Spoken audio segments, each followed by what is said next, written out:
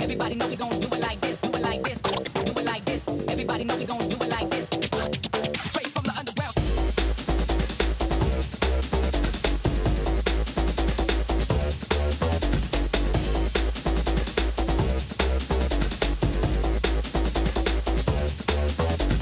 Everybody know we gon' do it like this, do it like this, do it like this. Everybody know we gon' do it like this, do it like this. Straight from the underground. Everybody know we gon' do it like this, do it like this, do it like this. Everybody know we gon' do it like this. Straight from the underground.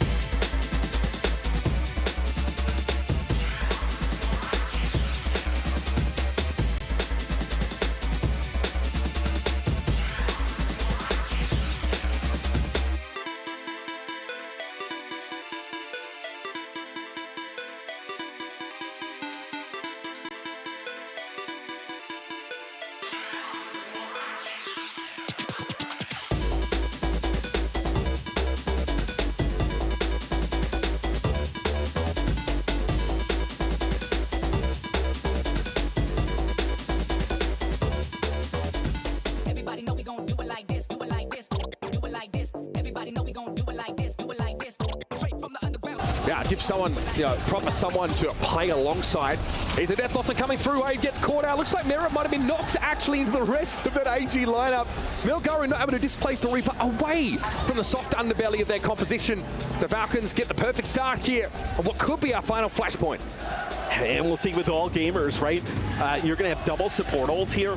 I think if you blow through these and you don't flip it, you are, I mean, there's not much else you can do, right? Maybe you decide to save one, give yourself a second fight opportunity. Again, notice that Falcons happen to play off the point for the most part. That sound barrier now comes in. This is going to buy Fielder time to get towards this Kitsune Rush, but a little cheeky back cap there from Marker. This is awkward. Kitsune Rush now thrown down as AG get ready to defend the territory they just wrested from Falcons' hands.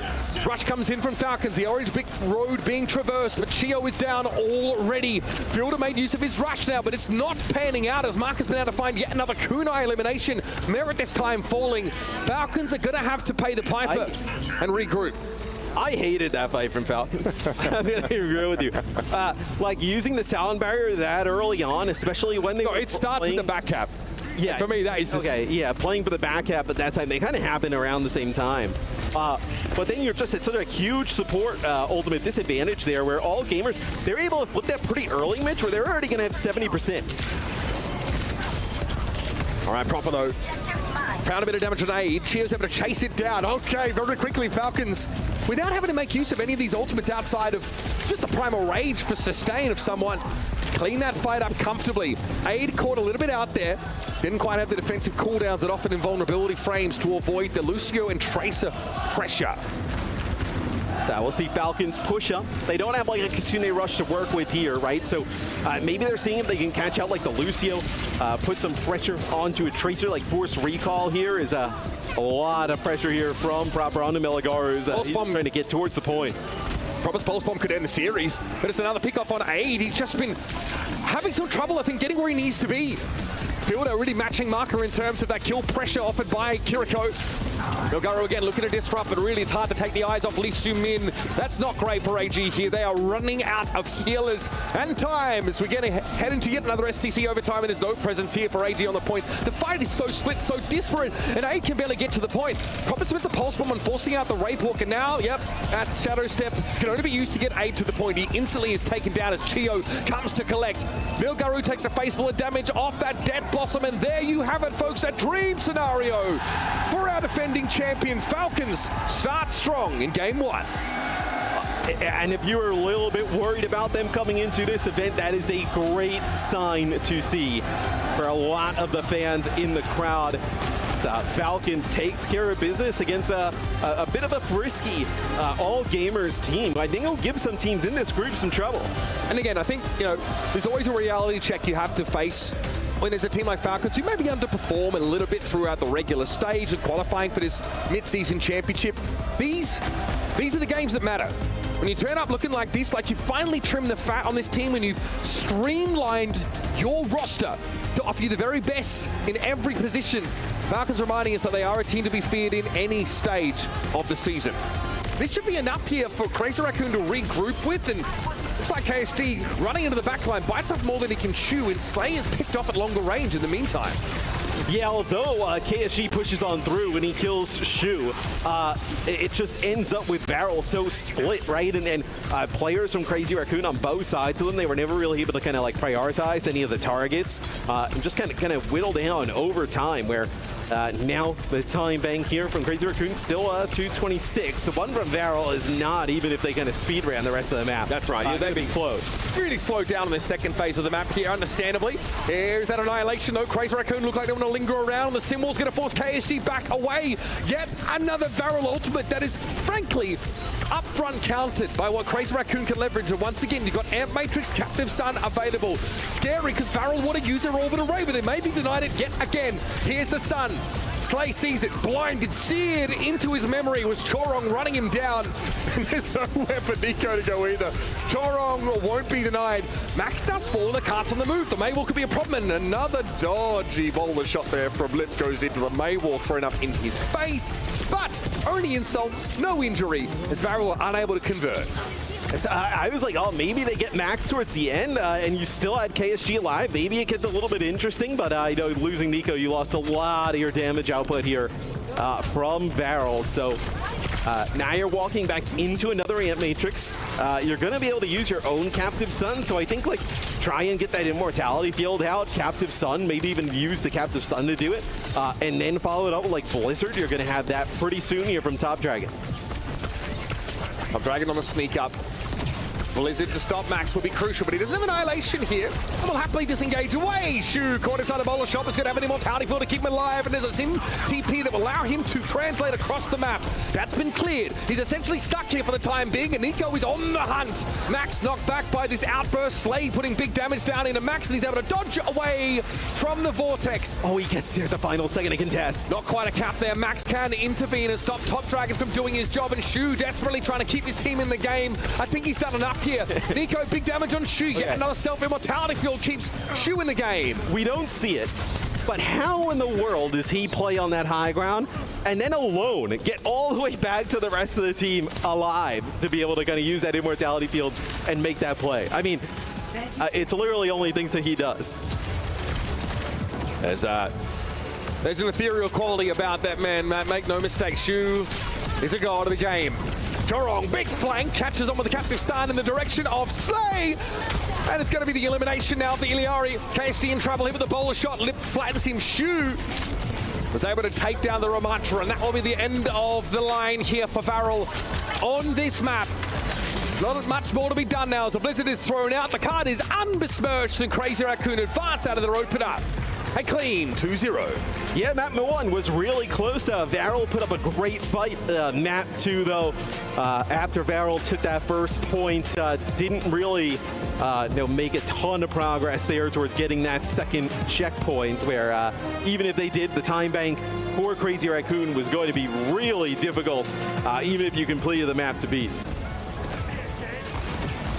Pineapple still on the Freya too. Let's have a look how they do here. Ideal is just get Lambda on this high ground and then just let him do what he does best, and that's shoot people in the head as Cass.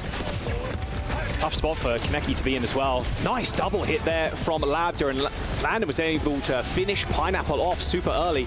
Can Team CC actually get a reset? Gaga is really low. They might be able to stabilize on this high ground, but with this teleport, it's just going to be so difficult. Yeah, that's a very early fight win from OWCS here. Put them in good stead. Crowd loving that one. Lambda is very good at marking Kaneki, but Kaneki is also a little too antsy to try and be involved in these fights. He's playing at the front. He's trying to sink in and maybe go after Ziad, but there's a lot more room for Kaneki to operate. I don't want him to be in line of sight of Lambda at all. I want Lambda to be distracted. Kaneki needs... He's only going to get value if Lambda isn't looking at him, but hey, this card's about to get capped. Is CC going to touch? Did you manage to get there in time? Oh, good. Gaga had that block available, that spike guard. It's going to be tough, though, because, again, Checkmate also just kind of chilling there, sitting on the point with all the turrets and just holding down the left click. Yeah, without ults, it's very difficult. Both hazards trading, but there is the cap for OWCS. Making it look easy right now. You're just not taking enough damage if you're CC'd. Like, you're at a 25% disadvantage. Okay, of Kaneki, that was rush. cheeky. That would have been a good highlight if you got that TP and then the pulse bomb on top of it. I think it might have gone on the other side of the blue box. Not sure what happened, but that's -1 all. Huge time bank advantage for OWCS. They get to the high ground easily with the teleport, and Farway has to build this up quickly, and Kaneki is just always taking shots. He can't like do anything without Labda or someone looking at him. They're just 4xing the payload right now. Oh, Landon. Unfortunate. You got to touch though, Team Oh CC. my God. Yeah. Eventually, you got to get there. Yeah, 0.8 meters. Better late than never. But unfortunately, I think it's going to be a never. There is going to be the cap. Nice little boop, and they walked that one in despite losing Landon on an off angle. Ooh, this is all falling apart for Team CC. You had Zia giggling and kicking his feet at 17. Like, CC are not making this team sweat at all. They've not been able to stabilize whatsoever. I mean, from the last second touches on point A means you just don't get to set up for ship on point B. You tried to touch last second at C. Maybe now CC can try and burn this 5-minute time bank, but the box of victories around the corner. This is kind of last fight territory. Oh, could just continually ward off. There's the rush around the corner. There's going to be a bolus that hits the payload. Actually, scores nothing. Little bolt connection onto Labda, but that's about it. Pineapple needs some heals there as the wall comes in. No, that sound barrier from Unknown only connects with 3. Wall stops it from hitting Gaga and Kaneki. TP, high ground, high noon. Not a much of a better combo than that, and they're just going to dunk the payload in. Team CC fall over to OWCS. Nice little 2-0 to start their tournament journey off. 5 seconds to the point unlocks as well. This is trying to do maximum damage possible there, chasing Funny Astro away. That's a triple for Rocket in the end as a cap comes in. Could be a 3-0 here as Twisted Minds in front of their home crowd here. Not looking as hot as maybe they felt they looked coming into the series. This could be the biggest upset. I mean, look how upset the crowd is at the very least. This is insane. Still have to capture one more point, and Chronic, he has leveled up and has become a true beast, and he has to be the one that continues to get those picks. Or Rocket could even just go after Quartz as soon as he sees that jump get activated. Quartz has been target number 1 of Sign. Man, they're chasing Yubi to the end of the earth there. Overclock popped, Funny Astro down, and Chronic's going to take it to him now. The Nemesis Swarm is in pot, but the Annihilation is going to hurt even more. Yubi, though, still manages to come up with a kill, but Rocket is going to be tough to deal with, and this is final fight here, Lemon. And Lucamino's got that rush available to him, and they're going to maybe even chase Quartz. Not sure they're going to be able to get the kill. Nope, they decide to back off. Don't want to overextend. Take an early fight with Lucamino, absolutely. Orbital Rave, the lane, and the time is right. This is Sign Esports that can dictate this map and this next fight. They're just going to go. Lep has also got this Orbital Ray as well. They've got so many tools they can use. Yubi's going to go for the cap. KSA pops the Annihilation, but dealt with. A back cap comes in, but where is the staying power? There is 2 Subbolt ultimates coming up for Twisted Minds, but it should be a fairly easy flip. Yeah, Sign Esports popped both those ults for 1 kill. I don't know if that was really worth it. The Twisted Minds are separated. They're rallying up and they're countering. You gotta go, KSA back on the Malga. All right, Orbital Ray used to push them on the point, and luckily, their UB held on for long enough to get another touch. OT here as Twisted Minds now trying to gun down Sign Esports. A 99% though is gonna be good. Again, they can come back into this fight, and not on an ideal here pick for KSA, but one he is very familiar with. One of the best Malgas in EMEA. Sign can't choke here. I don't like that they still went for the point. You saw Kitsune Rush and Orbital Ray, just leave. Don't have to take that fight. You're at 99%, they're at 0. Let them cap and fight on a better day. Now you sacrifice time, but maybe they want to fight for ult charge, because it's only going to take 1 fight for Sign to win the series. Yubi can come up clutch here as well with this pulse bomb. Oh, nice Vortex there. Oh, Astro's down though. A pick from Chronic, and now Yubi, it's your chance to come alive. Malga's going to pop that cardiac overdrive there to keep everybody healthy in the front line, but this rush is going to be tough to deal with. They're also going to have to deal with this tectonic shock. Yubi's already been forced out as Rocket is hunting for bodies, and he's already found one. KSA falls as he dashes back to the point. The flip comes in for Sign, and they're going to take down Twisted Minds in front of their home crowd. A 2-1. as they win their upper bracket match. Twisted Minds, they wanted to face T1, and they were so certain of it as well. And Chronic and Rocket really hyped up now. I mean, look, if you're coming out and they're booing you, you've got to feel good when you take him down like that. Rocket with hugs all around. What a showing. But that's the magic of this game, and honestly, it's the magic of a team like Weevo. It's never really seemed to matter to them anyway. Leave on the Farah. There's a bit more of a meticulous game plan, slow roll approach. They really would love this first checkpoint, but it's going to take a minute to get there. Leave, of course, with a concussive blast perk that draws people in, and of course that mobility during barrage. Getting some good damage here, but taking a while to build up towards that ultimate, and unfortunately, Farah might not be moving the needle quite enough for the attack side. I understand the reasoning, though. Like, Venture can't really engage with the Farah, right? They got one more chance at this. They're going for a mercy moment from Mew, but Shy's already down. Hey, good use case for the Resurrect, folks. Got to be crucial to bring that in, and yes, Shy is back in the game, and then Mew is out of the game. A revolving door for Weaver Gaming. They can't seem to find their feet. Falcons sweep them off them, and that is a decisive defensive effort. Sparkle's already fist pumping. Yeah, so that's not one of the good defensive areas I was talking about for the payload. Okay, yep. I like the Farah pick. I actually do. Because there's no way for the Venture to engage with the Farah. And the idea is like you chunk a few players down, and then, you know, your Sojourn and your Ramatra can come up with some kills.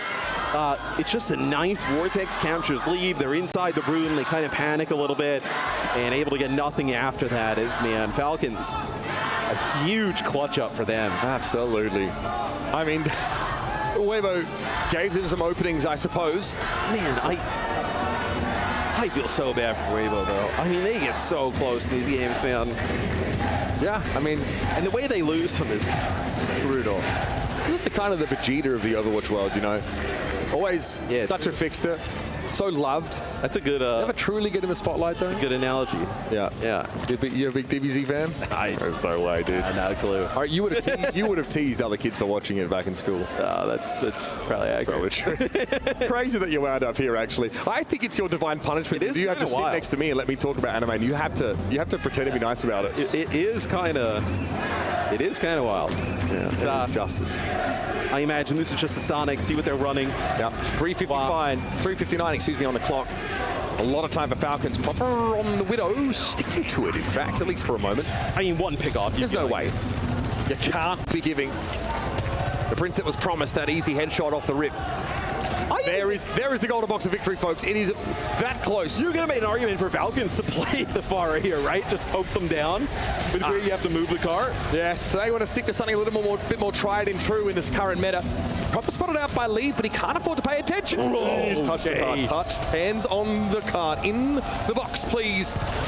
Weevo don't have any choice. They can't fully commit to this high ground, and so Falcons kind of get up by default. That's a huge disadvantage for the defending side, who normally can sit up there and contest the car for a long time, but that's just not where things are standing right now. Mew, the first domino to fall. Will there be others? Yes, it's Shy, picked up by Chio. Merit commanding this high ground now, and there's not a darn thing Gooshray can do about it. Eyes to the heavens, begging for reprieve as the damage keeps coming on in. Leave, though, relieves some of the pressure. Someone does fall, but with Monk out of the picture now, there might not be enough healing throughput to keep everyone at Weevo standing tall. Merit's gotten rid of Gooshray. That's the front liner down. Proper trying to stave Leave off. He knows this is his last-ditch attempt to try and keep the game going, but it is not to be. And the latest chapter in his epic rivalry is staying green and white. The Falcons take flight. The top team out of Group A.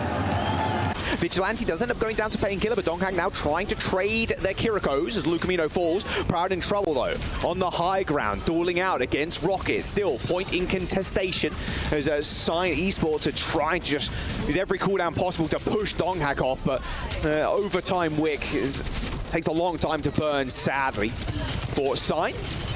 Donghang now in trouble. He's still got this Terror Surge for emergency's sake. Does end up using it to sustain. Actually kills Rocket as well. But the flip should end up coming in.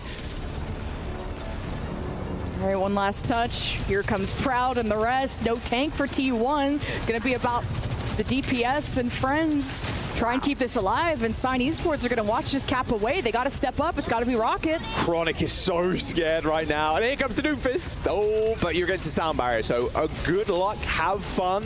Gets a nice little two-man punch there onto Lep and Chronic, but Donghair's going to be able to keep this point alive, but without Zest, the damage is cut in half. And there it is. Okay, point on the board for Sign, keeping themselves alive in the series.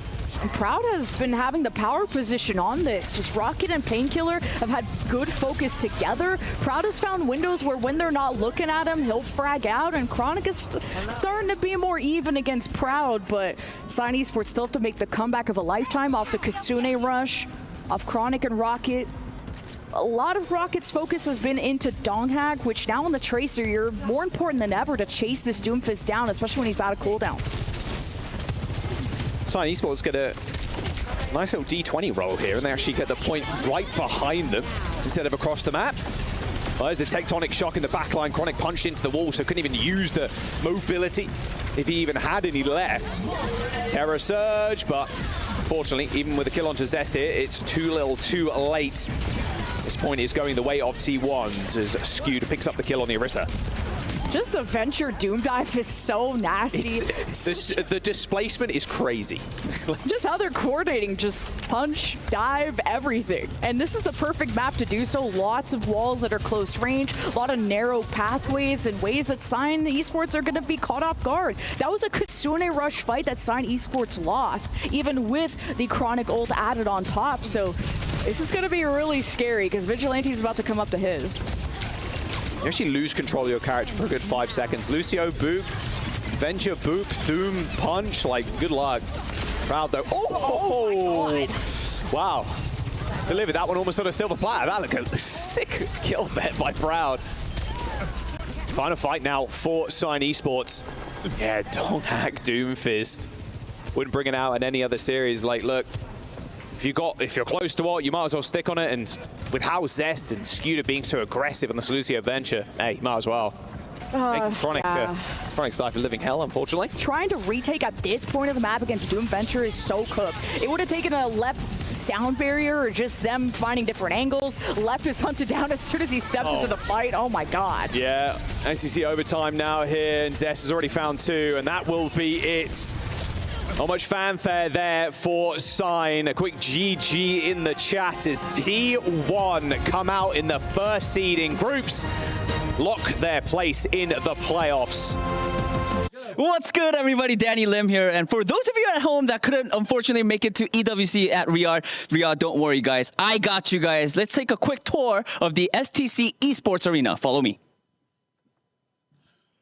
Anticipation and ta-da! This is where the magic happens, everybody. And you guys see, these are the seats. This arena holds exactly 1,972 seats. And also you see the stage and the LED screen as well. I'm gonna give you the size for those two as well. The screen is 535 square meters. And the stage, of course, is 550 square meters. Decently sized, it's very beautiful. I forgot one thing. There are also a lot of lights.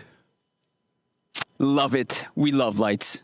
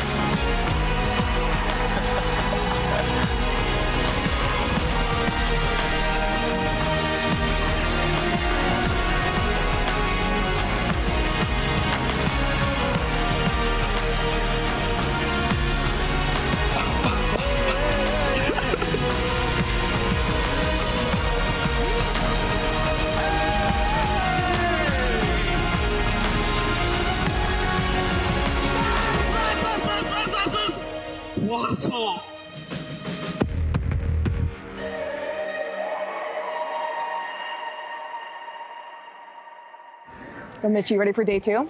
Honestly, After day one, I'm feeling still a little rusty. I need to find a way to warm up, I think, before day 2. Oh, it's Danny. Oh, yeah. Actually, it looks like Danny's currently looking for something to do. Master of the gacha game, but approaching the Connect 4 table. Does he have what it takes to conquer this particular game? See, the trick here is that you need to count to 4 and actually take the pieces out, but he hasn't figured that out. He's gone for the more destructive approach by the looks of things. Chess doesn't really seem to interest him too much. He's very much interested in the texture of the pieces, but oh no, disaster approaches, Jen. Oh, no. Oh, causing trouble? Absolutely. This is not how you fit in, not with that hair color either. Yep, he's looking like a high school delinquent from a shonen anime. This time looking over towards the Uno deck and, What's up? Danny. He's coming this What's way. up? Hey, you guys ready for day 2? I am now. Yeah. Let's go. Yeah, okay. Day 2 of the OWCS Midseason Championship starts now. Oh!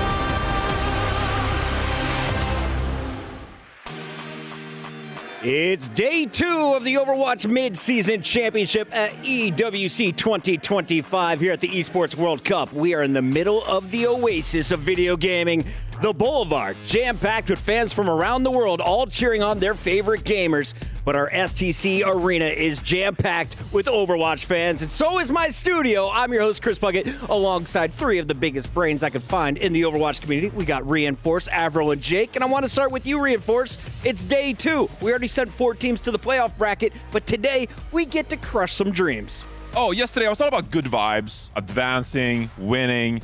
Today is about getting rid of half the teams participating in the tournament. So it's going to be brutal for a lot of these players, teams competing. Life's on the line. Gotta perform. Avril, some big names fell on day number 1. Who are you looking to rebound on day 2? It's got to be Twisted Minds. I mean, that was the one big upset. We always get upsets at these types of big events. We had them in EWC last year as well. Twisted Minds, they need a big comeback this time around. Johnny, you also said eliminating a lot of teams, but guess what? We're qualifying half the teams today as well. Great call out. Jake, final question for you is, who are the top dogs to cheer for that underperformed on day 1? I know Twisted Minds have a lot of fans, but they're not the only ones here. Yeah, I don't think Twisted Minds, I don't think the fans need any encouragement to cheer for them. They're going to be out to support. I think teams that you really want to cheer for, though, are probably in this group A, right? The group of death that we talked about. I think it's going to be VP versus AG up first, and then the winner is going to go on to take on Weibo Gaming. And maybe Weibo are the favorites, but that's a group where I wouldn't be so shocked to see anybody come out of it. So fans who want to, get your support in, that's the group to do it in. Great call out there. Reminder, we're just in the middle of the Overwatch 2 season. This is the Mid-Season Championship at EWC. We already had our Champions Clash earlier in Q2, and at the end of the year, Johnny, what do I need to do to come eat some Swedish fish with you in Stockholm? Look, I'll invite you, Puckett. You can stay in my hotel room. It'll be great, all right? But we're going to Stockholm, Sweden. It's beautiful. It's calm, relaxing. And then we got one hell of a tournament taking place with the World Finals at DreamHack Winter, of course. So that's going to be an absolute banger. But we're getting ahead of ourselves. It's all about the Mid-Season Championship here. Best part of these lands is bringing in all of the regions into one place and seeing who is going to come out on top. Jake, I know we have a few individuals, some star talent to look out for, but what are the big heroes they're playing throughout this tournament?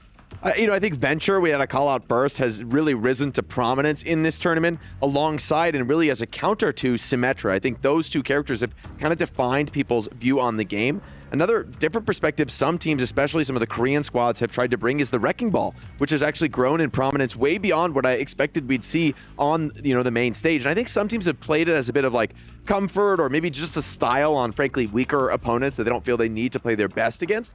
But, this Wrecking Ball, I think, could end up being a factor, especially on some, certain maps with certain strategies and bans coming into play. Ramatra, though, is probably going to be, for most teams, the bread and butter, the tank that you really need to be mastering if you want to go deep at EWC 2025. Great call-outs there. Reminder, in Overwatch, you can earn 1,000 points for your club in the club championship, and we got to catch you up with the current standings.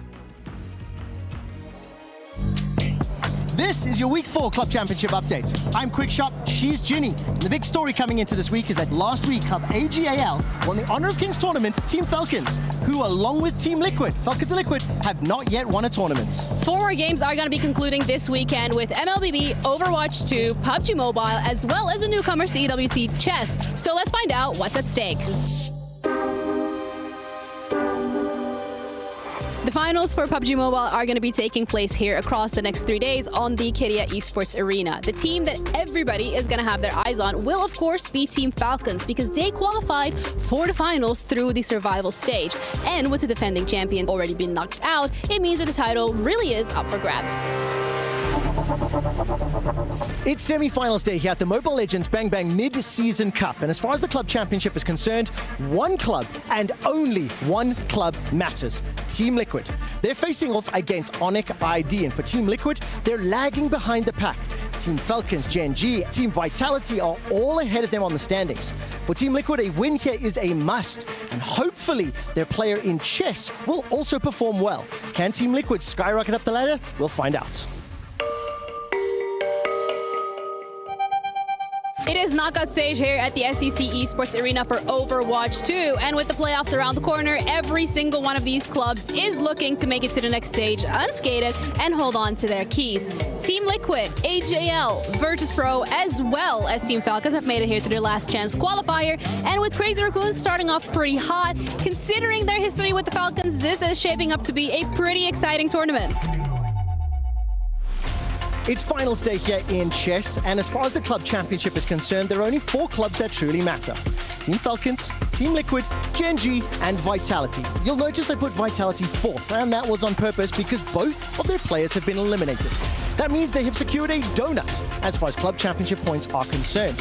Now for Team Liquid, as well as Team Falcons, both clubs have failed to win themselves a championship, which is a prerequisite for being eligible to host the trophy.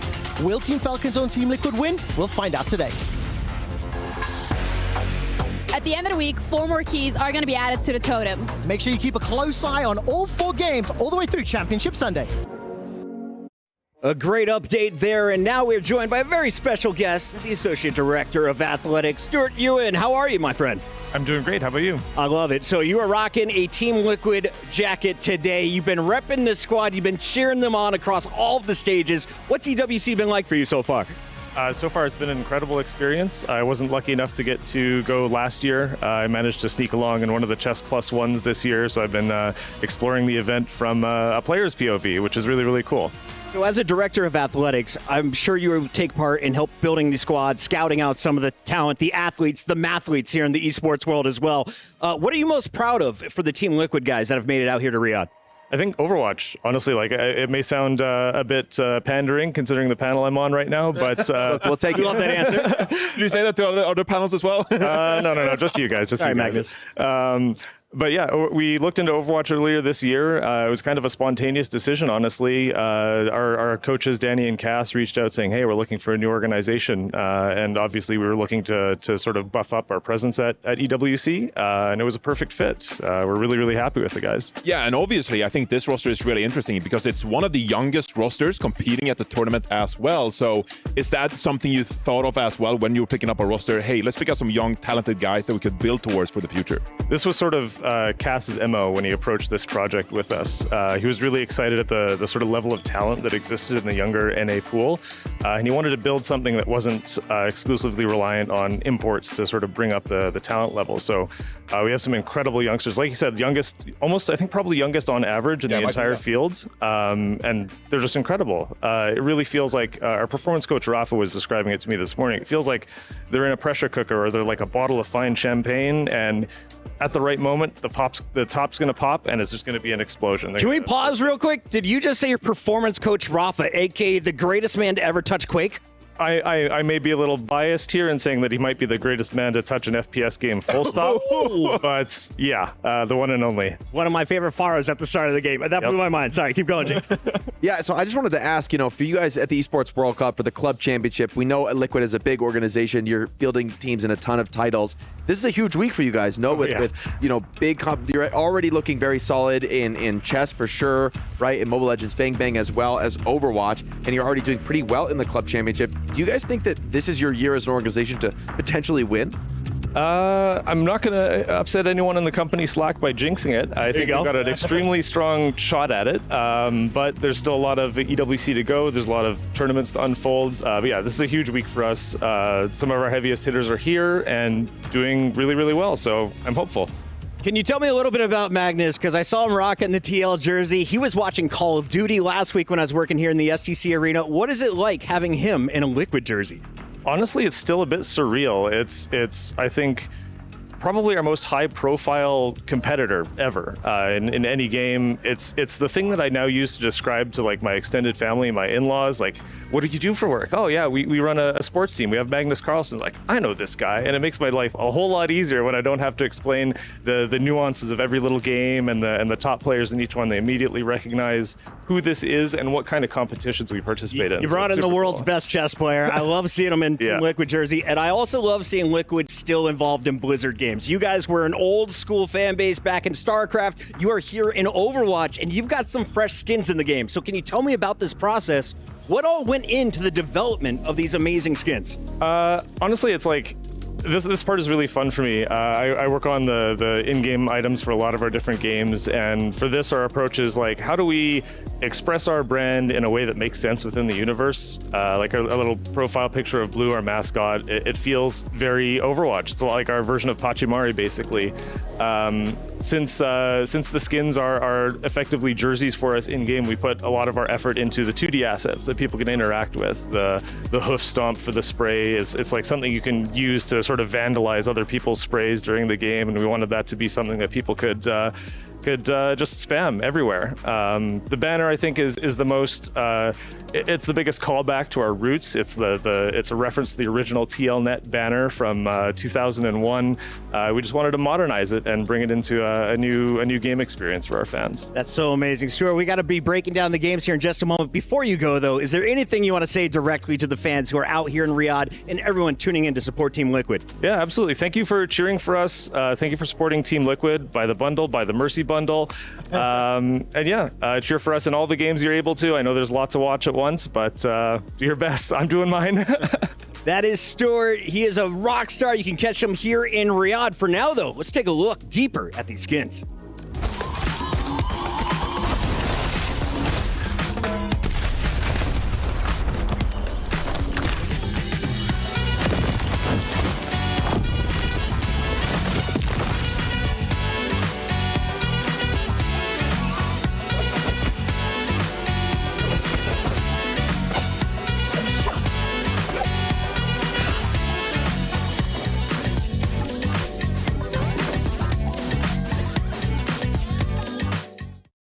You get that Vertus Pro skin ASAP. Speaking of Vertus Pro, they'll be taking the stage in just a little bit, but I don't think you're going to see many of their clips in our Kadia top plays from day number one. Jake, we had some upsets on day one, but the fan favorites Falcons put on a show for the fans. Yeah, they came out swinging. This is a Shambali match that was honestly in real trouble until Merritt stepped in and solidified things, leading to a great hold on that third point, getting a lot of time off the clock. We also saw Proper, just a walking highlight reel, frankly, in the entire match there, especially on the Tracer.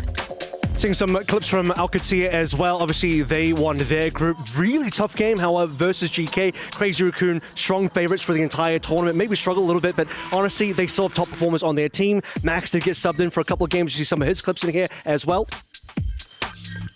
Yeah, and I mean, I think you just look at some of the star players performing yesterday. I think it comes down a lot to the individuals. And we saw hit scans, not only from the favorite teams, but Chronic, for example, here on the Freya, just popping off for Sign Esports. And there are a lot of upcomers in this tournament, a lot of young players, 17-year-olds, 18-year-olds, and they're making their global introduction here at the Midseason Championship. So I'm looking forward to see what youngsters can step up to the plate here today. Now you can see our first 4 teams to make it through their groups are already in our playoff bracket, and Crazy Raccoon will be happy to see Falcons on the opposite side. T1 and Alcancia also in the mix, but they'll be joined by 4 more teams today, and those are the squads that advance from our elimination matches. We take a look here at Group A. AGAL taking on Vertus Pro, the winner of that with an opportunity to play Weibo Gaming tonight, Jake. Yeah, that's going to be a really exciting group to watch. Weibo, probably the favorites, given the position they're in now, but I think VP maybe can still show more than we have seen from them before. And while AG did go down to the Falcons pretty dominantly for Falcons, I don't think that undersells what this team is capable of. I think even for Vertus Pro, that's going to be a tough match. So this is a group to really keep your eyes on. Whoever wins here could potentially go deep. Johnny, what do you got going on in Group B?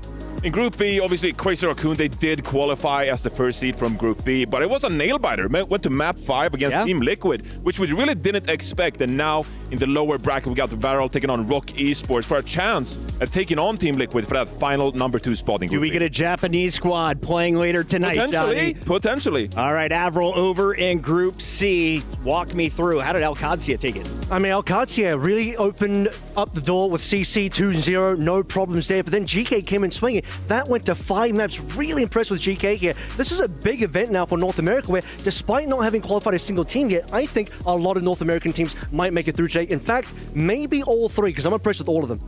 ZK representing South America will be taking on Chinese CC to start the day over on the Bravo stream. But in our Group D, I feel like Sign Esports was the shocker. They handed Twisted Minds fans the first big upset in the STC arena yesterday. What else went down in this group? Yeah, so T1, I mean, extreme dominance. Maybe the most dominant performance aside from Falcons in a group stage, just kind of crushing through the opposition. And T1 looks like a massive threat and maybe on par with teams like Crazy Raccoon, like Falcons, stepping up to the plate in that region. I think beyond that, Twisted Minds, Sign Esports, that potential rematch later into the day is really going to be crucial. Twisted Minds want to show that they're a better team than we saw them in that first outing. T1 feeling comfortable. They get the day off to scout, but let's take a look at our Bravia top reactions. There was a mix of frustration and elation on this stage. Johnny, who are some of your favorites to watch when they get out there? Well, honestly, I think we got to give a big shout out to the Saudi fans because they turned up in big force just for the Falcons and Twisted Minds in hand. And we saw with Falcons, they went to map 5. But I really do think that energy helped the players. And you saw someone celebrated at the end of the game right here. Just the energy was off the charts. And with Twisted Minds performing later today, I think they might need some of that energy. I'm impressed with the Chinese fans as well. They came up really big. We heard all the Jiaoyos in the crowd when Weibo were playing excellent 5-map series versus Falcons. So big battle between the Saudi fans and Chinese fans in that game. Jake, I know you are a world favorite. Everyone loves you from your career in the Overwatch League days. Who gives better presents, the Korean fans or the Chinese fans? Honestly, you got to talk about presence. You got to give it to the Chinese fans, man. The Jiaoyos come in heavy. I said Korea. Look, I just got to be real with you, man. The Chinese fans come out and represent. I will say, though, the global fandom here at the Esports World Cup 2025 has really impressed me. I think we've brought together not only a ton of Saudi fans, which we saw last year, but a lot of folks have come out for this event, coming out to represent and support. I was surprised by that, but it's exciting. I think that's what this event really represents, is bringing this huge global community together, one place, all following their favorite esports and celebrating it together. Phenomenal call out there. Big shout out to everyone who made their way out to Riyadh. If you haven't yet, look into it for 2026. It is a blast. And I'm out here for another 2 weeks after this show. Johnny, let's take a look, though, at some of the hot takes from day number 1 in our Dr. Suleiman Al-Habib Doctor Notes. What is your first diagnosis, sir? All right, so here's the thing. Twisted Minds didn't have a great performance yesterday. They lost to Sign Esports. And, I'm going to make a prediction right here. We have a lot of great players performing today. And at the end of each day, we have a segment we call the Day 2 MVP. I'm going to make a prediction right now.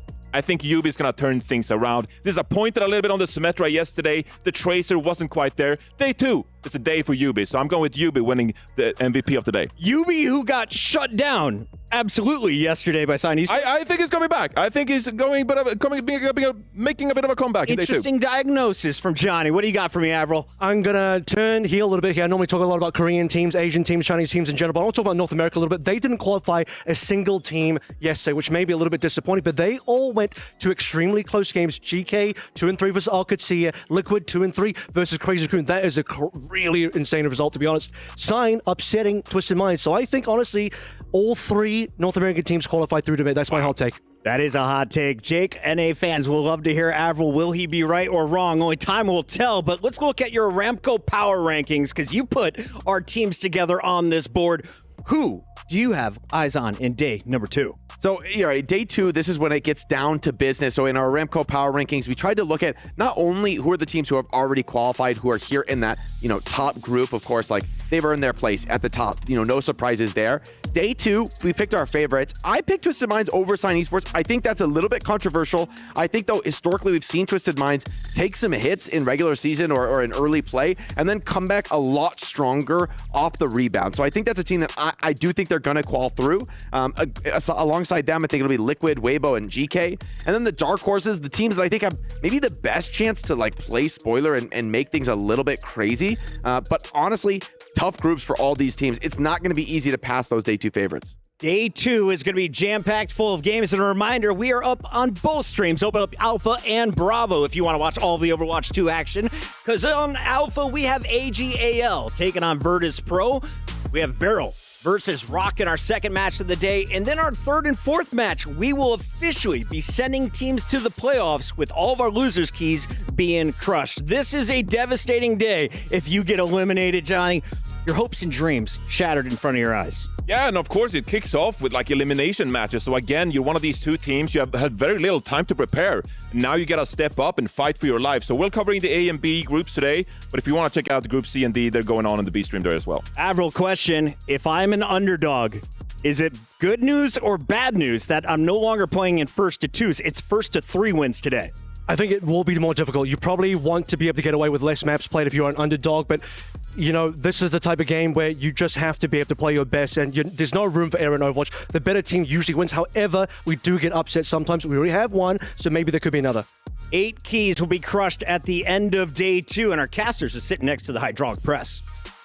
Hello everybody, Jaws and Lemon here at the Overwatch Arena. It's pretty hot outside, but it's pretty cool in here. And one of the coolest things about the Overwatch Arena is our fabulous and rather deadly key crusher. Yeah, the competition's heating up too. This machine is going to get especially hot. But Jaws, I've become an expert. I'm going to give you all a tutorial. If I can do it, the players can do it. So got your safety glasses on. Our players are going to get that as well. All you got to do is push this happy green button and push the lever of key crushing. And 8 teams are going to have their keys crushed in here at the hands of their opponents. There's going to be some smiles, but there's going to be some teary eyes as well.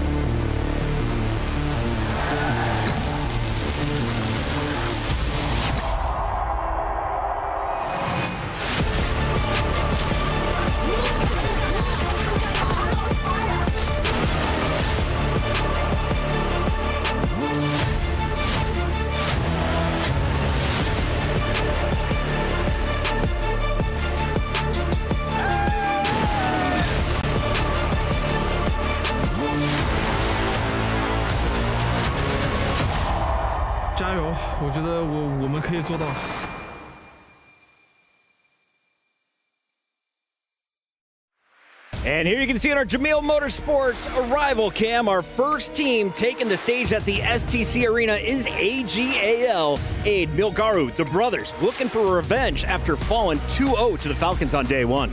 Yeah, I mean, it was a rough showing for them against Falcons. I think they're compositionally, they struggled a little bit, brought out the Moira, the Reaper, a bit unconventional, and again, swapping between Milgaro and Jasmine in the tank role. I think AGAL, they struggled a little bit yesterday. They'll have to come back a little bit more prepared in today's matchup. Avril, we were impressed that this team came in as the third best in Korea. They passed Zeta Division, who was here last year. What are your expectations for them on day two? I mean, they passed Falcons as well, technically, in Korea, so they passed a lot of teams. This is a team that has really risen up. I think they underperformed yesterday a little bit. Not the biggest fan of their Moira Reaper composition, but I trust Dong-Soo Kasiye, head coach on this team, to be able to make some changes and adjustments coming into today's game. This should be a turnaround day for AG. We caught up with Milgaro before the matchup. The tank's feeling good.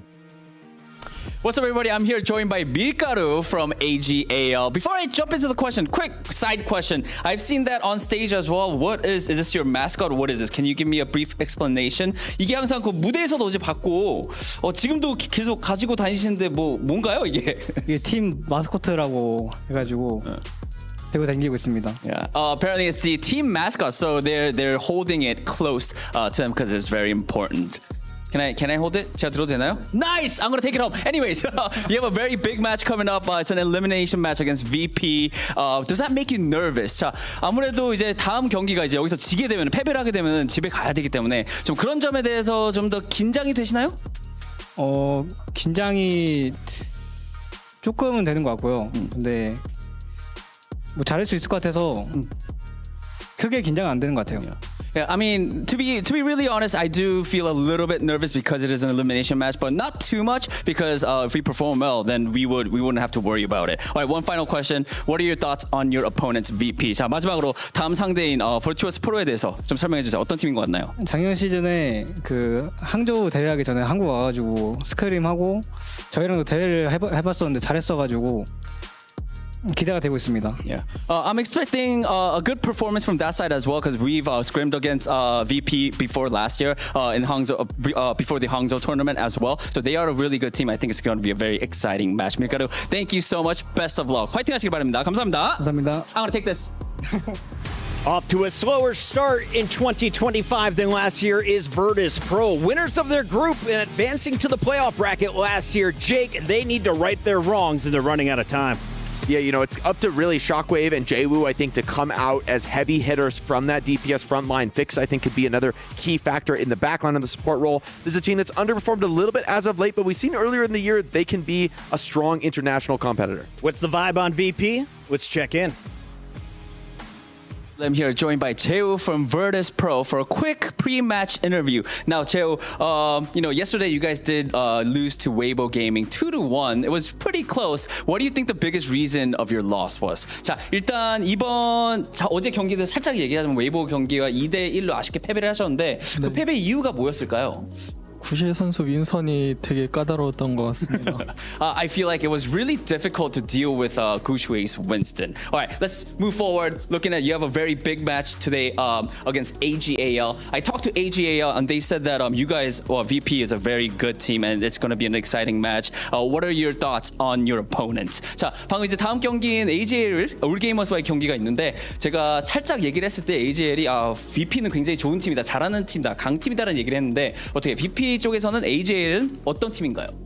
AG도 잘한 팀이고 무시할 만한 팀은 아니기 때문에 오늘 경기 정말 열심히 해야 될 것 같습니다. Yeah. I also agree. I feel like AGAL is a very strong team, a team not that you shouldn't overlook. So we really have to focus, be locked in, and give it our best for that match. All right, Jaewoo, that is it. Thank you so much. 화이팅! 감사합니다. 화이팅! 크게! 화이팅! 화이팅! 그렇지! Thank you! Come on, man. You got to get hyped up if Danny Lim's giving you the fighting. We got Shockwave, Jaewoo, Vestola, Gala, and Fixa. And I remember saying the name Vestola over and over again last year. If you're looking at this roster, who else do we need to highlight, Avril? Ike Snom, he's the one on the bench right now, but it's really important to talk about his position on the team. Usually he would step in and sub in with Vestola in the tank position, but for this tournament, based on the coach from Smash, based on where the meta is, they've decided Vertus Pro to put Ike Snom on the DPS position to play specifically the Symmetra. Previously during the stage, Jaewoo Jwoo was playing Symmetra. They felt like the team had some issue with Jwoo, so they swapped to Ice Storm. Now, that sort of substitution position, I don't know if it's working that well for VP right now, which does cause a bit of concern in my opinion. I would look at Jwoo actually, because this is a young superstar player in the making, but he needs to prove it on a global stage. All of this year, Pocket, we've talked about Jwoo in the EMEA, but this is on the global stage against a Korean team. This is Jwoo's time to step up. Nerves going to affect him?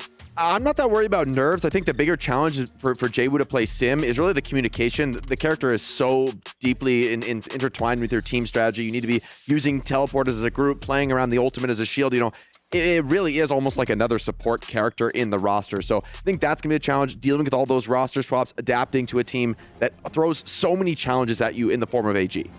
It's time to get into our predictions here as this match is 45 seconds away. Johnny, 10 seconds. Tell me who wins this. I got Vertus Pro. I think they're a more well put together team, and they're really well coached under Smash, so I'm going with VP. VP, Avril. AGL for me. I'm going to back the Koreans as the Korean OWCS representative here, but also I think they underperform versus Falcons, and also Falcons are just so good. AG have a lot more to prove.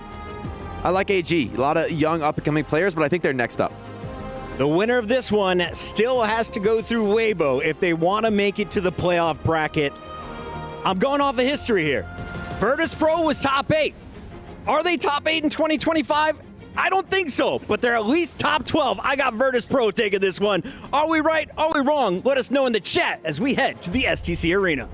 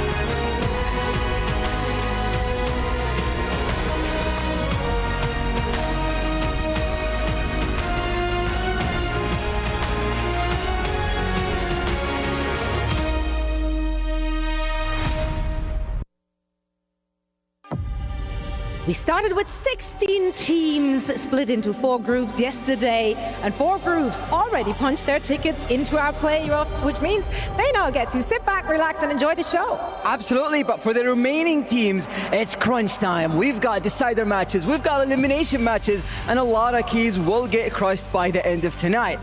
But it's gonna be a wild ride. Oh, it will be, and I'm ready for it. We're all strapped in and ready for all the drama that is about to transpire right here. So fancy. Without any further ado, shall we bring out the teams? Absolutely, let's bring out the first team. They've made waves in Korea, taking it to the old guard who clapped back yesterday, and now they are on the brink of elimination. Please welcome AGAL.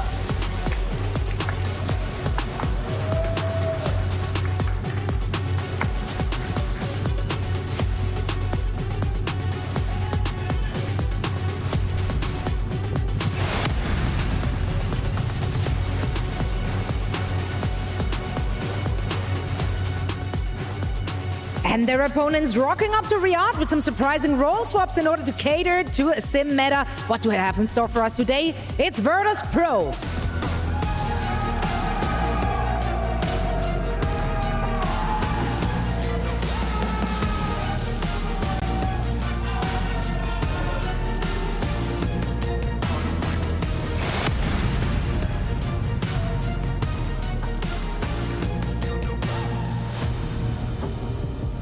It's all or nothing for these two squads. Whose key will get crushed first? Let's find out. Thank you very much, Fancy and Zoe, down on the stage. AG versus Vertus Pro. It is game 1 here, day 2. And it is key crushing day. There's going to be a whole lot of that action, and both these teams now on their final lifeline coming into this match. AG come in as the higher seed. They'll have our first choice of map and ban, so they'll get to set the tone of this series. But hey, our desk were pretty split on predictions just based on how day 1 broke down. As a reminder, AG lost to Falcons, but Vertus Pro took Weibo, the #1 Chinese team, all the way to 3. I believe we'll be starting things off on Lijiang Tower. Oh, yes. And it's worth pointing out too, you know, the desk a little bit split. Half going VP, half going AG. And Lemon, I want to hear your thoughts on this too, because Vertus Pro, and like Zoe mentioned, had a little bit of a swap up. Ice going to the Sim rather than Jaywu picking up that slot. And Ice as a tank player, not something we expected to see, but that man on your screen makes the big decisions. That's Coach Smash there for Vertus Pro, thinking Ice performing a little bit better for this tournament. And Shockwave talked about the impact that Smash has had on his mental. Overwatch, yes, is about shooting heads, but also what happens behind the monitor.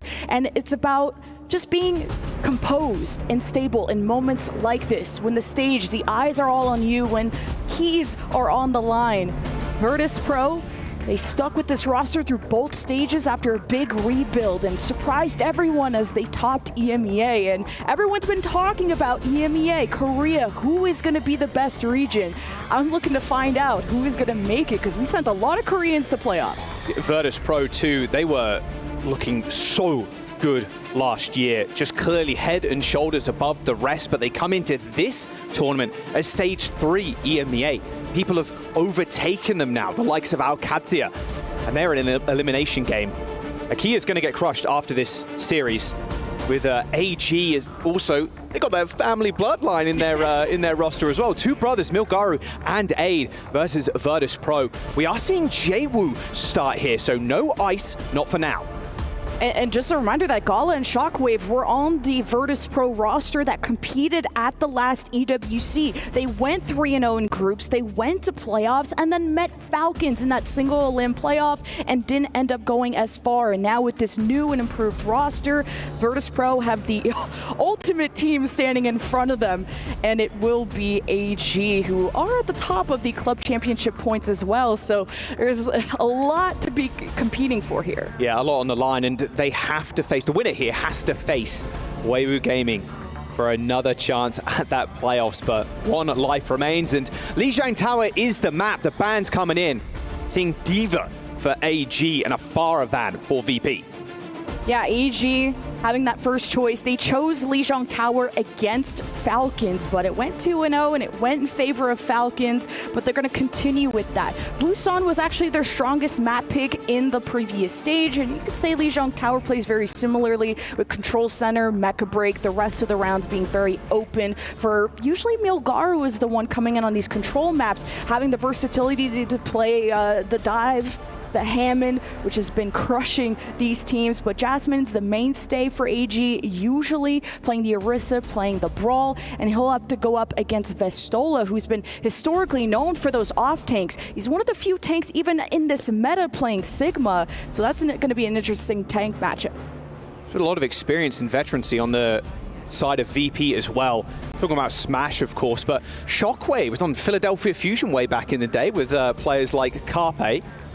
It's good to see players like Gala too. Gala and Fixer, that backline duo.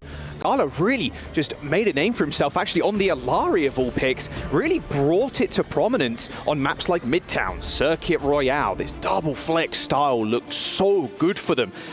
Coming in as a third seed, I think, for myself at least, was a little bit of a shock coming into this year. OWCS have been rocketing up and look almost unstoppable, but this is where Vertus Pro need to prove to everybody we're still as good as we were last year. Kind of some interesting comps that came out. I mean, pretty standard from the VP side, having, you know, the Tracer, the Sojourn, but Ice Gnome, like our hosts and our desk mentioned, was the biggest question mark. You bring in a tank, it's very uncommon to see a tank swap to that DPS to pick up the Symmetra to try and fit into the mold that is being created in this meta. And then going off meta is the Reaper from Sunjin that we saw against Falcons. Yeah, that was a very strange comp actually. That Reaper comp with the Moira. Wasn't a big fan. We'll see if they do rock it here. Of course, Lijiang Tower is going to be the map. I know Jake wasn't a big fan either of the Moira. Pretty easy to kind of tag out, especially if you're against a Tracer. Tracer just shoots you till you fade and then runs you down after that. Moira, a little bit of like defensive countermeasure, sure, with the orb and the right click, but yeah, not against a world-class Tracer. Roll out the gate. It's going to be Sonjin on the Reaper, Milgaru on the Ram, and it's going to be versing Mauga for Vestola. Don't see that every day, but Vestola's trying to just ram down this back line, and then you don't mirror the Symmetra. Go for the venture to try and dive past the defenses and destabilize the Symmetra. I like this look out of Jwoo. He's usually a flanker specialist, so this will fit his playstyle. Well, indeed, it's going to be a good angle here for Aid on this high ground. Good early pick, though, onto Jwoo. Call without cooldowns. Good stop in the backline, though, and Aid instantly dealt with. Vestola picks up a big kill, same with Shockwave, sniping Marker cross map. Vertus Pro now taking over the game. Shockwave has always been the big consistent DPS for the team, as Flames 3 already. Looking clean with it, and he's really what you have to rely on when I spoke about veterancy earlier on. I mean, Marker, technically an Overwatch League winner back on the Florida Mayhem, spent a lot of time on the bench, had a little bit of play time, but still was surrounded by players like someone who now is on Falcons. And Shockwave is the GOAT, but he's also going to have the edge in this battle. He already has the first pick off the Kiriko, but the Sojourn's going to be at the range. Sunjun is going to struggle trying to close the gap. The Reaper is going to be best at close range. Sunjun is trying to teleport. It isn't able to access. Even if he gets close to Shockwave, you're saving your jump for that Reaper. Really early rush there, but Aid like insta-snipes Fixer. Stomp doesn't quite connect, but Shockwave is going to find an off angle. 15% towards this overclock, but won't need it. I mean, this is a slaughter right now. It's VP rolling over AG. 20% of difference between the Kitsune rushes made all the difference in that fight, along with Gala just getting that first pick, and AG still felt like they wanted to try and fight for server. And that's going to be, I guess, the boon running this Reaper at close range in the server side. But what are they going to do beyond that? They are able to zone out Vertus Pro, but Vestola can take it back. There's the teleport. Yeah, he's trying to turn the tides now, but instantly boots away at 30 HP and only a mini to heal him up currently. Might be in a little bit of danger. Shockwave tried to slide away, but a perfectly placed Ravenous Vortex by Milgaru brings him back down, and that is a big difference. If Shockwave gets that high ground with the overclock, that could have been a very different fight, but AG eventually get a cap. Yeah, Sunjun being able to link up with the supports is important. They played this with Mora last time, but it was because the Kiriko was banned. And now, on their signature backline, this is going to help AG to defend with the Death Blossom. Got to watch out for Sunjun and what he can create, and especially Aid at range. He has his ult too. Taking free space, though. They've been allowed to walk through the door. Vestola on the Mega Health Pack quickly ate that one up, but dealt with pretty easily by the Ram. And now AG in a very good spot. They've got Overclock, they've got the Death Blossom and the Annihilation. The stall potential here on this door is massive, but they've got to be careful of this cage. Yeah, Jwoo, it's not going to be easy to find a pulse bomb target when the Reaper can just wraith away and Aid can jump away. So maybe you're just trying to shred this tank, and Milgaru could be in trouble. He's already blocking and he's caged in. Yeah, he's caged in. Pulse bomb could be thrown in as well if he really wanted to, but Annihilation is going to make sure Milgaru stays alive. Scared of A's overclock are Vertus Pro as they end up backing off. They know one player right now is behind them, so it's a 5v4 in the front line. Jwoo's going to try and contest the point, forcing AG to try and touch. That's a very aggressive push from Vestola and gets sniped by Aid. Jwoo finds a one clip onto Lee Soo Min, but super low, has to back up to that Mega Health Pack. And AG, what do they decide? Are they going to hold that choke? Doesn't look like it. They need reinforcements near server. Yeah, Kitsune Rush is going to be available, and that's going to help reunite the forces of Vertus Pro to try and flip this. The driver's seat now for AGAL. They are in control. Nice TP away from Gala there. Hasn't got the second Swift Step perk, but it doesn't seem to matter at all. Vertus Pro once again, Lemon, back-to-back fights where you have a rush advantage. And Marker now, this is going to be their final shot here at this point, as AG have also been holding on to this Death Blossom for basically the entire round. He's going into the best place for that Death Blossom. And with the Kitsune Rush, this Reaper is going to shred through Vestola. He has to be careful. He needs to keep himself at range. He's going to have better range than the Reaper, but Wash Sunjun is going to come down like a helicopter. I mean, but they know where he is the problem. Forced a Wraithwalk already.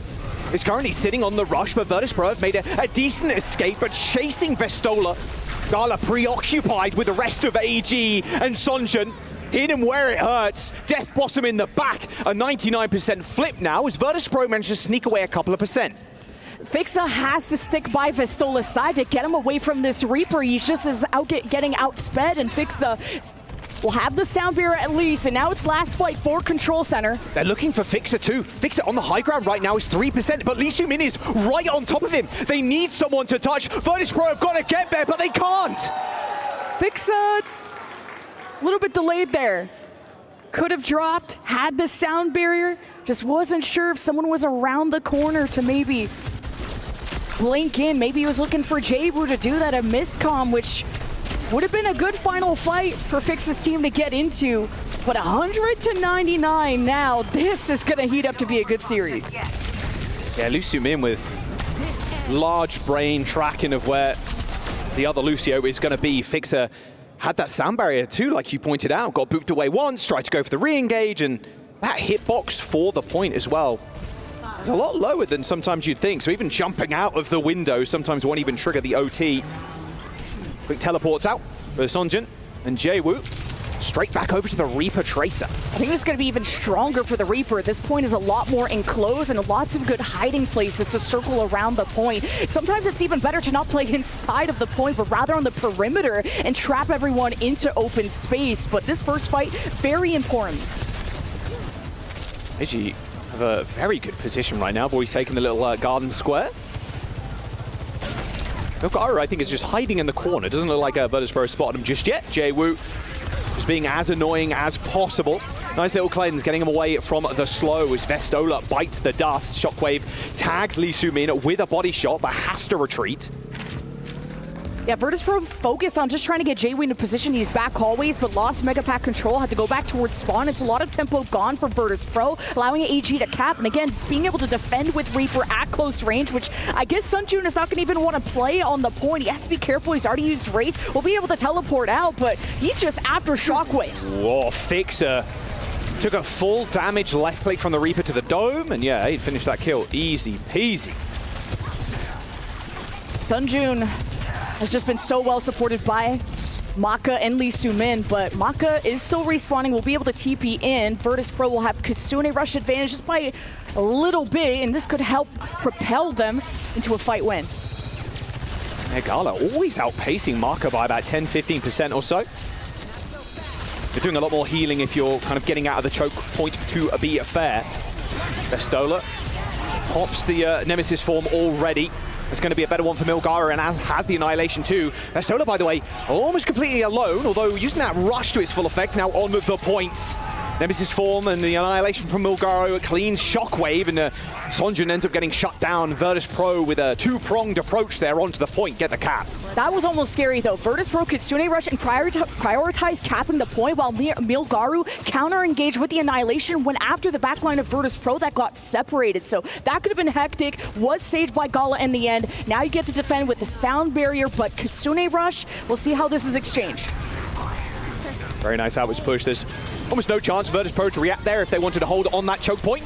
Oh wow, Lee Soo-min just got one clip by Jaewoo by the looks of it. Pulse bomb thrown out onto the ground. Age slides away and snipes it midair too. I mean, that Death Blossom, a little sad if I'm going to be honest with you, Sonjun. Everybody had already escaped throughout those doors, and no one really in his line of sight or in his range at the very least. Both Annihilations now, or a single Annihilation from Vestola is going to be able to hold the point, but the sound barrier from Lee Soo-min is AG try and flip this point, but Shockwave's just going to shut him down. Big DPS gap at the end from Vertus Pro. It started for Aid and Sunjun on Control Center. They slipped by 100-99. Vertus Pro cut off the rotations from AG going around the perimeter, and that's what caused awkwardness with the Kitsune rush and Lee Soo-min dying while he had sound barrier, and then you lose the fight once that sound barrier did come out. So Vertus Pro will be ahead in this, not only in the score, but with a support ult advantage. Looks like Vertus Pro happy to play on the point. Baiting AG in. They're just buying the time now. Just trying to run down this clock. Sonjun gets briefly booped, but there is the rush out onto the little market. Oh, good snipe from Shockwave. Yeah, dealt handily. There, Sonjun unfortunately goes down to the side of AG. Should just be a kind of a roll now. No chance for them to come back. That support ult advantage, like you mentioned, from Vertus Pro. Well, they're happy about that. That is a round on the board. 100-49 as we go to round 3. A lot more one-sided. Shockwave just took over that round in the end, and A just could not keep up. He got rid of the Reaper because this game got so fast, so quick. So Sunjun need to find a way to try and pressure not only Shockwave, because he kind of needed to help out 8 there, and Sunjun now a lot more versatile in the Tracer, having more mobility, and obviously a better ultimate, which is ultimately this was a DPS gap in favor of Vertus Pro. Round 3, we'll end it on Gardens. A lot more of an open side. We're not seeing Milgaru want to go to the Hammond as a result, so this is going to be the Juno edition instead of the Kiriko, though. Might just be the speed ring out. Yeah. Yeah, speed boost and speed ring. Get maximum velocity to get to the point first, although pretty similar. Sonjin now off the Reaper. Tracer trying to match Jwoo. Jwoo's already found a kill. I like that Johnny brought up on the desk that Jwoo has really been a superstar. Like a legend in the making, in all honesty. Has just crashed onto the scene and just honestly made a lot of the DPS players in EMEA shiver a little bit, it felt like. Vertus Pro going to get the first cap. Very interesting backline for Gala and FACEIT, because Gala started as a main support, was like a great Lucio, and now developed his flex support once he separated away from Kanale. FACEIT took over the Lucio role, and he saw just how important he was at denying that window entry from AG, but now at a distance, the Sojourns have to be the difference maker. Sonjin on an off angle right now. Begging Jwoo to look at him. Same with Lee Soo-min, so it's a kind of a tag team effort. They forced the recall, actually. Now it's go time for Sonjin. Gets his recall forced, but Fix is in trouble. Ends up going pretty low, but Sonjin has to back off as well. 99 HP, picks up the Mega Health Pack. As AG try and move on the point. Milgaru just in the 1v1 versus Vestola, but Marker gets the first kill in the fight. Shockwave dead. Aid to follow. But now he's all on Jwoo. What a better player to rely on here. Sonjin's going to do one better, though, and take down Gala. Jwoo trying to find out. Trying to go for the stick on the Tracer. I like where you were going with that one, but Sonjin smacks you upside the head and finds a triple in the fight on the Tracer. Yeah, Sonjin's been trying to help out Aid by not only keeping Jwoo in check, but the trade backlines. This is a pretty good mirror matchup between Jwoo and Sunjun. Sunjun coming in the Overwatch League as that flanker specialist to fill in some big shoes. Now he has to stand up against Jwoo, a much-loved and much-looked-at Korean import for the Vertus Pro side, but Kitsune Rush exchange, White Room being fought over, and AJ are trying to deny that early. Oh, on the wall. Sonjin just disappears there, hits that recall pretty early. Both rushes already been used, but Gala he's in trouble. Has to teleport away using that swift step. Sound barrier from AG. Same with FACEIT. They're just getting ripped through, though. These annihilations. They just turn that overhealth into just mincemeat. Sonjin and Aid picking up kills, and yeah, Vertus Pro short. Got the cap there, but it's all good. AG on top. They've saved their overclock. So it's all on Shockwave and Aid. Two legendary Sojourns here. Huge fight for AG to win after Kitsune Rush, Barrier, Annihilation, everything's on the table to come out on top. Now it's going to be the overclock, and Aid has gotten important picks before. Now it's about shredding down that tank, so Vertus Pro have no space to hold without that anchor, and Vestola has to block away. Good time being created by AG as they're about to take a lead. No casualties, though, on the side of Vertus Pro, as Shockwave finds an opening onto Sonjin. And now pops the overclock, demanding a response. Booped away briefly there by Lee Soo-min, but look at the health bars of AG right now, trickling away. Nothing Marker can do to heal the flankers. As eventually Vertus Pro, they gain control of this point with a team kill. That got so chaotic. AG were being chased around and everyone was low, and Maka just had to decide who was his favorite, trying to save Lee Soo-min, which was a priority to keep everyone grouped up, but ultimately AG got divided and conquered. So Vertus Pro in the lead, round 3. This is going to be deciding map 1 with Jwoo Pulse Bomb hasn't connected yet. Kitsune Rush could also define how this fight breaks down. Jwoo once again checking Sonjin on the flank as Shockwave. Yet, like, how many first bloods has this guy got? Maka down and now no chance for a rush potentially. Vertus Pro can put pedal to the metal. No, the healing resources are cut to a minimum as AG find Aid all on his lonesome. They're just bum rushing 4 players, dive on the Sojourn without a dash, and Lee Soo-min touches the point, pulse bomb on the floor. They don't need it. That's going to be all over. Heroics required from Sonjin, but not even sure Zeus could do this one, to be honest with you. Vertus Pro, they're going to run over AG. Shockwave time and time again on this Sojourn, finding these opening picks as Vertus Pro, they're going to claim map 1. Shockwave has been the hit scan to watch. He stood out against Aid. But it's not just about who can aim better, but the tracers and who they're prioritizing. To be making Aid so uncomfortable was such an important role for Jaewoo. Did a fantastic job at silencing the other Sojourn so that Shockwave could focus on picks and keep the spacing, keep his jump until the moment mattered. And getting those picks on Maka, like you said, was everything. And Gala was able to add on to that equation. So very good win out of Vertus Pro. Let's move into map number 2. We'll see if Ice just present themselves on the stage, or we see Jaewoo sticking in the lineup. Both coaches now just deliberating, choosing the map, choosing the bands. Of course, it'll be AG to select this next map, Lemon. Yeah, they've chosen Circuit, they've chosen New Junk City. You could maybe expect a Midtown. Midtown they've chosen twice in playoffs, but they'll have some time to think about it after this break.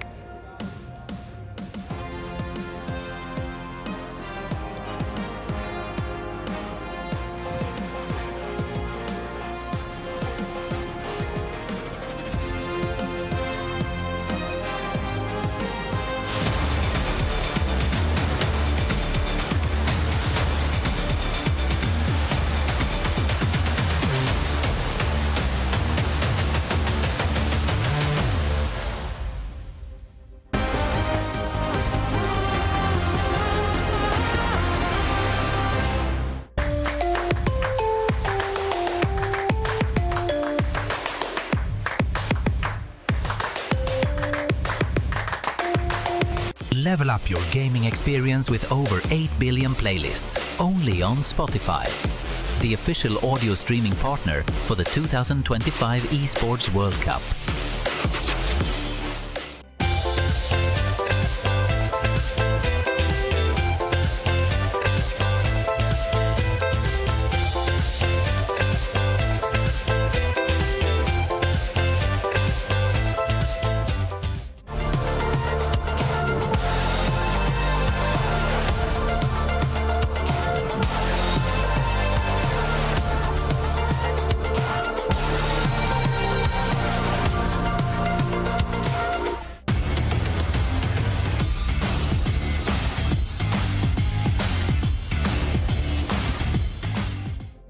What's up, everybody? My name is George, joined by Reflections here at the PUBG Mobile stage. I took a small break from Overwatch 2 to kind of see what's going down here, because we've got a few teams up in top of the club rankings right now, Team Falcons being one of them, and I wanted to know the lowdown over here. Oh, without a doubt, PUBG Mobile's been incredible. PMWC is well underway. It's been 2 stages. We're now on our 3rd and final stage for Grand Finals. This is only day 1, and all eyes have to be on Falcons, especially for the club championship race. They are the returning champions after all, so winning points here would be huge because, to my knowledge, they're not in first place, which is polar opposite of where they were last year. Yeah, Falcons are a big deal in Overwatch 2. They are always vying for that first seed. Crazy Raccoons actually took it last year, but Falcons, they look so clean. So, hey, if they pick up a win in PUBG Mobile and then a win in Overwatch, that might be a rank 1 slot. I think it'll put them up in first place, but there are other rosters looking to take them down. Power Esports, for example, Al Haji's father is out there in the crowd. He's pumping them up. They're looking to go all the way. Alter Egos have picked up fans not only in the arena, but also internationally with their performance. A big surprise coming from them. And the big news is Alpha 7 from Brazil, they're out, which opens up the possibility for other orgs to earn those club championship points.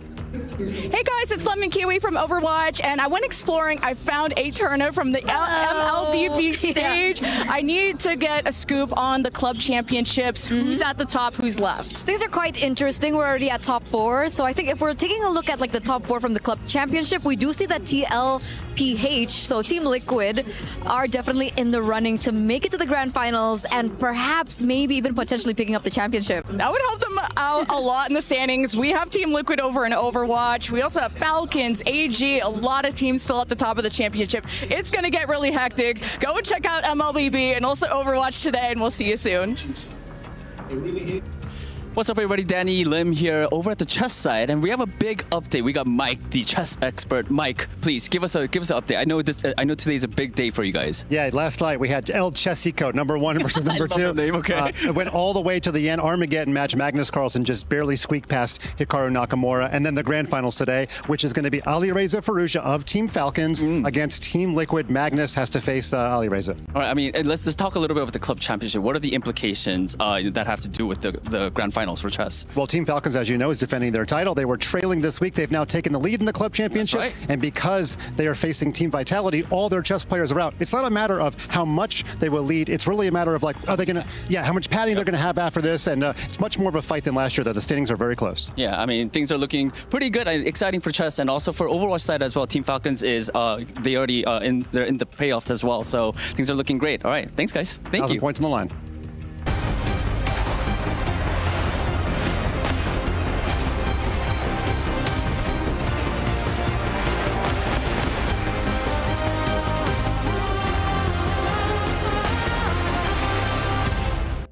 Welcome back. It is key crushing day here, day 2 of the Midseason Championships at EWC. AG against Vertus Pro for our first series. And Vertus Pro taking an early lead, a win on Lijiang Tower, as we see AG flipping the script here, going for a substitution. Jasmine in, Milgaru out. Makes sense. Milgaru is their control specialist, the dive, even though I was kind of expecting to see the Hammond, but just decided to go with the Mirror to, of course, have a better brawl with Sunjun's Reaper that was used for a lot of that Lijiang Tower. But AG, that was their map pick, and now they get to pick it again because they lost to VP. Kind of maybe unexpected, maybe the Deska were onto something, but Jasmine is going to be a staple for AG, bringing a lot of those ground heroes, the Orisa, the Ram, kind of played more of the maps than Milgaru. I can dig that. Yeah, Vertus Pro not subbing in Ice either, keeping Jaewoo in on the roster. As we go to those more brawly types where you really want to play sim, like any kind of flashpoint map, probably see that subbed in. But Circuit Royale is going to be fun, I think. Vertus Pro kind of happy to go here as well, can play that double flex. Yeah, Circuit, they beat Ultimates and Peps twice on this, but they got full held by Twisted Minds in a Game 5 during the stage. So interesting pick, excited to see that, especially on Circuit where Vestola kind of brings out his signature Sigma, and one of the few that still do so. A lot of the players think that it's weak in the meta just because you can go around the Sigma. It's a little bit more static than most tanks, but Vestola is the GOAT for a reason. There's the map pool on your screens. Visible at Eichenwalde Midtown for the hybrid. Midtown will be a very good map for Vertus Pro as well. Colosseo, Esperanza, maybe we want to avoid it. We'll see where we go. Of course, this is first to 3. Yesterday we did some first to 2s, but back onto regular format here. I think Vertus Pro, like you mentioned, with Vestola being able to jump on that Sigma, he's going to be at home. And this was a map, this was a game type as well that they dominated with when they were at the top of the EU. I mean, they've been dominant for such a long time, and I think this map might be a little bit of a bait. I don't know, AG. If you're looking at the Team VP, there's one game type you probably don't want to go to, and it's Circuit Royale and it is Escort, but we'll see how they end up pivoting with Jasmine. Yeah, and AG, they beat Crazy Raccoon on Circuit Royale, so it's a very strong map for them, at least based on how they were in the regular season. They've picked this quite a few times. Excited to see what AG have cooked up. A lot of teams have been playing double flex support here, so we'll see if Lucio gets floated in the bans or not, which would obviously dictate if Juno's going to make an appearance once again. Loving all the signs, dude. All the Vertus Pro fans in the crowd, we can definitely hear you. Don't worry about that. Fans went crazy yesterday, obviously, for teams like Twisted Minds, who will have another chance later on today. I believe that's on the B stream. But one more minute before we get into the map. Just waiting for a couple of players to join the lobby. And then we'll be rocking. I mean, look, rocking. I mean, Vestola definitely will be. I think the Sigma, it's been a bit interesting to see the evolution, I think, of Circuit Royale, because historically you'd think it's a Sigma-only map. You permanently have to play it. You can't really play this kind of rush style, but as Sim has become more popular too, it's a bit easier to navigate. Plus the map rework as well, with a couple of extra entrances to that high ground on just before that first point. For sure, and this is a great sim map but Ice Gnome, from what we know, Ice has not been subbed in, and that's been the Symmetra, or at least how they're trying to incorporate the Symmetra on the side of Vertus Pro, while Sunjun is trying to expand his hero pool. Yes, he was that flanker specialist back in the day, but picking up the Symmetra has been pivotal in this meta, so we'll see how that goes. Got to continue these keyboard cams. We'll get a power ranking eventually. Keyboards. It's that one, the keyboard that took all the buttons off. On AG. Can't remember who it was though. There we go. I like this one. Thank you, cameraman. Mouse mats too as well, to be fair. Still getting Jasmine set up into the game. Is sat down. Everyone in his team is just looking at him. Make sure the sensor's okay. Okay, we're good. We're chilling? Okay, good. So for Circuit, the lanes are very long, they're very narrow, there's not a ton of flank routes, so the Tracer isn't going to go as crazy, but this is why Sigma is so strong on this map. You put your shield up and you allow your Sojourn to keep those sightlines for longer and be comfortable. So we're looking towards the Shockwave and Aid matchup once again, where Vistola is going to be able to protect Shockwave potentially. But, you know, your Sojourn's not always going to stick behind your tank. They're going to win it. Maybe you want to fight for that statue side on point A. So Aid has to show up, or this series is going to be over. All right, Jasmine's in the lobby. We're about to jump into the second map, Vertus Pro versus AG, an elimination game. One of these teams will be crushing a key after this series.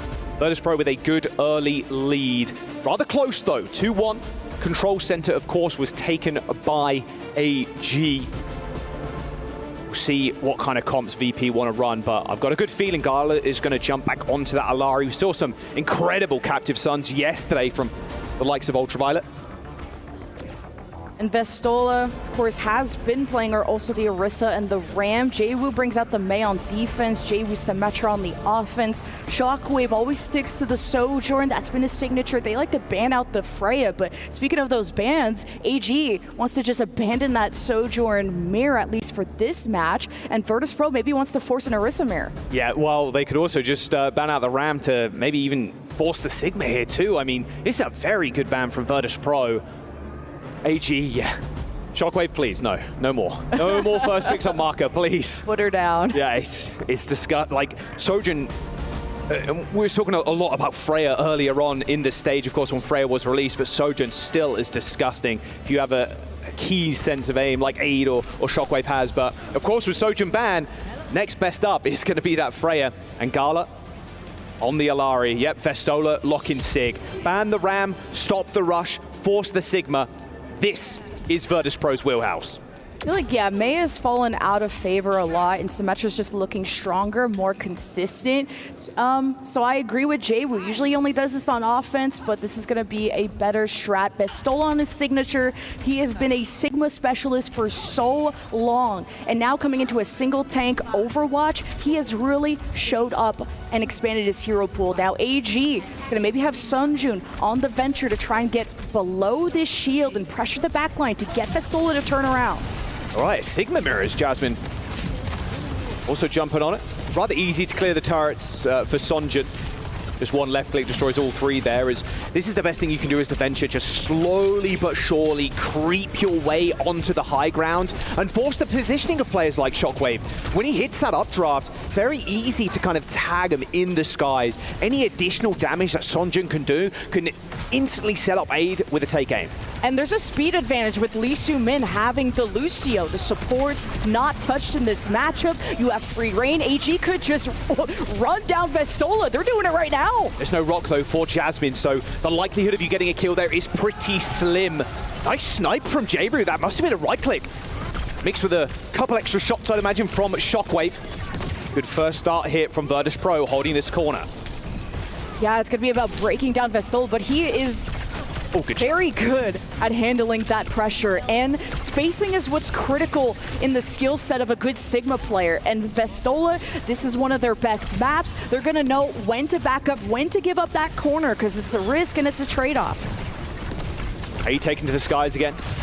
Looking at Vestola right now, spotting Jwoo on Statue. Got a teleport there, though, that gets out of there pretty easily. Bonus already available to Shockwave, sends one downtown, tries to tag Lee Soo-min, but doesn't get the connection.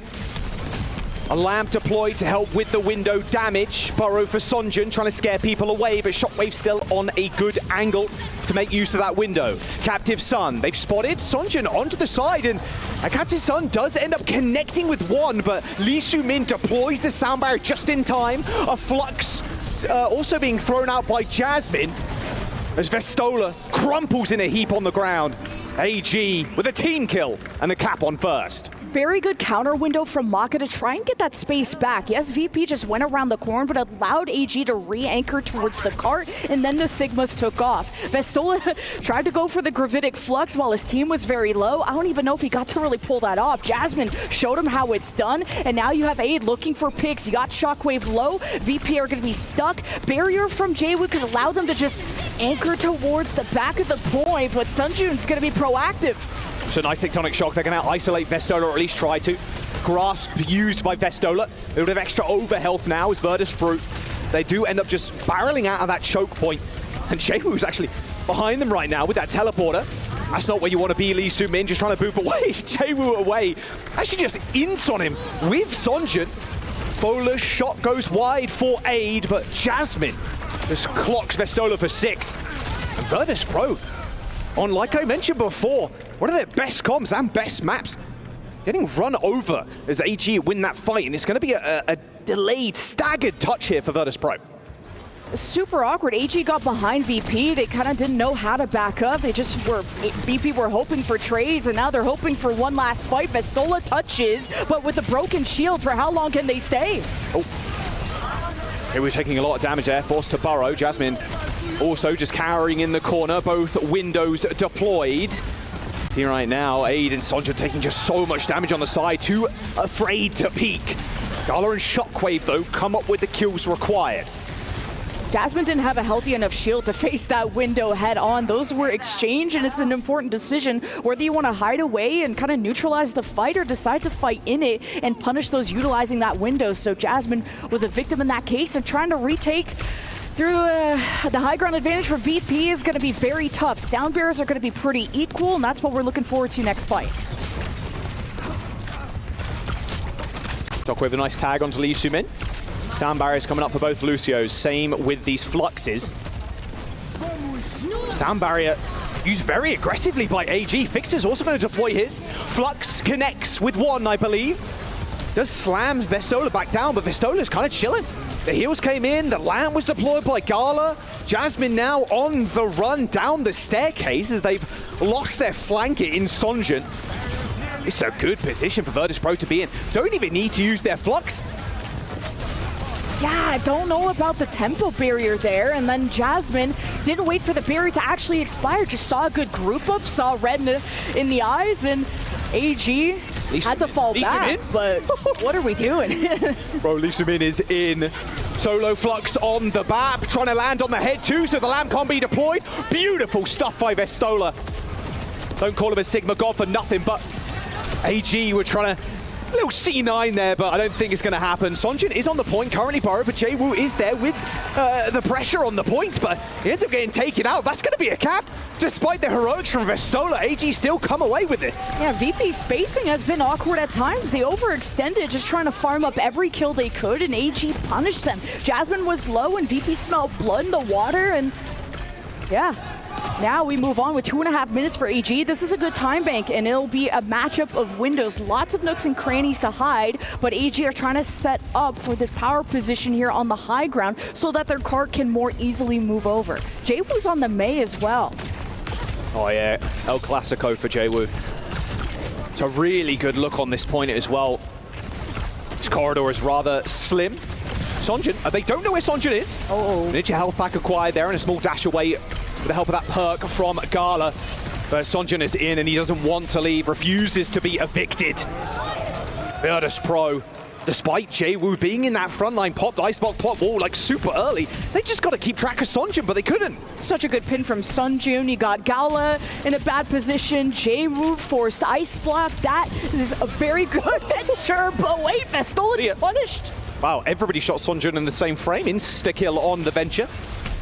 High ground control, though, for AG, so they're in a good spot. Flux, oh, a whiff from Jasmine. Twinkle toes there from Vestola, dodging around the pillar. Aid, though, is at least been able to kill Shockwave, and Jasmine continues to hold this high ground. Booped up into the skies with a tank passive coming in clutch there. Doesn't get booped over the edge, but Jasmine is touching the spawn, forcing Gala to go heal back up. I think Jasmine's overstayed their welcome, though. Sonjun's back in the action, but Vertus Pro are going to hold for now. AG with a minute in their time bank. That's so tough. AG had so much momentum on their side. They needed to ride into point C. Sunjun gets randomly picked. Maka's using Window, I think, on the low ground. AG are on the high ground. They really got to be cohesive with this composition and play off the Sunjun dives. Jasmine's now on the Orisa to try and just maybe shoot down not only this Vistola shield. It's going to be hard to get around. Sunjun can go below it, of course. Ultimate's looking at A to have a standout performance as they fight for the pool side. VP will have to give this up. AG need to be on also the same level of playing field. And Vistola is going to matrix away.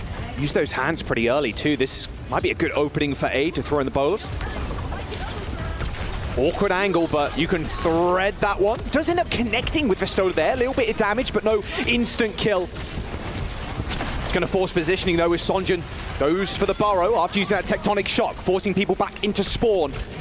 Sonjun's doing so much work right now, but Jasmine just doesn't have the help.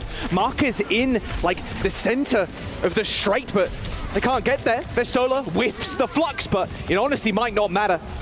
An SCC overtime now as Jwoo puts the Blizzard on the point. Lamp deployed. And this is where the push will end for AG. Nothing melting Jwoo right now. The burrow from Sonjun. No CDs left on the venture. Smacked in the face, says Vertus Pro.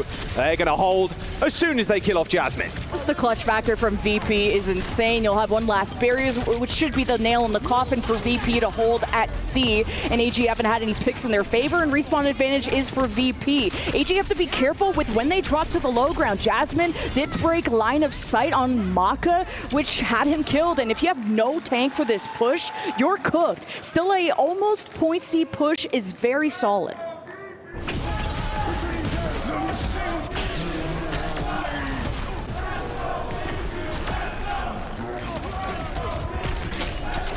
Crowd very much behind Vertus Pro. A winnable map here as well would put them on match point. We'll call it a full completion. It was as close as it could be to that final checkpoint. The venture play from Sonjun has been marvelous, though, I must say. Again, just forcing that position on that first point. A lot of the time you're burrowing to the stairs, up to the high ground. Shockwave has to be a little bit more careful as well. Doesn't want to be caught out in the air. Flip sides, though, now. The Aramco side swap comes in as AG not running anything too tricky in the backline. At least Sumin sticking on the Lucio, of course, but Sonjun's going to rock the mate. AG had moments where they were able to capitalize on the mistakes from VP in terms of positioning and spacing, able to get behind VP at moments where AG had no business winning some fights. They were escaping. They saw overextension, bit down on VP, and AG had moments where they could have rode momentum all the way to a point C cap, but just these picks. Vistola has been so clutch for VP. Now we look towards them to get to that box of victory, but it's all the way at the end of the map. That's not going to be an easy feat. Oh. There's a damage boost as well. That probably would have been a kill if it was a headshot. Or close to, at the very least. All right, Jwoo on the Mei. So Mei versus Mei. Mirror comps for both sides. Pretty important to mirror the Mei to make sure that your tank has the edge, or at least a more even playing field. You got to watch out for those Mei walls, and when you capitalize on those, wait for the broken shield, wait for the grasp to be used. Important cooldowns that these Meis have to mark. Yep, and then that's why Jwoo's stepping up now. Spots the grasp being used by Jasmine. A lot of the times in these comps, though, it is down to the Freyas finding the double taps on the back line. Taking a couple of left clicks, doesn't end up getting bolted by the right click. Oh, but Sonjun's so low. Goes for like a small flank angle there, hoping to get a couple of right clicks off. They zoom in, Deads. They do trade for Fixer, but it's not looking too clean here for AG. Yeah, Sonjun can't be playing this like a Tracer. You're definitely not as mobile on the Mei, and thought that VP were on the back foot with how low they were. And even if that fight didn't end because of Sonjun, is gonna end because of Gala. He's like at a 30% advantage, or 25, I guess, for Window. And now they're gonna have this for the next fight, along with the Sound Bearer, which depending on how they layer, VP could make a real fast run for point B if AG are not careful. Probably want to go early with the window here. Make a wide swing out onto the straight. However, Flux does end up hitting. It's the Mei, though, of all people. Don't even need to use the lamp for that. They deployed it anyway, just in case. Sound barrier for Fixer now, not having to fear the Flux from Jasmine. Can they actually force positioning here? The window from Gala is going to be good to force Jasmine back a little bit. But the fight currently happening in the small staircase by the looks of it. Jasmine finds two in no man's land, however. As Vertus Pro welcome AG into their domain and win back-to-back fights as they move on to second. Yeah, that was looking sketchy. Vestola, I was like, where's Vestola? Oh yeah, he's just at the front. AG dropped off the highway and nailed down on Gala. And if you kill the Vap, that's a ton of heals gone, and Vestola and Shockwave still pulled through. They'll need another fight, though, to cap point B. They got plenty of time to do so. Window and barrier advantage for AG, though. Two bowlers come out. No resulting kills, though. You can Flux, force the sound barrier, then hit the Blizzard. That might be the game plan here for Vertus Pro, or the other way around, to be fair. There's the Flux. Where's the connection? Rock misses from Jasmine. Looking at the backline right now. Lisumin is so low. An instant barrier pop there, fearing for his life. Fixer ends up going down. Vestola in the backline now as the Blizzard separates the team. Jwoo frozen in place, and Maya Blizzard Jacks, actually. I'm not sure where Jwoo's went. 3.5 minutes still in the time bank, though, for VP. They've looked good up until this point. AJ, they hold them for now. Yeah, I think they were layered on top of each other. Not 100% sure, but Vestola also lived way longer than he should have. He isolated himself and just couldn't find his way back to his team, and AG were caught in the chaos of blizzards and an overextending Sigma, but it's going to be an uphill battle for VP to get back up, especially with all the ults invested. We're looking at an advantage of Gravitic Flux on the side of Jasmine. With we'll see if the barrier from Fixa is online in time to save them. Oh, Marco's taking a lot. Marco almost got two tapped there by Shockwave in the backline. Actually use that shift, that regenerative burst to heal himself back up again. They're trying to force the issue right now. Vestola does end up landing in the rock as that window is looking rather deadly. Fixer snipes Sonjin. It's kind of disastrous. Losing your Mei this early. Jwoo's gonna have such a free time. Flux for Jasmine results in absolutely squat. They force him under that tent. And look at Marcus' position too. I mean, this is just all crumbling for AG. Vertus Pro are going to make this a clean one. Just throw the sound barrier in just to guarantee themselves the checkpoint. And a 3-minute and 50-second time bank. Yeah, Sunjun has to be careful where he extends as the Mei, because once you ice block, you're obviously not moving, and then your team has to decide whether to sacrifice you to the gods or to try and bail you out. So they let Sunjun die, but 4v5 was going to be so tough to turn around. Vestola just began farming them. So now Sunjun will be back to the Mei after considering the Symmetra after he just tried to recontest and get back quickly. But Vertus Pro in the driver's seat, Gravitic Flux will be online before the sound barrier, which could make all the difference. All right, please step through the door, please. Nice little wall there. Stops Jasmine just for a brief second. In fact, a window is going to get deployed by Marcus. Still got the lamp, has to hold on to it. But this is a really awkward angle. Will Vestola be able to capitalize on the BAP? I don't think they can. Ends up fluxing it, but yeah, it didn't matter in the end. As Jasmine kind of got walled off, a window came through for Marcus, so they couldn't like re-peek with the fear of just getting a headshot by the Mei or somebody else. They're trying to stagger out Jwoo, but to the rescue come the supports. Looking for the grasp from Jasmine, that's when you're going to throw out the Blizzard. But AG are also on the high ground. They're split up. They know this Blizzard's coming, so they don't all want to be caught in it. And look for this immortality from Maka to also save things. Sound barrier if things get hairy from Lee Soo-min. Oh, it picks like that. Who cares? Okay. Double headshot maybe there from Sonjun.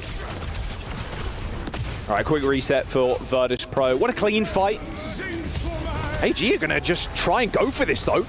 3-person Graviton and Flux. Lamp comes in to save. Nice little counter rock there, actually, from Vestola.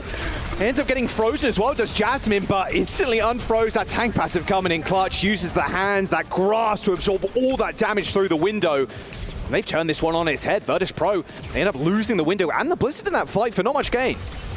Yeah, just Jasmine not wanting to let them escape and just force the respawn timers up and buy more time. But not only that, they forced so many ults out of VP, the Blizzard window and everything. Now beat advantage for VP. But against the Blizzard from Sunjun, AG really want to bait VP into a group up for this Blizzard to hit. Yeah, the Blizzard and the Lamp are just going to block people off, and Vertus Pro use that sound barrier. Vestola's in trouble, though. He's right in the middle of the battlefield right now, and the scars on his face are going to tell you the entire story. Vestola ends up getting headshot by Sonjun as Marco just gently peeking this corner. He's had high ground this entire fight, but Jaewu somehow comes up with the goods for Vertus Pro. Just so accurate with the right clicks. It's a 3-on-3 on the corner, but Vertus Pro have taken the position away from AG. Okay, wall's not going to connect, but you're seeing progress, though, from VP. Wait, Sunjun is isolated. Jaewoo's identified this, the ice block. You need to see Jasmine bail him out. This is the most insane 1v1 of all time in that little theater room back there, the old spawn. Sunjun wins it too. Jasmine and the rest of the gang end up collapsing on in. Flux, though, for Vestola hits Jasmine square in the jaw. Marco jumping up to the high ground, but they still need to deal with aid in the backline. A rock connects, and Gala, with a final blow, takes down the Freya. 30 seconds to go as VP make their final assault on that golden box of victory. Yeah. Sunjun will come up to the Blizzard. This is going to be important to try and stall this out for VP. The window is going to force AG to the perimeter. Beautiful rock. An amazing rock from Vestola stops that grass coming out. The Blizzard's going to separate the team, but Gala is in such a good spot. He's not a support, he's a DPS right now, even taking the 1v1 versus the Freya on the high ground. Sonjun, desperation time to try and touch the point as VP crush AG on Circuit Royale. Ooh, that got close in the end, beating AG on both their map picks. And the Sigma mirror and everything, you mirror the Mei, everything didn't come down to the Freyas, came down to the mistakes that broke down. AG had to pick on whether they wanted to bail out Sunjun when he would ice block out of position. Try to play these off angles a little too much. VP on match point. We'll see how this ends after this.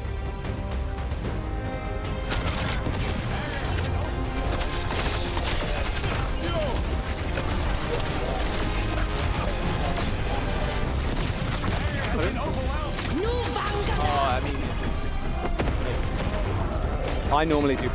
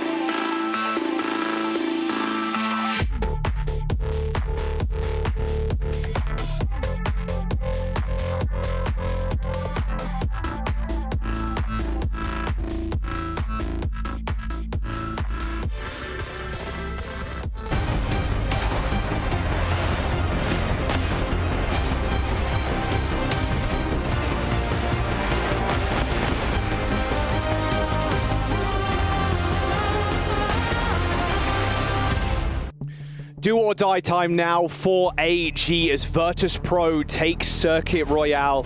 And AG, they sent us there. Like, it was their map pick. They sent us to Vertus Pro with Vestola on the lineup, playing the Sigma when they banned the Ram. Like, that was a risky endeavor. It's their chance to choose a map once again. So we get a substitution coming in for AG. That'll be Milgaru coming back, Jasmine taking a seat. So we go to a push map. Esperanza is going to get selected. Yeah, just very bold for AG to also mirror the Sigma. Just thinking that the Orisa was not going to be able to, they weren't going to have enough shield break. You couldn't get around Vestola. You brought in Name to try and isolate him. And it's just not a composition that AG were as experienced in, at least compared to VP. So, but AG had beaten Crazy Raccoon on this map, so they obviously had the results to back, but AG, it's their potential final map pick of the whole tournament. This is an elimination match. Key is on the line. Milgaru on Esperanza could be seeing the dive, but of course, that is his specialty. He's of course able to play the Brawl, which would be the safer play if the Ram gets floated. Don't think there's any changes here for Vertus Pro with Jwoo still in. Push makes sense here. You don't really want to run the sim permanently, so Jwoo on Tracer is going to be the name of the game. There are the stats from last map. Or sorry, that will be both maps combined, I'd imagine. 140 limbs to 94. Similar damage. KDA for Vertus Pro, though. You expect that, a little 2-0 already. VP are going to be happy. They win this confidence builder, but then they face one of the scarier teams in the bracket. Obviously, Falcons have already gone through to the playoffs, but Weibo Gaming will stand in their way of booking their ticket. Again, keys on the line all of today. 8 teams are going to have their dreams crushed at the hands of the press. And Group A has been touted as the group of death. Falcons, Weibo, Vertus Pro, and AG. And it was going to be really tough. It all depended on how much you respected China's #1 in Weibo, how much respect you give into EMEA, and of course the Korean region with AG. And a lot of people had, at least before this tournament started, had AG on top, probably coming out of this group, depending on, of course, your bias towards Weibo. But VP being ahead in this series, I think is surprising, but the desk thought AG did not show up as best as they could yesterday, and that's kind of translating into today a little bit. Yeah, it's worth pointing out too, the desks were a little bit split here and there, but I think a lot of the audience, I'd imagine, although to be fair, VP fans, I can definitely hear you in the crowd, but AG have been more the favorites in this group. It was a battle for that top 2 spot. We know Weibo was going to be an extremely tough opponent. Not an unorthodox like style of play, like their meta read. We know there's going to be little ball, little dive, little hazard, a lot of Winston from Gushui potentially. Falcons, they do end up going through. To no one's surprise, this Group A is just so deadly. I mean, you look at, imagine being loaded into this, you're like, okay, well, okay, we know Falcons are going through, battle for second, I suppose. This is their last chance. I mean, AG, how do you feel right now if you're them, Lemon? Feel really bad when your map picks are not going your way. You can't even start on a good note when it comes to just the control map as the higher seed.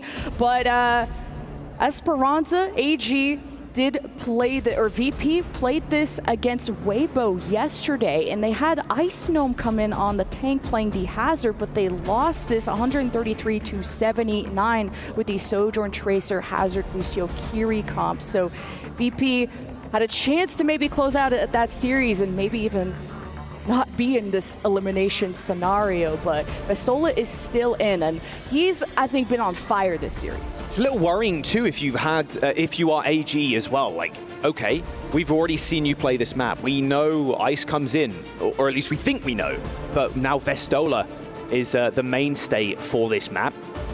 This is probably a little bit more of an Orisa type game, a little Ram game.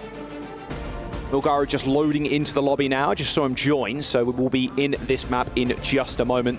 Vertus Pro's key there, of course, on the line, but they're sitting pretty. 2-0 lead. You just got to finish this one out. Yeah, when it comes to flashpoints, AG, Milgaru, as much as I love his Hammond and his dive, the Orisa, will be the flavor du jour with Sunjun coming on the Symmetra. At least that's what they do on Runesabi and how they look so strong. And of course, which hit scan is that going to be affected by the bans? We got a Lucio Winston ban. So Lucio from AG, Winston from VP, wanting to avoid any potential die from Milgaru. But also no speed. Is that are we gonna see double flex? Do we care about Juno here? Yeah, that's a really interesting ban from AG, banning that Lucio. Because we know VP are more than happy to play double flex. Really slow kind of comps, like can play Kiriko, Juno, like Bap, Kiri, Alari. VP are very attached to their Lucio. I mean, they have 2 Lucio players with Gala and Fixa, where Fixa's now taking over that role. Gala's had to develop more flex supports in the past year or so. So taking away a lot of that speed is going to make those rotations difficult, maybe more depending now on the Symmetra to do so. Oh man, I would love to see it. I would love to see an Ana from Gala, but a little bit of a fool's errand sometimes, especially when D.Va's still available. Although, to be fair, if you're expecting a hazard, Ana pretty damn good against it. Actually, it looks like they're going to rock out with it. Okay. Ana, Fixer, speed ringing out of the spawn. Ana Kiri for both sides. Milgaru on the hazard. And then Jaewoo and Sonjun. This is the DPS matchup. I want to see this map. These Tracers going head-to-head. Jaewoo, a true superstar in the making. And if I had to make a bold prediction, definitely would be Jaewoo being one of the best Tracer players in the next couple of years. Yeah, Sunjun has to make up for what happened on Circuit, and Aid and Shockwave are going to face up on different hit scans. Shockwave definitely rocked on Lijiang Tower, but Aid could be assisted, but no, Vestola has no Matrix. He's broken down. Yeah, got donked on, actually. Yeah, the hazard is so good against the D.Va as well. You can just punish her so much. The idea here is just to get on top of the backline, of course, and hazard has been... was the flavor of the month, feels like a couple of patches ago.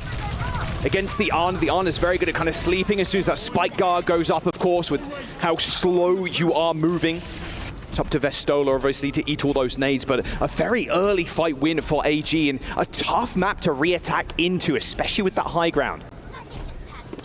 The Nano choice is going to be interesting. Usually given to tanks, but at a moment's notice, Jaewoo and Sunjun, if they're at the right position at the right time, they could just dismantle a backline at a moment's notice. So it's going to be important for those Suzus. Maybe if you're insane, hit a sleep on a Tracer, but very difficult to do. A lot of damage on the VP side, but Vestola, I guess, punishes in the tank war. Dude, where is Blood going? Milgaru was just, he went through window, VP like triple collapsed on him, and yeah, just caught out. Yeah, Vestola, you saw in the player cam there, just kind of rocking his head to the side, just surprised that he lost his mech.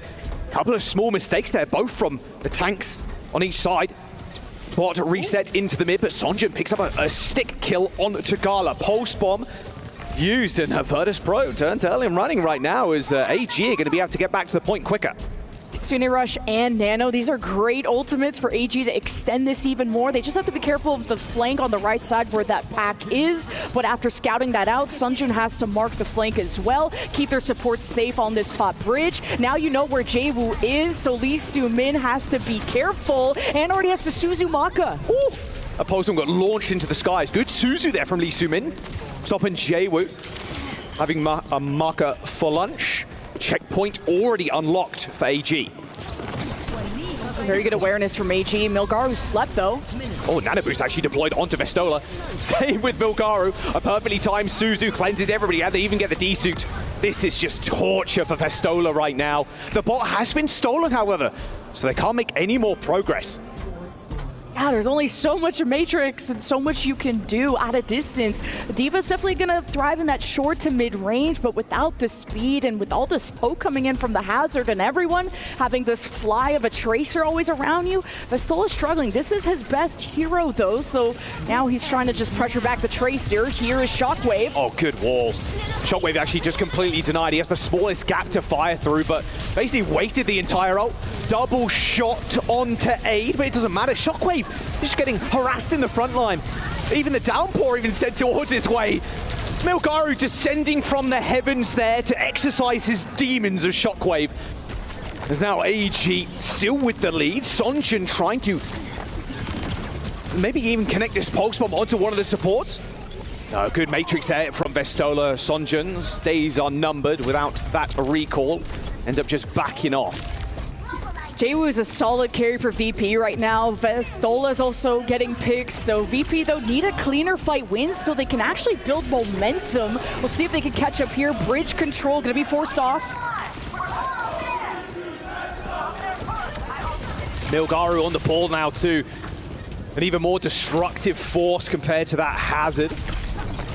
Really punishing for the backline. You can see Fixer obviously switching over to the Kiriko for a little more sustain and survivability compared to the Ana. Jwoo finding the first blood in this fight though. Vertus Pro up now, one player. Jwoo finds another. It's exactly why I want to keep eyes on this guy right here. They still need to get this checkpoint though, but Milgaru shouldn't be too hard to kind of deal with, all the bullets being eaten up by the Matrix. Now a semblance of control for Vertus Pro.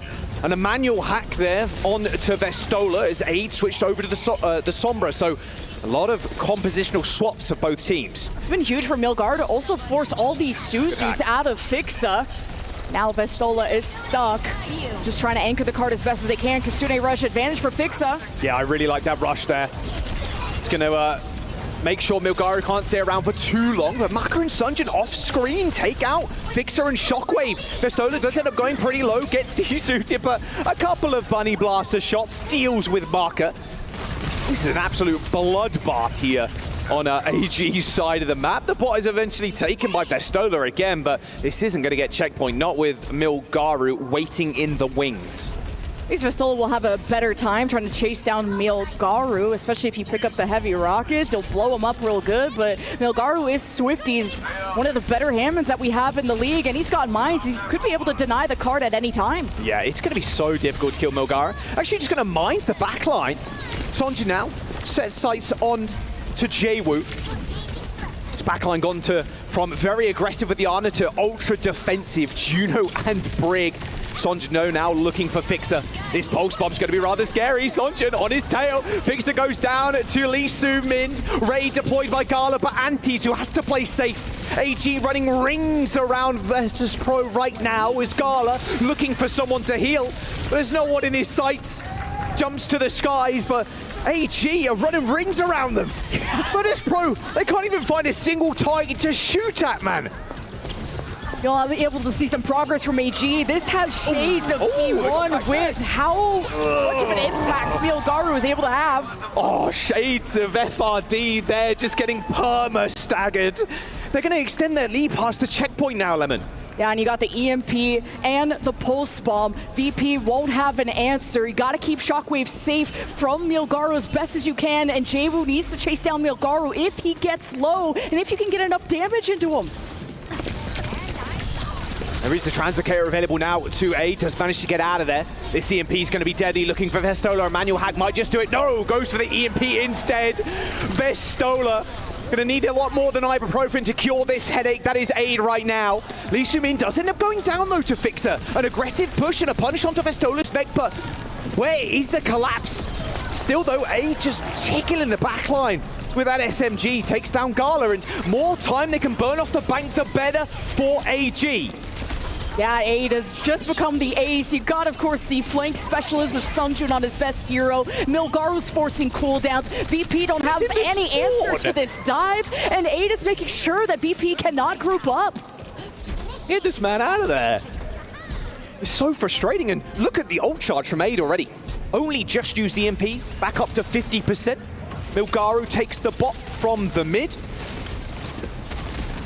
Trying to group up for this rally. VP get it back to the neutral point, but Milgaru, all these fights, gross! A little stun there. Mine still get deployed. Rally, though, from Fixer. This is, well, we're just going to leave you alone here. A nice little anti-nade connects with Gala and the Brigitte. Milgaru does manage to get out. Sliver of health remains, but no kills, and they force this rally. VP need back-to-back fights, but they're facing a Kitsune rush, and Gala doesn't have his yet. Bomb available from Vertus Pro. Oh, so that post bomb.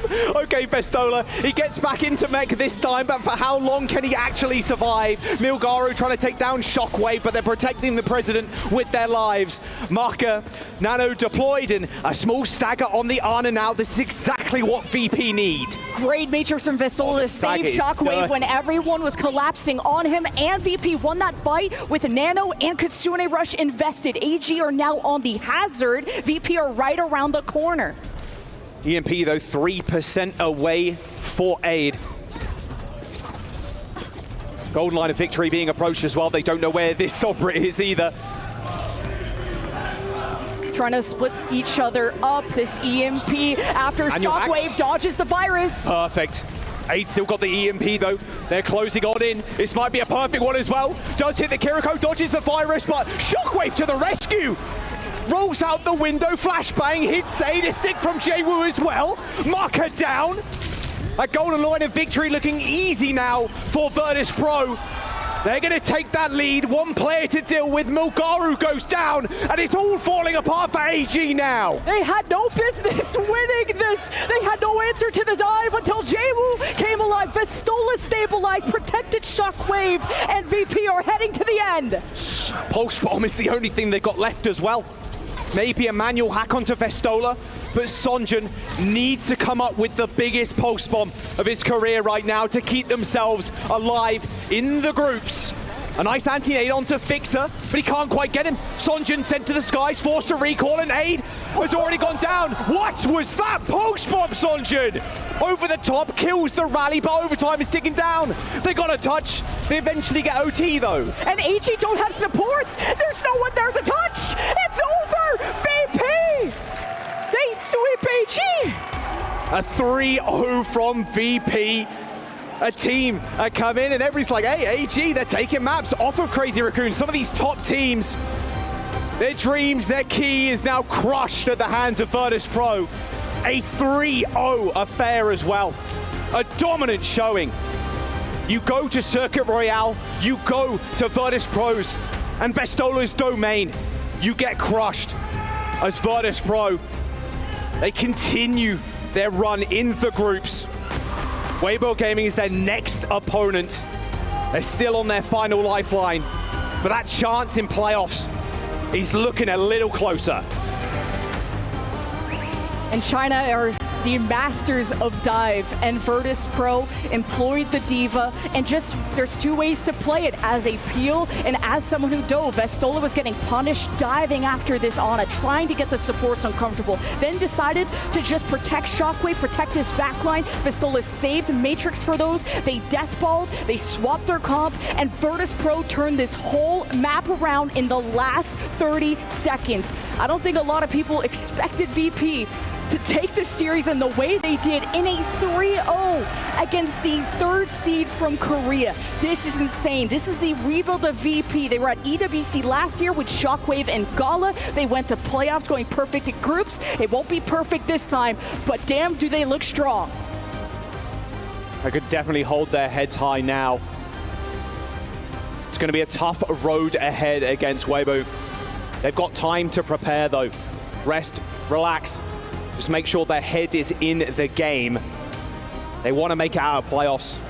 Show, look, maybe we didn't come first or second seed in EMEA, but we are here and we mean business.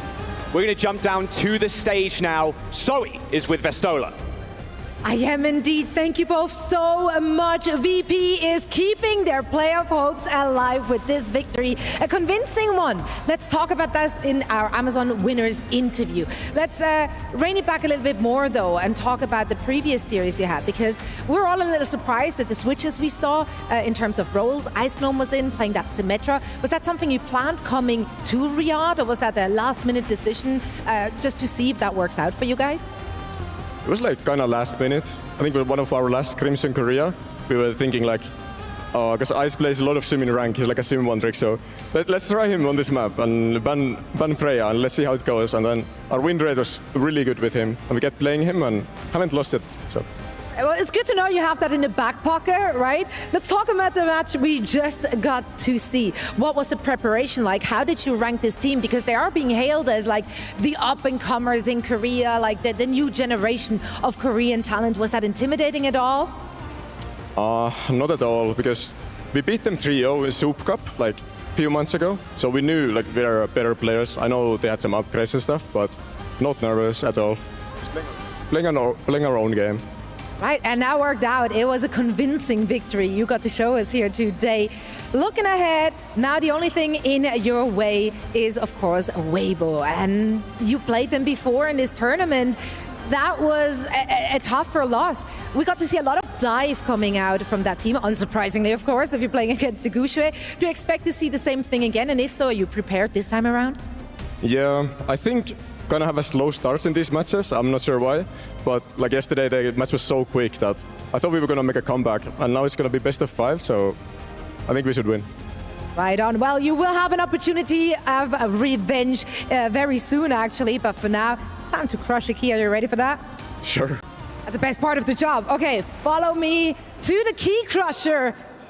As you took down a team, that also means that you get to crush the key, and you will be instructed to do just that.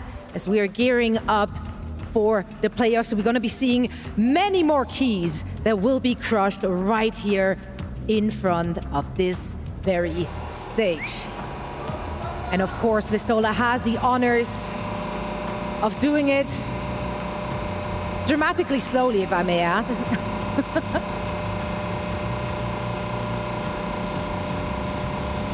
And the shattered pieces will be collected and forged into better and greater things.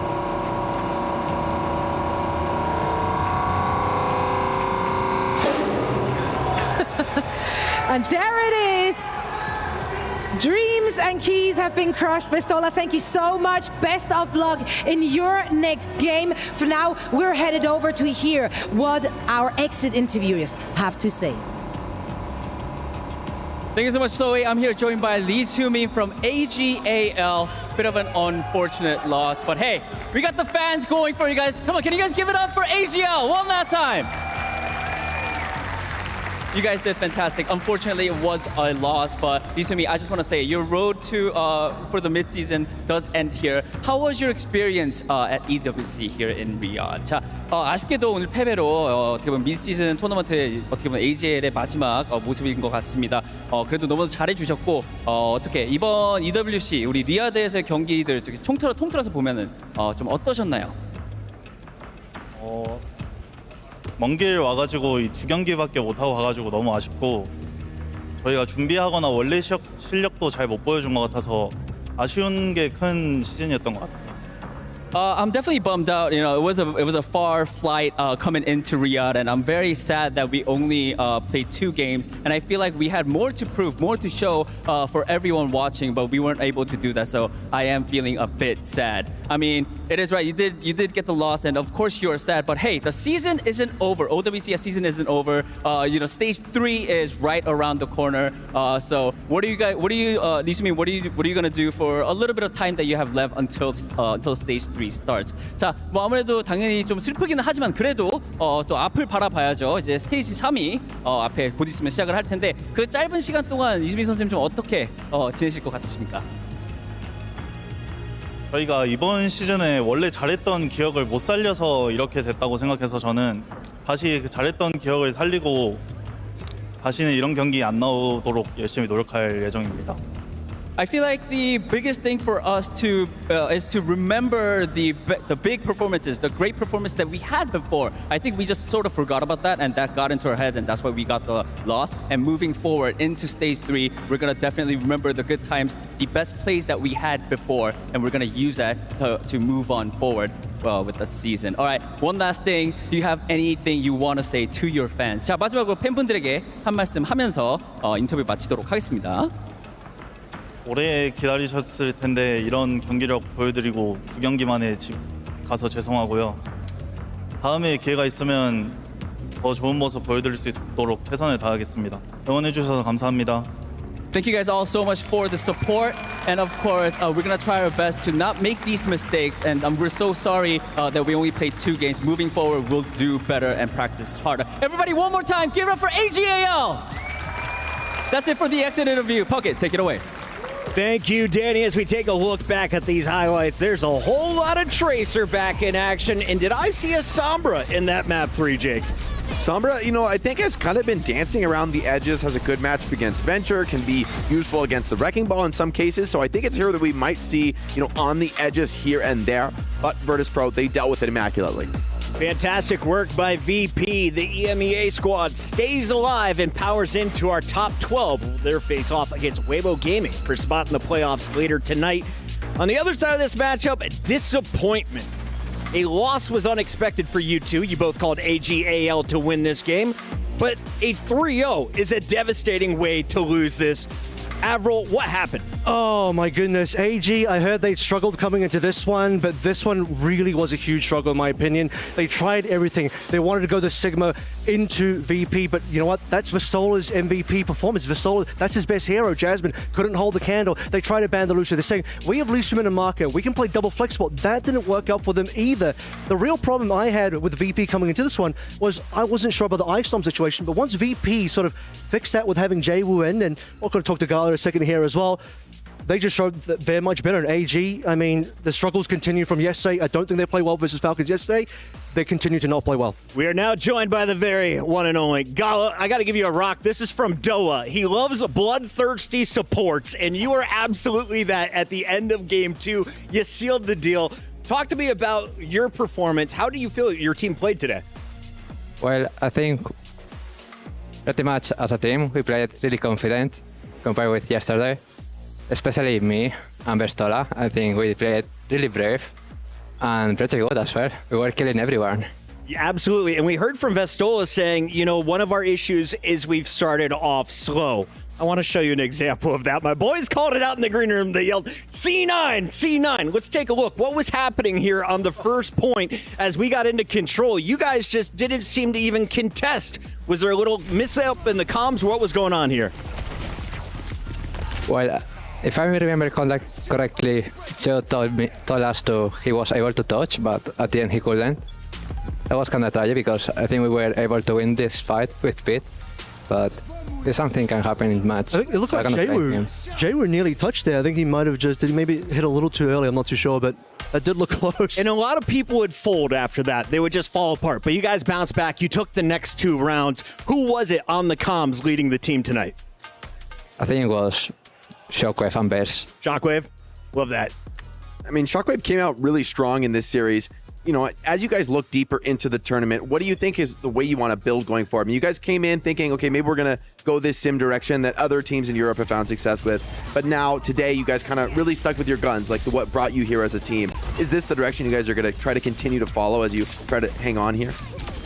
Yeah, I think we are more confident on heroes we are more comfortable to play instead of trying to counter this, counter that. And especially if everyone is on a comfort hero, I think we destroy almost everyone. You guys played Weibo Gaming yesterday. Obviously, that was a 1-2. You did win Circuit Royale, but ultimately losing the series. What do you think went wrong in that game, and what are you looking to change moving forward as you're about to rematch them today? Well, last game, Spranka, I think we started pretty well because we were shooting a lot with Shui Monkey, but we transitioned to try to kill Shy a bit more, and that's why we kind of struggle at the end. We see you now moving on with that 3-0. You'll be playing against Weibo, the rematch from day number 1. That went to a game 3. Are you excited for a longer series potentially tonight? It'll be the first to 3 wins this time around. Yeah, we're kind of excited. Gal, I wanted to ask you, you're rocking the Vertus Pro jersey. For anyone who's been around esports as long as I have, this is a legacy jersey. This is old school branding. And it was originally the guys on CS that won over a lot of the fans. What is it like to have their support now playing Overwatch? Also, it's really special. Like, our organization is pretty, how can I say it, professional. Mm-hmm. And they care a lot about us. And especially, they try to make everything happen for us. And with that comes a lot of expectations. Do you feel you'll be able to live up to those expectations and go back to the playoff bracket again? Yeah, I think so. I think so too, Jake. They're starting to find their form. Weibo's looking good, though. We mentioned dive might be a problem. If dive comes your way, you're the guy that gets them out of trouble, right, on Baptiste? Yeah, pretty much. And I think we're going to see that. We have a few more highlights to run through here, and we're going to let you rejoin the team. But just talk to us. Is this your first time in Riyadh? What has the trip been like for you? It's my second time here. Second time. Is it better this time around? Yeah, it's not that hot. As we take a look at some of the big moments, Vestola earned the MVP honors in the green room. Jake, walk me through some of these best plays we saw from Gala's team, Vertus Pro. Yeah, I think, all gamers really walked into the trap picking Circuit Royale against Vertus Pro. I think this was almost a wild pick in the series. I mean, they thought taking the Sojourn away would be enough, limiting Shockwave on one of his best heroes, but the rest of the team, everyone's so comfortable. Shockwave flexed pretty comfortably as well onto the Freya, and in the end, the Sigma Mirror is just too dangerous to take Vertus Pro. We've also got potentially some clips as well of you, Gala, because I think your Kiriko, actually, you got a ton of picks on the lead jung. You were really opening things up. Shockwave played really well today as well. I think his Sojourns looked really strong this tournament. So, yeah, obviously, then we got to what Jaywu. Jaywu has just been an absolute monster. I think you guys look so good with Jaywu. And again, part of me is like, I wasn't sure what was happening with the Ice Storm situation, so I think AG was a safer pick. But I think I owe you guys an apology, because when you guys are playing with Smash in the lead, Jaywu in the front, with that full Tracer coming through, an unbelievable performance. I mean, you guys look so strong. Thank you. Gala, your team manager's waiting for you to join them off camera. Before you go, anything you want to say to all the fans that'll be cheering on VP in your next match against Weibo? Well, no one expects us to win, so I hope we will crush out them this time. Keep the upsets rolling, my guy. Best of luck. That is Gala. Go show him some love on Twitter. We're going to a break. When we come back, we've got another match and some highlights coming from the Bravo stream.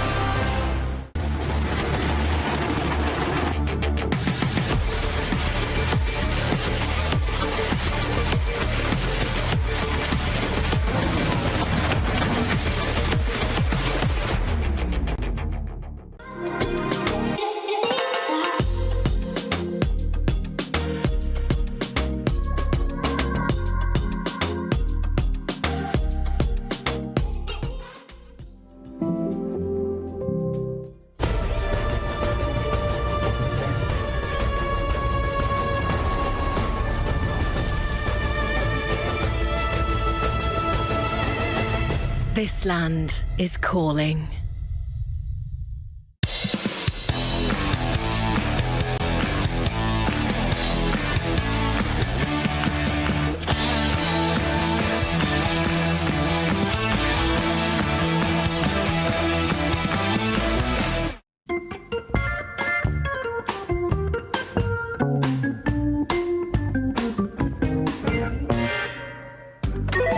All right, here we go.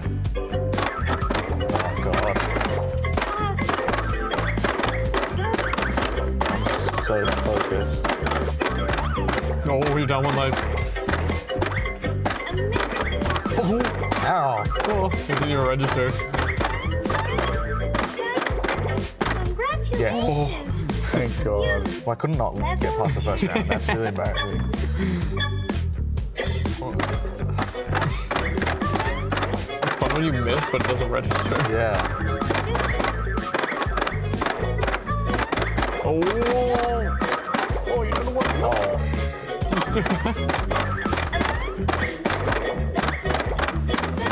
Oh, no. I missed it. I missed it. Not hard enough. 126, I think. Not too bad. Okay. One. I know a little bit of Chinese. Okay. Do you know your Chinese numbers? Jiao, right? Jiao. Wow. Dude, I got this. My 7 years of Chinese are not unusable. thought I was gonna say the colors. I got so scared. Yeah.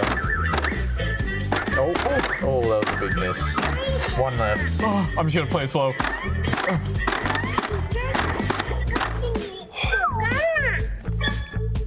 DR.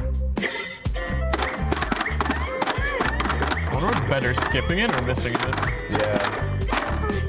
Oh, wow. That's falling off tempo. Still untrue.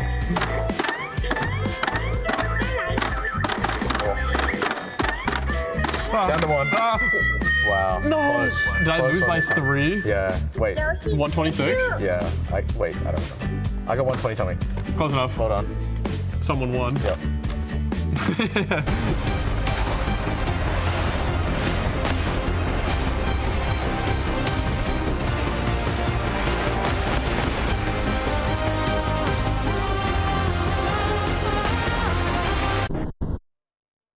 It's the Midseason Championship, and we are witnessing some upsets already as Johnny called Vertus Pro gets the first dub. Over on our Bravo stream, though, we had a second match going down with the South Americans trying to pull off an upset of their own. Let's check in with some of the gameplay with what was going down there. CC, China's second best team. How are they looking in this tournament, Johnny? Yeah, we're at a situation now where all the Chinese teams are performing quite well. Obviously, we're going to take a look at Rock here over on the A stream in just a moment, but Team CC taking down SoCorp 3-0. I think this was pretty expected, Avril. Again, you're looking at some of the players on Team CC. We saw them at Champions Clash, Pineapple, Kaneki. This is a powerful squad, the second best team in China. So SoCorp, a bit of an underdog in this one. Yeah, it's a bit rough for SoCorp because they don't come in with as much experience. They just don't have as much to play in. CC, you know, they have a lot of veterans on this team. They have Overwatch League players galore. Their coach is super rich, who played on the Spark as well. So CC have a lot to be able to use in this series against a team like SoCorp, which just isn't going to be the matchup well enough. With that win, CC is going to double up their prize pool. They're up to $20,000. SoCorp will be handed $10K on their way out of the tournament with their key now officially crushed. And I got to say, I love the hydraulic press. This thing is dangerous here in 2025. It is exploding those gold keys. I mean, you can see the shards flying off a little bit there as well. You need a bit of a safety manager standing by. But another key crush. 2 teams eliminated now. AG and ZoCorp are both gone. And that means CC will go up against GK now, which they didn't get to play yet. GK, though, they look incredibly good. Yes. They went to 5 matches versus OWCS, which is a dangerous thought for CC to go up against.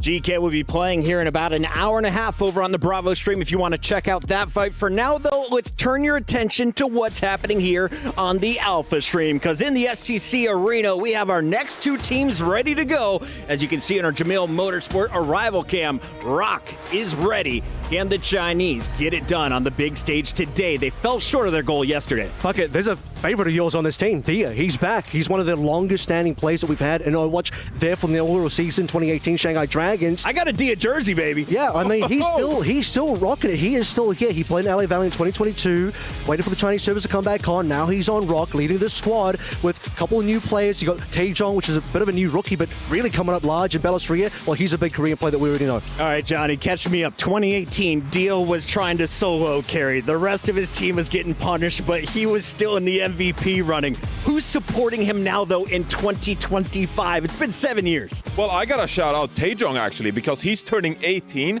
today. It's his birthday, and he is another big up-and-comer player, another journeyman who's played in Korea, EMEA, Korea, and now finds himself on a Chinese team as well. You've been in 4 regions and you're just turning 18. Really talented young player in Taejong, so that damage you will have to be lethal. I will say about Dia, though, we'll have to step it up a little bit. Dia was a bit cold yesterday. Rock Esports ready to take the stage, and we caught him right before the game. What's up, everybody? Danny Lim here, joined by Bellassria from ROC. Bellassria, I mean, we just had a small talk. You told me that this is your first ever international LAN event. So how does that feel? 자, 일단 방금 저희가 살짝 얘기를 했을 때 벨로시아 선수가 이번이 처음 국제전이다라고 말씀을 하셨는데 기분이 어떠신가요? 사실 처음 국제전이라서 엄청 떨렸는데 그냥 막상 와보니까 뭐 음식들도 맛있고 그냥 솔직히 여행 온다는 생각으로 좀 편하게 임하니까 게임도 생각보다 잘 되고 좀 좋더라고요.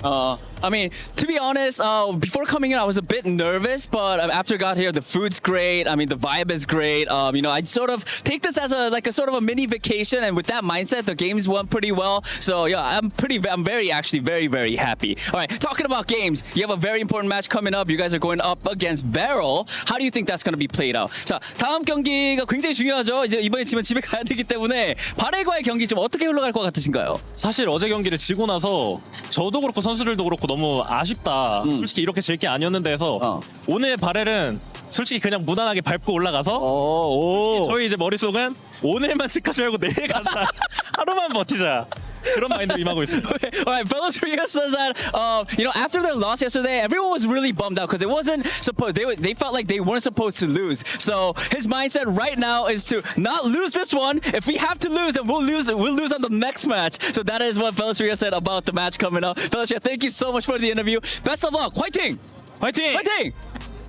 That's China's second best squad. On the other side of it, we have Japan's top squad. Veril Esports is looking to pull off some upsets today as they're rolling into the STC arena. For anyone who hasn't seen the lineup, Johnny, what should they know about the team from Japan? Well, Top Dragon has been a one-man army. You're just seeing yesterday. They did perform really well, and I think this matchup is going to be really interesting. It's a matchup between China and Japan, and this is Japan's opportunity to take down a top squad from China. It's a rare matchup. We don't usually get these types of matchups. Japan, they don't usually get to qualify to international events, so really important for Veril. They went undefeated in Japan. They went up against Crazy Kunya, so really tough. This time around, Rock a lot more beatable. I think this one's actually going to be quite close. I was talking to Jaws and Lemon Kiwi, and Jaws has been telling me Japan is on the come up. He's been saying it for a year. Could he be proven right tonight? That is the big question in the green room. A lot of excitement, though. You mentioned Top Dragon. He wasn't the only one, though. Slay was putting on a stellar performance in the loss yesterday. He is going to be a player for me to watch. But when it came time for the interview, KSG stole the mic. What's up, everybody? I'm here joined by Payne from Veril. Payne, let's talk about yesterday's match against Crazy Raccoons. It was a tough fight. Unfortunately, you guys didn't get the win. But was there anything that you learned from that loss? 자, 일단 어제 경기는 살짝 얘기를 하자면 크레이지 라콘의 경기 쉽지만은 않았던 것 같아요. 하지만은 또 아무래도 좀 진 거에 대해서 지면서 좀 그 경기에서 배운 점이 있다면 뭐가 있을까요? 벤점 같은 경우에는 저희가 좀 압박을 넣어야 될 때 충분한 압박을 넣지 못했던 부분이 좀 아쉽고요. 그런 부분이 저한테는 많이 이제 도움이 됐다. Okay. I think the biggest thing that we learned was at times where we had to put on a lot of pressure as a team, we weren't able to seize that moment, and I feel like that was a big part why we lost, and I think that's the biggest learning point for me as a player. All right, let's look forward. Next match, you guys are going up against Rock Esports. How do you think that match is going to be played out? 자, 다음 경기 이번에 지면은 집에 가게 됩니다. 굉장히 중요한 경기인데 ROC와의 경기 좀 어떻게 흘러갈 것 같으신가요? 지금 상황으로는 ROC의 대부분에 대한 어느 정도에 대한 정보는 다 들어있기 때문에 그거에 대해서 좀 커버를 하고 저희가 이길 수 있는 방향을 굉장히 찾고 있는 중이에요. 네, okay. Currently, right now, I think we do have a good read on the team. We did a lot of studying. We do have the info that we need. All we need to do is come up with a strategy to win that match. All right, Payne. Best of luck to you. Thank you so much for the interview. 자, 인터뷰 너무 감사드리고요. 파이팅 하시길 바랍니다. 감사합니다. 감사합니다. Here's a look at your Veril squad as they are ready to take the stage. The starting lineup, Nico, KQI, but we think Top Dragon might be on this stage. It's going to be Top Dragon for sure. Top Dragon, Nico, the other stars. All right, let's get some predictions here, Johnny. 20 seconds to the stage. Who you got winning this time in the first of three? I got Rock Esports in this one. I'm betting on the veteranship from Overwatch League. Yep, Dia, he's too good. Dia? Dia, Rock, they're going to take it. The veterancy is really strong. I, too, am riding the Dia train. Ladies and gentlemen, your second match. Who's going home? Who stays alive? It's time to find out.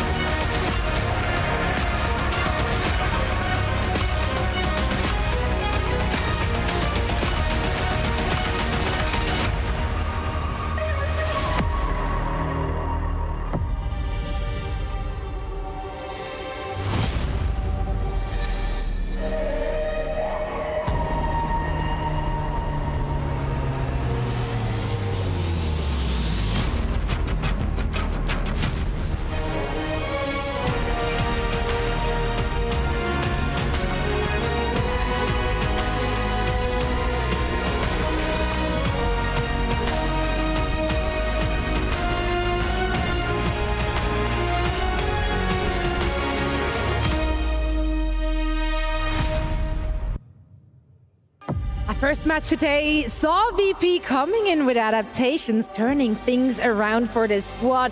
You know, we see their star player back in the mix, picking up this Metra mantle alongside his Tracer duties, and it was a good look. Now they're just one game away from making playoffs. Absolutely, that was a one-sided affair, but the next match has the potential to be a very close one. It's tough to predict, so let's not waste any time and let's bring out our first team on the stage. First, we have storied players to have been staples of the Chinese Overwatch scene, and they're banding together once again in 2025. Please welcome Rock Esports.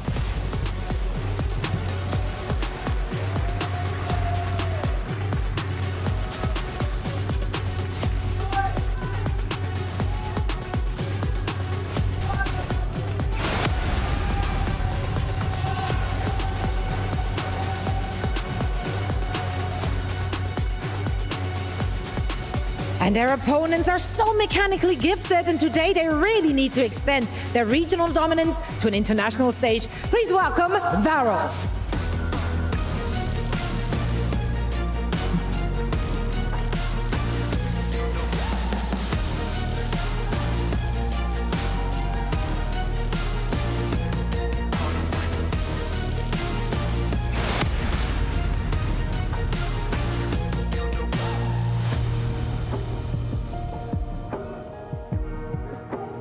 One key crushed, plenty more to go today, but which of the teams will lose theirs? Let's find out. Thank you very much, Zoe. Rock Esports versus Varel. Varel, the only Japanese team to make it here in the Midseason Championships at EWC. And Pug is right, I have been hyping this team up behind stage. And look, I do think Japan is a region, they are on the come up, and Varel have a good chance here to make a statement. Yeah, Varel, the only Japanese representative. They have won both their stages, but they have not seen international competition in years. You're going to recognize a lot of these names from Team Japan from the Overwatch World Cup, but you didn't get to really see their true potential when they went up, I think, against Korea and the United States. But they import some top talent, top dragon. What's so funny is they're a big fan of how tall he is compared to the rest of the team. He is pretty tall. Not as tall as Lip, but yeah, a pretty tall guy. I was actually speaking to the Japanese casters this morning, seeing how they felt about the game, and yeah, of course, you'd expect them to be behind Varel, and they're very excited actually to have Top Dragon on the squad. This is their chance. Rock Esports, though, and like was pointed out by Zoe, there's a lot of legends here from the Chinese scene. I mean, we have Dia back on the menu. Yeah, Dia, he's the GOAT. The desk said longest standing player in Overwatch. Spotty appearances though, but taking a bit of a break at some points, going to other games, expanding his skill set, but ultimately returning to his first love, his best game, and it's Overwatch. And alongside Taejong, they've been a deadly duo, but tough match that they were not expecting to lose yesterday, as you heard from Belosria. Yeah, I mean, look, this every group's looking a little difficult. Rock, of course, with names like Dia, Taejong, Belosria, Lengsa, Chamomile, formerly Molly. A lot of Overwatch League experience there as well, Lemon. Yeah, birthday buff too for Taejong. I'm not going to get the crowd going. But hey, Lep got his birthday buff, won a little bit, at least the first match. We'll see if that translates for Taejong. And Belosria, he's been amazing on the ball. Overall, a huge carry for this team. You heard in the interview, he was nervous, but was ultimately able to relax, treat this as a vacation. But now it's time to go to work. And Japan, you cannot underestimate them. They had a perfect stage 2, not dropping a single map. So there's not a lot of tape on what maps Varel like to go to. Yeah, they actually won against Reject, who has a couple of epic names on it, actually. Edison being one of them, Kalios as well, and a lot of other famous Japanese players that have been around the scene, been on the Japanese World Cup teams as well. Like, Varel aren't to be messed with, but their true strength may be a little bit unknown. Of course, if you're going against teams like Falcons, Crazy Raccoons, you're expecting to come out, unfortunately, with a loss in those series. But here is where you got to stick it to them and show that Japan really has the muster, the gumption to take it on an international stage. And Varel have said, and the Japanese talent agreed, this is the strongest team in Japanese history. You bring these imports in, you're hoping to bolster them them enough to try and get out of the group. This is an elimination game, so they have to bring their A game. Lijiang Tower, the first map. Rock going with the ban at the bat. No Cassidy available either as Varel banned that one out. Yeah, Rock is the higher seed. Usually pick Ilios. That's not going to be in the pool. Boost on as well, but they went against Crazy Raccoon and Lijiang Tower. They went all the way to round 3, so this is a strong control map for them. Gates open. Elimination match. Varel and Rock on their last lifeline. A lot of keys are going to get crushed today. Another one after this series. Slay on the Alari. I am loving this. A tough map to actually play Alari on. A few nice little pylon spots that can heal the team, especially if you kind of stick it to the roof, but very much a slow comp.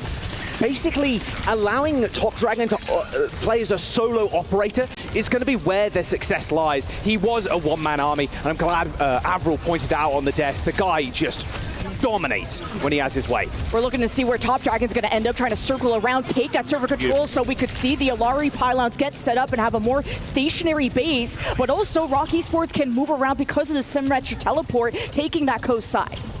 Lucio, Curie, and they're not going fast. That was a very easy fight win there for Varel.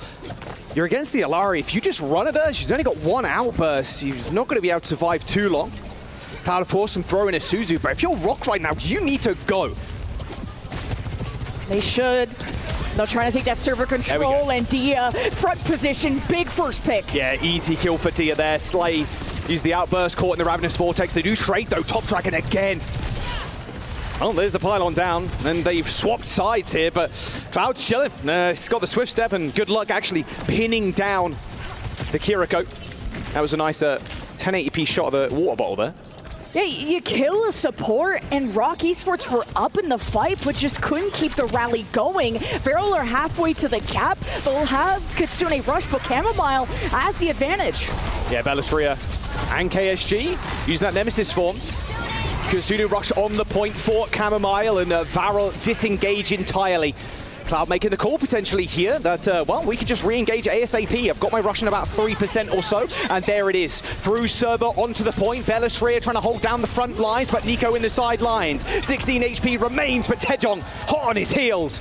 Nico tried to updraft, but couldn't escape the wrath of those pulse pistols. Dia now dueling out with Top Dragon on this high ground, but Varel haven't given up the point just yet. Slay lands a nice shot onto Taejong, and a missed pulse bomb.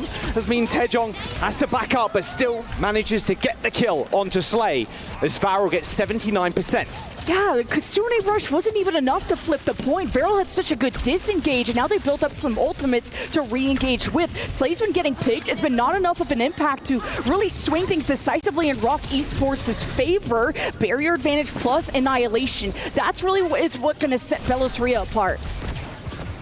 Captive Sun available for Varel. Could be cleansed with the Suzu. Bellisria going super low though. They're going to have to back up. Annihilation popped as soon as Dia tried to step up and get an angle with that overclock. Sound barrier comes in, but KSG is going to be able to survive this. Captive Sun on the point, connects with Bellisria, and he just explodes. A million pieces scattered across Lijiang Tower as Varel dominate Rock on the point, get the cap. That barrier from Langston was so late. Dia is getting walked on by KSG with Annihilation. You needed to try and match the tempo of Varel, and that costed the fight. You didn't even have the Annihilation out of Bellisria, and Varel about to win the first round. Holding towards these doors now as well, and Top Dragon, the solo operator with the pulse bomb. Nemesis form already pushed by Bellisria. He's going to have to Nemesis form, and then Annihilation way away from the point. KSG, though, does get booped into the team as they use the rush to gain the space required. 99% for Varel, but this fight is done. Kitsune Rush saves Rock Esports, buys them a few more fights, but they... Okay! Wait, what? Taejong got owned. Yeah. They tried to swing the corner there and try and tag Top Dragon, but Nico was kind of waiting in the shadows. Has got the bowler shot too. Waiting outside the server room right now as Varel go for the flip, as the entirety of Rock Esports turn tail and kill Top Dragon. FACEIT overtime now as Nico makes a heroic play onto Mini. Kills Dia, and now KSG can have his way with the backline. A rush on the point is too much for Rock to stand up against. Bellisria ends up falling. And without point control, you can't go for the dub, but Rock Esports, they've only got one member alive to really go for the touch. Lengtser, I'm not sure he's even going to be able to get there before he's going to get killed off. He's going to attempt to get in, but no, it's Taejong with a pulse bomb in his back pocket that gets the OT. Oh, that's unfortunate.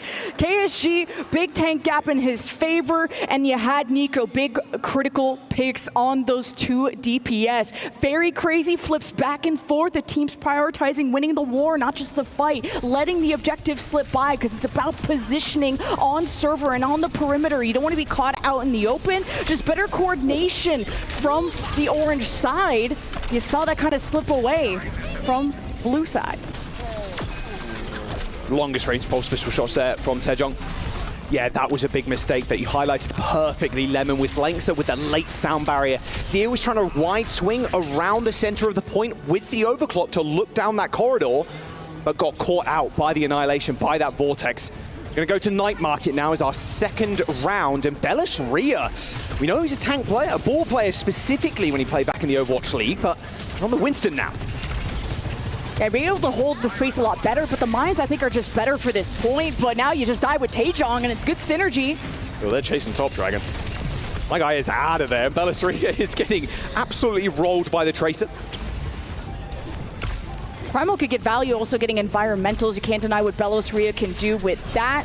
And yeesh. No Cassidy, too, to try and deny. Yeah, that's a that quick Winston. kill. On to Slay. Again, very tough. Very immobile is the Alari. KSG has to back out of there. They don't even get the cap, unfortunately. It was just too quick of an engage from Rock, but Top Dragon solo operating in the back line, gets taken care of by Taejong, but it took 3 people to do it. Yeah, it's so chaotic with Rocker, so much better at getting organized, but dropping Chamomile is very bad. Cloud is looking clean with it on the Kiriko. Jumps into the point, uses that second swift step to get out of there. They do end up capping, but it's not a clean one, as Varel still have positioning outside of the choke. Cloud is missing, so Rock will be able to keep the cap after all, even despite losing Chamomile and a lot of the healing as a result. I wonder if Nico's going to want to swap to the Sojourn, but clearly the threat hasn't been generated enough from Bellis Rhea. Slay is actually inside choke right now. It's a very dangerous place to be all on his lonesome, and yeah, Cloud ends up going down, just squished by Bellis Rhea. And Anton to a boot. A couple of take-aim shots. I think this fight is done and dusted. I mean, Top Dragon doesn't have a recall, but oh, neither does Taejong. Still, Rock Esports should be able to keep control here, and you're coming up with some ults. Kitsune Rush to overwhelm KSG. Okay, now the kills are gonna come a-flowing. KSG ends up going down, Rush forced on the points, and Rock continue to hold. This is tough. Varel have not been able to force the flip. They think they have the space, but then Rock re-engage with the Kitsune Rush, and they still have Barrier and Primal. This is going to extend Rock to probably a 99% overtime, unless Varel get a clean wipe. Bellis Rhea can play so aggro now with that Primal Rage. Actually just jumps into the Spore. Captive Sun being used as well as he boops Nico through the high ground. That high ground window. Okay, sound barrier. That's a big Captive Sun connection though. Detonations, a couple, but not enough to actually secure any kills as Nico falls. They just trade though, and with the rush advantage, it's going to put them in good stead on the point. They've got Annihilation and Pulse Bomb as well to hold on if they need to, but they eventually get the flip. Can they actually get these stagger kills though? All the sustain from Rock was awesome. The Sound Bear to counter the Captive Sun, the Primal to recontest and get Rock Esports still in control, but Varel are going to pop the Annihilation. Yep. Dia is in. I mean, has he got a plan of escape? He used that second dash to get away, now healed up by the Lucio, but that was an extremely early Suzu from Chamomile at the very start of the fight, and KSG saw that, just ran at them with Nemesis form. Slay has been so key for Varel to get a lot of these picks, acting as that third DPS. I mean, you're not going to be able to sit with the pylons, but you're doing your best to add on to the equation of Top Dragon and Nico. A big reason Varel were even able to flip in the first place after all the sustain that came out with the barrier from Lengtser. Oh, also I'm going a little bit wide. All good though. A lot of poke damage on the side of Varel, but because these rushes are desynced, Rock now has that advantage. They can just push in with it. There's no defensive ult from Varel either because they're running the Alari. Half railgun shot there from Dia, but oh, gets instantly vortexed, but managed to just slide out rather easily. Now the rush on point, they've completely flipped this on its head. FACEIT were good at guarding the door to try and stop everyone from following up with Belosria. It took the Kitsune rush to go and regroup with Rock Esports. The point is in favor of Rock, though. Yeah, good cleanse there onto Dia, saves his life from the Ravenous Vortex. Taejong goes down to Cloud as OT approaches for Rock. KSG is looking a little bit worse for wear now as Slay heals him up using that right click close to the Captive Sun, and same it could be said for that rush. That's a whole lot of ults on the point. Oh, Belosria blocks the Captive Sun though with the bubble. Primal Rage available too, but he's so low on the point. But I'm going to be honest with you, I don't think he even needs it. KSG and the rest of Varel running out of steam here on Night Market. A Primal Rage, a wave of hello and a goodbye to Slay, as Belosria picks up the final kill in that round as they tie control. Important engages coming out of Belosria. Forced Nico to get off the DPS into the Sojourn, from the Freya to the Sojourn. You just saw how he was constantly squishing, and you can't underestimate how Taejong was running around. Important, though, to mention Taejong. He had an important triple kill in that final fight to swing things back in favor of Rock Esports, and a round 3 as a result. All right, it got one there, but instantly cleansed. Nice bubble. If that lands on the Winston there, you're forced to pop Primal a little bit earlier than you'd want.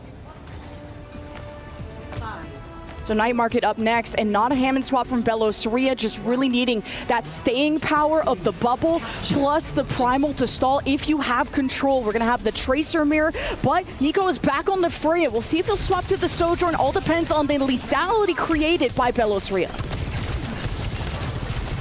Good positioning, though, from Rock already. They've taken the center pylon, forced the recall from Top Dragon, who's currently playing in White Room. Taejong deciding whether he wants to give chase. Yeah, Top Dragon, he can't really peek his little head into this fight.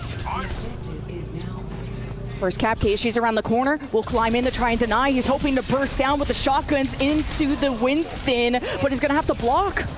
Yeah, there's the point cap as well. KSG couldn't get there in time to cause a contest. Forces the Suzu from the Kiriko, but KSG's just completely out of position as Lengsa descends on him. The focus fire from Rock Esports is too good. KSG bowed out of that 1v1. Rock Esports had better synergy, and they're farming up all these kills. It's going to be an ult advantage for Rock. I hate to say it, but I think the Illari is a little bit of a throw here from Varel. You've got to go a little bit quicker with the Lucio. It's a lot of upfront damage, and it's great when you have the point, but actually pushing into a team with the Illari, you're hoping you can get a headshot, Top Dragon can finish off somebody, or maybe Nico can, but it's very, very hard if you're at Slay right now. A lot is resting on your shoulders to guarantee some headshots onto someone like Dia. Yeah, Slay and Nico just need a stable position. They need to help KSG in this tank war, but he's bubbled off from the rest of the team. Pulse bomb available from Taejong as well. Look at KSG's health bar just melt. No spike guard remains. He jumps through the window, sniped and dunked into the water beneath. Although Varel still think they can win this fight. They've used the rush on the point, but a lot of that bubble health is just there for them to shoot. That's it. Belosria was hiding and protecting the rest of his team. An overclock pulled here by Dia. Not too many people to shoot at, but yeah, no, Cloud gives him the one at least. Yeah, investing those ults 4v5. Sometimes you got to take those risks when you have the opportunities, but Rock Esports counter with a barrier, and that's all she wrote. Slay didn't have the Captive Sun to try and shave down those shields, so Varel are going to be behind in this, 25% away for Rock to get this first map under the belt, and they have a Kitsune rush. Nico is on a decent angle, and Taejong is actually getting chased by Top Dragon right now. Takes the mini, doesn't get the mega health back though. Ooh, nice shot from Dia. Engine still running here from Rock, Captive Sun. Dia isolated now thanks to the wall. This Primal Rage is looking dirty though from Belosria. Just completely isolating KSG. He's trying to run, but he can't hide. Belosria takes them out with ease, and KSG didn't even get to use the downpour. It is 99% Varel in control, but their health bars are waning. Top Dragon kills Taejong, sure, but how long can they contest this point?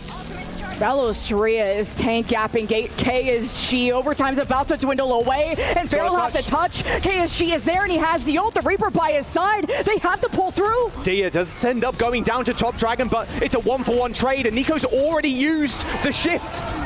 They tear it down. Oh, it connects with a couple, but the follow-up damage is required. Belosria still a menace on the point. Ain't no monkeying around for him, as Varel are just decimated on this. They can't do anything quicker. Belosria just molding them like clay in his hands as Rock take map 1. On their map pick as well. The Nico Reaper, I think, came out too late. I would have liked to seen that earlier. An answer to blow up this Winston, who Belosria was so good at bubbling off KSG, made it so he couldn't get any heals, had to block all the time, and never really had the edge against Belosria. And yeah, the Winston never got moved off his perch. Rock Esports then could rely on Belosria to take point, and the rest of the DPS to circle around Veril, who just kept committing ults in situations in 4v5s, but the risk never paid off. And then the following fights, they didn't have the ults, so Veril risked it for the biscuit and came out dry. Control, historically, is a very quick map, and yeah, the Alari is just not hitting right now for Slay. Like you mentioned before, a lot of the Japanese scene saying like, hey, the strongest team we've ever put together for an international competition here. So they want them to do well. And Garpo agrees. One of the Japanese casters was saying like, hey, truly believe that Varel has what it takes, but we'll see what kind of map they go to. Definitely going to be a slower one if they want to stick with the same thing. Yeah. They chose Circuit Royale against Crazy Raccoon when they did drop that, and hard to know where their map selections are going to be when they went, like I said, Veril went 9-0 in groups, didn't drop a map in playoffs, so Circuit would be the choice, I guess, but gotta try and force map 3 or it's over for Japan. Yeah, first to 3, of course, so there's a couple of chances.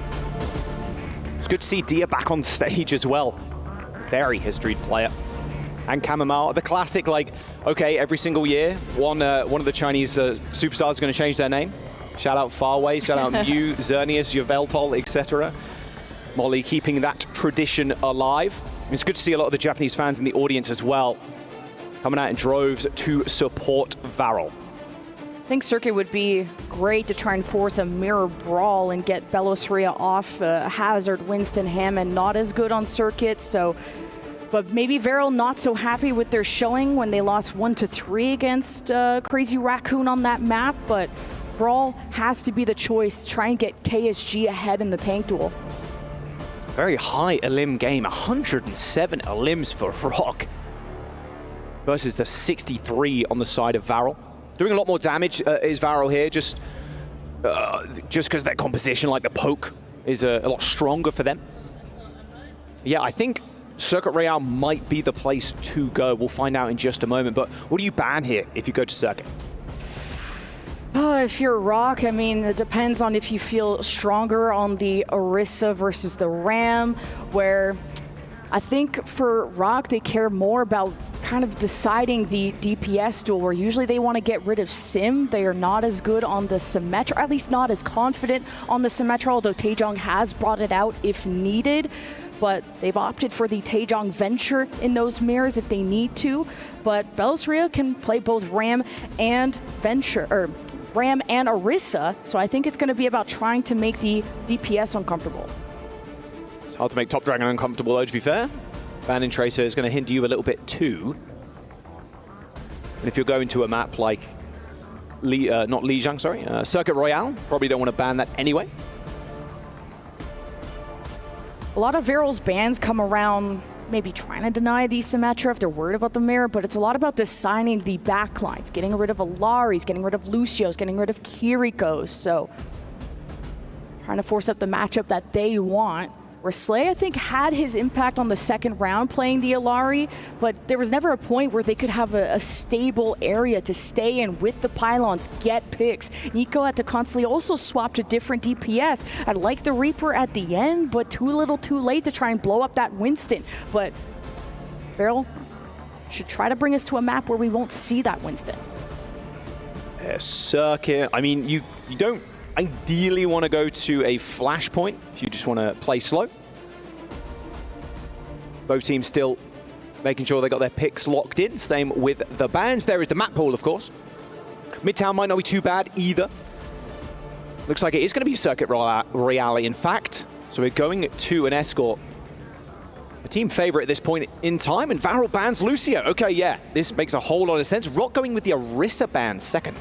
Trying to force the Ram mirror, then you're going to have the Junos in play. All depends on what the second flex DPS is going to be? Are we thinking a BAP? It could be the Alari from Slay. We've seen that from other teams. We've seen it from them. But it's also the Tracer matchup, and not just, okay, who's mechanically better, but the choices of whether you want to give your tank the edge and just play your Tracer from front to back, deal with the tanks and everyone after. There's not a lot of flank routes on Circuit Royale, so I'm looking towards Taejong and Top Dragon to really help out Belosri and KSG. Very bad Lucio wants in the series, of course, as well. So if you do end up taking this one, maybe a faster map for Rock. I think it would be a big thorn in the side for Varel going to a flashpoint. We're loading on in now. A couple of signs for the casters there. Shout out the Japanese ones over in Japan, broadcasting from there. I love their cast. They have the Japanese players also do poses at the end of kind of fighting, but they're equivalent of that. It's just so much fun. So many good personalities on the side of Varel. I'm a big fan of KSG, especially how polite and professional he is and the poses he pops at the end. All right, it's going to be Rock starting on the offense. So we get to see what Varel want to do on defense as the players are loading in now. Just having a small little DM before. Wouldn't mind seeing the Sigma either come through. Obviously, we saw that in our first series today. Vertus Pro kind of a master on that map, showing a masterclass on the Sig and long-range hit scan. DPS not being touched in the bans, so Symmetra's on the table, all the hit scans available. So we've seen the Freyas and the Sojourns, mostly the Freyas. You only swapped the Sojourn, at least in this series, when the Belos Rhea became a huge factor. So it'll be up to Nico and Dia to face off against each other. Let's load on in then. Map number 2, Varel and Rock. Right now, Rock leading the series after that 2-1 affair on Lijiang Tower. First to 3 here in this lower bracket run. And the loser gets their key crushed, and their journey will end today. Varel on the defense, Slay stick on the Alari, Cloud on the BAP as they have Top Dragon, Mei. Yeah, it's a risk for the Mei. You're trying to find that Mei wall behind the tank and just that window where they're going to be out of block, out of shield, out of cooldowns, and try and punish that Slay on the Alari. If he can settle in, he can frag out as well. Dia with the Mercy Pocket looking for a pick on opposite jumper, but even just cracking armor is important. Not going to get anything. Yep, straight to the Freya though. Okay, Dia versus Nico on the Freya battle. Blanks a 2 on the Alari. You don't see that too often, and with Lucio ban, he's got to do something, and no Juno. So this is going to be a poke war, no speed available from either side. Varel kind of playing scared around the corner, not putting a lot of poke into Rock. I do worry for Rock though. They haven't got this Mei. They've got a lot of upfront damage with Taejong on the Soj. Something that historically Taejong has been very crispy on. Good pressure into the Mei, so you're not being close enough to find these Mei walls. And Top Dragon's kind of separated away, and Taejong is going to be careful with how he approaches. Yeah, Belos Rhea has to err on the side of caution in a lot of these pushes around this corner. Although Top Dragon's been forced out, and that's going to be the big problem for the Mei. He's kind of holding off onto the side, actually a defensive ball just for himself, but ends up going down. A right click from Taejong. Through the choke, kills the Mei, and now KSG is in trouble. Yeah, just the double hit scan from Rock is overwhelming KSG. It doesn't let Varel hold their space and have a setup for the Mei, so Top Dragon 30% away from the Blizzard, but this should be a cap for Rock. Yeah, Belos Rhea is getting owned right now by Nico. That's a early Polish shot. Dia is not too far behind, about 80%. Ooh, does land one shot onto Chamomile, but it's all good. 2 and a bit meters to go, and this window is going to be a big thorn in the side. A Polish shot from around the corner, and Nico gets shot with a dart through the window. Easy as you like. A Captive Sun onto Chamomile, and the lamp deployed means no initial kill, but Cloud with the follow-up is going to be good for it. I can't believe Varel's still able to anchor, but wait, adaptive Captive Sun. Captive Sun onto Cloud. Oh, he goes down before the detonation even comes through. Lankster chasing after Slay. Supportal combat for Rock now as both of them take down their opposition. Lankster finds the kill onto KSG, and that's a cap on first. Feral anchored for a lot longer than I expected. KSG looked the window at Chamomile in the face, but such good block management, and then Cloud was able to counter window so they could zone off Rock Esports, and then it came down to the Blizzard that bought some time for Feral, but ultimately the double hit scan, so much lethality coming out of this duo from Rock Esports. Some time being taken away from the Feral side, now needing a point to stabilize. Annihilation is what we're looking forward to. Bellosaria slightly ahead of KSG in that battle. At least they get to hold here. There was no crazy stagger kills on the side of Rock. Taejong uses this overclock. He's got a good angle, actually, on the players afflicted with that Ravenous Vortex. Can't quite find too much, though. Only a little damage on the tank at the front line. Slay with an overpeak, but doesn't end up going down to the Sojourn. I mean, Rock Esports are getting so much free progress just on point A. KSG's going to play this corner, but he is kind of zoning himself off. He's going to pop the Annihilation. Yeah, but Bellosaria is holding on to his, so if they can survive this and back off, that's -1 ult now for Feral. Yeah, good disengage from Rock, and now they can just counter with their own Annihilation, but Slay has Captive Sun. Watch out for this backline. Top Dragon. Oh, Captive Sun from Slay. Is a Ravenous Vortex. They were trying to like a combo with that one. Just end up tagging Bellosaria, but Lamp thrown in from downtown. Gets destroyed. But he's chilling. Bellosaria is more than okay down here. He has the emergency button as well, but he doesn't end up pushing it. Cloud, though, ends up getting scored by Dia. It's all good. Dia was 1 HP on the points. Surprised Bellosaria didn't go for the Annihilation to survive in that corner and then push out, but thought better of it. Yeah, I mean, Feral won that by the skin of their teeth, and Rock were good at playing hide and seek against Slay, but this really has been a macro chess match of trying to leave the fight when ults are popped and re-engaging with your own. Speaking of that, Feral gonna have the bolo shot from Nico. See if they can land this. Chamomile's gonna find a window, would like to get around this corner so you can get better vision. Yeah, nice window placement though as well. Wall not so great there from Top Dragon. There's still a nice little angle for the team to shoot through. Captive Sun now into the corner. Oh, and that's a big one! That lamp just needs to be destroyed, and Lengsa! The Captive Sun! My goodness! Feral did not stand a chance. Generational Chinese talent, known for his Lucio, but here he's a killer. A big, big Captive Sun when everyone was herded into a corner. Also the Annihilation getting everyone low enough so you can get to those breakpoints. Big push out of Rock Esports.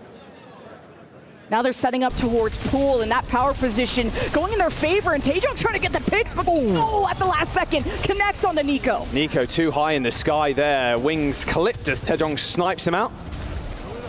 Aggressive push. Oh, Taejong, wrong side of the wall, buddy. Yep, Lamb not quick enough there, unfortunately, from Chamomile. I've got another wall, and this payload is it's schmoving right now as Dia finds a nice flank kill onto Slay. It's all falling apart right now for Feral. Dia in the 1v1 versus Nico. Lynx is there with the clutch kill, keeping Dia alive and the payload moving. 2 minutes and 20 seconds remains. Dia has not missed a beat. An important 1v1 for him to win while the rest of the 4v4 was happening at Pool, and Rock Esports have won battles on both fronts, and now they have to try and get into the back of the base of Feral. That is an insane position for Taejong to be in. Yeah, it slides away. Oh, doesn't end up actually connecting with the Sojourn, but there's no one there to do the damage. He's just been slowed down. Oh, eventually they find him. Okay. That's Sunstruck. Yeah, that Sunstruck lasts quite a while from the Alari, but they've still got high ground here. Yeah, Rock can just buy some time here and just poke and prod until Taejong gets back and play off the window. They want to get behind Feral, and KSG's trying to deny. Annihilation from both Rams too. They can stare longingly at each other in this small choke point. Looks like Feral want to make the first move. Rock's out of there though. And you don't end up saving Lengsa, however. Perfectly placed Blizzard by Top Dragon, nets them 2 kills. Yeah, the Immortality was only going to last so long. An important freeze to get onto Bellosaria. It's sometimes tough to get Blizzard value, but when you have no speed options like a Lucio or Juno, Bellosaria got caught. And now Feral get to defend. It was important for them to regain control of this because this time bank was going to starting to look outrageous for Rock, but only 1 minute left in a window. Captive Sun, Annihilation. Feral, though, they have the edge, the advantage of space, but they are pretty extended. Trying to force Top Dragon to use this block, but Top Dragon's got too much support. Even a wall behind Bellisria right now. And a lamp as well to aid his efforts in taking this high ground. There's the block forced onto Top Dragon. And the annihilation as well. This should clear out high ground. Bellisria is kind of alone though, and in fact, no one was actually there to follow up. A captive son though from Lengsa up onto the high ground, clears Cloud out as overtime approaches. Yeah, you have to leave. Cloud is dead. You have respawn advantage. Feral needs to play off of that. They're getting chased by Bellisria. He's so low. Yeah, he can't keep going. He's got the lamp. But he's still, Top Dragon, they're just going to dominate him here. This is an overextension of the century there from Bellisria. Maybe expecting more help. It's 7 seconds to go. And look at the Varel's ults. They can hold this choke. There's just no shot. Anybody touches now. Lengsa goes down and, Bellisria. Bit of a little bit more he could chew in that small room against a Mei Ram. He got healing at the last second, but got messed up by the Mei wall, and that got a lot of value against Bellisria. Froze him on the last Blizzard, walled him off in that engagement. Still getting almost to the end of point C. Can be good enough for the Bellisria squad, but man, this Alari matchup has been fun. Lengsa showing Slay how it's done. That was everybody's Alari's dream there, having everybody in that small corner. That lamp getting destroyed by that first detonation, and then it's just a cascade of explosions after that. Very awkward spot, mind you, that payload has stopped him. Be quite tough to defend. You can kind of hug that small corner. There's you can kind of break LOS from everybody that's shooting down choke, but you still just have to put your round there and hope and pray. We'll see if Varel can make it all the way there. Looks like Rock are happy with the comp that they're running. They're not making any changes. Yeah, the double hit scan was ruining KSG for the longest time, and where is he? Where is SSG? Oh my god, he's on the B stream. He can't even fight back. That's messed up. We'll show him that afterwards, don't worry. Well, Vero going to maybe operate around the Mei once again, and this is a nice tight lane where you can try to get those isolations, but the issue has been just the cracked out DPS. The amount of damage that comes out of Rock. You have more utility with the Mei, but overall, Taejong and Dia gave the edge to Bellisria. Slowly but surely now, Varel make their approach. Trying to get on top of this bridge as Bellisria keeps around the corner, plays around the pylons, but wait a minute, a pick on the Taejong? Yeah, I mean, these picks can come through so quickly as well from the Mei. Taejong's aim, or Top Dragon's aim, sorry, on the right click is nasty. And now you're in such a good spot as well. The poke damage here in that small corner is the only thing Bellisria has to kind of rely on now to reset cooldowns. One more fight for the point cap, and that went by so fast that you're not able to generate any ults just off of that one kill, of course. So Rock gonna have to poke and prod away and be careful of Top Dragon. Yeah, one more pick will do it. Cloud kind of inching ahead of Chamomile as well in terms of ult charge. This window swing is going to be rather deadly. Bellisria popping Nemesis form as that wall comes up, puts his arms up and takes negative damage. So he's going to be good for the time being, just waiting for this initial pick. It's a personal pylon there for Diaz, getting all the healing in the world and then some. What is it? What is Taejong? Wait, Taejong just slid into the Mega Health Pack, and that's an easy kill for Top Dragon. He's gone down again. You use window here, and then you win the point if you're Varel. I mean, you're done. Cloud ends up getting tagged, though, by the bonus shot from Bellisria. I mean, look at this as well. A Blizzard on the point. Dia kills Cloud, sure, but can they actually finish this fight? The point's already capped, sadly, so a quick hint. Taejong's positioning there, getting caught out again by Varel. Well, good picks from Rock, but losing your tank and then getting blizzarded by Top Dragon did not help. But the silver lining for Rock is you got a lot more ultimates than you expected out of Varel. So now they have to build momentum. Slay's going to have to do a Lengsa impression, try to herd Rock Esports into the left corner, get a lot of value out of this adaptive son. Or captive son. It is rather captivating. Yeah, it is. Go on, Slay. Get us a clip. He's looking for it too, looking for people to group up. Window's going to get deployed though. KSG's in an odd spot. can still kind of LOS the window, so chilling for the time being, but good disengage by Varel. KSG though, okay, thinking he was under a lot more pressure than he actually was, pops the Annihilation for about half a second. Captive Sun in the back line. Oh, history repeats itself, but this time, Slay is right in the book. A double kill for the Alari. Chamomile shuts him down, but that's point 2. And KSG zoned off Chamomile, so he couldn't even heal and have any chance, even with the respawn advantage. This is a swift cap. You have 5 minutes for Varel. The box of victory at the second corner. And you have a Blizzard coming up. If Varel can try to draw the fight onto the low ground, that would get a lot of value. There's no speed, of course, from Rock. Chamomile has to keep this immortality. If that Blizzard comes out, Varel can win off of that. They don't want to overstay their welcome at all. Especially not against this overclock. Oh, sticky spot to be in there if you're Slay. Should have the outburst though. Yeah, hop, skip and a jump upward to the high ground. Cloud overstaying his welcome, forced to deploy the Lamb. HG's there for the backup as now Taejong tries to wide swing and snipe Slay. That Vortex doing a lot of mean work on the sides, but it's actually Nico that falls first to Bellisri is punching. Yeah, Varel were not sure on the extensions of Rock, and they're still trying to draw everyone from Rock into the range of this Blizzard, but here's a window. Slay's got to run. Slay's dead, yeah. Very aggressive push there by Bellisri. They got this high ground control, which is rather nice. That window is going to force the positioning of Bellisri all the way back.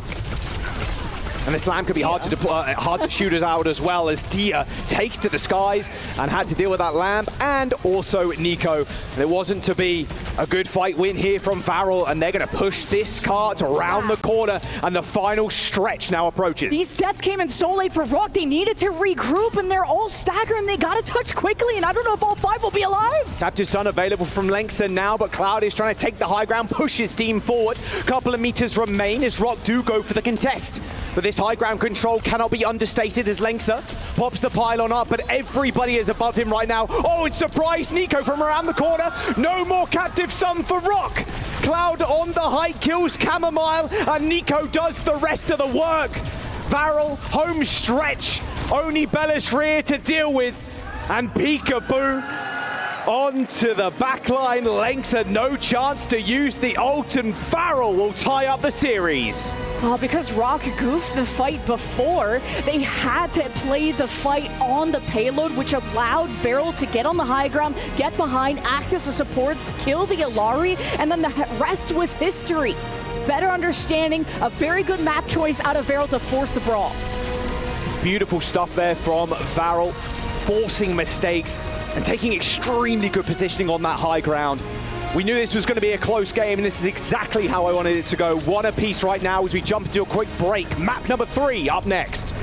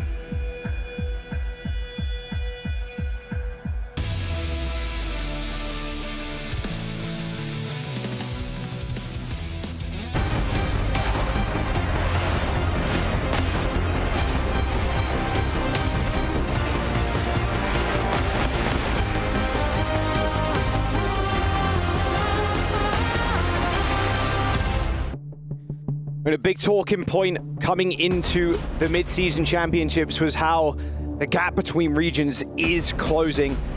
And I feel that way. I really do. Vertus Pro in that last series, a 3-0.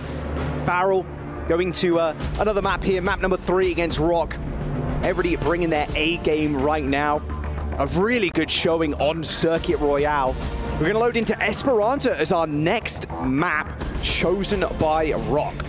Yeah, Rock really liked the dive maps when they went, not that this is that, but just to kind of summarize this series, they won Lijiang Tower 2-1, which is the Winston from Belarus being the big difference maker. Varel not coming up with an answer, but they did so with their map choice, going to Circuit. I'd be a little worried though if I'm Rock, because Circuit was their most played map, most successful one, and they just got beaten in the mirror in their own game, at their own game. So Rock Esports will pick the Esperanza, wondering now if we could have the Belos Hammond or Winston become a threat. And even if you ban one of those heroes, if you're Varel, the other one is still an option. I believe Winston was already taken out before, but... Oh, Varel are going to ban the Winston. Okay, there it is. But the funny thing is, Rock are going to ban the Alari. They had enough of that. Yeah, this was so annoying. So then you could easily Lucio Kiri, or if the no Winston, but so you're not going to pop the Ana for the Hammond. You want something stable in the back. Going to be also a matchup of Tracers most likely, but wondering if we're going to see Nico opt for the Freya or the Sojourn. All depends on what tank is chosen by Belos Ria, which he could also stay with the Brawl. Well, we know Top Dragon's going to be playing Tracer here, or at least a very high likelihood. Wouldn't mind seeing the Belos Ria Wrecking Ball. What he made his name on.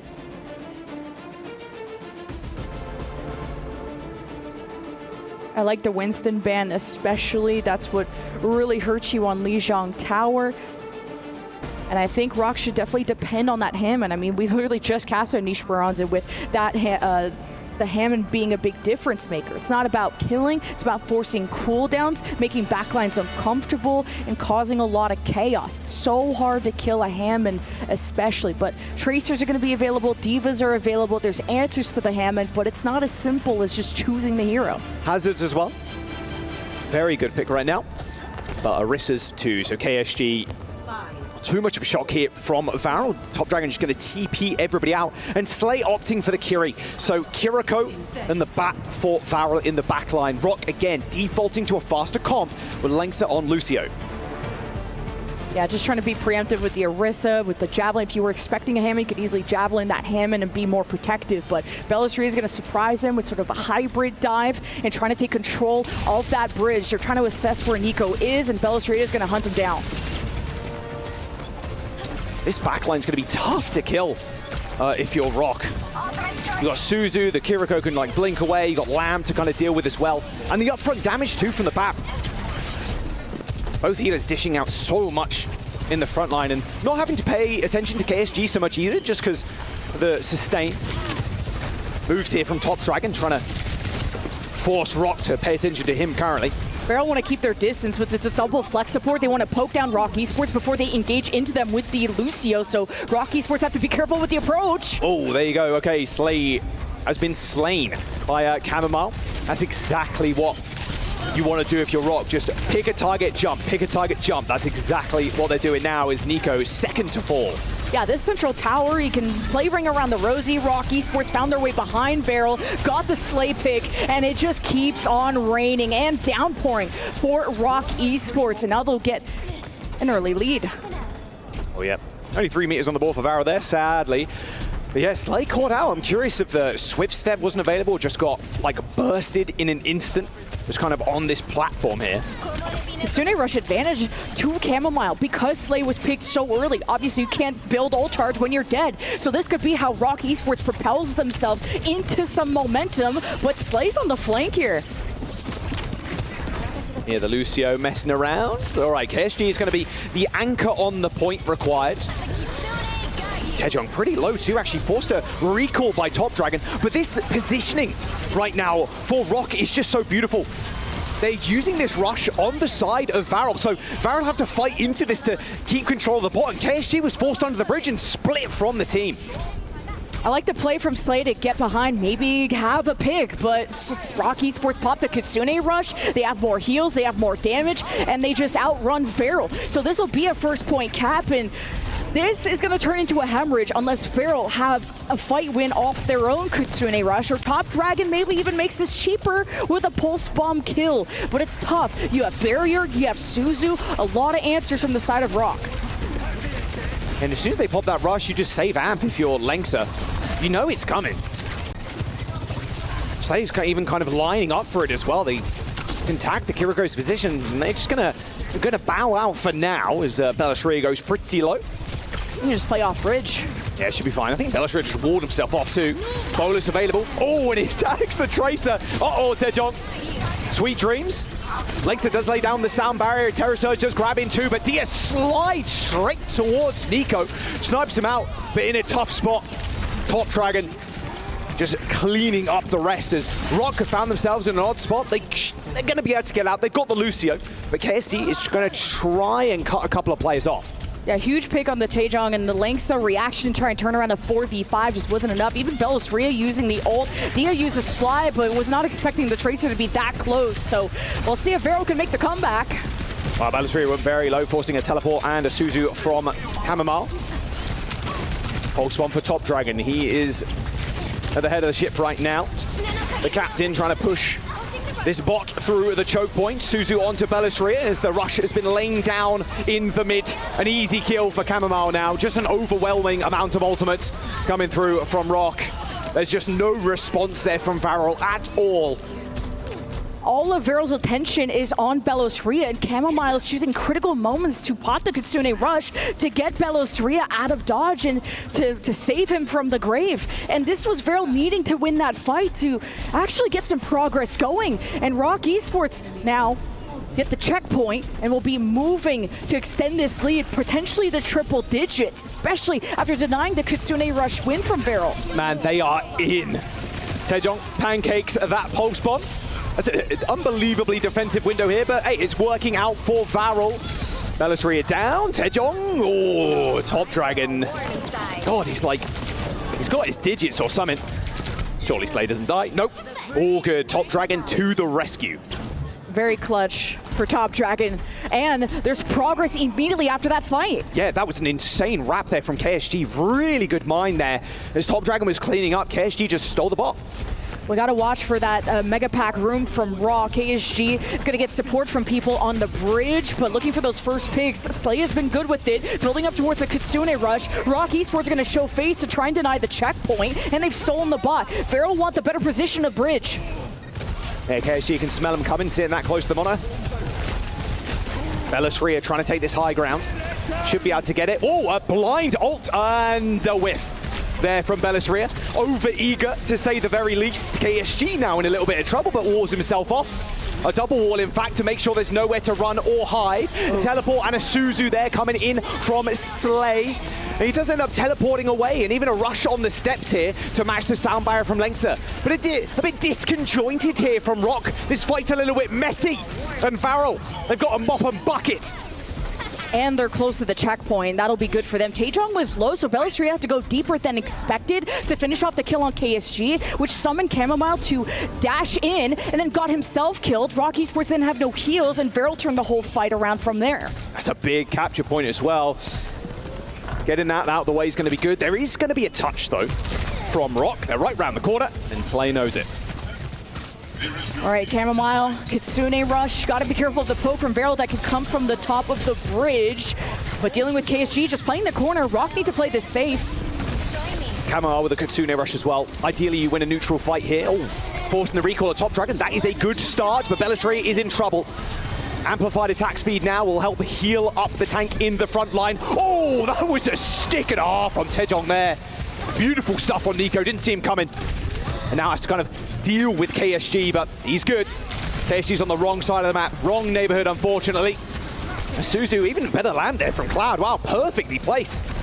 Well, KSG was just trying to die on the bot, and somehow he gets saved, but sacrifices Slay in the process. Man, Slay got carved up there by Belashria. Jumped to that high ground. Lead not quite taken there by Barrel. They've got 1 meter in him. I mean, look, there's 2 and a bit minutes to go. They can come back. They got a lot of ults for this next fight as well, while Rock's ult bank are looking barren. Big win, and Varel never flipped the lead in their favor. 2.5 minutes. Veloceria, he is very punishable, but Varel are still trying to find the cohesion to do so. While Nico will have the ult, but Veloceria is going to get ahead of this fight. Love that. Oh, Veloceria. Wrong place, wrong time, unfortunately. That window, though, not quite enough to actually kill him. There you go. They needed this to be a cheap fight, and unfortunately, the price they paid was 3 ultimates. Chamomile and Veloceria are dead. A slight stagger on Dia, but they still got a pulse. They got a Kitsune rush. They're in a very good spot to take the lead. Have to win another fight to see some progress. Kitsune Rush has to be getting value. Rock, are they going to want to give up that corner? What can they accomplish at the window? KSG is already trying to deny that first position. Lanksa can't get the boop. Lanksa can maybe save this with a sound barrier, but Veloceria has to anchor this around the corner to deny progress. They might just want to go fast. Downpour available from Veloceria could be a bit of an annoyance to kind of deal with. It does use the downpour, kind of blind again, and it whiffs. Dia's already dead. Rush on the point. Lamb to just fortify the front line dive, and Top Dragon's even got a pulse. Sticks it to the wall. Damages, it's okay. Taejong gets him one better though, as he actually sticks Nico once more. It's a rather even fight considering Varel used 2 ults. A sound barrier comes in from Lanksa and hits 2 as Cloud ends up biting the dust. How have Varel lost that? Rock managed to hold on. Just not being able to punish Veloceria, and you gotta thank Chamomile. Just TPing in, hitting the Suzu, and he got to conserve the Kitsune Rush. So Rock Esports still in the lead, shaving down a lot of this time. 60 seconds for them to try and go to match point, and it's all up to Chamomile to assure this victory for Rock. Yeah, match point in their sights now. One step closer to crushing the key of Varel. It's this rush. They're just going to swing on this rush. Easy as you like. That wall ends up coming up. Actually, that blocked the rush. Wait, Chamomile got like 1 inch of rush there, thanks to KSG's wall. Oh, wait, what? What? Where did Taejong go? Blinked off the map or something, not entirely sure, but he's definitely regretting his movement now. 20 seconds to go, overtime approaching, Varel on their final push. And it has to be a flawless one, and they'll have a window, but not the easiest lanes to pop this unless they get towards that second checkpoint. Rock Esports could also contest. They have a Tracer. Veloceria needs to play safe, but they're actually behind Varel. Lamp's been already deployed by Cloud, and even the emergency window as well to sustain through this. He ends up boosting away, but that window is gone by the wayside. Rock completely disengaged. STC overtime now as Taejong and Top Dragon duel on the point. Pulse bomb in the hands of the Tracer. Okay, there's the ult, and the pulse bomb. Taejong has a lot of good targets. Nice Suzu there, comes in massive for Chamomile. Nico goes down yet again to Taejong's pulse bomb, and Cloud is going to follow him to the grave. Lanksa with 2. Overtime ticking for Varel, and that's just going to be it. KSG and Top Dragon, they come out with kills. But Rock, they found match point. That was so close. Varel were on the flank, but whoever called that was insane from Rock. They had a good reaction. They had time to counter. And Rock, even with what happened, still just very stressed out on the biggest of stages. Just momentarily keep themselves ahead in the series. What a challenge coming out of Varel. Taejong 3 fights in a row, or 3 pulse bombs in a row, assassinating Nico. It's been a rough game, honestly, for the Sojin on the side of the Varel. I mean, look, Rock on match point. Varel and Japan's hopes and dreams as they'll lie with them. They need to now take 2 maps in a row to then continue their journey in this group. But Rock, they're ready to swoop down and snatch it away from them. We're going to jump down to the studio. They can break down the first 3 maps. It's great to see the excitement there on Rock's faces. A stumble in game 2, but they right the ship in game 3. Welcome in, everybody. We've got Avril and Johnny joining me in the studio. The STC Arena giving us some pretty good games, but it's our first halftime where it's not a 3-0, Johnny.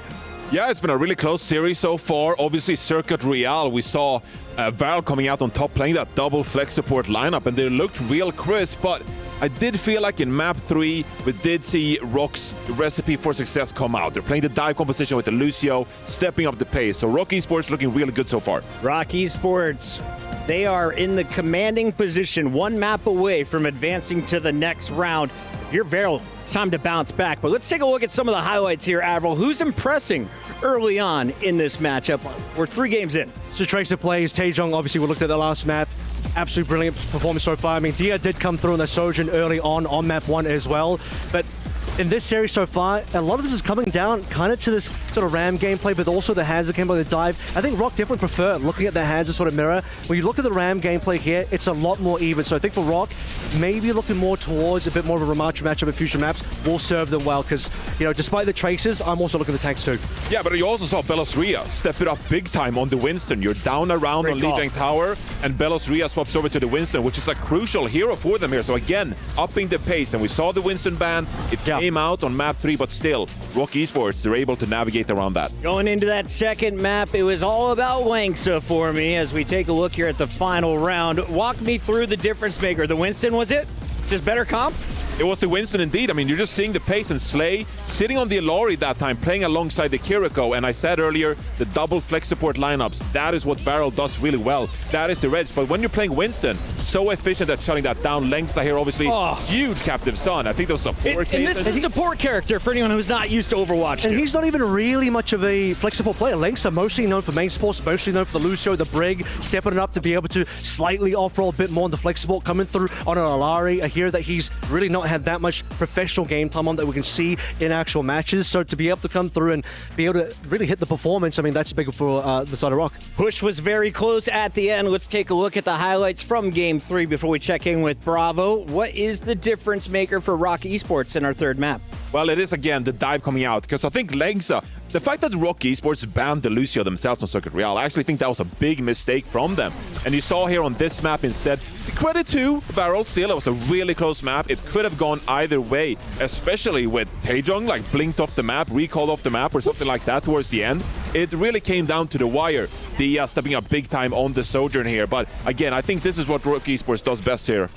We got the match going up here in about 3 minutes, so as we hop out of these highlights, would love to catch you up with what is going on the Bravo stream, because reminder, it's day 2 and your last day to have 2 streams of Overwatch 2 active at the same time. Some big matchups from Group C, and how are my cats doing? The handsome cats, Avril, they still have a chance? Got Scorpos, it's a struggle out here. Again, they come in with not as much practice, not as much experience as some of the other teams. Twisted Minds, they're coming in today with revenge on the mind. They are in a position where they want to go up against Sign again to be able to qualify through from their group. So they want to just get past God Scorpos without too much issues here, even repeating some of the maps that they played versus Sign yesterday, like this Atlas, but rewriting history and saying, no, we'll win the Atlas this time. We don't even need the Sim. Sim ban, UB trace it, we can still win. Any surprises here to see a 3-0 as the final score, Johnny? I don't think it's any surprise at all. I think Twisted Minds, they got their sights on the playoffs. They want revenge against Sign Esports. Exiting in groups would be a big disappointment for Twisted Minds. That Sign versus Twisted Mind rematch will decide who moves into the playoff bracket, and we'll close out the day over on our Bravo stream. Here, though, on the Alpha stream, we got to keep you updated. And a reminder that Group D, this was a 2-1 with Sign taking game 1 and 3 in that first time around. And I think this time around, Twisted Minds, they will be a little bit more fired up. They know that they probably were the favorites.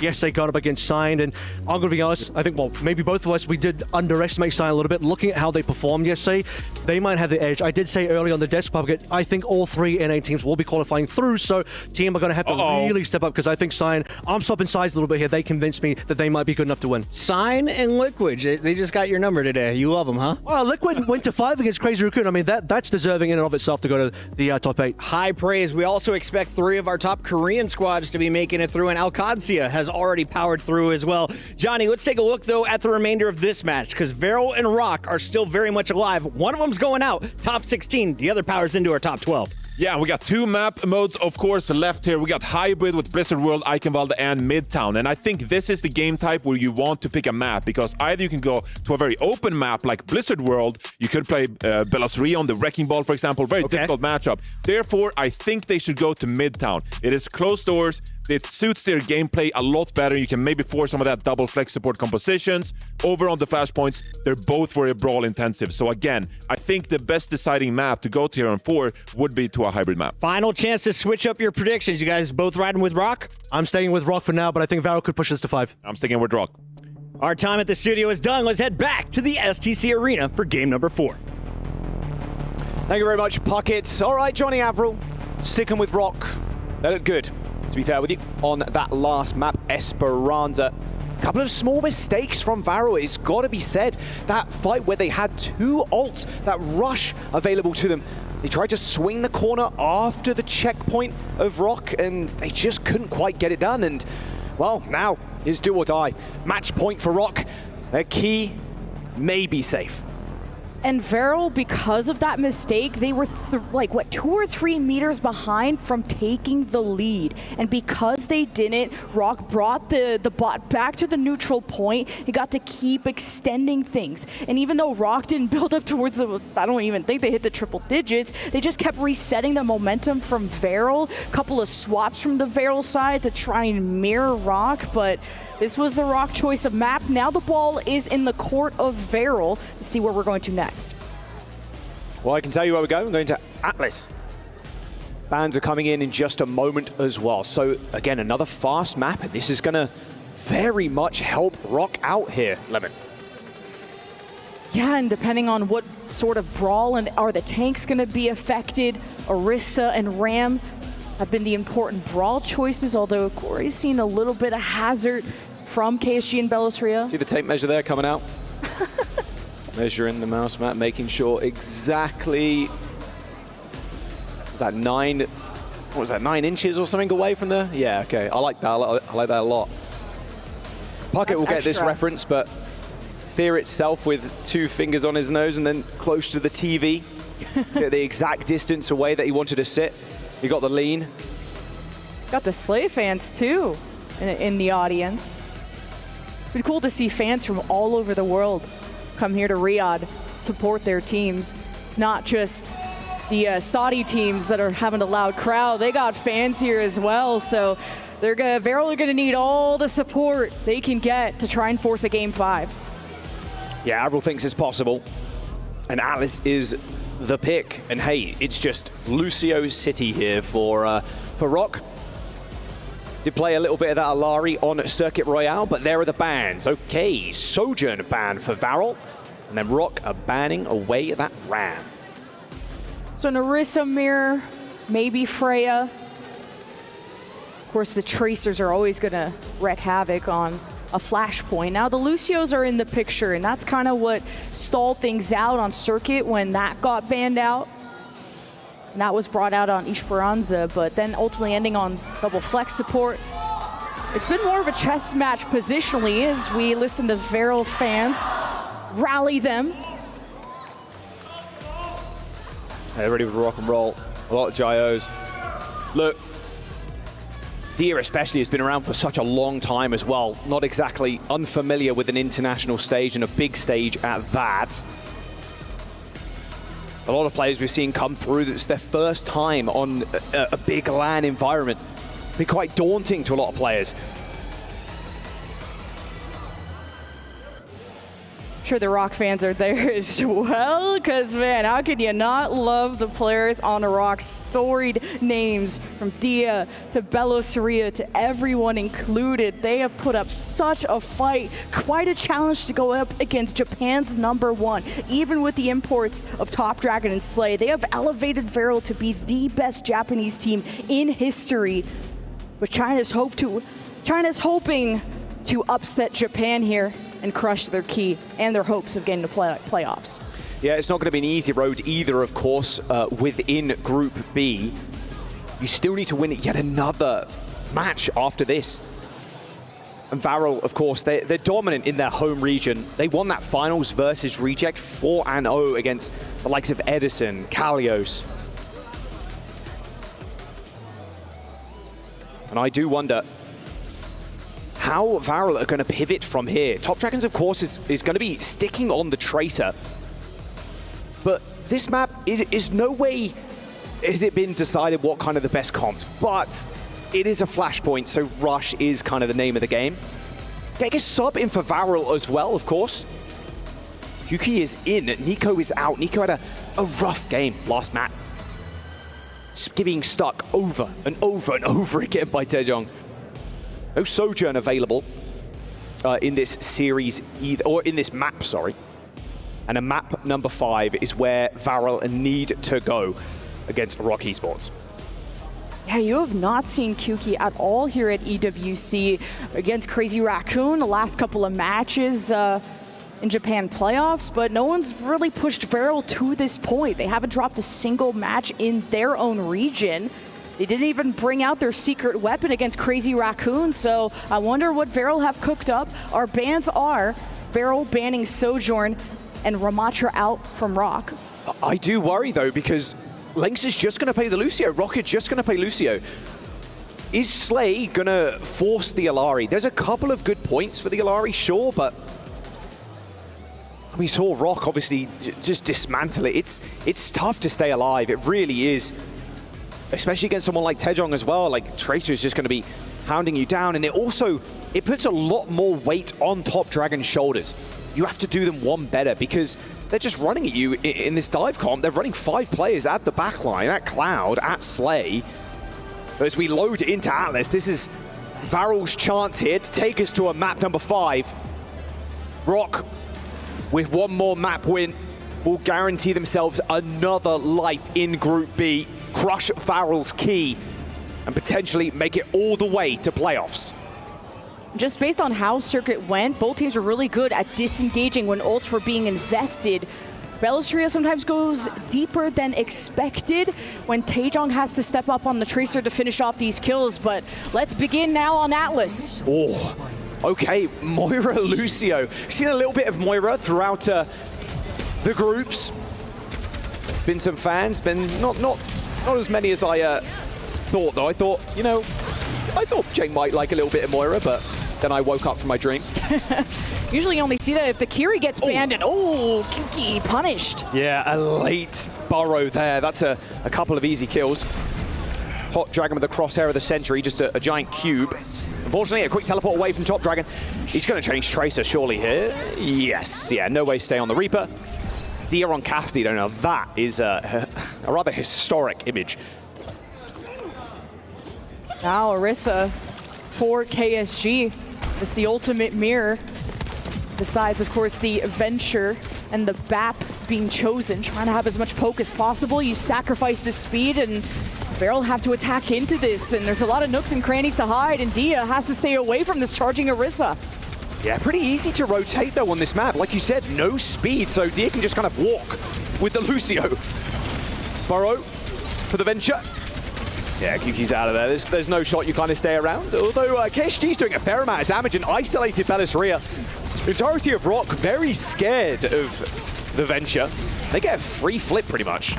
Yeah, that'll be Top Dragon and Taejong fighting for the point while the fight could take place elsewhere. And it's okay to give up that point cap as long as you win the war. And Belistria is going to swap now to the Winston. We're kind of playing mystery heroes. Would Varel want to go back to the Reaper, as maybe that was brought out initially just to take care of Belistria if he brought out any dive. But for now, Varel is still fighting to get the lead. Yeah, good kill there by Slay onto Dia. Okay, good start. And they're going to be able to take the lead on this flashpoint. Don't want to be reset here. Yeah, Bellistria's got to get out. He's got bubble and leap in a couple, so should be good. Taejong with the pulse bomb too has been a big factor, especially in that Esperanza map. The stick connections were just honestly out of this world. You had to have been close to 100% stick rate. Slay on the off angle. He'll be forced to TP out. Kitsune rush available first for Jinmu. Oh, Dragon's looking. Oh, pulse bomb hits the wall though. Terror Surge met with a sound barrier there as Linkster tries to get his team away, but Dia isolated by KSG. But Belistria with the Winston, the dives are just too clean. There's 99 for Varel. Gotta win that when you pop 2 support ultimates, and it's a great job, Varel. Popped the window and just couldn't get good vision, not enough damage, and not a good enough response. You go for the extra damage, not as much sustain, and couldn't deliver on those kills, so Slay has to pull through to try and save this point for Varel with the Kitsune rush. Oh, nice little force of the recall there. Dia paying attention to Venture rather quickly. It's a good comm to actually take the point with Varel. If they want to go for the contest, they're going to have to burn cooldowns to do so. A rush that Rock are just going to disengage from completely, and Cloud is just, in the middle of nowhere there. No way near his team. This first point, rather finicky for support. You really do just have to be like glue for the rest of your team. Oh, and that's going to be Rock. Despite Varel flipping, claiming the first point on Flashpoint. Taejong and Dia are clicking, and you wanted to see that happen. Now they take their first point. Varel will play from behind, and they're gonna keep swapping comps to try and find the solution. Now the hazard.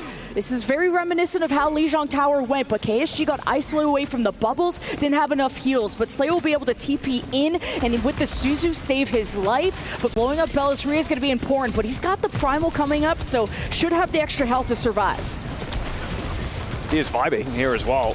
On the points, yeah, flashback. Oh, even a high noon, everything popped there by Dia. Taejong and Top Dragon ends up coming up with kills. There is an ult from Kyuki, and that's a lot of damage to in the front line. Can they actually kill the oh, okay, well, a free kill there from the Venture. Jinmu just appears in front of Kyuki. That's a double kill, and that's going to be point capture as well from Varel.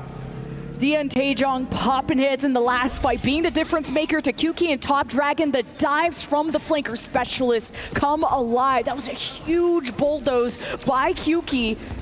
They look towards the pulse bomb, but namely the Kitsune rush from Jinmu as they hope to push in, but there's a lot of different entry points, but this one has some choke points to get through. Kyuki is already looking to isolate one, namely one of these supports. It's worth keeping in mind as well, Jinmu being on the stage, of course, normally a DPS player.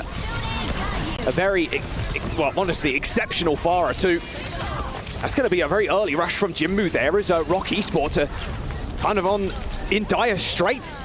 Top Dragon is just kind of rinsing them right now. 60% in building for Varel as KSG assassinates Jinmu. Bellisria gets out of the fight, but not good enough for a win at all. And in fact, it might be a small stagger here too. Bellisria is 1 HP, almost side to the wall.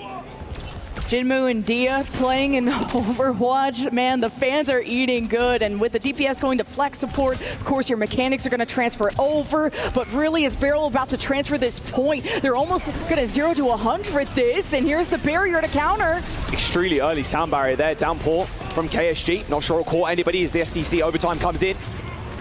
KSG's alone right now on the point, fending it off from Bellisria, who is equally as low, and without Primal Rage, there's no staying power here for Rock Esports. KSG and Top Dragon are just finding these isolation picks. That's 1 point on the board from Varel.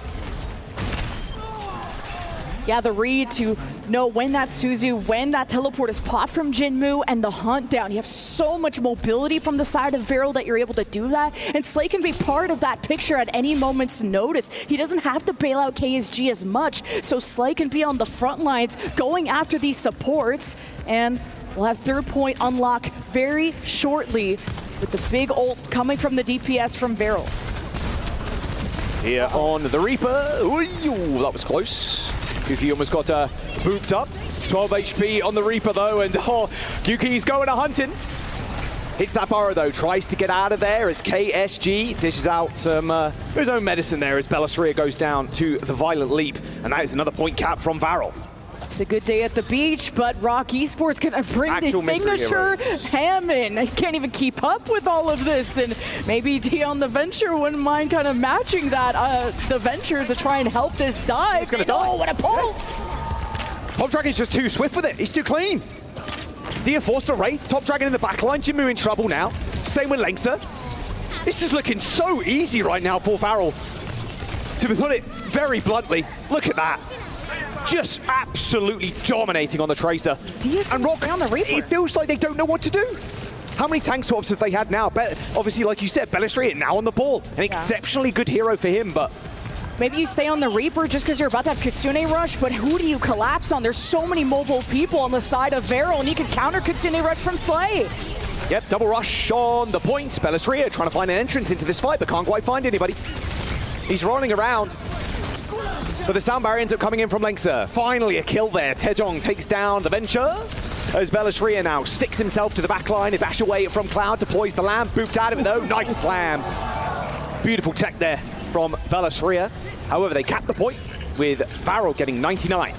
Taejong and Bellisria had to will that victory, but now they have to make the ultimate comeback from 0 to 100. Gets the ult from Verel that can now go in with the window. Rock Esports have to make this decision carefully of if they find cover or want to try and fight through. Dia has Death Blossom. He could easily teleport in behind this window and go for the big risk, big reward. Lamp already taken care of. Oh, that's not exactly the door you wanted to open there, but it's all good. Still takes down Dia regardless. Top Dragon and KSG still doing the heavy lifting here for Varel. KSG is alive, but not well. That can be said for certain. Bellisria just getting kind of eaten alive. A nice little roll through from Bellisria. Doesn't quite get the boot off the map. And now just chased down by Top Dragon as he comes up with the goods. There's the point flip and the STC overtime. It hits again. As Varel now needs to defend this. There's not even going to be a touch here as Rock Esports aren't quite quick enough. One step closer to try and force the game 5, and Dia's sole focus is making KSG uncomfortable. He is losing that 1v1, but Bellisria has minds. He could deny this next point capture and get the space earned and the cap for Rock Esports. Varel do their best to try and deny. They could try and circle the point. They have the mobility to do so. They want to access Jinmu. They've been good at picking him so far. Okay, Top Dragon calling out the TP there. As he sees Dia disappear in a puff of smoke. Oh yeah, don't want any of that. No, thank you. Quick burrow. And yeah, that Reaper has to Wraith form away now. Kyugi, only one CD remaining, but needs some help. Very low HP right now. Those shields helping out the Venture as Bellisria tries to go for the kill, but Quick Sharp is Slay on those healing off with her and managed to get back the Venture to full HP. Same can't be said for KSG, however, as now it's all falling apart as Rock end up capping.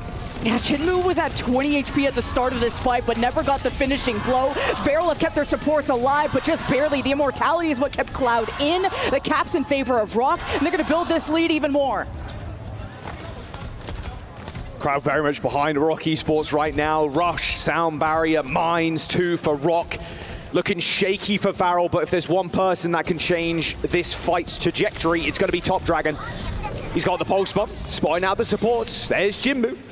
In the blink of an eye, disappears, TPing straight across the map, but Cloud once again succumbs to the overwhelming presence of Rock. Rush on the point, Sound Barrier for Lengsa. And they don't want to stay in this fight, not for too much longer. A teleport from Jinmu onto the point is a good chance to use the rush if he so chooses. Varel did end up getting in the cap, but for how much longer can they actually hold on? Oh! Bellisria was so tunneled on these supports, he gave up a needless recap by Varel when he had mines. They had a length to Sound Barrier. They didn't need to give up control to Varel, and now they're close to tying the score. They need kills. They just need to pick up these frags, man. I mean, finally KSG goes down, but yeah, they snuck away 50% of that point. Well, I guess you'll be able to keep it. He banked all these ultimates while not using them, so surely Kitsune Rush Mines is what gets us to the final point here for Rock and a chance to seal away the series. Self-destructing a second life here for KSG. Oh, that was close. I think he dashed through the pulse bomb there, went over his head, I'd imagine. Uh-oh, Lengsa in trouble though, through the window goes Lengsa. Jinmu down, and oh, Dia tried to be the savior of Rock there, using that Death Blossom in that small room, but it will be Varel with the cap. One more point here to send them to a map 5. It's going to come down to the wire. Cloud's going to the Moira. He is so done with this Hammond collapsing on him. The Fade's going to give him that extra survivability. You miss out on a lot of utility, though, as KSG on the Diva wanted the extra mobility to chase down this Hammond, try to deal with the Reaper. You only have so much Matrix, though. Yeah, Bellisria was attempted to be stopped there by the Venture, but to the rescue comes Lengsa. OT here for Varel now, but they're down a player. KSG self-destruct on the point. Dia hit the Wraith form, and it will be fine for them to touch again as Rock have the Wrecking Ball at full HP pretty much. They do end up getting the flip as well, so Rock Esports now in the driver's seat. They have Sound Barrier coming up, but Rock Esports is trying to cause chaos with this Hammond as KSG is going after this Reaper. Dead. Uh-oh, Taejong hit the recall too. It's all over for this point for Varel. Rock are going to tie this one 2-2 as soon as they kill KSG. And there it is. It's going all the way on Atlas now. Varel need to be perfect to send us to a map 5. This is their map pick.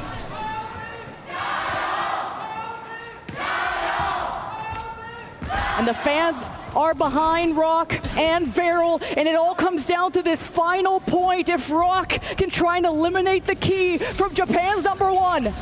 Sound barrier available. Taejong with the stick. Not even a hit marker there, but recall straight in the face of KSG. Going for a slam once more, trying to force that Wraith form, that shift from Cloud. That's a whole lot of ult invested just to kill the Moira, but it works out in the end. Lengther kills Slay, and Kuki is just trying to find targets to hit with a tectonic shock. But right now it's all Rock. They got the points, and Varel on the back foot. The Reaper dive, you've seen it here first. They are playing at an incredible speed that is overwhelming Veril, forcing them to swap to the Moira. And look, you're already trying to get some cooldowns out early. Suzu popped, good matrix from KSG. Bellasaria disengages. Oh, Jinmu though ends up going down. On the retreat there, I would imagine too. Rock Esports are going to be able to keep this point alive though with the ball. Mines deployed on the point, additional stall. Yuki might be in a little bit of trouble though. The barrel's already been used and Lynx is straight after him. Although he's pretty low, actually bit off way more than he could chew. Hey, Kuki is actually clutching this for Veril, and he got the Kitsune Rush. Oh, Taejong! Wait, Taejong! A post-bomb kill onto Top Dragon. Dia's still got the Death Blossom as well. Oh, Varel, they're not looking so hot right now, but the Coalition should be enough for them to sustain through this fight. Someone's got to kill Dia. Eventually falls. But 85+%, you're only just getting the cap now. Bellasaria is even extending this to 90+. Are they getting the cap? Okay, she's so low. I mean, this is 99 here for Rock. You have to play perfect from here on out, and with a Moira, it's not going to be as easy. You need lanes to try and get these healing orbs to get max value. KSG's going to have a second life with the self-destruct, and Rock Esports have to do it without ults. Now getting through the choke, Kuki's trying to isolate, maybe get the TP out of Jinmu or a Suzu, namely even get some of these DPS uncomfortable. Oh, that was lucky there from Dia, hit the Wraith Fork. Adventure Burrow could be, rather deadly. Big slam in, Taejong, mini health pack, pulse bombing 5%, trying to force that fade. Quite does it as well. Oh, the stick from Taejong again! Taejong, the hero here for Rock Esports. A teleport in from Top Dragon, the Death Blossom across the map, but Taejong is holding on to this point, he's holding on to it firm. Jinmu ends up going down, the sound barrier from Lengther, not there to actually save the Kiriko. Bellasaria does end up falling though, as the Coalescence. This might be the final hurrah here for Rock on this map. And map number 5 in the sights of Varel. 0 to 100 comeback, trying to deny the touch from Lengther. He doesn't get it. Lengther goes down and Varel are going to take us to a map number 5.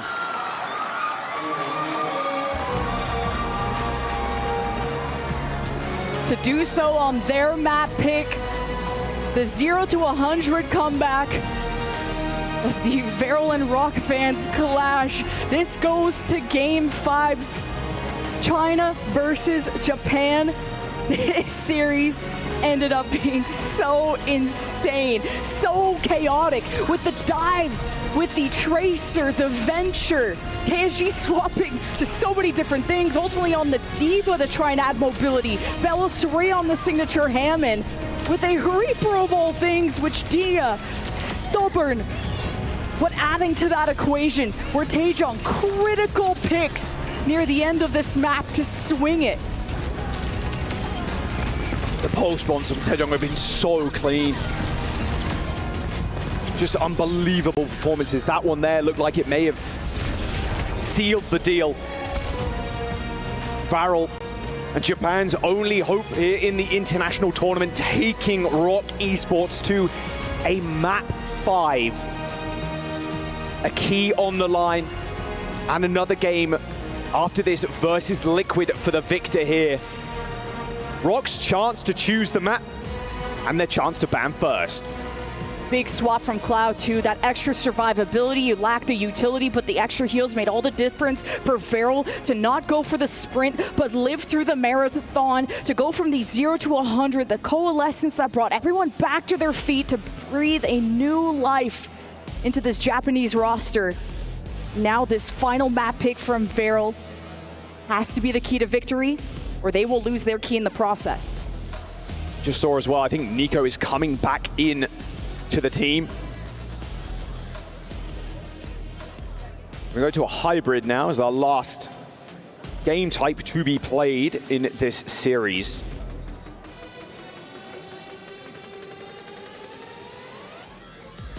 Wonder if Jinwoo's going to stay too. It's kind of fun to see him on Kiriko. Wasn't expecting that, but he got chased down. What a entry into this series to get run down by a Venture, Tracer, KSG, D.Va. A lot of pressure on these supports and who was going to live on these. That was the primary objective from both these teams, was trading backlines and how these Kirikos were using the teleport and these Suzus, and how much trust you had in your secondary support to either speed you out or to boop the threat away. I think a lot of mystery heroes in that round as well. A lot of heroes chosen by Bellisria. Ended up settling on the ball. Even then KSG, Hazard, ended up going to D.Va. Good against the Wrecking Ball, of course, just eating all those shots as soon as the ball goes in for the slam. I was surprised to see Top Dragon just stick on the Reaper, if I'm honest. Surprised he didn't stay Tracer. Looks like the coaches are done deliberating. Couple of substitutions coming in for the squads, so we're going to jump to a quick break, get them set up.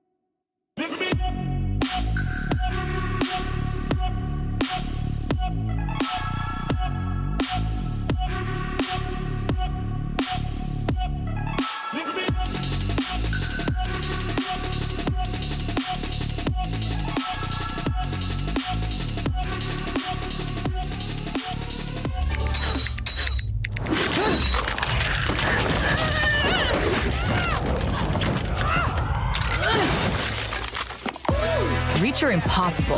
Lenovo Legion.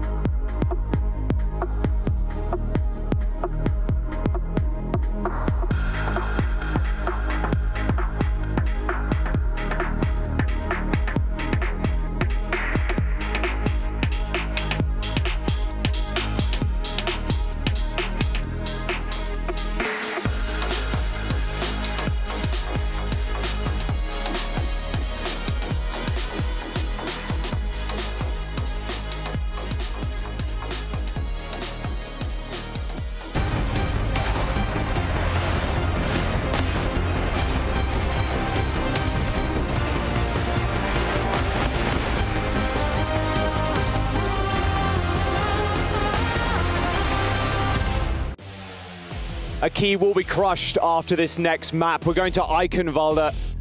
Rock versus Varel. Japan's golden child versus a team full of legends.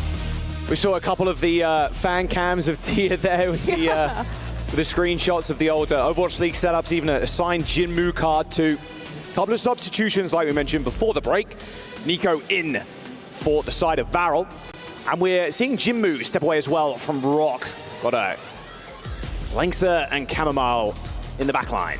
Such a fun map pick for Rock. First game 5 of the day, and I swear probably the first I can follow, or maybe at least for our cast. And this is perfect for a Belosaria Hammond that could potentially come out.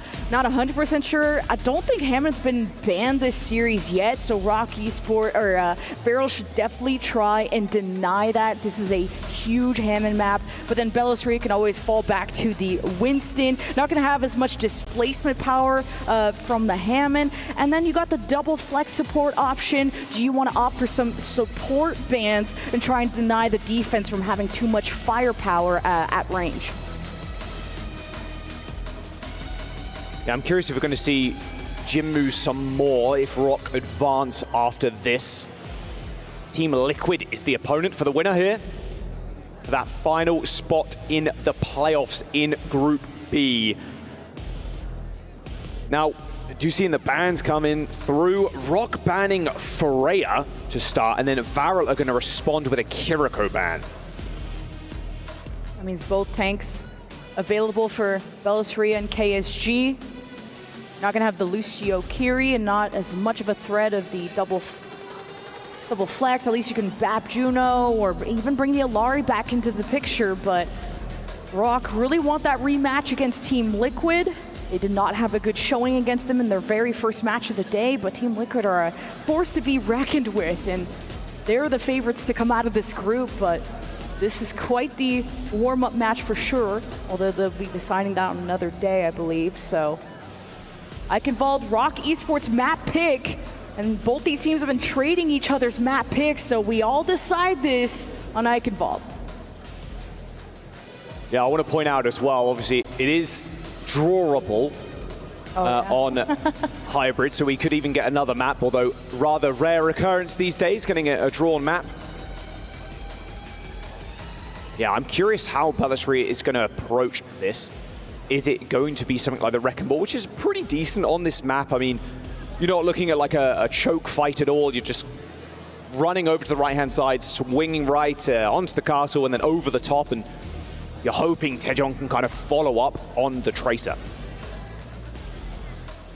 Yeah, there's a lot of fun pathings for the Tracer, and this map takes a lot of studying to find the right ways to get around, especially the defense. We're going to have some good power positions to be as far away as possible on the high ground, on the castle of Point B.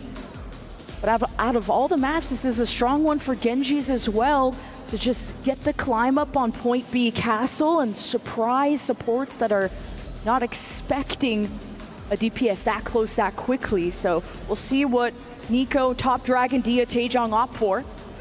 Potential end of the line here for Varel or Rock in this series. Map number 5. As we see Varel start out on the defense, Rock on offense. This is a Rock map choice, as Varel took Atlas to get us here.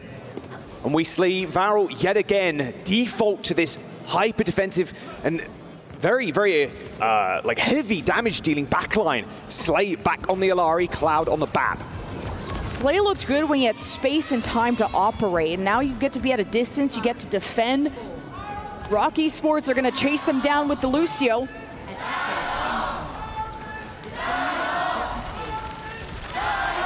Fans are behind them, key on the line. Rock Esports gonna roll out with the Ram Lucio. Taejong will try to explore the right side where KSG wants to deny that lane. All the poke coming out of Slay, NiKo, and Cloud could be deadly. Rock Esports have to be careful on their approach. They could rotate left side to try and avoid that damage and take things one step at a time. Yeah, that's exactly what they need to do. Just slowly but surely here. Don't want to get poked out too early. Taejong is going to set his team up in a good position as KSG just falls over. No lamp there for Cloud, I don't think. He's going to get chased now as Taejong is going to push him out of position. That's a very quick cap for Rock. There's no chance here for Varro to even recontest with this. KSG just didn't get the memo to fall back. Last second touch from the Tracer. I'm sorry, how? Legs just got smacked. I mean, okay, Nico does end up going down, so it's all on Top Dragon. KSG does make it back, but yeah, it's tough. 1 tank, 2 supports versus 4-man Wrecking Squad here for Rock. Lamp's dead, Pylon down. Yeah, okay, it's over.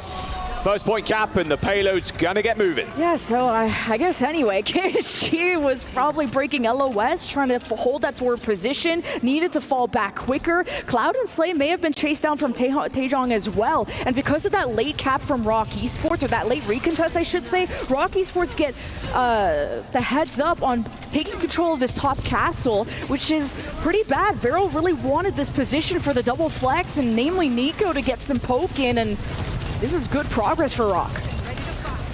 Yeah, beautiful high ground control as well. KSG is kind of losing control of this, although Cloud is going to make it a little bit easier using that window, forcing Dia to rotate. All right, Vero were able to fight their way back at the top of the castle thanks to the window, but now getting a bit separated, will have to go to the second level, while also relying on Top Dragon to delay progress from Rock. Oh, that window is going to be rather devastating to KSG's health bar. There's the Captive Sun coming in from Slay on the high ground. Vertus Ria has kind of swapped places currently, but Cloud a little bit too sharp for him, ends up jumping up to that high ground. Slay finds another with the outburst. Okay. Castle control is where they're going to make their attempt to hold. They need to kill Vertus Ria though. They need to do that right now. Okay, there it is. Can't let him survive for too long, especially since Dia was on the high ground. There you go, Nico with the double kill on the DPS. Yeah, Vero is just trying to rotate together. They don't want to overly rely on Top Dragon to be solo on cart, and when you have an Alar, you kind of want to stack together as much as you can, or at least just work together as a team. And then Rock Esports took the high ground. Nico made things difficult though, forced Rock Esports to reset, respawn advantage, but KSG is on the low ground. Beat advantage for Lenksa. Whoa, that was an early beat for Lenksa. They're going to have to get kills now, and yeah, Nico's going to be the target. Roll straight into that small room. Nice lamp from Chamomile, but the Annihilation coupled up with that Vortex just ends the life of Chamomile. Dia on an off angle currently. He's got the overclock, but he's just shooting shields right now. And KSG bids him adieu and ends up just running away, and Top Dragon from the top rope. Dia head in hand as Nico and Top Dragon take matters into their own. Yeah, really early beat, as you mentioned, from Rock, and they thought they could just try to take down KSG, but the rest of Vero were far away, and even with the speed, they could not catch up to Vero's defenses, so another reset from Rock Esports, and Taejong had a big impact at the start, and they had a swift cap, so Rock Esports have some insurance in terms of time, but it's so awkward to rotate out in the open. You don't want to get shot by Nico. Rock Esports have to be careful of Top Dragon also lurking around. Trying to force lamp. They're trying to force lamp, and Camo doesn't even pop it. Pulse bump on the floor. Oh, what? He still kills Dia. Oh, this rotation is disastrous for Rock. It's a 2-minute time bank remains. And Varel. Oh, they're looking so good on this map right now. This comp is honestly perfect for holding this point. Yeah, Rock Esports are opting to take the right staircase instead of the bottom door, and that opened them up to Vero dropping from the low ground and just hitting them from behind. Rock Esports really have to protect their backline. Vertus Ria is going to have to turn around and react to the drop down of Vero, and now the window for Cloud could just end this fight before Rock even get to safety. Yeah, Dia's like he's trying to peek his head outside, see if he can get an initial kill. Top Dragon still in the backline too. Struggle street for Rock right now. This high ground is, it's really hard to get up to. They've been trying over and over, but okay, well, Downpour does end up connecting actually through the wall, but Vertus Ria has no staying power. Immortality was insane from Cloud too, because Nico got rooted. Rock Esports still trying to rotate to the castle, and they're using the ults but not getting the kills they're looking for. This backline of Verel is clutch, and KSG is anchoring the cart, so you can't just free push if you're Rock and bring the fight to you. Verel is dictating the pace and when the fights begin. As soon as they come through this choke as well, this Captive Sun is going to light up this map. It's an early Nemesis form. Whoa! Okay, Taejong just caught out. Oh, I don't think Captain Sun's even needed it, but hey, it looks good. 40 seconds to go, and what is that I see? Belisria, wrong side of the map. This stagger is horrible for Rock. This might cost them the map. He's got to die, just die. Lay your arms down. Take the hug, take the L. Rock Esports, this is time you could not afford to lose. And okay, at least it brought Veril away from the card. You get progress, and Rock get top castle, but the window can't be used. Yeah, they're just going to run away. They can't stay around. That's got to be a big mistake from Belisria. They're not dying early. KSG pops the Annihilation, chasing Chamomile away. An easy shot for Nico, as Belisria is back in the old faithful, the Wrecking Ball, but KSG standing tall on the payload. As Varel looking to halt it here. Dia, though, from the top rope, kills 2, but still have to get through KSG. And you have to keep this overtime wick burning. It's up to Taejong, and he's already almost at half health. And man, the poke is too strong. A double kill from the Alari. Got to deal with that pylon eventually. And KSG refuses to be removed, but I think it's going to be forcibly ejected from this point now. All thanks to Dia, Rock Esports can still live on. The Belisria, what looked like to be an int, brought Veril out of their power position, and Rock Esports head towards the end of point B off of a first blood from Taejong. He's flash. Oh, Dia escapes with his life, but a good position for Nico to be in. Taejong ends up killing Slay off of the rip, and oh, he spotted 2 low health players in the back line, but no, the double hit. He slinks away. High noon for Nico on height. Everybody has to scatter, and there's one for Nico, another for KSG, and that will be where the payload ends. Varel halting Rock just on the bridge as Rock, they made a good go of it, but that castle defense from Varel looked impenetrable. That push got further than we expected, got out the castle gates. Belisria had to pull Veril almost to the end of point B, just so we could see some movement, but this push is not far at all. Top Dragon Pulse at the end too, got players in position for the Nico High Noon to knock them all down. And this is the Rock Esports map pick. And I almost wanted to see the Belisria Handman come out way earlier to just displace these castle defenders that just were poking and prodding, dropping down from the high ground, and had total control of this entire map. Veril, more studied on this map and had a much better defense. But now they'll have to push through on the attack. Wondering if they're going to opt for a Lucio to help those rotations, or just going to let the damage do all the talking. I said maybe we go to another if a draw was available, but no longer. The map will end on this round as Rock try to put up the defense now. Feels like such a good map for Varel, but they might have a tough time getting through that choke, getting through those double doors if they get the cap. They can get a good fight, a good clean one. If they take castle early, there's success written in their future. Now if Belisria wants to be aggressive, Lanks on the Lucio will help him. One of Lanks' best heroes as the Kiri is banned. This is going to be their best option. Now trying to generate that window as fast as possible. The Top Dragon gets marked here by Langsta. Wants to get into the back, but Dia, first blood! Good kill on Nico. Not invested too much though, not even over pushing. Smart play from Varel, just quick reset. Veril are still trying to work the map options of setting up Top Dragon on the right, pull attention towards perspective left here. Veril still trying to avoid all that poke. They get close to the point. Top Dragon has made the space, got the attention of Rock. Just a menace, yeah. Dia's having to look 2 different ways right now. Takes a little bit of damage there from KSG. Of course, those punches are penetrating through Belisria. Lamp already used this. Oh, Taejong caught out. KSG just finishes him with the left click as Top Dragon is just turning the ire of Rock Esports right now, who've given up control of the point. That's 1 tick, guaranteed a second as Rock try and force their way in. Now wait for the final tip, but Belisria just gets handed. Yeah, GLHF, no chance here on this first point. And Chamomile forced to go for a delayed reset, and Lemon, this is it. They need to push Castle now. They get positioning with this comp. It's going to be a nightmare for Rock to take over. It's all about that momentum, and because of that late recontest from Rock, same thing that Veril did. You're going to have this early castle position. Rock's going to try and fight through it. They'll have Window. Belisria is at the tip of the spear. He has to go up against KSG, who's close to Annihilation. Oh, that's a very, very passive lamp there by Chamomile. Window very aggressive, however.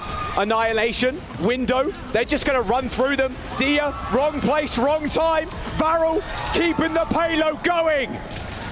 You just can't stop Veril, and they won that off of just the Annihilation and better positioning. Rock just could not poke them down with the amp. Lexa has to save them with the sound barrier. You're not even stacking 3 on cars. The final fight for Veril to pull off the upset.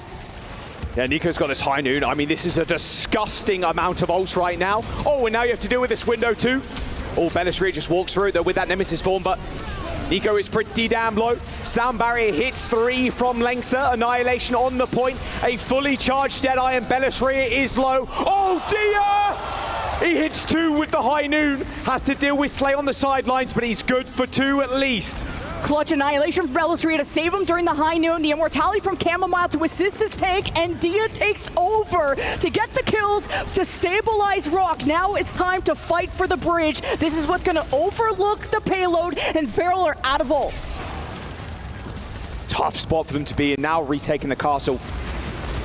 Oh, Cloud. Yep, get into cover. They're taking a little bit of damage though as KSG appears out of nowhere there, going up the stairs. Open to trying to trade position as Cloud jumps up, hits the regenerative burst onto KSG. Dia, wrong place. Uh-oh. Dia, a mistake. Drops down to low, thinking maybe he can kill Cloud, and the final push is coming. Belisria down. The weight of Japanese Overwatch on Varil's shoulders, and they've done it!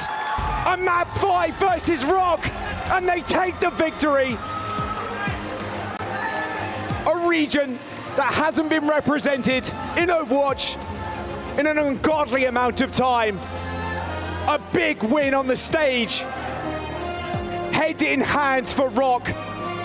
A game they thought was winnable, but Varil, they can hold their heads high.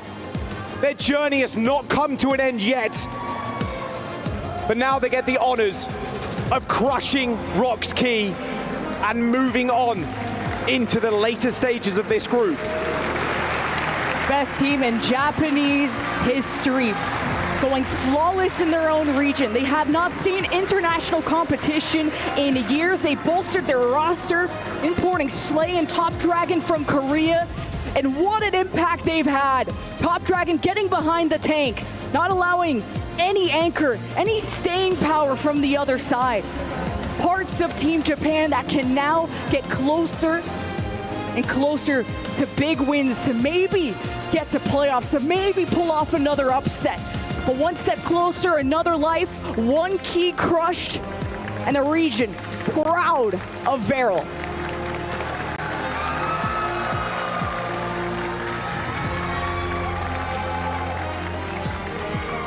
I feel like they're going to turn into a fan favorite and a crowd favorite too. Smiles on every single one of their faces. Top Dragon, Slay coming in as imports for the team. Slay Zalari questioned it, especially on the very first map. Was kind of torn apart, but that Icon Vother looked so good. A map, I feel like, perfectly designed for them. Amazing stuff from Varil. They're still on that final lifeline, but they're going to move on through the group. We're going to jump down to Fancy on the stage for a quick interview. Thank you so much, gentlemen. We are back on stage after Veril finally doing it and making one step closer to the playoffs, to the top 8. I have Top Dragon with me for a quick interview. I just want to ask you a few simple questions. So for the first question, you and Slay are the current, most recent additions to the roster, and we just want to know, how is the comp like during the match? Yeah, we just doing like just Japanese in the match. So that's why I think our team communication is really well. So yeah, I think that's key of the win. And it's absolutely showing during the match as well. You guys are on point, you guys are all on the same page. But you specifically, you've been playing with a lot of teams across a lot of regions, 3 regions to be specific, for the past 2 years. What makes this roster specifically special? Sorry? What makes Battle's roster special from all the teams that you've been playing with for the past 2 years? Sorry. That's okay. We don't have to talk about this. We can talk about something else because you get to crush a key since this is an elimination match. Do you know about the key crushing? Key crushing, yeah, I know that. Yeah, it's really wild, I think. Yeah. Yeah, well, we get to do one right now and you get to press the button yourself. So do you want to go and do that right now? Yeah, let's get it. Let's do it. We're moving to the key crusher where Top Dragon is about to crush their opponent's key. Every time you win an elimination match, you get to crush your opponent's key as they leave the tournament. As soon as he gets the instruction, we're going to go ahead and do that. So Top Dragon, we'll let him enjoy this moment.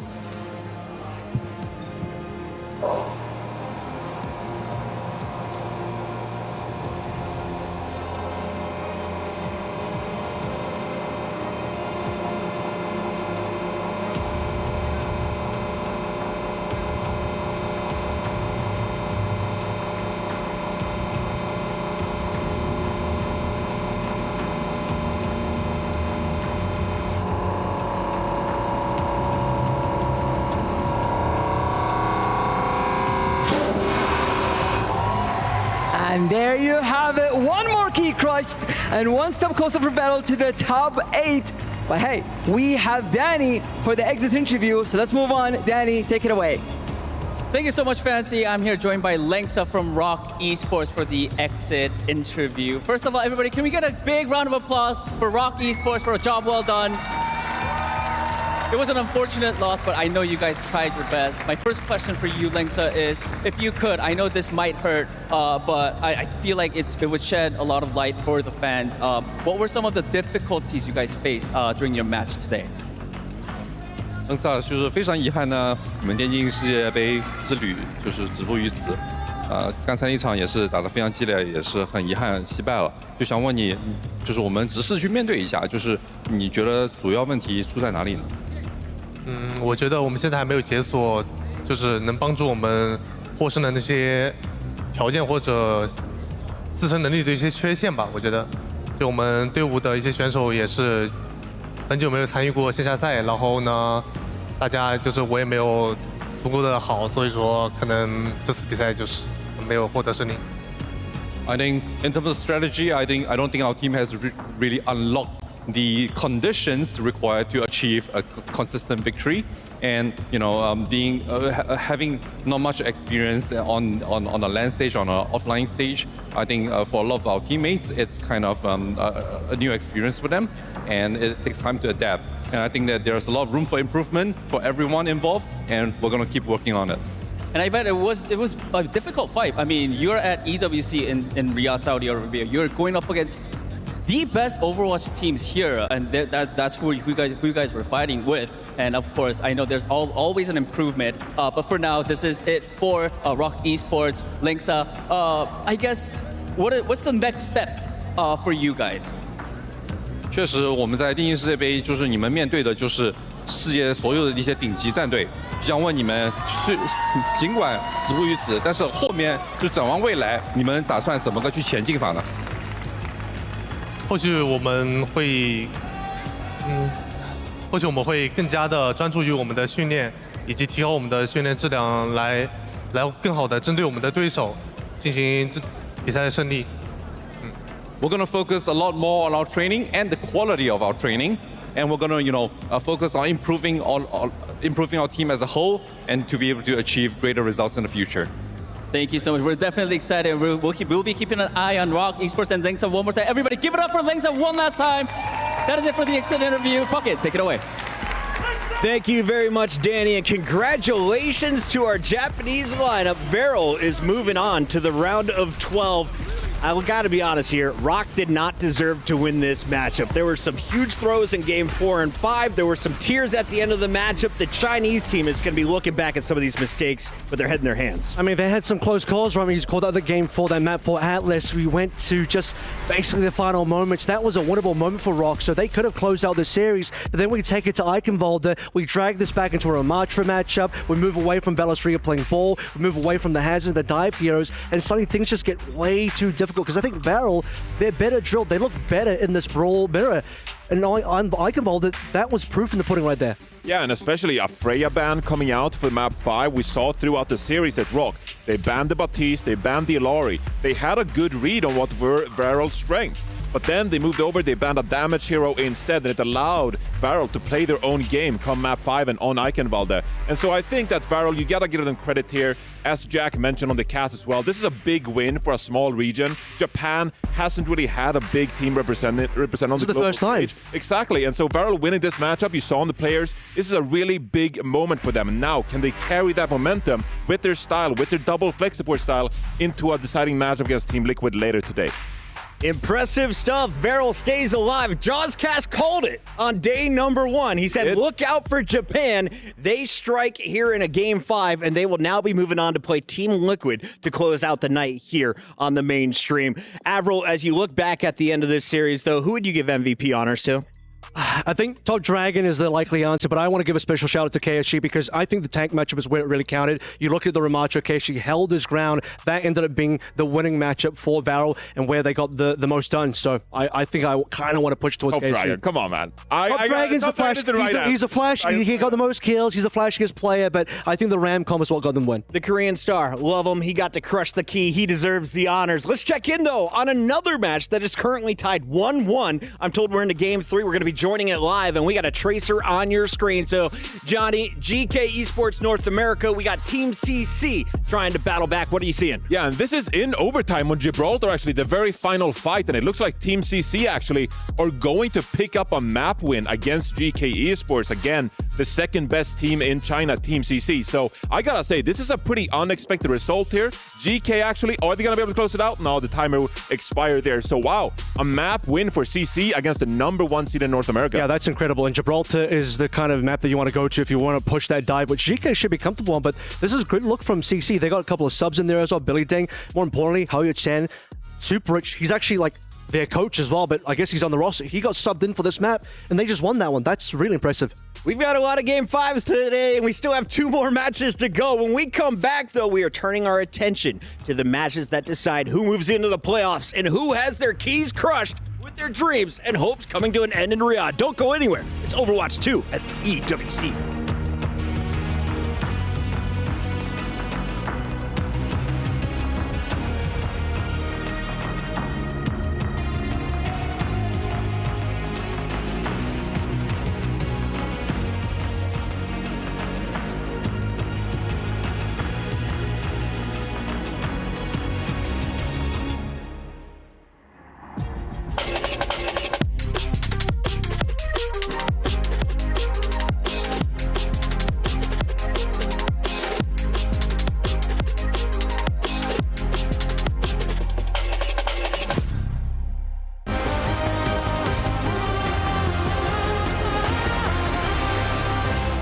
집중해, 집중해. Okay, not easy. Jumpin, how did you beat this level? It's not looking good for me.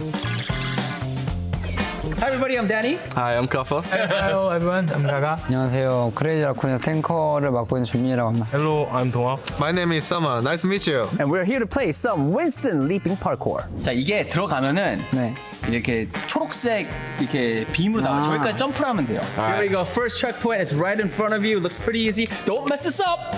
Cool. Okay. Oh, this is okay. I'm ready. Easy. I'm ready. You're going fast. 이거는 빨간 그저 먹고 점프하면 된다. Okay. 먹고 점프. 그렇지. Easy. 이제 슬슬 어려워집니다. 이제 슬슬 어려워집니다. 2차. 오, 오케이. 2차. 오케이. 오, 쉽네. I'm trying my best to throw you off, but apparently it's not working. It did work. Nice. It worked. It did it. 이 윈스턴 점프를 잘하는 뭐 노하우 같은 게 있나요? 방향키를 잘 조절해 해야 돼요. 야, 여기서 무너지면 안 돼. 자, 할 수 있어. 할 수 있어. 오케이. 자, 말 안 할게요. 자. 오케이. 됐다. Oh, inside. Oh, this one very hard. 오! 내가 시간이 모자란. 안 모자라네. 여기서 한번 뛰고. 야, 집중해. Okay, not easy. Not easy. 자, 이 다음 게 좀 어려웠던 거 기억해요, 저는. 이거? 네. 바로 옆에 코너. 시간이 굉장히 짧아요. 오, 한 번이 됐네? I have to get on the last try. Okay. Yeah. Do you believe in me? I believe in you, couple. 100%. I don't believe. 형님, in 가자!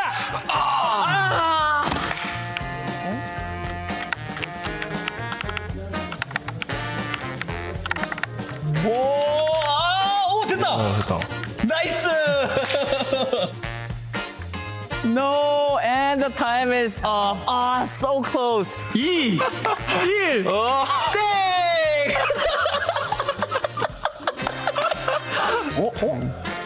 여기서 한번 비비고 한 프라이머 끝났는데? 여기서 끝날 때 싹 끝. 재밌었는데 은근 어려웠던 것 같아요. 생각보다 어렵죠. 아, 근데 이게 버그가 좀 있는 것 같고. 근데 재밌었고 쉽네요. That is it for the Winston Parkour. Hope you guys had fun. I know the players did. I had a lot of fun. So yeah, we'll see you guys next time. Thank you.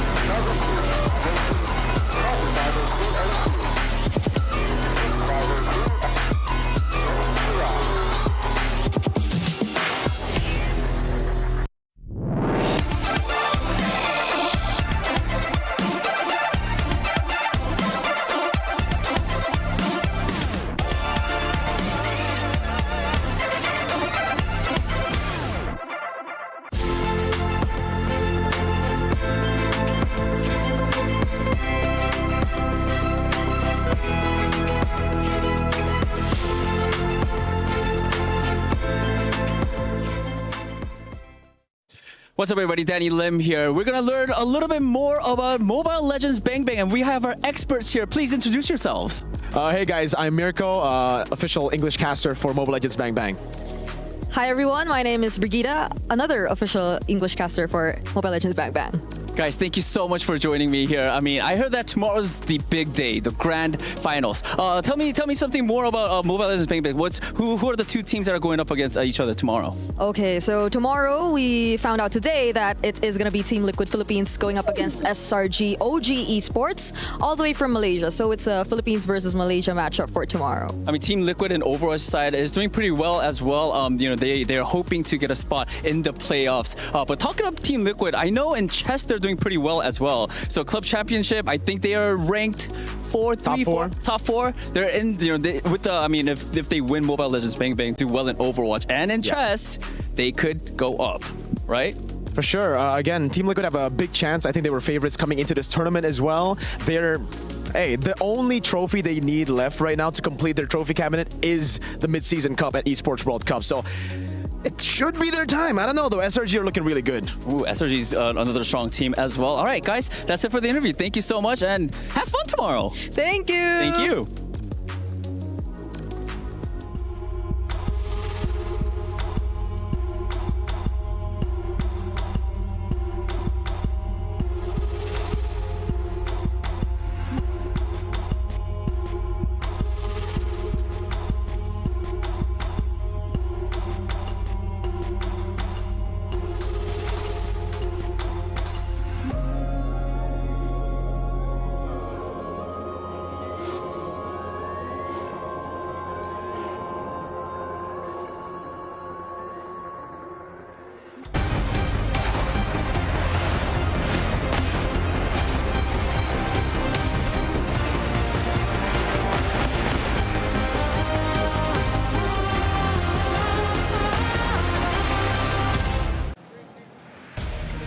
What's going on, mate? I was looking for the Edge of the World. I see the B-roll all the time and the trophies in it, so I figured it was nearby. What's that? It's a sightseeing thing that Puckett told me about. It looks awesome. Oh, is that when it's up on like the mesas and the cliff tops? Oh, yeah, cool. You know what else is on the horizon? What? The SNB match of the day featuring Vertus Pro and Weibo Gaming. That is going to be a sick game. I mean, we casted Weibo yesterday. I mean, they get so close against Falcons and not able to come out on top. VP was like one of the best in EMEA throughout stage 1. They had a pretty rough stage 2. But maybe they make a comeback. I mean, you were busy meeting with the Princes, but we just saw Vertus Pro take down AGAL 3-0. Really game. Yeah, and they're not putting Iceland on Sim anymore, so they're actually looking like they're pretty solid. And with Weber kind of playing the Ramatra sort of rush styles, it's going to be a really hard one to call. Anytime you don't have to put your tank on the Sim, you're in a better spot, in my opinion. Yeah, and Weibo impressed me with their ability to play Ramatra the other day. Yeah, honestly, like obviously not the result they wanted against Falcons, but I do think that team belongs in our quarterfinals. Only one way to find out if they get there, though. Let's jump in. Ooh, baby, we got a banger of a matchup coming your way in just a few moments, but we also got some fantastic news during the break. Jake, at the start of the day, I asked you what you were excited about, and you told me there was one team in particular you expect to have a huge bounce back on day 2. Yeah, I think it's Twisted Minds, right? Sign came in really strong and won that first of 2 in their opening match here at Esports World Cup. But Twisted Minds, I think they're a better team than they showed in that match. They've also shown me historically that they can make comebacks. And so we're going to be able to see that potentially here on the A stream. That's right, Johnny. After a 3-0 from Vertus Pro and a 3-0 from Twisted Minds against the Gatos Guapos, we are now ahead of schedule, and we have a 5th matchup coming your way at 11 p.m. local time. That one, we expect the crowd to be up on their feet and getting super rowdy. But we're getting into our SNB match of the day. Weibo Gaming, Vertus Pro. Who's going to have the bigger fan base out here in Riyadh? Well, the Chinese fans have turned up in force as well, you gotta say, and now supporting their team, Weibo Gaming, of course, who is a real contender. They went to Map 5 yesterday against Team Falcons, a bit of a disappointing ending to that one, but they are definitely of the caliber where they can take on some of the best teams in the tournament now. Facing a team like Vertus Pro, I think Vertus Pro, they had a good win earlier here today, of course, and so they're hungry to take on a good Chinese teams like this. I mean, you see the veterancy there in the Jamiro Motorsport arrival cam there. They're all just so calm and collected there coming into the arena. They've been here a million times before, right? They've been on the bubble before. It doesn't phase these guys. We've got, you know, MVP players across the board on this roster, and I think this is going to be a really tough challenge. Weibo Gaming, Vertus Pro, yes, they came out very strong, and I think you're right. This could be a very good match, but Weibo Gaming are that team. Very scary to meet them on an international stage with pressure on. It seems like that's when they're at their strongest. Now, Weibo, of course, had the morning off. They were able to watch Vertus Pro earlier to see what their competition was going to look like. But when you look across this 5-man roster from China, who is the scariest player? Is it still Guxue? Guxue is definitely a big factor, but this is not the meta for Guxue, actually. I'm looking towards the damage players, and it's what we do over and over again. But I'm looking at someone like Lee, for example. Fantastic individual plays on the Tracer, but we've seen a lot of Venture being featured this tournament specifically, and that could be a difference maker here today against Vertus Pro. Well, it's time to talk with the difference maker himself. Lee was able to join us live on the mic. Here's what he had to say. What's up, everybody? Danny Lim here, joined by Lee from Weibo Gaming. I mean, you guys are heading into your decider match. You guys actually already faced VP. Lee, I just want to ask you, is there a specific player from that team that you're sort of targeting or looking out for? Leaf 就是你们后面一场呢，即将就是重新对战 VP 战队，然后他们在那里面有哪一位选手你想特别去针对一下的呢？哦，我觉得是他们那个玩新Meta的主 T 吧，因为他本来是玩坦克的嘛，然后他专门玩这个英雄，我觉得挺有意思的。I think I'll be focusing more on the Symmetra player who used to be the tank player. Yeah. And you know, having a tank player playing the Symmetra, that's like very interesting for me, and I want to do something about it. Okay, I mean, you guys are definitely going to do something about it. And I mean, talking about Vertus Pro, you guys already beat them, like I said. Leaf, do you think it's going to be an easy win this time around? 就是因为你们已经战胜过 VP 战队一次了，然后现在要重新再对战他们，是否会轻松取下这个胜利呢？说轻松可能有一点狂吧，但是我觉得我不建议再多做一次这样的事情。Well, this might sound a little cocky from me, but you know, I don't mind beating them again. Oh, all right. Well, Leaf, thank you so much for the interview. I'm definitely excited for this rematch. Thank you so much. Thank you. Thank you. Thank you. Yeah, I wouldn't mind beating them again if it's going to send me to the playoff bracket. Remember, that is where LGD fell short last year at EWC. The same players trying to get it done this year, but they're going up against a juggernaut from EMEA. Well, VP is a big brand, but Johnny, is their team as scary as their name? I definitely do think this is a scary team because they're really well put together and they've shown some really good composition so far this tournament. They know their identity. They can put Shockwave on that hit scan, and Jwoo, a fantastic superstar in the making on the Tracer and the Genji. Now, they have a bit of a wrinkle as well. We've seen the Symmetra come out from their tank player, like Leaf just mentioned in the interview. Ice Gnome stepping in as a substitute player to play that Symmetra. But for the most part, I think Vertus Pro, they know their identity and they're really well at executing. Jake, what do you enjoy watching when Vertus Pro is on our stage?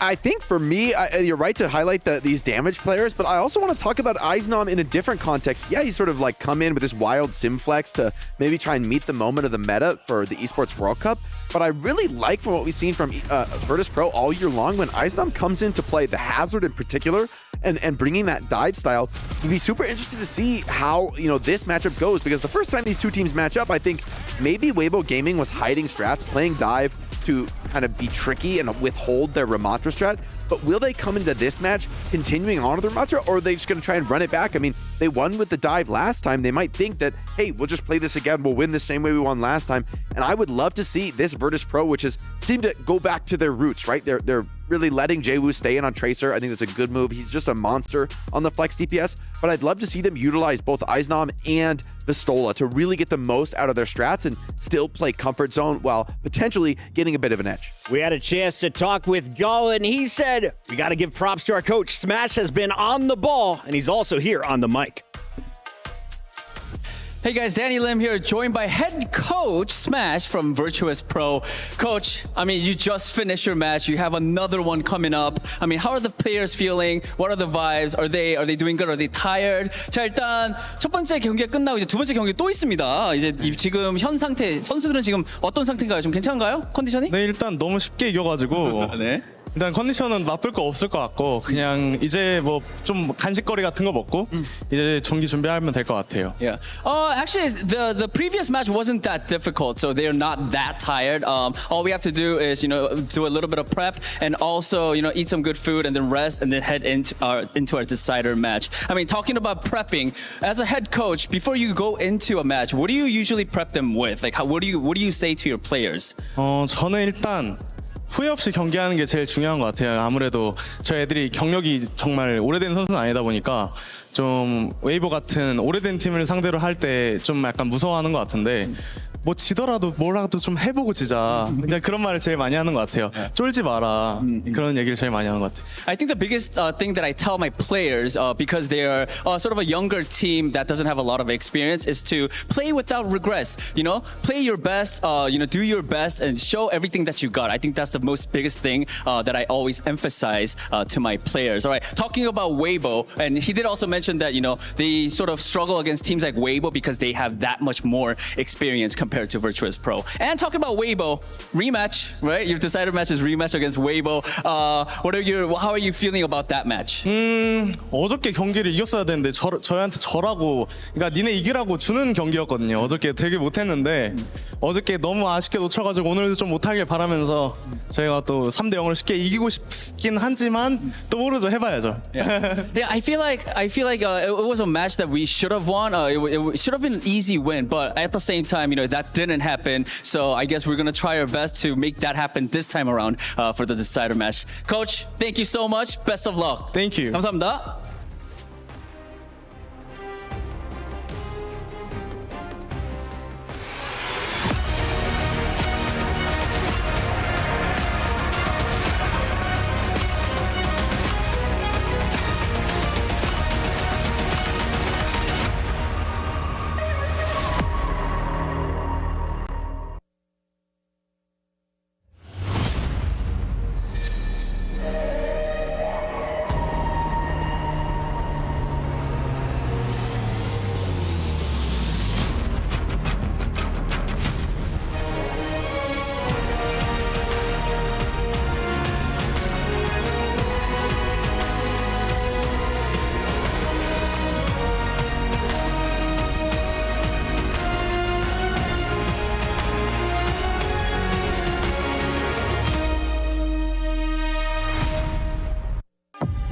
each round counts. Every map matters for our remaining teams. They have to put it all out there. They can't hold back strats to keep their playoff dreams alive. Absolutely. This is a rematch from yesterday. So not only they are familiar foes, that means one of the teams got to rest and observe this morning while the other had to fight to stay alive in this tournament.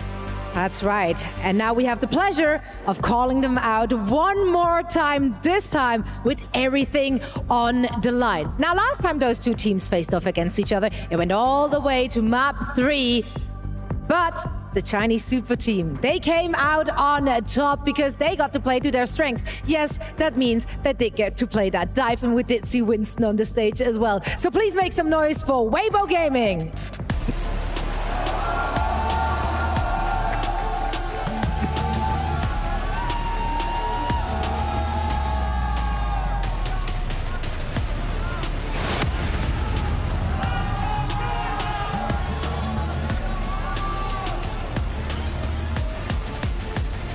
On the other side, this squad is looking to ride the momentum from their victory earlier today. Please welcome Vertus Pro.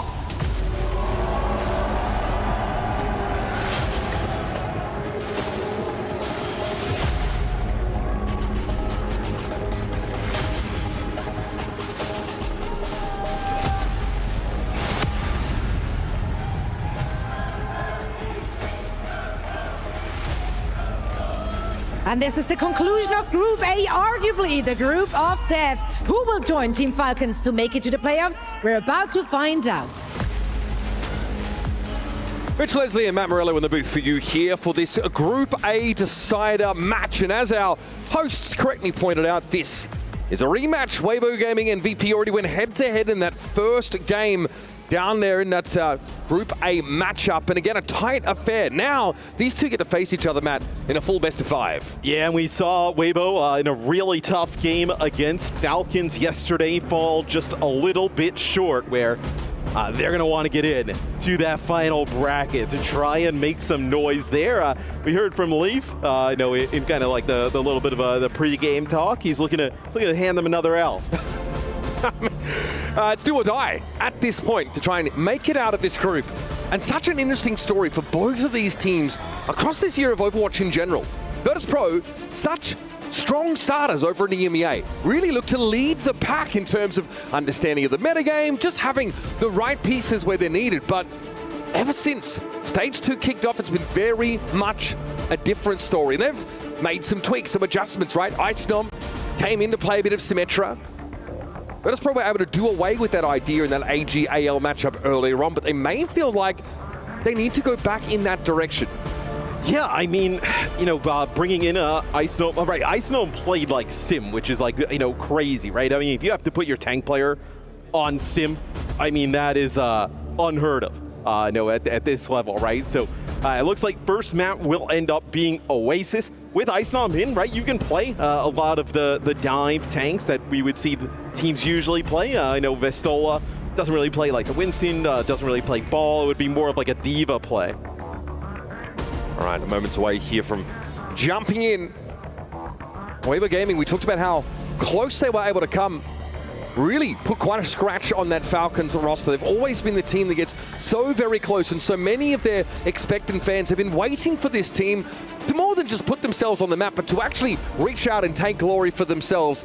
Always that second, that third place team, always in the conversation, always with a seat at the table, but never sitting at the head.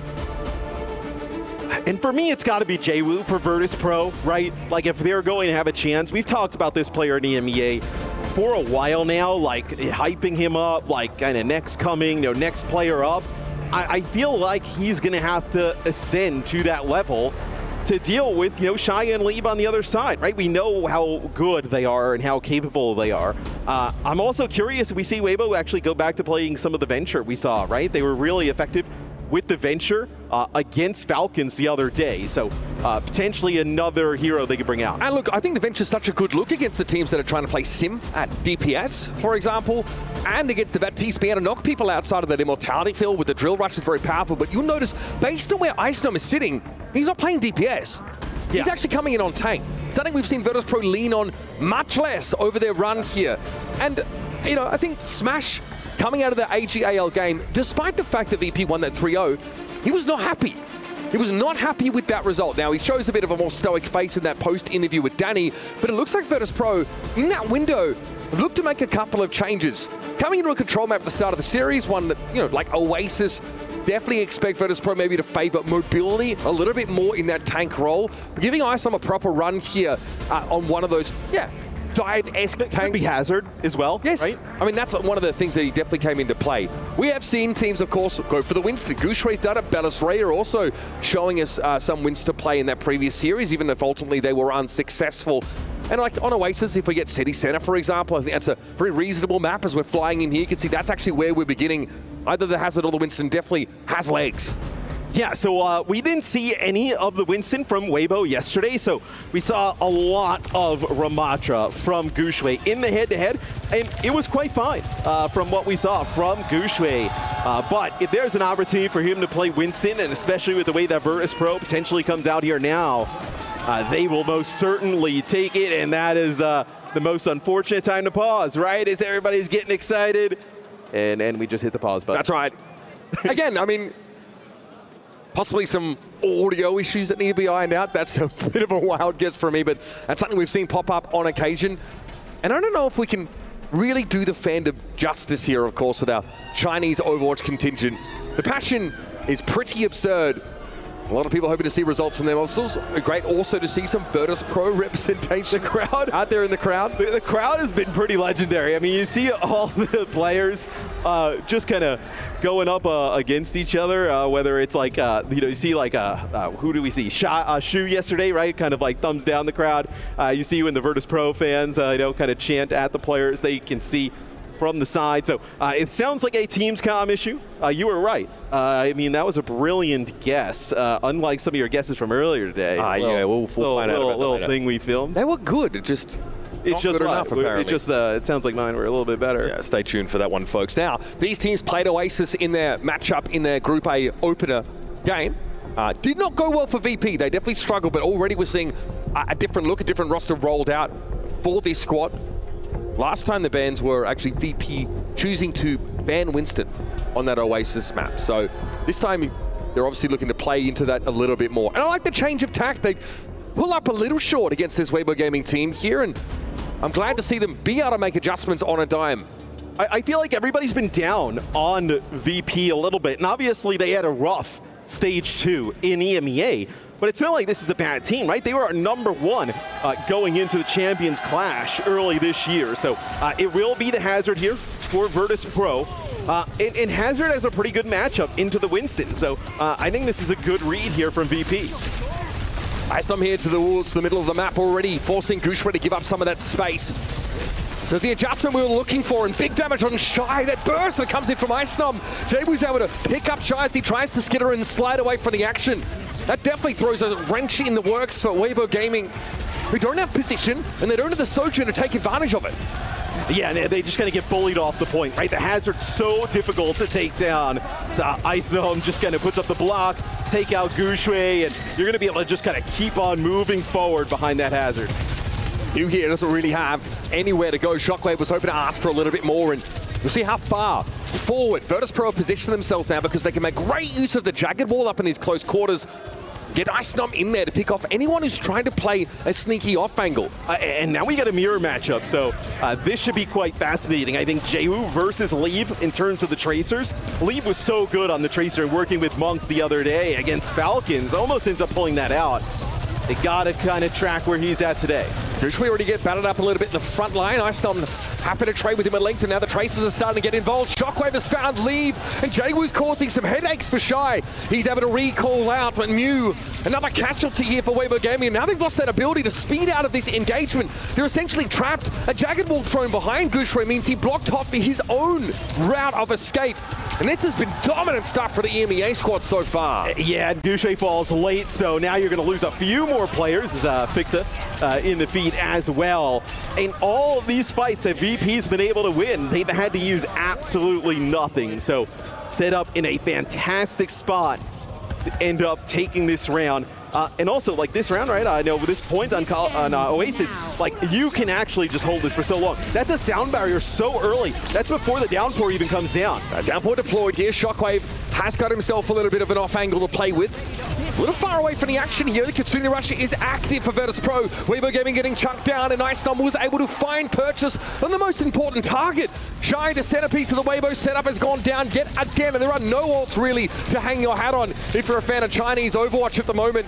Gushui eventually capitulates, forced to by the kunais of Gala, and that'll be a pretty open and shut round. Vertus Pro looking like a different squad this time around. I mean, they were dominant. I mean, that round was not close. It was the Winston comp early on from Weibo, and then they try and match with the Hazard, and it just looked really poor throughout that round. So we'll see how this kind of works out here for Weibo. Do you go to the Winston yet again and try and play against the Hazard? Do they bring back the Ramatra? That worked yesterday, although we didn't see them play it against a Hazard. It was really just kind of heads up against another Ram. But look, you give this Weibo Gaming a team an opportunity for them to kind of play at this fast pace. They're always going to take it.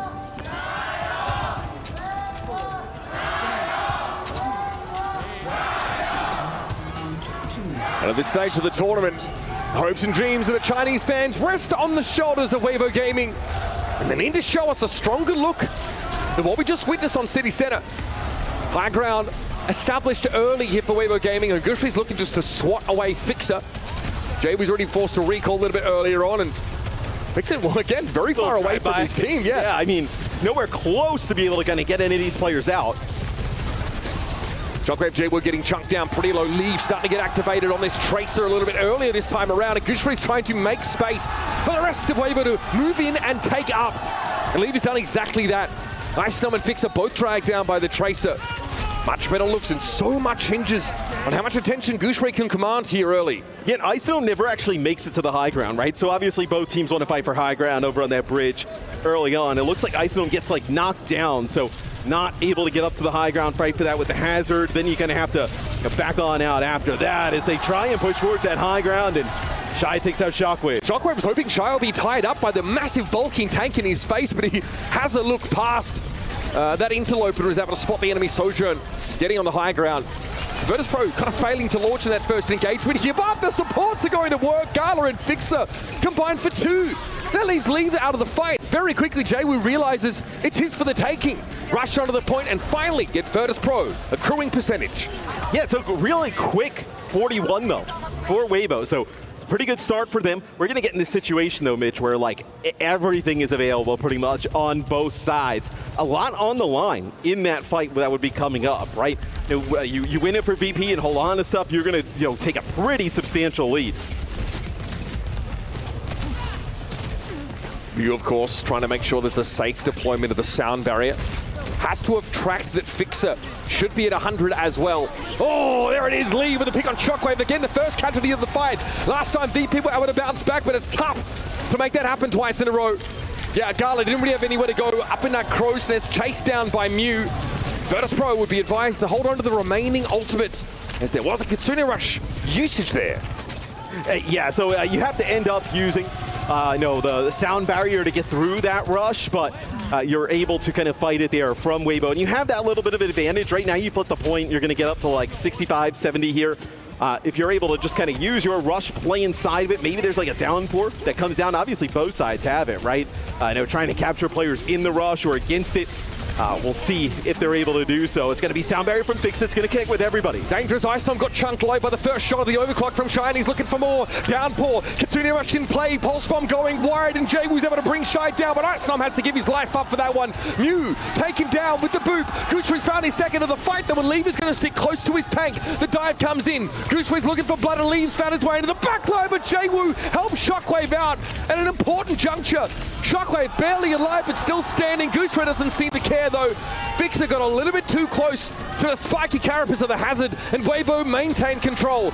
Vertus Pro come back, sheepishly trying to re-engage here. Jagged ball thrown behind Gushui, but he found a way to escape. Shockwave thought about the high ground here, but opts just to try and contest for the time being as Jaywood's already gone. That's a big pick, but it's going to take more from that for Shockwave. Overclock got the Lucio. Gooshway again, another kill. This guy can't be stopped. He sees Gala low, jumps in with the slash, and we have a flip now.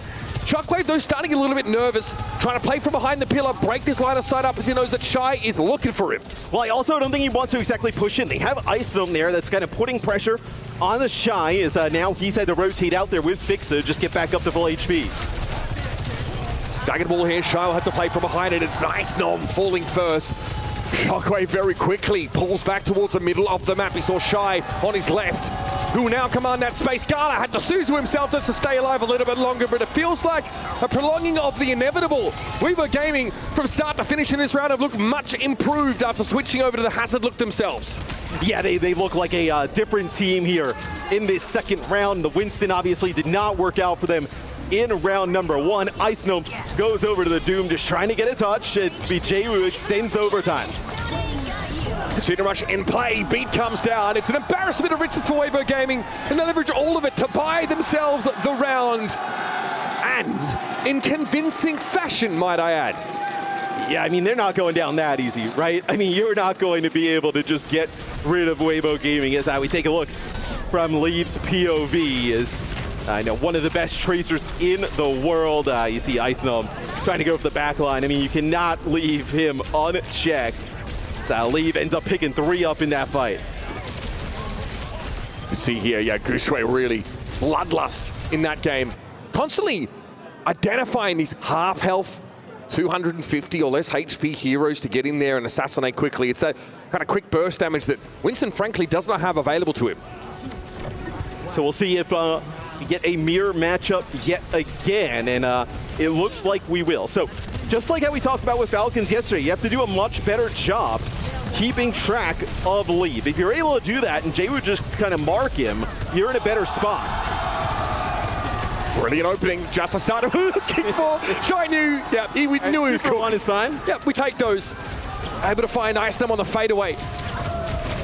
And now, I mean, Weber Gaming have a bit of room. We're hoping for a bit of extra stagger. They're going to have to satisfy themselves with picking Gala up. And now VP have got to be really careful. Should Fixer, Shockwave, even Gala linger too close to the front lines, too low, Gooshway's going to make short work of them. He's just that good on these highly mobile frontliners. They have full control over the point at the moment. It looks like Ice-Gnome just trying to put some pressure on this side room, right? Because if you can get all the way through and just kind of collapse on them, force them over to the other side, it's a little bit easier to fight from that position. Disrupt the shot there, a little bit of a harassment for Vertus Pro. They're going to play around it, but it's hard. Like I mentioned, stick out in the open for too long and you're going to have your head ripped clean off. Spike Guard getting maximum value here for Gooshway, but eventually he will be carved out of that side room. A lot of durability, not quite enough when VP have all guns trained on him. So that is a situation where VP kind of needed a fight win, Mitch. Being able to flip that point there is crucial. I mean, this would have got up like 60%.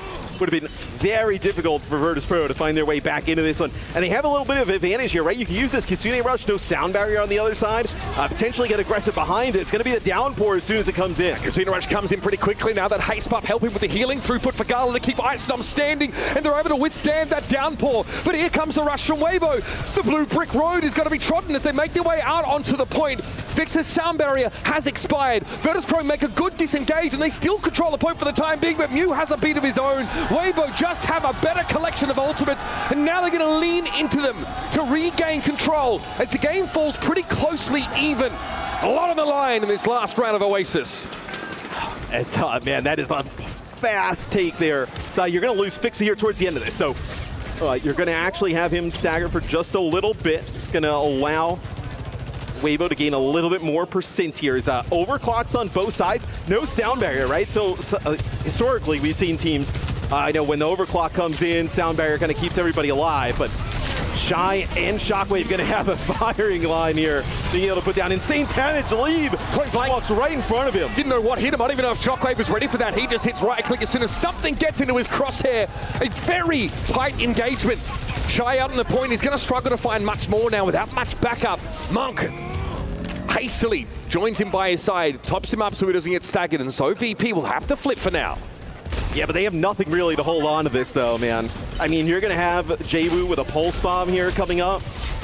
So we'll see if he's able to land one. Like, I know, kind of working on the outside here, just trying to chase, looks like it's Mew and leave as Mew makes his way back up the high ground. It's going to be a recall. He's got both supports. Jaywu dancing here, knows it's pretty dangerous to be up here. Monk can really hit him hard with those kunai, but he is bold as ever. And a pulse bomb. How does he get max value out of this one? Take Gushue low, that's a decent opportunity. He'll be forced away by a railgun of Shockwave. And Weibo have sat back on this. They're waiting to build up some of these ultimates, but in doing so, they've allowed Vertus Pro to get back into the lead. This is going to be quite the explosive conclusion to the round. Over the top goes Icenon, trying to perch up on the barrier. Mew comes forward. Sound barrier development fix is going to have one of his own, and now Jaywoo's looking for a pulse bomb connection, but he's gone away in the overshield. It misses, goes off to the side, sees Mew going low. Taz strips off the Lucio, eventually brings him down, but it's at the cost of Shockwave. Here's the Kitsune Rush now in play for Weibo Gaming. Gala gets his off too. Icenon drops to the point. Big healing coming out from Monk. He's the only support left on the field. He's got to make it count now. Gushue down to 200. Great jagged wall to buy him a little bit of space, but Shy got caught out by Icenon, and Gushue can't get to his intended target. Gala is protected by the jagged wall of Icenon, but Vertus Pro come up with the goods right when it matters. Mew could desperately try, but it's not going to be enough. VP come alive and beat Weibo right where it counts. VP steals map number 1. The Kitsune Rush they end up using from Vertus Pro, and they actually have the downpour on the other side from Gushue. I actually don't even think it connected with anything, so they're able to use the full effect of that Kitsune Rush. You see some of the members from Weibo trying to put some pressure on the high ground. They just kind of leave Gushue over towards the point and just not able to come up with any kills. Headsets are off here. A very intense game. The room heating up, but most importantly, last time we saw Oasis between these two teams, it was all Weibo Gaming all the time. Vertus Pro found themselves a little bit of a different gear. Finally settling on what we thought would be their initial plan. Get Icenom on this hazard, this highly mobile frontliner role. This is the whole reason why he was brought into the fold for VP at the start of stage 2. It's also quite interesting that you mentioned that they actually banned Winston the last time VP played Weibo, and they actually let it through this time. And it's like, you know what? Maybe we're actually better off just kind of like baiting them in to kind of play this fast style that maybe we feel like, look, it's not our best look, right? But maybe we feel like we can take advantage of them a little bit. Now this raises questions. How do the hero pools interact for these two teams? Because again, if Weibo try and go towards a Ramatra map, God forbid they want to put Gushue back on a rush kind of comp, but they've looked good there at times. Or do they keep trying to play this up-tempo brand of Overwatch that Vertus Pro, unlike many of their contemporaries over in EMEA, seem quite happy to go with? EMEA was definitely forged by like a lot of those Symmetra, the Diva compositions. That was something that Vertus Pro were really late to adopt. And even here in Riyadh, they only folded it in an impromptu manner by putting Icenom at DPS. And I think the issue is for them is that Jaywoo's an incredible player, but the sim player on your team needs to be so communicative. Yeah. And that's just a lot to ask for someone doing it in their non-native, granted, a lot of non-native English speakers on this team. Yeah. But again, like, you really need very clear, strident comms from that sim player. And it might just be that Jaywoo looked good mechanically on a sim. We saw it. Yeah. And yesterday we saw that Weibo in their game against Falcons went to Esperanza, but you know, there's the ability for them to try and play like a Gibraltar, right? You could end up picking that one out. So we thought that they would be pretty solid on Gibraltar, because that is one that you can most certainly play Winston, have Gushue just kind of go to town. So we'll see what ends up coming out of our ban process and map selection, right? You could go, they could go Esperanza yet again. I wouldn't expect them to pick like a New Junk City unless they were really like trying to force Ramatra, right? Maybe they feel like the Ramatra was good enough yesterday. If they were going Ramatra though, I imagine on the stage right now, we would be seeing a substitution, right? You would have Vistola come in to see that. So not seeing Icenom get up and walk out just yet tells me we probably are gonna see some more of these dive tanks. Still some deliberation here, of course. After we have map selection, we still have our bans to consider. Who's going to blink first? Who's going to look to try and target maybe something like the Hazard? Also, depending on the map we go to, heroes like Orisa, even outside of the Ramatra conversation, might need to be looked at. You also may see, a Protect ban at tank, one that maybe doesn't look like the kind of hero that either team would play. And again, we still have to discuss the potential for the the Venture compositions to make their way in. Leave is incredible on that role, but I think we've seen Jay play that a fair bit as well. Well, Venture, I feel like, talking to even Jake in the back, because I was like, maybe we'll see some more Venture today, but they seem to be really good against teams who aren't great at the sim, right? You can actually just play Venture. So into them and actually have an advantage. So maybe we see them come out.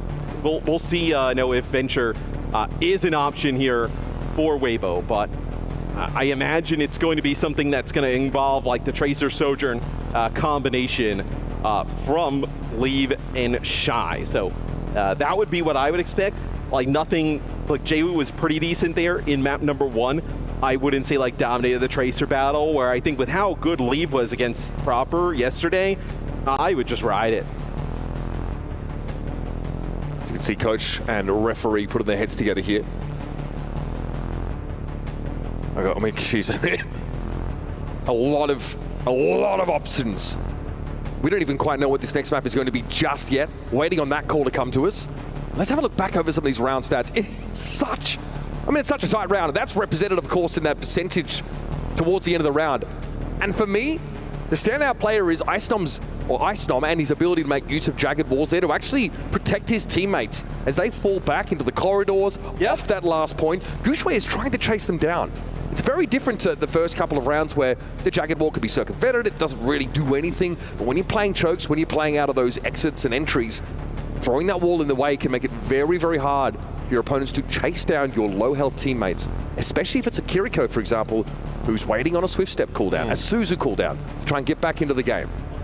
Yeah, the Kiri is so powerful, right? Obviously the ability to kind of flank with the Tracer, get back, heal everybody up. It just seems like it's a necessity. That would be one that's interesting to look at, though, if you're VP, right? If you want to slow the game down and maybe you actually want to get into that head-to-head on the Ram, you could actually get rid of the Kiriko. But with Ice Gnome staying in, like we talked about, I imagine you let the Kiriko slide in here, and then you're probably looking at playing a Hazard Mirror yet again, or maybe like, Ice Gnome, it's probably just a Hazard. I was like, maybe, even Diva, right? You would probably bring Bestola in. So it's probably looking like Hazard.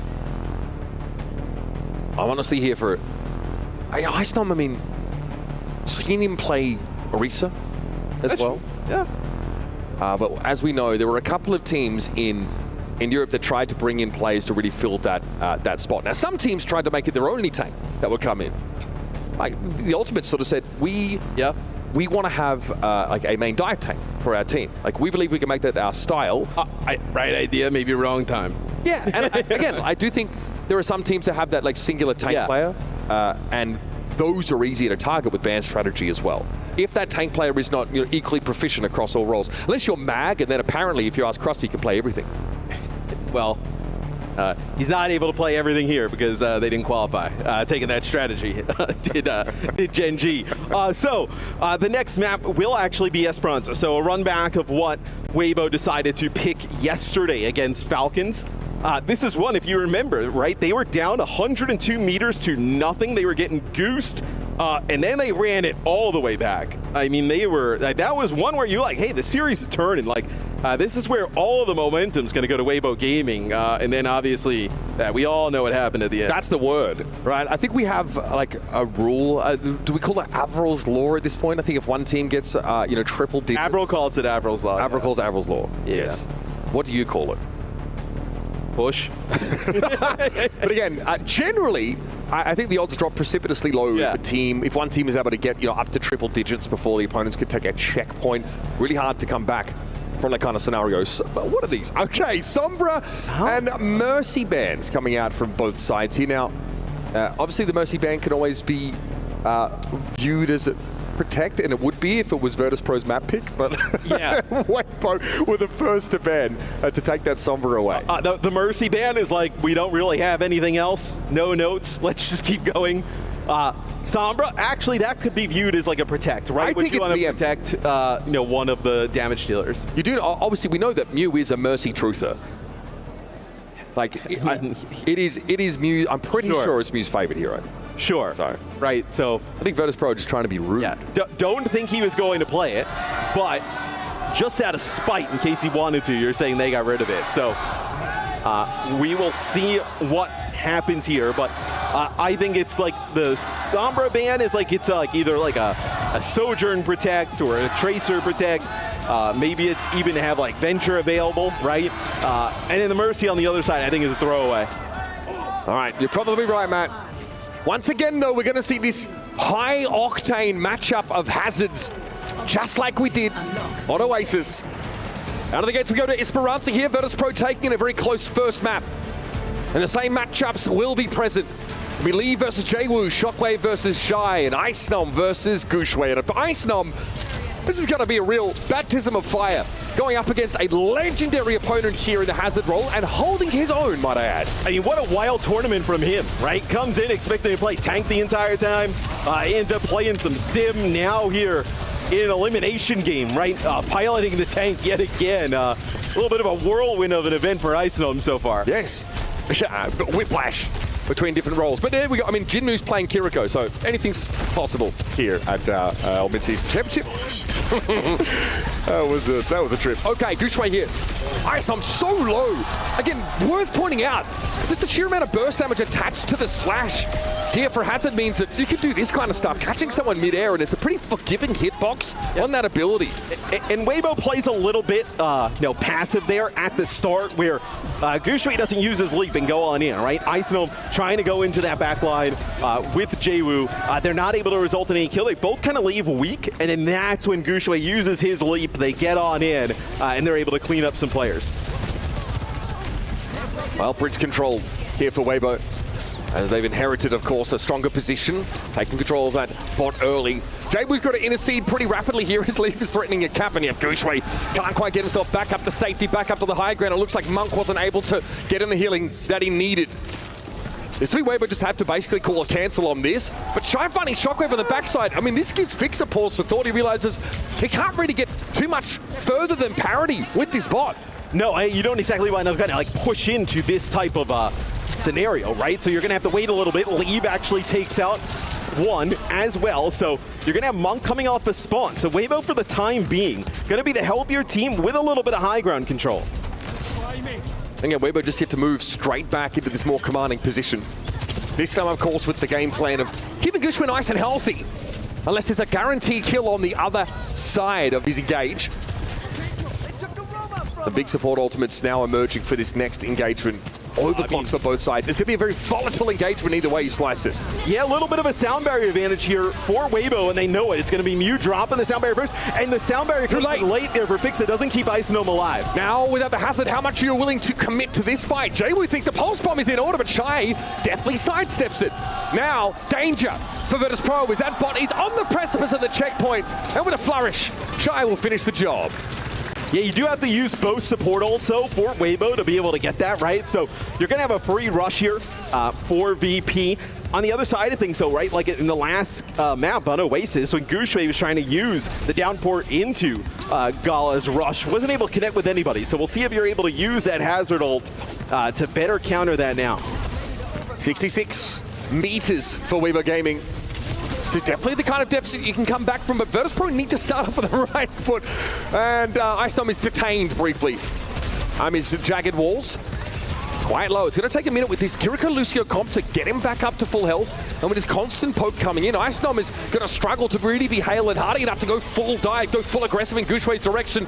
Here's that Kitsune rush through. Immediately, Gushway turns tail, gets back on that high ground. And so all Vertus Pro get for that Kiri ultimate is conditionally somebody's high ground presence. But look at that push over the top. Gushway sees a golden opportunity to deal with the Kiriko, and Gala goes down early. Icenom is low now without the throughput of that healing Ofida. This is bad. Down. This is really bad for VP. I mean, that's your Kitsune rush. You don't gain any control of the bot back. You see Weibo, they're actually just kind of like backing up here. The bot goes a little bit back towards the middle of the map. They'll probably decide to fight from high ground yet again. Yeah, it's going to be Gushway kind of stopping at this archway, going to try and set up, force him into the choke and fight from there. Gushway here more than happy to garner the attention of 3 Vertus Pro players. Okay, here's the rush from Monk. Downpour comes through. Monk and Mew caught in place. Not quite able to follow up on the Kiriko ultimate so far. And Jwoo's able to run rings around them. Shy and Mew both absent. Jwoo's found a third in the fight. A young prodigy now really getting to stretch his legs. Monk is low and Shockwave can just head upstairs with some of that mobility. Force the swift step. away. Monk's still pretty lethal with those kunai, but Jwoo is happy to spend a recall on keeping himself alive. And we're on with Jwoo through a lot of that, but I gotta say, Gala made a crazy play there. So Ice Gnome actually gets hit by the downpour, and Gala was right behind him, would have as well, but Suzu so doesn't get hit by it, and that allows the Curie to stay alive, keep everybody else healed up. Ice Gnome gets burst down right away, but at least you didn't lose the Hazard and the Karika. Finally, for the first time on this map, Vertus Pro actually get to work the high ground themselves. But Leave has a plan. Brooding, scheming on this off angle. Naturally noted by Fixer, but it won't really do too much if he can get a nice little stick. Shy is down, so maybe Leave realizes he's got to do more than just find the one elimination for a trade. Shockwave bids him adieu from the low ground, and he's waiting for Leave to show himself. Soundberry does come down now. Leave's going to be a little bit of a tough enough to crack, but Vertus Pro have a beat of their own. Pulse Bomb finally is drawn now, but it's to no effect. Leave drops that one on the sidewalk, and Shockwave's found yet another big kill. Now it's getting a little bit dicey for Weibo. That checkpoint's coming up pretty quickly, and Jwoo's Pulse Bomb does it one better. It's Leave dying to a Pulse Bomb of all things. That is insult and injury to the legendary Tracer player. VP get the butt scratch. But as Shockwave has come alive a little bit, and then we see Jwoo with like 4 in the previous fight, comes up with the Pulse Bomb here. Now they get right back into it. And now VP can play from that high ground, right? They don't exactly have to push in, even though they're still behind. It's a close one, though. They've definitely closed the gap, have our EMEA squad. Usually here right now, just maybe waiting for an overextension or to get that high ground. That might be it. Mew accosts Jwoo. Usually hoping to trap Ice Gnome up with that jagged wall, but he slips around it. Now we might see more aggressive footing from Weibo Gaming.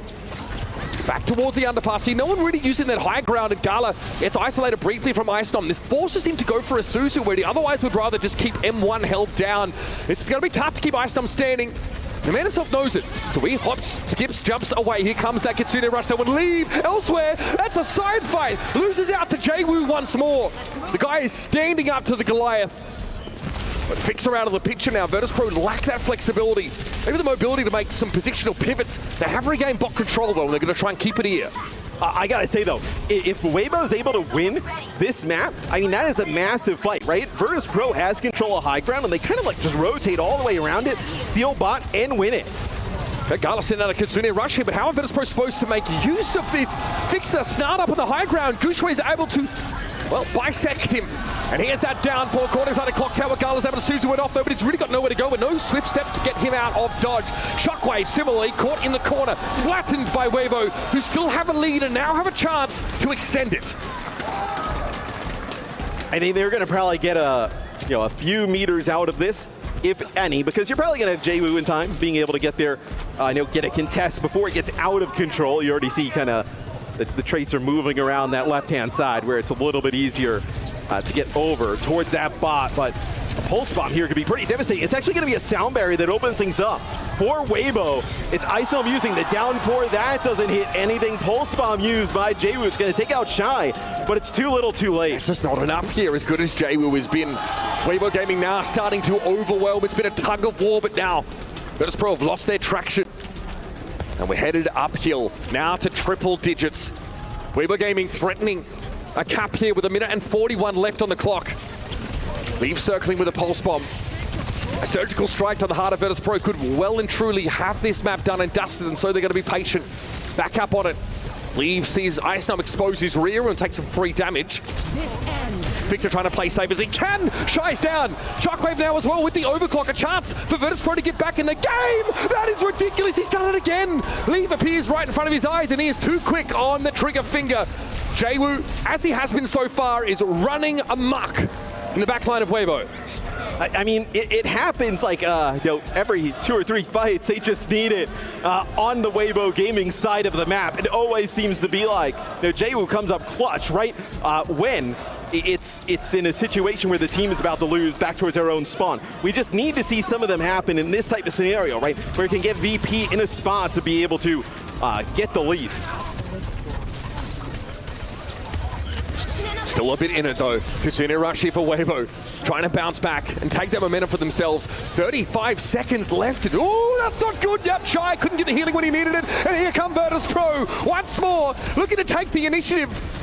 Fix are the only casualties so far. Jwu's able to recall away and sees Gushui looking awful tasty. Snacks on him. Mew is up next. Gotta catch them all, he says. With 18 seconds left, Vertus Pro are knocking on the door, but there's a bit of a stretch to cover here. Yeah, but I think they're going to be able to do this, or they should be able to do this, right? You're going to get an OT, so it's going to be a little bit scary, but you're going to get this bot just about to where that golden line is, and you're going to have this Kitsune rush. It's a massive advantage. Jwu on the recall, still holding to the pulse. We're oh so close here. Weibo Gaming have had a crazy showing on this map in the past, but they've fallen short here too in important games.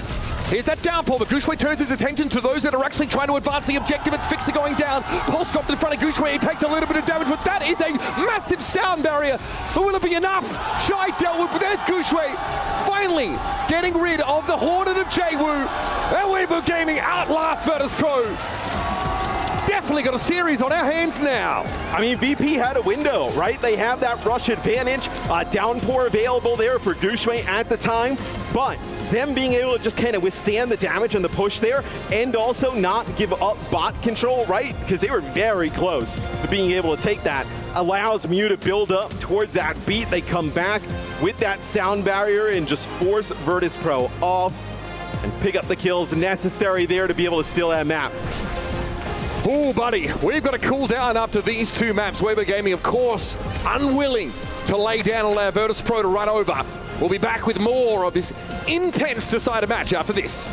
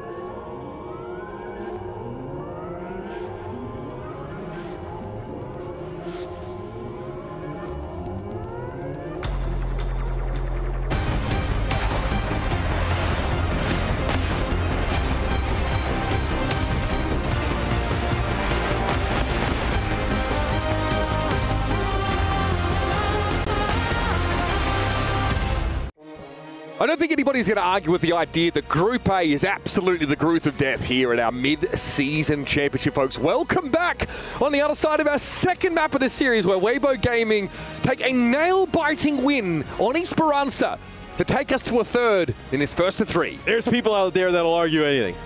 I think they'd be stupid, though, to argue that this is not the group of death here between these two teams. And like we talked about a little bit earlier, I think people, I mean, even I, to be fair, sleeping a little bit on VP coming to this event because, I mean, they did not look that good in EMEA, right? They were falling to Twisted Minds, falling behind Alcatia, and seemed like in big ways. But here on LAN, in person, giving Weibo a really good game here early on. Yeah, I mean, out of the gates, a completely different look from this Vertus Pro team. Clear to see that they probably went super satisfied with how their efforts to, work more in the Ramatra style and keep forcing these rush comps, and maybe also realizing that Weibo also weren't all that excited about peddling the Ramatra look out themselves. They realized there's a unique opportunity here to actually lean into some of the strengths that they tried to enhance this team with coming into stage 2. And in that sense, this might be a pretty good time for VP to stick to their guns, so to speak, and they've got a whole arsenal of them. In fact, we have substitutions occurring on stage. You saw a particular Finn there, looking to take his seat in just a moment. Looks like Vistola is going to be coming back in, as Circuit Royal is going to be the choice. And here come your bans, folks. Venture, banned by Vertus Pro. Weibo respond with an Orisa lock. Yeah, so VP gets rid of Venture. They've been used by Weibo throughout the weekend thus far. I'm a little, so obviously Vistola is great on the Orisa. I thought they would be a little bit more afraid of playing against a Sigma type of setup or something along those lines, or even Vistola playing the Ram. So they decide to get rid of the Orisa, which leaves some still pretty good options for Vistola out there. I think it's maybe just Weibo aren't quite sure what the angle is here for Vertus Pro, and they're saying, okay, if it's going to be a rush style, we'd really prefer to make it a Ramatra head-to-head. Obviously, Gushue's put in a lot of work on that hero. Gone are the days where tank players in general could really focus on small niches. Some teams have the redundancy or the extra players, right? We've seen the substitutions here. And, Ligue sits in the wings. But Weibo know where their bread is butter. They know their best look involves putting Gushue out there in the spotlight. As we head to Circuit, there's a few other options, right? You can bring the Sigma in. I think the Mei is pretty scary for both the Sigma and the Ramatra to deal with. Hard for Sigma to fall back safely when caught inside a Blizzard, especially if he can't eat it. And a wall behind him makes it pretty scary. If he has to turn his back, he obviously can't make use of the kinetic grasp cooldown. It's a problem. So trying to hem the Ramatra or the Sigma in with that Mei wall could be pretty big, and we know Vertus Pro have gone in that direction. Seen plenty of Mei play from them. And this is it's like a classic VP, right? I mean, this is like the map, the comp that VP would want to play, and one that Weibo traditionally would want to stay as far away from as possible. I didn't hate, though, Gushue's Ramatra against Falcons. I thought it was pretty good. So maybe there's something there where Weibo can take this one. I think the fact that they're able to play such a close series against Falcons, with the Ramatra involved is a big deal. I felt that at times in that series, though, when Weibo looked weak or had those bad maps, with the exception of Esperanza, they kind of got blown out there. Yeah, I mean, it is Falcons, though, right? Yep. I mean, Falcons, will blow out a lot of teams, and they did kind of just fumble it, I think, at the end for Weibo, right? I mean, they still looked pretty good playing that Ram with the Venture on Shambali, but I mean, they just did not even show up on defense. So, and I think that the Venture ban could be that you're trying to play the Baptiste, right? Yeah, because we know that Vertus Pro, between their backline, definitely have Iliari Baptiste options to go to. Right. Two squishier, less mobile, right? They have some mobility, but not Kiri's teleporting across the map. With a fully charged emergence, from the burrow, Venture can one-hit the immortality field. So if you line that up properly, it negates the immortality field entirely. And normally the Baptiste is going to exo boot upwards, or you can knock them out of the immortality field with drill rush. There's a ton of ways to really just defeat a lot of Baptiste's utility. I think Vertus Pro really trying to set themselves up for a backline that can have that lethality, that can be a poke threat, that can have access to Air Matrix and, of course, the Immortality Field, and also just not get completely undone by Leaves. Incredible mechanics on that Venture. Yeah, it is an interesting one because You're giving leave, obviously, Tracer. But the best when they looked, probably with that Ramatra, was in combination with the Venture yesterday, right? That's what they set a pretty good time on. For Shambali Monastery, just not able to hold it on defense. And wild to think that one of these two teams' keys will end up in that Crusher before we even get to the bracket. If you look, looked at this group coming in, AGAL as well, with people really expecting them to be very strong. And frankly, I thought they'd be able to go a little bit further in this group. I thought the Vertus Pro was the one, the team, at least from their initial showing, they were at risk of sort of being that first team knocked out. And a heartbreak. Honestly, for two regions here, regardless of what the result is, with a key crushed at the end of it would be quite a lot. But Weibo getting to a quarterfinal, I think for them, that's bare minimum, considering what they were able to do at the Champions Clash. Be a real factor here towards the top echelon of competition. It's pretty devastating, I think, the loss on both sides, right? You end up losing, obviously, here, before you even make it to bracket, but you also end up in a scenario where, like, the storyline moving forward for the rest of the year, right? Weibo, you don't even get to bracket. I mean, it's a huge step backwards. And then for VP, it's just a continuation of, like, okay, you came to LAN, like, you didn't really beat many international teams, and then you're gone. And it's like, what is the future on both sides? I think VP would have a lot more questions than Weibo, but Weibo would still be mighty disappointing. And remember, last time, obviously they've already played here in Riyadh, but these two teams also played in Hangzhou. Yeah. They played in the opening round of the Champions Clash, and Vertus Pro got absolutely shellacked. Yeah, that's why nobody really remembers it. Well, one, it was probably 4 a.m. in LA, and then two, it was uncompetitive. Actually, 11 p.m. was the start of the night. VP was 0-2 there, right? They ended up losing to Alcatia in the first round of losers. Yeah, and again, it definitely felt like it was not a great time for their comps, and they did not have Icenom on the team, right? They were very much like on the eggs in the Vistola basket. And at that event, Rush was not good. Yeah, I just realized, so we have two subs. I don't know if you can spot it. I know you're not really good at, reading, but I can tell you. So Icenom comes out as the tank. And he comes back in. And he comes back in as the DPS. So the Venture ban now is probably more to play Sim. Yes, possibly both, right? You can obviously play Iliari back with that Sim. Have we had a player that's kind of done this successfully? Well, successfully. okay. I mean, we've had players who've done this, but, Trying to think of the roles for, obviously, like, Jinmu is one example, but I don't think he's actually playing DPS. We had checkmate on Reinhardt there for a moment. Those were yes. There was a stint. Checkmate, yeah. Checkmate typically, it's a player switches completely. I imagine when Icenom got picked up, he didn't have in his wildest imaginations that he would be piloting Symmetra. But again, here, I mean, it's a bit of a logistical nightmare. Not only have you got to sub the guy out, you've got to move his spot. Anyway, we're going to head down to the stage to get a temperature check, but how things are going down on the ground with Fancy and Zoe. Thank you guys so much. Absolute legends in the waffling department. Now we're here to continue the waffling as well. What an incredible series this has been so far, Fancy. I think a lot of people really underestimated VP coming into this tournament. And I mean, it's fair, They were in a slump the last few weeks. But this performance, that's the VP we know and love. Absolutely, and then even when they were walking on stage, they got booed a lot by the crowd. I know. I'm not sure if they're booing right now. People here are very passionate, which I absolutely love. So just so you know, I love the booing. Bring that energy. It riles the players up as well. They like it. Absolutely, because you proved them wrong. And I feel even already at this score, they've proved a lot of people wrong. Absolutely. I mean, the fact that it's 1-1 right now, it shows that both teams from different regions, they can bring it to the game and they can show that the region is better on this tournament. Keep in mind that what's at stake right now, if you win this match, you get to top 8, you lock in $35,000, you lock in club championship points, and of course, legacy at the Esports World Cup. There's a lot on the line here. That's right. And that's why I feel like we need to give those players some energy to keep the momentum going. And I want to hear if they're booing or cheering. I don't care. I just want to hear some sound in here. Okay. Well, if you guys think Weibo's going to win, make some noise.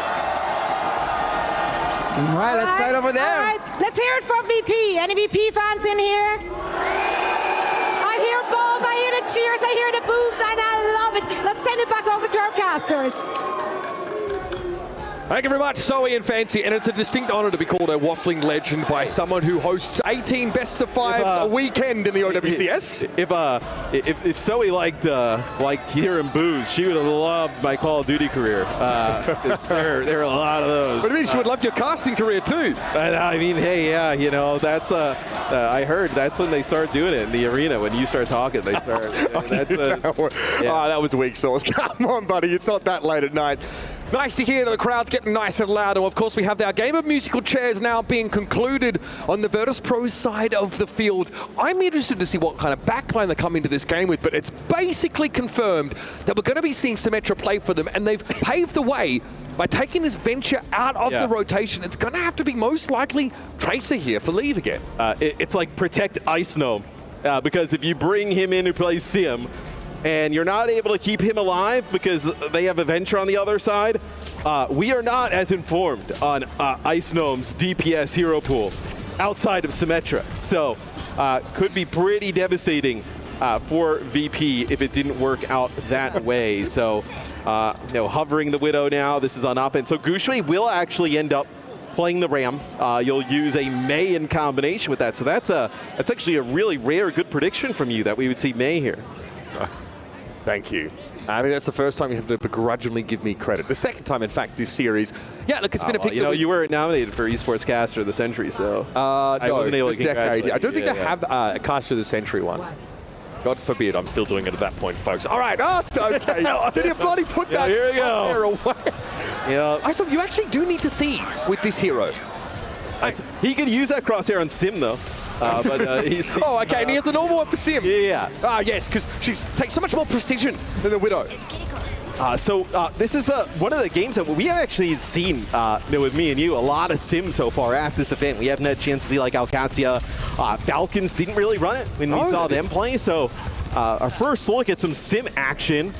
Didn't expect it to be Ice Gnome, but nonetheless, we'll see how it works out for VP. There's a real minigame here, and that Leave has to be pretty reactive with how he uses this ice wall to try and give Gushui enough room, but also maybe answer this mobility, these fast TPs around the map. Here it is, into the backside of the far right of your screen. There's been a TP set up, but no one seems to have taken it yet. Shy would be under a lot of threat if someone were to emerge and start to pressure him down, but he's able to clear it. Looks like it was just a turret that was thrown that way.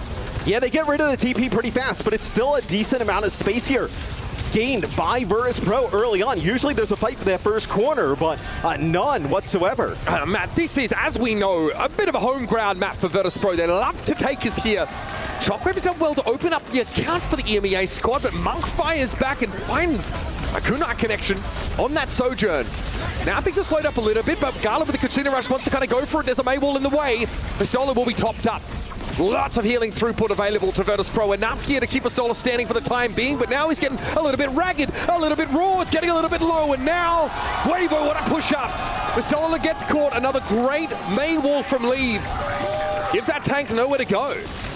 Yeah, it's a rough scenario there for Vertus Pro, right? They end up using the Kitsune Rush earlier, so they have a window, but you have Weibo use that sound barrier, and they have nothing to be able to fight for. A nice Mei wall from Leave behind Vistola. Just insult to injury there, not able to get him out and out of the way. So we'll see. Now Weibo gains control over this corner. In theory, Ramatra can sort of walk back around these Mei walls, but once again, you're exposing your back to a veritable broadside of damage. It's a real problem. Vistola here knows now that the wall cooldown is not available, so he's going to push up, but with a sound barrier, Sim wall should be enough. They've got to dig a little bit deeper and carve these Weibo gaming players out of this corner. You see Vistola is really having to extend deeply to do that. Shockwave finds the answer, disrupt the shot in that corner, digs Leave out. Now it's a matter of tearing Gushui down, getting him off the map and allowing this checkpoint to be converted.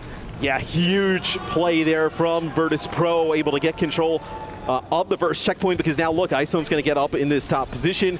You're going to be able to poke just a little bit there, and he's going to get the good old car wash set up on that exit way. So we'll see. Just kind of poking. They're actually going to get the payload, so we don't actually see it right now, but they're going to get it around that first corner. That is a tough pick, though. You're not going to gain much more progress from this now if you're Vertus Pro. And that is hard to do. We don't often see May able to find those first eliminations in many of these fights, but Leave is about put him on any hero, and he's going to be able to do the unthinkable more often than not. And that one pick, of course, just completely takes the wind out of Vertus Pro. They double up after that gut punch and will need to regroup.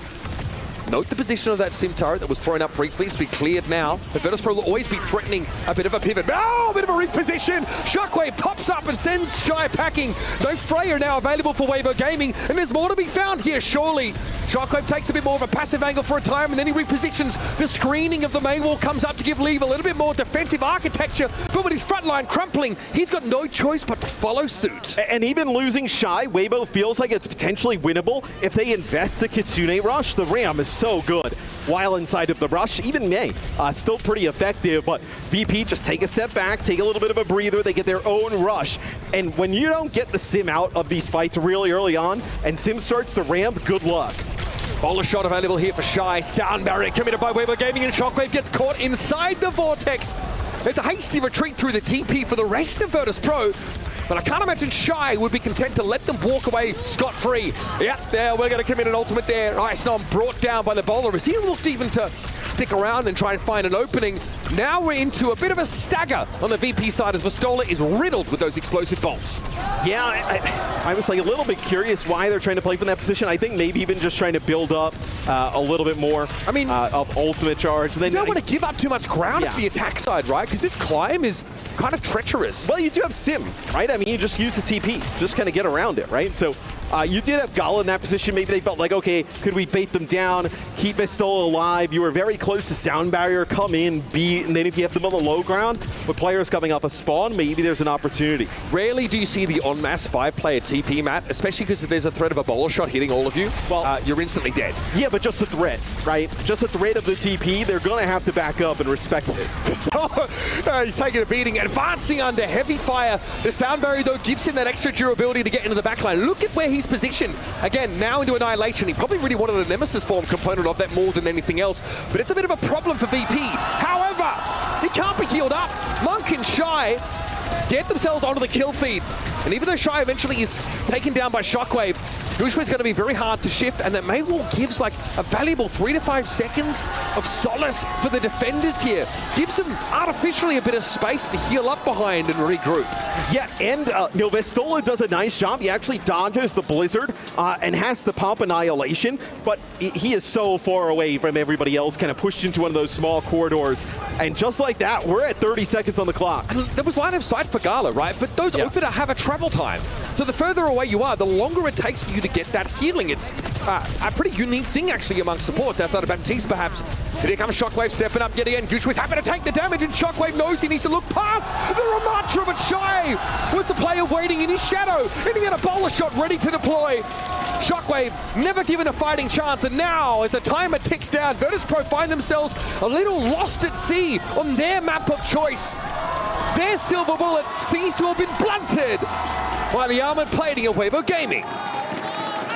So the push stops right before that second checkpoint. They're not able to really kind of push through here towards it. I actually thought Weibo, so I think their first point defense actually could have been way better, but they just gave up so much space, it feels like. Like they allowed that first corner to go completely uncontested. Yeah, this is that late stagger. Vertus Pro sort of lose their footing. Look at, and it's such a clever pivot there. All of Weibo Gaming under a lot of pressure, right? They know they have a Ramatra in their backline who's just popped Annihilation, and they make the decision to turn their backs on 4 Vertus Pro plays to quickly burst Vastola down and then turn their attention. And that's with a Sim wall in play. So they basically didn't really have the option of fighting Vertus Pro, the rest of them.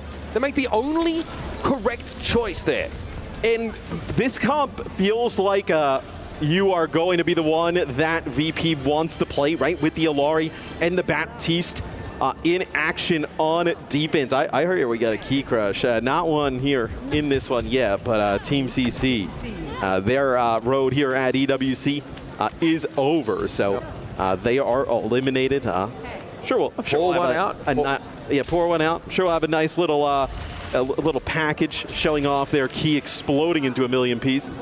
So, hey, this Crusher, I mean, way stronger than last year. I watched way too many hydraulic press TikToks. This one just tickles me just right.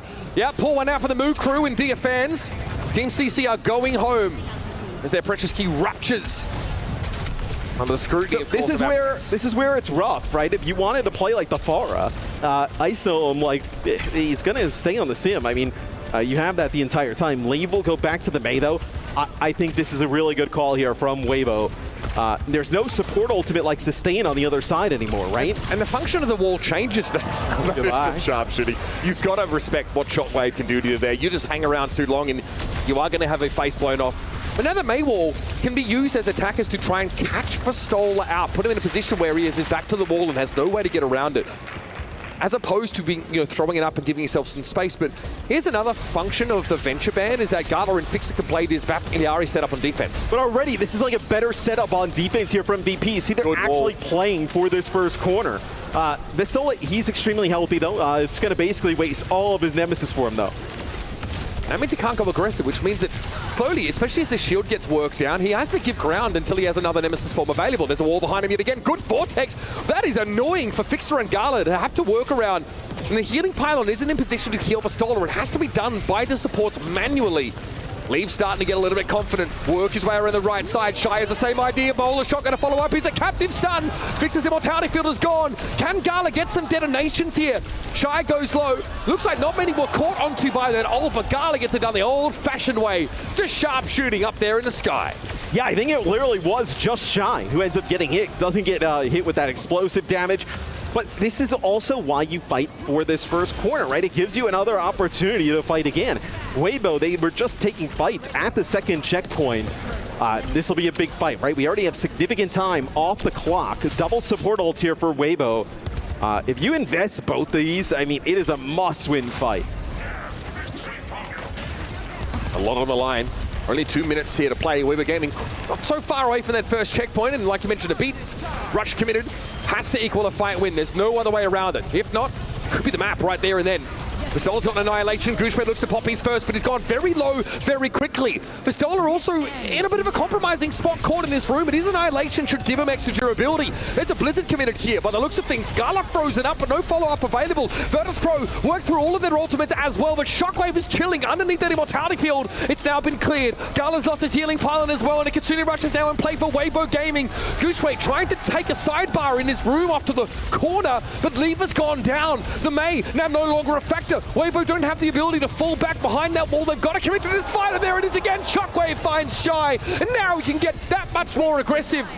Moves up to that coastline position, and Weibo spends so much and come up with nothing. And those are those double support ults I was talking about. Now you have Captive Sun available here for Gala. And you also are going to end up with an Amp Matrix here, so a huge blunder there from Weibo. If you're going to invest both those, you needed to win. Now the Captive Sun here for Gala represents an opportunity in a solo capacity to go for a big first pick. Here it comes, Gala to the skies once more. Looking for some purchase here. Looks like maybe connection was limited or non-existent. Does look like there was someone affected by the debuff, likely Gushme, but he won't have that detonation. Here's an Air Matrix now. Verstola backs up behind it. Vortex thrown in. Gushme knows he needs to get ahead of it. The rest of Weibo Gaming, a burst of speed with a sound barrier. They find Ice Nom. They isolate the squishiest target, but Shy's got some problems. Too much to juggle, apparently, as Gala picks him off. Leave catches Verstola out inside this room, but are they ready for the annihilation? Clearly, Mew wasn't ready for Gala. Now the annihilation comes into play. The Blizzard behind Verstola. He actually backed up into it. He could have avoided it, and that's a problem. He'll get back, but he's lacking teammates. Ice Nom desperately trying to get into the fight here, and Gushme's going a little bit low. He's playing ahead of his shield. He's getting kind of chunked down here. Shockwave comes over the top. A two-piece, a 3-for-1 special. Shockwave takes the game into his own hands, and Weibo Gaming stagger out of the map. Shockwave with some sick shots over the Mei wall. I gotta say though, Verstola, it looked like he wasn't going to pop the annihilation, but they evened things up. Like, they still had Gala alive, and then it was, I believe, Fixa coming off of respawn, and they have the immortality field there, backs up into it, then ends up using the annihilation. They continue to fight, and that is a brutal map to lose there for Weibo. We know what VP are capable on this map, and we had a feeling we Leave Ice Gnome in, you won't. We knew we'd see this map Iliari look at some point as well. Gala with some crucial kill involvements, but I think it's pretty clear to see who the standout player on this map was. Absolutely ridiculous performance from Shockwave there, and in these final moments where Gushway thought he had a player advantage, Icenom's able to TP his team back into the fight. Let's head back to the studio here to break down the mayhem that has been this matchup thus far. Incredible cast so far from Uber and X, and for good reason. They have a fantastic game on our hands. Smash celebrating with Vertus Pro as they take the lead at halftime. Welcome back into the studio, ladies and gentlemen. It's Chris Puckett alongside Jake and Reinforce. And Johnny, you are all smiles. Is it because Shockwave just hit the walk-off 3K? It's my Danish goat. The entire time you haven't been here, Puckett, I've just been glazing this kid. Okay. I love Shockwave. I think he's a fantastic hit scan player. And he really is a big leader, too. Like, he has a lot of input. Ice Gnome, by the way. Ice Gnome Crawling with the crosshair a little bit. This is so meta. Wonderful crosshairs. Going to be on his cam, so he's got the meme crosshair. I love it. Yeah, and definitely, of course, because they were able to go to this map, they can protect ban by getting rid of the Venture, which allows them to play this strategy, because usually this is not something they can pull out often when the opponent has the first ban, because you see Ice Gnome in the lineup, you're just going to ban the Symmetra straight away. But them getting first ban allowed them to do this strategy, and it worked out. Jake, I heard a quote, and it might have come from me. It doesn't seem like a good idea to put your tank player in a duelist role. But it worked out for Vertus Pro. Look, I mean, we got to give it to Ice Gnome. The guy is good on Sim. Like, we can say, oh, he's a tank player, he's a this player, he's a that player. But historically in Overwatch, that's been proved wrong many times, right? People have shown that, you know, you can really be a strong player on multiple roles, thinking about players like Violet playing DPS and having a ton of success, right? This has happened historically, and I think, while people are always, like, going to criticize it, Ice Gnome, he looks good. He's not feeding. Like, he's playing well. A big map 3 in the first to 3 wins. Johnny, I have a feeling this one's going to a game 5, though. Yeah, this might go to a game 5, and I can't wait to see what map we're going to see next, because we got Hybrid left in the pool and Flashpoint as well. If I was this next team picking, I would just go to a Hybrid map. Okay. Because I know that Vertus Pro, they have a really strong mid-town that they've showcased in EMEA. They go and they play this Baptiste, Ilari kind of line up, very poke heavy, which is what Vertus Pro just won at. If you pick the Hybrid map now, maybe you go to something like an Eichenwalde, a Blizzard World. You don't allow Vertus Pro to pick that map as the 5th map, with Vertus Pro getting the first ban as well to protect support. So right now, if I'm Weibo Gaming, I'm going with a Hybrid map. Let's take a look at some of Weibo's highlights, because they did win a map here, and I honestly thought they were going to take that map 3 after stopping them at the 2nd checkpoint. Gushway and crew looking pretty comfortable on Hazard. Yeah, I mean, we know that Weibo is a ferocious opponent anytime it comes to these dive comps. Everyone is an expert at their role. They all really understand the comp well. And, you know, honestly, I'm just impressed. VP made this an incredibly close game, right? This was tight. VP, I think, took the lead at times, and they almost closed it out even in the final overtime. It really took Weibo to go all out to get this map win.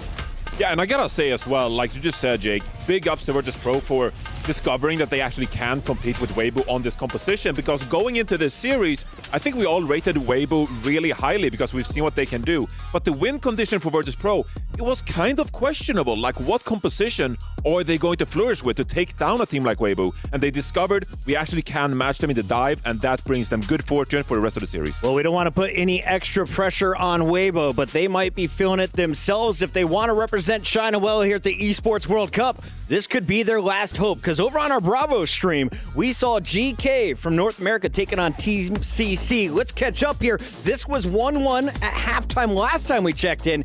Now a game 5. How did GK walk away with the win? Final moments. Look at this sick Blizzard there from Mimone. Really impressive game sense. Just a few seconds before OT triggers. The opposing team, they're like, what do we do? And then they, you know, of course, contesting into overtime into the Blizzard. The ultimates are coming thick and fast. And GK, they were very favored in this match. So Team CC, I think, to bring it to game 5 is impressive. But nonetheless, their journey ends here. The key is to be crushed.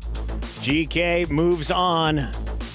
Team CC eliminated, and our Bravo stream at the end of that match has now concluded. So all the action now turns to the main stage, Johnny, as we still have 2 more series to go after this one. Yeah, of course. We got a next match coming up, and we're rounding things out with Twisted Minds in the elimination match going up against Tiny Esports as well. So 5 great matches on the A stream here on the day 2 of the Midseason Championship. Now we're going to give our players a moment to use the restroom. We're going to give an extra 3 minutes on the clock, which gives you two gentlemen a little bit more time to chew on this main stage matchup. For anyone who is just coming over from the chess stream, congratulations to Magnus there. What are we witnessing in Overwatch 2? This is just our day 2 of 4 here at EWC, Jake. So Overwatch, we've got the best teams in the world here coming to compete.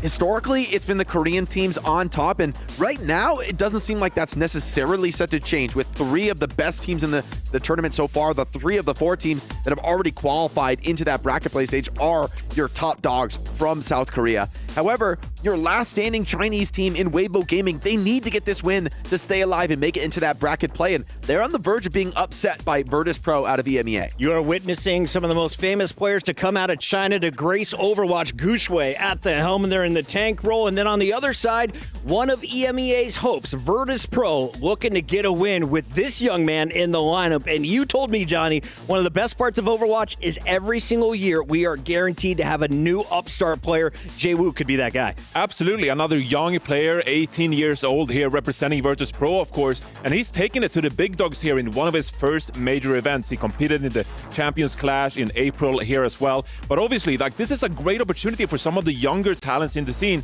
to leave a mark. And it's not only Jaewoo over in North America with Zero representing Team Liquid, for example. He's doing a great job, and another opportunity here to really leave a mark. Like you said, a lot of legends, and as we're looking at Weibo Gaming specifically in this matchup, they have some of those legends. Leave, for example, 2021 MVP that year for some amazing performances. And this is a big Chinese super team that over and over, they come to these big major events in Overwatch, and they really are competing with those Korean teams, but they've yet been able to win one of those tournaments. And every time we're looking at Weibo Gaming compete, and we're thinking, could this be the moment? Last year, LGDOA, now wearing the pink jerseys on your screen, they were in a 3-way tie in these group stages, but it was Falcons who edged them out. They missed the playoff bracket. Now they are 1 game away from missing it once again, but they were the favorites coming into the series. So let's tell the Chinese story. Jake, who's going to pop off in game 4? This is Weibo's map choice coming up next. I feel like you got to go back to the old favorites. You got to go back to Shy. We need a blowout performance from the hit scan. Shockwave, way too strong on that last map. But Shy, we know this is a guy who can deliver under incredible pressure. So I think this means the next map pick is going to be Atlas, I believe, selected now for Weibo. You mentioned, strategically, maybe it makes more sense to go hybrid. I think this team, they just love Flashpoint. They love the pace and the intensity. I think they just want to get that momentum map win. Gentlemen, I'm told the players are back on the stage. We are ready to rock. Casters, back to you. Thank you very much, Chris. Good to hear from what's going on over the rest of the EWC, but here, of course, at the Midseason Championship, it doesn't get much better than this. We have our representative from EMEA, Vertus Pro, up 2-1 in this series against the hope of Chinese Overwatch. It's Weibo Gaming looking to throw down. Who's commander? Would this be one of the bigger upsets we've had? I feel like, at this tournament at least.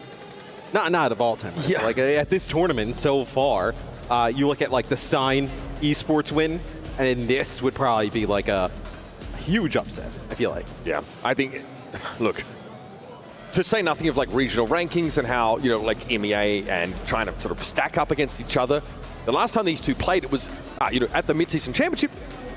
Before that, rather, at the Champions Clash, it was a bit of a non-game. And even, honestly, their first clash here in Riyadh wasn't overly convincing. But Vertus Pro, we sort of suggested maybe they moved away from this Ice Storm, symmetrical look entirely. But no, they've really just sort of made it a smaller part of their overall offering, which is kind of what we more so expected coming in. And Weibo is a day removed from going the distance against Falcons, right? Where they're probably like 2 or 3 minutes from winning that series, right? Putting up some type of defensive effort. So would be wild. Yesterday I did not even kind of think about a world in which like they didn't get past VP here and didn't make it to that top 8. Would be a very disappointing event. The fact that that's remotely called into question should tell you everything you need to know about how Vertus Pro have come into their own over the last couple of days of play. All right, we're going to pause, but we do get a little bit of an initial look at some potential comps. And is that a little Malga that I spy there? I mean, look, it's EMEA Overwatch. There's always a chance Malga pops up into play, but I mean, could you play it into like Ram? Like historically, we've seen teams kind of do that, right? I just don't think Maga is kind of in the mix right now in terms of tanks. I say that. With EU, it seems like he's always in the mix.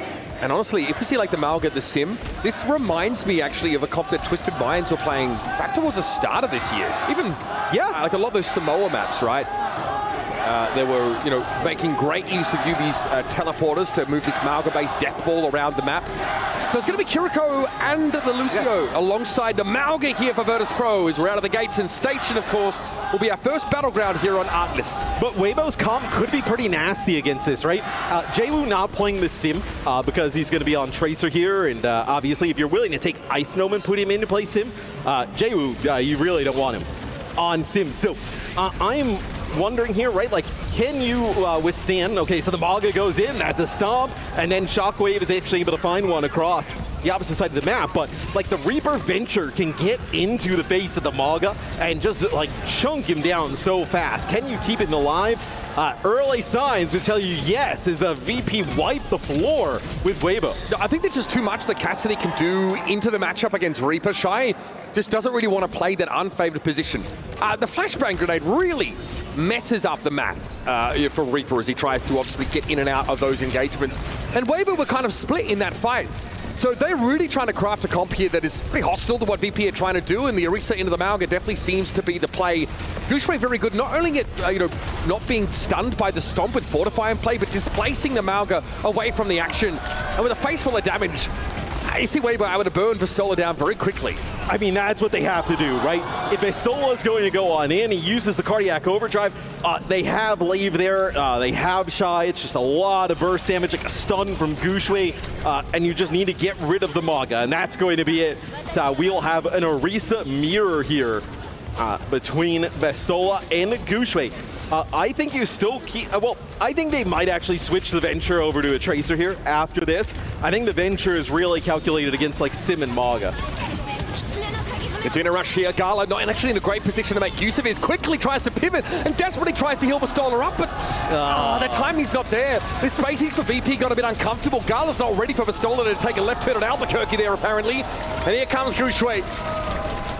Just treading VP into the mud, and it feels bad to commit a rush in that fight there where VP are already on the wrong foot. Yeah, and Vistola is extremely weak when you commit that rush, so you're trying to get all that healing out to try and keep him alive, and then Fixa goes to drop that Sound Barrier. That's like the second time. I think the last time was with Ice Nom, but we've seen them try and go for the beat and not connect with the tank. Dead eye for Shy. Shockwave wary of Leave because he cannot target the Venture until they basically burrow right up in his face. Dead eye for Shockwave has pretty little to see. Cheeky Javelin across the map's got to interrupt that ability. Shockwave, though, still standing. Wants to try and take advantage of this high ground, but all of Weibo is set up with Gushwei being the focal point. And I tell you what, no better way to be the focus than to throw a Terra Surge in, but Vistola has one to reciprocate. It's Leaves, Tectonic Shock, and up we go. Down comes Fixer. I mean, that is Station wrapped up for Weibo. This is exactly what he did to Falcons yesterday, right? But it was with a Ramatra instead of the Orisa. And it was so difficult to stop him on this hero. Just between the movement, the survivability, right? Still racking up shields, damage and disruption. Leave on Venture is a problem. As, that is Weibo with their tournament lives on the line, taking the first point. And they're probably still feeling in a decent position as they'll have that earlier Kitsune rush in this next engagement.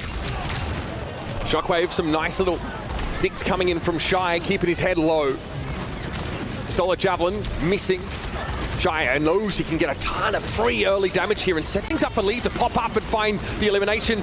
There's that aforementioned Kitsune rush. It's everything that Weibo need to play from a commanding position in this first fight, and that's another rush committed by Gala. And only to lose for Solar moments after. Yeah, you're just trying to keep Vistola alive any way you can, but the damage that's coming down from Shy and Leave. And also, we talked a little bit about it yesterday, but Venture becomes very strong. Well, like Ramatra. Ramatra's really good with inside the Kitsune rush, but Venture also, as you cycle those cooldowns even faster, just even nastier to track down. Jwoo at least dips his toes on the point there. Bit of a back cap being implied. Leave has no problem dodging away from the pulse bomb there for Jwoo. Just burrows and glides on away from the action. Jay, we're hoping to avoid the Venture if at all possible, but that's getting harder and harder to do, and without any recall, he's got to get out of the fight. Now there's no pressure on Weibo, and the sound barrier means that they will be the aggressors in this engagement. Shockwave's had a lot of space denied from him here, and Shy with that speed boost is trying to find big damage of the Deadeye. Gets Vastola down to half. Terra Surge there. That is devastating for Gushui. Gala and Shockwave, no way to escape, and the flashbang hitting them meant that even after being sucked into the middle of an Orisa ult, they didn't have a chance to get out. Yeah, it's a later beat from Vertus Pro, and this time it actually connects on everybody. Oh, man. But when they try and go in with that beat, it's a sound barrier that's still a little bit remaining there from Weibo, but it's Shy using that Deadeye, just being a threat, pushing players back. That's going to be a quick 2-0 for Weibo. So now you have Jwoo on the sim. So this is interesting because, like, in theory, right, like, the Venture is even better against teams who don't feel as confident playing the sim on the sim. So it smacks of desperation. I'm just going to be upfront about it. I don't like it against the Venture. Really hard, I think, for Sim to stay alive. And there's no Immortality field even to work with. Here's an early rush from Gala. Vastola follows up with a Terra Surge. Monk gets his rush off as well, and Shy getting picked up. Up comes Lee, pops up, but under the most durable target on the side of Vertus Pro. Not exactly where Venture wants to find themselves. And it's a quick swift step away for Gala to stay alive. Into the car wash goes Lead, coming out looking clean, but things a little messier for the rest of Weibo Gaming. I love when people realize they're on camera. They're like, oh. Yeah, we're going to hit you midway through the map, folks. Nobody's safe. Except us, apparently. No cameras in here. That's true. That's true. We somebody would have to barge through this door with the camera. So don't do that. No, please don't. So we'll see now Vertus Pro, right? You don't have much. You're going to have Boa coming up here. I was actually going to be quite curious if, like, the sim, you would see a swap from Weibo, but you do not, as Vastola just a cross-map hook there, spear right into Shy's face. So that'll have Weibo waiting a little bit, right? Shy has a lot of consistent damage there on that Orisa chunking down the armor. I'm really interested to see how Vertus Pro now on the front foot make use of their sim. Obviously, Jay, we're not the preferred option for that, but, I mean, they've been able to build up an ultimate. They have a great earlier fight. Here it comes, Bowler shot connects. Shockwave able to let that one go. Vastola knocked back, though, and Weibo buy themselves a little bit of space with Gushui's cooldowns, but he's spending them now.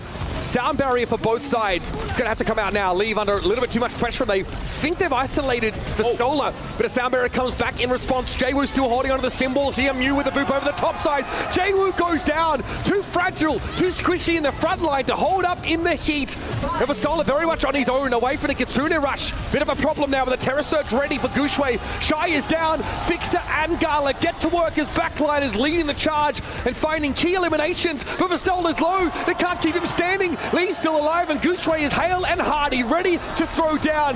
But it's Shockwave picking at the edges, pulling this apart like an old sweater. Vertus Pro have fought their way back into this game, finally earning a flashpoint on Atlas. They are so fortunate there. The sound barrier comes in from Mew early, and they want to get aggressive behind it. Now, obviously, you have the Venture and you have the Orisa. You want to push up, take that space. VP, they're like, hey, we got away. We're going to have a later sound barrier. It doesn't actually hit Jwoo. That's why he gets burned down so fast. You lose the sim. You don't have the opportunity for the sim to ramp the damage during it, but the supports after that go crazy there for VP.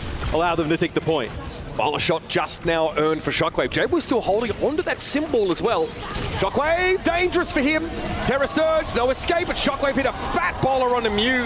Leaves Tectonic Shock now, is a little bit later, but it's still good to the tune of 2 eliminations, and he's looking for more. Pops up under Gala, who goes very low, but quickly, Vastola intercedes in the face of Leave, who now has just forgotten entirely about the Kiriko, but Gushui had it. He will chase Gala down to the ends of the earth. And now Leave can get away from Vastola, buy some space. Still no cap on his flashpoint just yet, though, and Vastola doesn't look like he's content to give it up, but Leave's in his way. He's low, as is Gushui, though. Getting healed up now by that ampered up from Mew.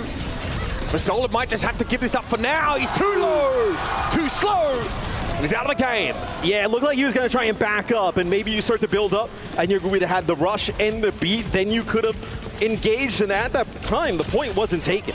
So you're trying to contest it and then make it happen as Shockwave, though, gets another, moves on to the point. He gets Gushui quite low.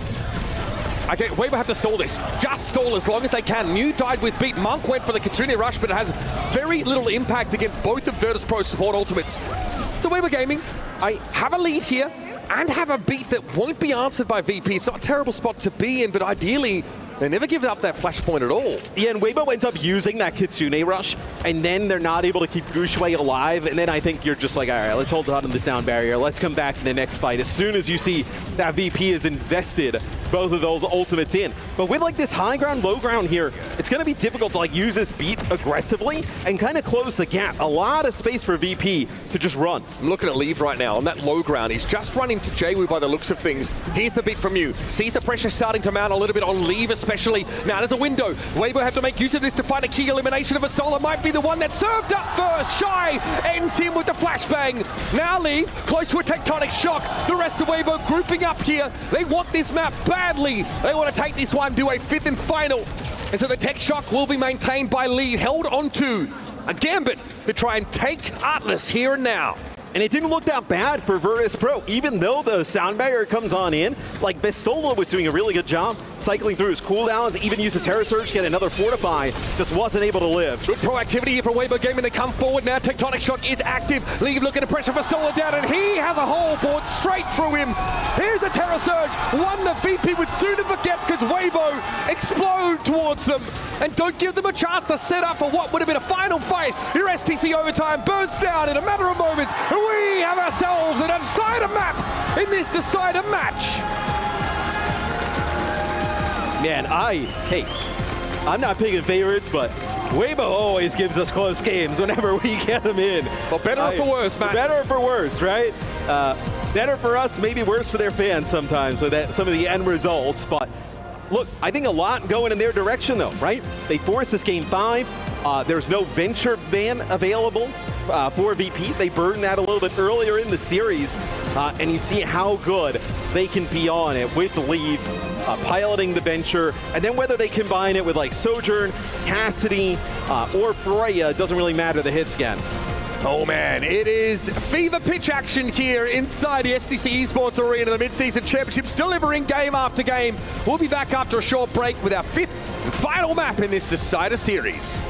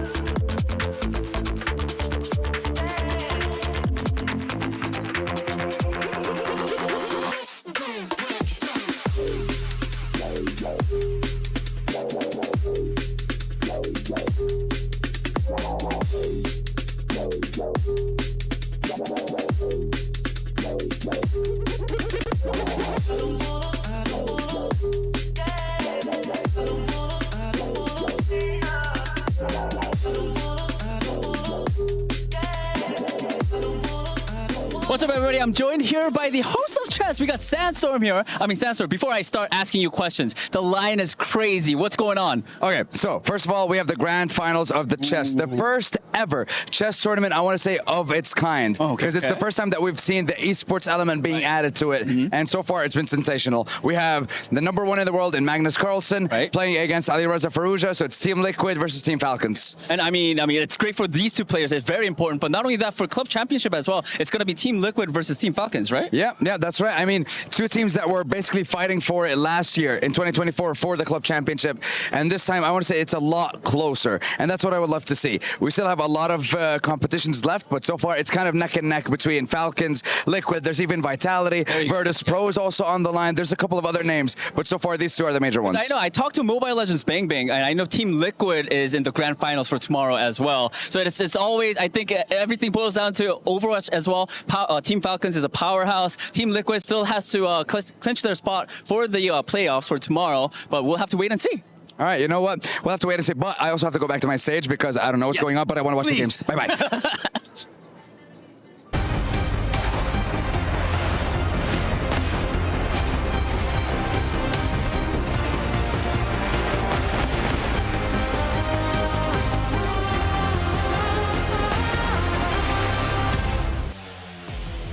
I think when you ask the question, what's on the other side of that map 5 to teams in this position, it's always a different answer.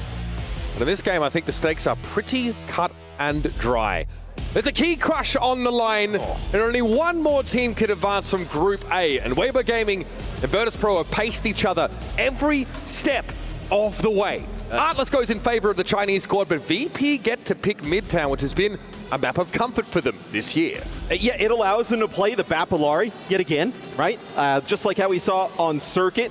Not the same, obviously not the same type of map, but the same type of comps you can make work on Midtown. So we'll see how this fares for Vertus Pro as, this is I do not want to see, we saw in the last series a lot of sad on stage, and I'm usually a fan. I'm like, let's show it. I don't know if I want to see whoever team loses watching their key go into the press. That's going to be a rough one. Weibo Gaming here will start on defense on Midtown. Symmetra and Kiriko bans. But yeah, like you mentioned, signals Vertus Pro's intent to at least bring the Baptiste, but on this attack side, it's more common to see the Lucio folded in. Leave will still be on the venture. Shy on the Cassidy. It all comes down to this, folks, a decider map. A decider match. Group A gets resolved right here on Midtown. This is an odder map to play Venture on. I wouldn't exactly say the map topography plays out well for Venture here, so we'll see what Leave decides to do. You could play the alleyways, right? Maybe go for the subway. This is a spot where Shockwave's rotating. He won't be contested. You see him locked down. Yeah. I don't know if Leave is really playing in such a way as to trying to cost Shockwave if he goes wide like this. Okay, there's Lee pushing into Vistola instead, though. Pressure on the Sigma. Vertus Pro have to manufacture something else in the meantime, and they just haven't. They see Vistola get run down, and they can't make anything else happen. That's a checkpoint, though. At 1 tick, at least. Yeah, these players are in a really rough spot, though. I don't think... So are they going to decide to chase them down or let them sit? It looks like for now they're going to let them sit, and I would just keep rushing these players in front. I think you have to switch Orisa here. I think a solo Sigma walking out of spawn. I think Gala might be there with them, but it's pretty risky business. This could be dangerous, though, for Shy, but Gushua is able to find Gala in the meantime. Awkwardness ensues as Vertus Pro once again dip a toe onto the point, and Weibo Gaming are just getting their ducks in a row. They're going to be back here, but still no second tick for Vertus Pro. With Shockwave down, I think the jig is up for the EMEA team. Yes, see VP push back yet again, because you also didn't have Fixa there, right? Fixa is one of the players that's kind of behind enemy lines, so there's no way you're going to get your solo Orisa with no speed through the choke. Now everybody have full strength, a little bit of better odds. Amp Matrix available for Monk right now, just playing that high ground. Making sure Gushue stays in the fight for as long as possible. There's the Amp Matrix deployed, and that's a pretty desperate immortality field that pulls up short. It's not far enough to cover Vistola, and so he just ceases to exist. Another hold here from Weibo. I think if you're Weibo as well, the first time we were seeing that they were just giving Shockwave pretty much the alley towards that firehouse. Like, if you get them in there, like, the Venture kind of wants those close quarter areas, right? You could burrow, come up, use the drill charge. Like, you can put down tons of damage to those close quarter areas. Maybe that's one they're fine giving up. Oh, here comes Leaf. Making it very clear, he only had eyes for Jaewoo there, but he pops his cooldowns, kind of blows them, and now Jaewoo gets to go back to doing exactly what he was. Just trying to put some pressure on Weibo Gaming, position on this high ground. Terra Surge time into the blender, but it's going to be a sound barrier that comes out response from Weibo Gaming, and they will run Vistola down. Shy and low, but an immortality field means that Weibo can stave off the clapback damage and once again plant the flag for China on this point A. Yeah, I mean, that is a huge immortality field. It's a pulse bomb that comes through. Shy would have ended up most certainly losing his life there, and the immortality field keeps him alive. Terror Surge plus Tectonic Shock combination, right? Grip him in, start just chunking them down, knocking them off. VP, this has been a pretty sad offense, all things considering, on their map pick. Yeah, some risks taken, right? Splitting themselves up in that first fight and only getting their one tick. They need to be picture perfect from this point onwards. Decent damage off this overclock, and Shockwave will emanate threat as he moves to the point. Javelin spin drawn out of Gushway, goes a little bit low. Terra Surge for the extra durability. Shockwave hangs around. He can tank it. Immortality Field keeps him standing, and Monk eventually capitulates. Lee tries to go upstairs, but the Shockwave pick is a little too late in the day. Vertus Pro will have that cart on the road. Yeah, it's a sound barrier from Fixa. I mean, they use the Tectonic Shock and the Terra Surge in combination, but that sound barrier is so huge there from Fixa. A few times in this series, missing a player or two. That time when it needed to be great, it was. Keeping everybody up in the fight. VP, let's see, you're not able to get some of this high ground, right? You're not have that speed to get around the corner. We'll see if they can maybe bait them in, use that Amp Matrix. This position for Shy is a powerful one, but this is a moving Amp Matrix float. That is a pretty terrifying prospect for Weibo to have to play into. So they get out of line of sight for the time being, but Vertus Pro know it's only temporary. They eventually have to fall back around the corner themselves. Jaewoo has been threatening this Pulse Bomb application for quite some time now. Still no way to make it work. Pulled down to the low ground, but a Terra Surge, and Monk ends up getting cut aside inside of it. Pulse Bomb on Shy. Finally, Jaewoo decides to stick it, and now things are starting to come together for Vertus Pro. Cart into the underpass. All of Weibo pulled off the high ground, but that play from Vistola and leaves in a bit of a compromising position. Well, you still have Gushway here. You still have some support. You can kind of like juggle the cart between the Venture and Ariza. So that is a nasty play, though, from Jaewoo. We were talking in the pregame. He's got to step up. Starting to heat up a little bit here on Midtown. Oh, Shy, sharp shooting there. He still has that high ground position. He's still going to be a threat, a thorn in the side, a furrow in the brow, perhaps, for Vertus Pro. And while they do get the cart through that underpass, it's about to slide straight back down. And Weibo re-establish themselves. Yeah, now, let's see. They're not going to take high ground here, at least early on, Weibo. You can play around this corner. Maybe you want to, like, block off a little bit more of this choke, not play from a distance with the Venture, right? It feels a little bit more natural to play down and just take the fight to him as Leaf trying to get out, barely escapes with his life. Okay, Leave caught with a disrupt the shot. It gets stuck to him, and now it's affecting the rest of his teammates. It's awkward. Monk had to use a very, very early immortality field there, and Shockwave capitalizes on the absence of that invulnerability. Mew and Monk already folded. Gushway won't be able to get off this high ground at all by staying alive. So Leave is playing above the choke at that time, and then to get out has to use the drill rush and the burrow. So no cooldowns, able to get back. Mew trying to get there towards a touch. He gets boot back up into the sky. Finished off by Gala, so not able to get it contested. That'll be the second checkpoint here for VP. Man, that adhesive disruptor shot is really problematic if you can get it stuck. Leave just carried it into the rest of his team. And now that high ground spot picked up here for Vertus Pro. This part of the map can be really hard to convert on for attackers. The long map in general, but minute and 40 on the clock for Vertus Pro is a decent sign. We're going to see these support ultimates pitted against each other momentarily, though. Gushway will be kept topped up. Regenerative Burst, of course, available there for Monk. You can amp it up to keep their frontliner in the game, and oh, that is beautifully done. A little self-immortality field popped, and Weibo realized they've overextended. Mew caught out. Leave with the tectonic shock, but who's supposed to be the target here as the sound barrier really covers much of this damage for VP. They've lost Vistola, but what's the crackback going to be? They can't extract much damage in response, and Gouchway is able to avoid this damage and kept alive. Monk working overtime to keep the horse on 4 legs. Yeah, just dodging the headshots, letting Monk heal him up. So some crazy movement yet again there by Leave, right? Getting into the mix. With the tectonic shock, the terror surge, able to give Gouchway a little bit more survivability. They're quite fortunate though. They lose Mew really early, like deep in VP territory up on the wall.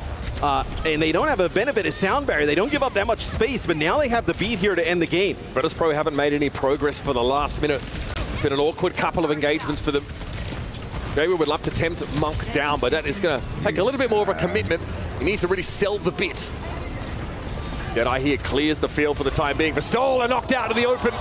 Monk's damage plus the Deadeye is going to be enough to account for him. And it's tough to bounce back from Orisa being the first elimination in the fight. Vertus Pro learning that the hard way right about now. Yeah, Vistola is a tough one to lose here. In this fight, you're going to get Gala here. Switching, using the speed ring, so FACEIT doesn't go all the way back here, as somebody will have to get a touch. It'll be JayWoo forcing OT. Leave will emerge from under Vistola. That's going to draw the Fortify out from him, and Leave not ready for the damage. It's pretty telegraphed for what he's trying to do on the venture there. Well, I'm shocked he wasn't expecting to get blown up. Gouchway needs that immortality field, but it's cleared in a matter of seconds, and Shockwave has already found himself an off angle. He can't look towards Monk right now, and the sound barrier is being committed to only 3 plays, means that Weibo are throwing everything they can at Vertus Pro to slow them down. Nobody can really do anything about Monk right now. He commands the high ground and keeps his team fighting fit. It's a little bit of an odd spot for the payload to stop, right? Usually you see it like before the underpass or like around that second corner, but puts them in a rough spot. They wasted so much time on their first point offense VP. They were so split for ages. And you see, like, Shockwave was always looking for a way to just have a distinct advantage up against Shy in that hit scan matchup. And even when outranged in theory, Shy's able to hit these consistent headshots in order to find the kills, but that was definitely a headliner matchup. You see Shockwave there with a nice little shot there. This was just after Shockwave's able to hit League with that disruptor shot and burn an early immortality field. The big result, though, for Weibo Gaming. Happy to hold VP at bay, but now they've got to deal with the pretty face-up, pretty telegraphed that Iliari look from them on defense. And they're actually going to go with a Pharah here. So they're not going to match like a Tracer, let's say. They're going to go for a little bit more of this kind of just consistent poke damage through. This would also be pretty nasty for Venture to have to play into, right? But obviously Leave has the ability to play like a Tracer if needed. A little bit of a pause here. We'll get an idea what's going on. My idea is a team comms issue over here by VP as they're all looking at Vistola. I think, not to point any fingers, he was the culprit earlier. Wherever the tank was for VP. Yeah. So we'll get that one sorted out. I do think it was Coach Smash that called the timeout. So we'll have a brief pause at a very tense inflection in this series. We are halfway through Midtown. Vertus Pro unable to finish their attack side, but getting quite deep into the map, which is decent for Midtown. But now, we are going to see the most signature of signature Vertus Pro compositions. The Bears are coming out. The Baptiste Iliari defense and Pharah for JayWoo. This shouldn't be a surprise to Weibo, though, right? I mean, this is a composition that, like, we could see them playing in a lot of different, like a circuit, things along those lines. And, like, Midtown, this is a great map for, like, a Bapalari, at least early on. So this shouldn't be a complete shock for Weibo that this is what's going to be on the other side. Maybe they're slightly surprised, the Pharah in the mix, right? But we'll see. Obviously, Lead can move away from that venture. It's a question of how much tape Weibo have seen, because it wouldn't be the first time we've seen the JayWoo Pharah. And you do not want to lose another Game 5 if you're Weibo. Far too many heartbreak moments for Weibo Gaming over the years. They really have always played it close, always gone to the wire, and suffered some bitter disappointments. So far, so good for them. Now they need to cash the check that their mouth wrote for them. It becomes psychological at some point too, right? You just continue to lose. these game 5s over and over. So let's see, they see the Pharah. I'm wondering if Leave is going to go back and swamp. Yeah, so he is. I mean, that's a wise decision, right? Not going to be able to make the venture work as well. May as well ditch it to the Tracer right away. He's going to be able to go like around that fire truck, the firehouse area, put some pressure around that angle. Yeah, that offing is going to be really important because if you can start to overwhelm Vistola, draw those cooldowns out of the Sigma early, you're going to find yourself in a good position. Diligently, JWoo watching this alleyway knows that there's going to be pressure coming from that direction. And so Concussive Blast Shy back basically instantly. Mew, though, gets a free Geology class, apparently hit with that accretion out of the game already. Now Weibo will already sort of 1 foot in the bulk here and don't have the speed to get them out. This could be a drawn-out stagger mat. Yeah, I mean, this is just like how we called it out for VP, we're going to call it out for Weibo. I mean, at least Weibo dies a little bit faster, right? But you get stuck in that choke, no speed, everybody's split. You may as well just kind of throw your bodies at the opponent as we'll see yet another attempt here for Weibo. I think they need to put more pressure on that alley, right? Get like Leave in that position. They were doing that a little bit before. There was almost a kill Shy got onto JWoo, which would have been massive. But JWoo was actually able to get back into the subway car. The game plan likely is going to be the same here. Try and get a player, ideally Shy, up that left side of the map. Leaves able to tickle the point here. I mean, Fixer is going to be happy to fight him. And, well, Power Creep, folks, that's what that looks like. He's able to take on the Tracer pretty comfortably. Nice accretion connection, and there's a Gravitic Flux that Vistola is waiting on here. Gala may have fallen, so Leave has drawn blood in the backline. But Weibo are in disarray in terms of their front line. Mew does well to avoid the hyperspheres and accretion, but I think he's not long for this world. He gets out, and Shockwave's been picked up. Vistola's trying to look for a grouping here of Weibo players to slow them up with a Flux, but Leave and Gushue are so low, they can't come forward right now. No, they're going to have to get Gushue topped up a little bit. They do off spawn. Now you're going to be able to use the speed to get him through that choke. See if you can get him past the shield. Shockwave is going to be back in time, but Leave has not left this part of the map. He's still present, but a big barrage for 3. That is going to be quite the relief valve here for Vertus Pro. Shy, Monk, and Mew battered, bruised, and broken as they try and cross that underpass. And now 90 seconds remain for Weibo to put their best foot forward to stay alive in our Midseason Championship. And are you thinking about changes here if you're Weibo? You'd have to be considering him because this is really, I mean, look, if you make changes after this, it's in desperation time, right? You're going like Doom to get back to the point. I think because they're coming up on some of these ults, you kind of have to stay with it. It might be your last chance, and this, frankly, might be their last fight. Big hit! JWoo follows up on the damage. The setup was there from Shockwave's railgun connecting beautifully. And now JWoo's got a little bit more breathing room without a Cassidy on the map, and he's looking for the Tracer. Preempts that recall, forces them away. Leave now, desperation mode activated, and Shy has made the move over towards the Freya. I mean, you had Leave ends up using a pulse bomb there, connects with nothing. Shy is not able to make it through the choke. It's going to be the beat here, dropped by Mew. They're trying to overwhelm Vistola. They're trying to get in his face, but there's an air matrix right up behind him, and Vistola will be healthy. Flux interrupted. Fantastic terror surge from Gushue. Vistola now out at sea, listless, without any friends, and the immortality field comes in too late. What a play from Gushue. What a moment for a champion of the game to keep his team in the running on Midtown. I mean, not only the breakup of the Flux, but then also the turn and spear to interrupt the accretion. Is that keeps Weibo in the game, in the tournament.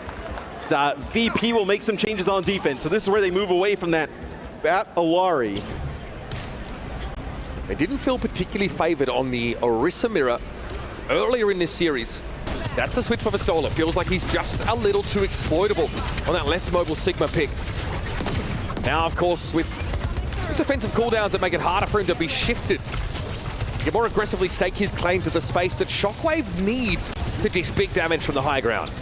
Yeah, I like that idea from Weibo. They were actually trying to deny some of the high ground. Shy getting very low. It's going to be an overclock. Okay, looks like Shockwave ate a javelin, though, was forced back, but Shy was far too low. And Monk couldn't get him up to fighting form in time.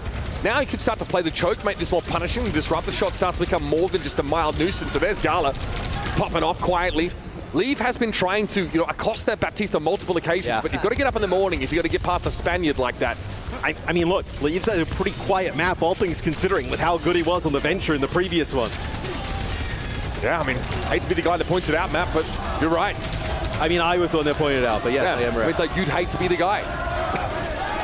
You probably wouldn't, in fact. Okay, Mortality Field, long range one. Gala, self-amp matrix, drops low, though, and can't benefit from the amp for a time, but he's looking to go full aggressive here.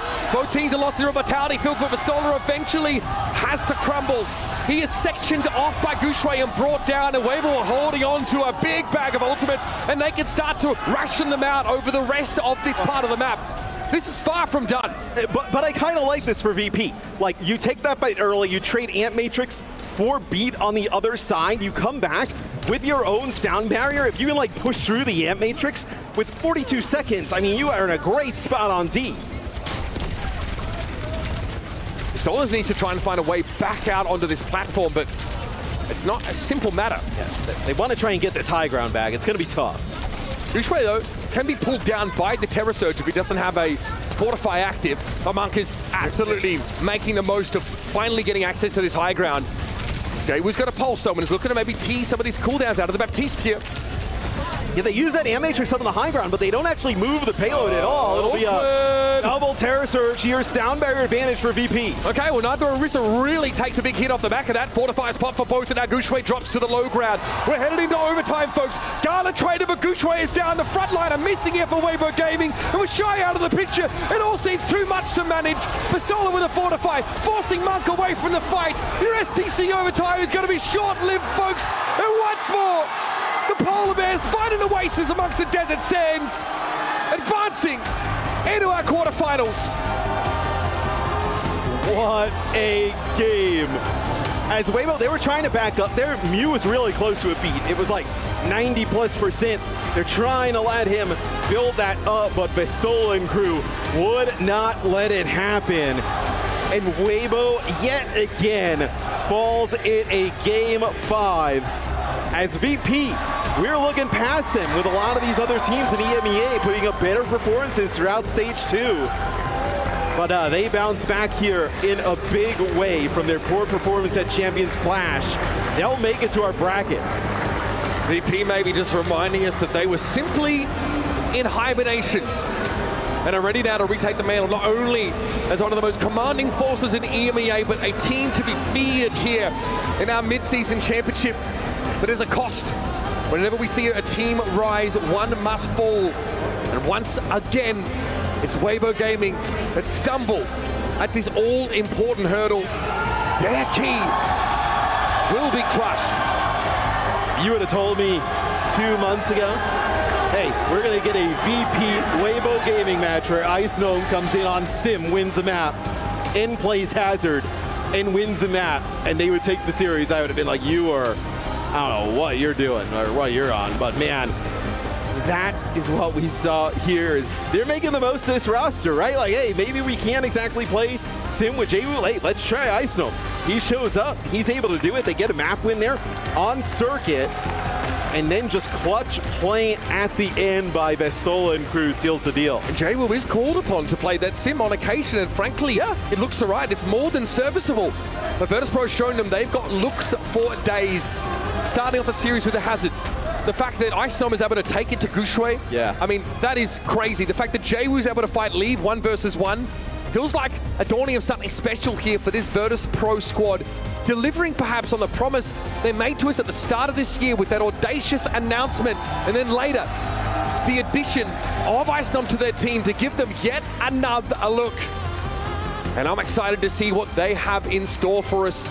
We're going to head now down to the stage. It's red, it's white, it's the Danish Dynamite on stage with Zoe. Thank you so much. Yeah, I do indeed have the Danish Dynamite joining me here for a quick chat after a nail-biter of a series. This was a rematch, as close as it can possibly get. How did you get the edge this time around? I think no nerves. We're just the underdog, you know. It feels good, so yeah. It was pretty relaxed, you know, so yeah. All right, I don't believe, I don't buy that for a second. I don't buy that for a second.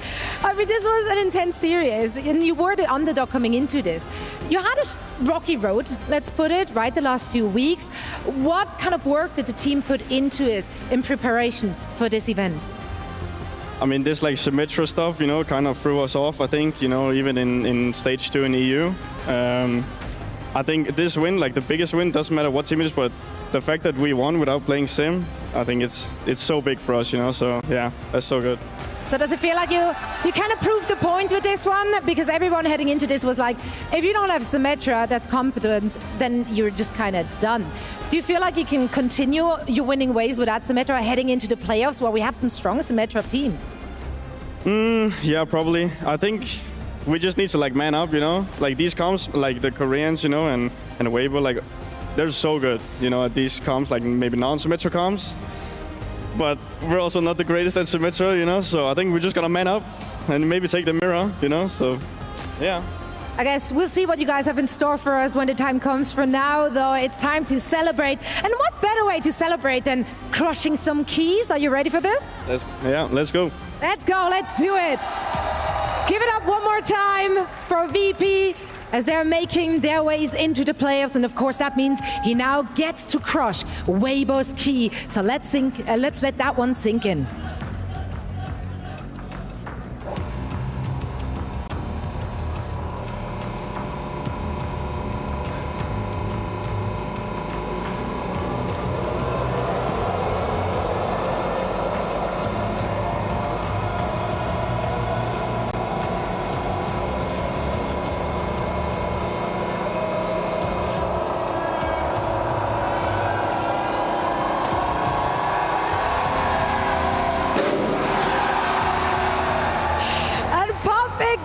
Congratulations to Shockwave and the entire team of Vertus Pro. But now it is time to hear it in our exit interview. Danny is standing by with Gushue. Thank you so much. So yes, I am here with Gushue from Weibo Gaming. Unfortunate loss, but I know you guys tried your best. You guys, I just want to say thank you so much for the amazing games. It was very entertaining. Gushue, I want you to summarize your whole experience in this EWC 2025. 就是也感谢你们给我们带来如此精彩、如此好看的一场表演。就想问你，整体来说，你能不能跟大家形容一下，就是来到电竞世界杯的感受是如何的呢？对，这次来到 EWC 还是比较开心的吧，而且来了很多中国观众，我觉得也是非常不错的。所以总体来说，这次的体验还可以吧。It has been a very enjoyable experience. I would say that I've seen I've seen all the fans over here, no matter from China or even the local fans. They've all been very warm. They've been very, very welcoming, and overall, it's been a great experience. I mean, talking about the fans, we have so many Weibo fans here who came out to Saudi Arabia to support you guys. And also, there's so many Weibo fans watching you right now. Do you have any last message for them? 就是现在在场也是有很多来自 WBG 的粉丝，有很多粉丝从中国就直接飞过来支持你们。有什么话想跟这些粉丝们说的吗？首先谢谢大家这么远过来沙特看比赛吧。我觉得这次也挺对不起大家的，这10年季后赛里没进去，我觉得让大家失望了，比较对不起我。I'm very thankful to all the fans who have come all the way to watch us. I'm very sorry for our performance, but again, big thanks, and I apologize very sincerely from the bottom of my heart for the poor results that we've achieved here, and we hope to do better in the future. I know Gushue and Weibo will come back stronger. So ladies and gentlemen, give it up one more time for Weibo Gaming. Thank you guys so much. Bucket, back to you. Thank you, Danny. Weibo, always so fun to watch, but how about the boys from Vertus Pro, Johnny? Yeah, we went to Midtown for map 5 and they showed exactly what their signature composition is. If you haven't been watching EMEA, this is what Vertus Pro do best on the defense. They play a very poke-heavy defense. And I told Jake during this attack, I was like, as long as you get a decent attack, that's good enough, because this map is going to be decided on Vertus Pro defense. And that is exactly what they pulled off. They drained all 4 minutes on the defense, and that made a significant difference in the end. Yeah, I love the adaptations from Vertus Pro throughout the series. The fact that they opened with Eisnom and actually matched the pace from Weibo Gaming. I think Weibo thought they could come into this and just bully Vertus Pro, right? Just push the pace, play these fast dives around Gushue and leave, and maybe just get some cheeky pickoffs and snowball the game out of control. Vertus Pro showed in the first 3 maps of the series, we can hang at that pace, at that speed. Weibo Gaming go back to the drawing board. They try to adjust, throw some new strats, and finally, map 5, they're caught in the vice, man. That is a brutal comp to match up against, especially in map 5 on land. You're playing as this comp that's just poking you, pecking you from all sides. JWoo's just cutting you in half from behind on the Pharah. That is a brutal spot to be in. I think it crushed their momentum. It definitely did, and we're going to break down this game a little bit more, but first we have breaking news. Over in the SNB arena, Magnus Carlsen has officially locked his key into the trophy as Team Liquid takes home our first ever chess tournament at the Esports World Cup. Johnny, I know as a chess lover, it's so awesome to see these legends here in Riyadh with us. A lot of Liquid fans are super excited knowing they are not only chess champions, they also have a team about to play Overwatch. Yeah, and obviously we had an interview with Stuart from Team Liquid earlier today, and we talked about this big matchup. We're just now going to put Team Liquid at #1, and of course, because they won one of those esports now, they are eligible to become the EWC Club Champions as well. So this is a great win for Team Liquid, and now they just need more points with their Overwatch team still in the mix. Jake, it's looking like a 4-team race above the 2,000 points, but how about that 50-point difference between the Falcons and Liquid? The difference, though, Falcons don't have a tournament win yet. You take a look at the esports landscape overall, you got to look at Falcons and Liquid as the obvious favorites for the club championship. So for me, it's not a huge surprise that they find themselves in these top 2 slots, but I think both organizations are hunkering down for the long haul. I think fans are going to have to stick around. I mean, this is a tournament in Overwatch. It could already be this week where Falcons snagged their win. I mean, that team has looked incredibly strong here in the Overwatch tournament. So fans are going to have to keep watching the club championship. I expect that both of these teams are going to have wins. I mean, Liquid already has theirs. I think Falcon's going to get one somewhere in the Esports World Cup. It's going to come down to every game, every point. Every team needs to contribute for their overall organization. Well, speaking of contributing, Vertus Pro, the surprise contributions. Everyone said they were the underdogs. You even heard from the Dane himself, Shockwave, saying, no one thought we could do it. We're just going to keep manning up. Let's take a look at how Shockwave manned up throughout this series. One of my favorite duelists to watch, the DPS star, was popping off, Johnny. Yeah, he was so proficient. And like I said, he not only pops off like this, but he's in a leadership role as well. Communicates a lot for his team. He's a veteran going back a long way in the Overwatch scene. If you're new, of course, making his debut in 2019 with Vancouver Titans back then. Yeah. And it's been a long road since 2025. He now finds himself on this Vertus Pro roster that has had some hit and miss results, but now finally finding momentum behind Vestola, their main tank, of course. And you can see these individual playmakers, like the overclocks we saw from Shockwave on that Sojourn. It was overwhelming, and of course, you can see that he's very happy, of course, guiding his team towards this win. But like Jake said,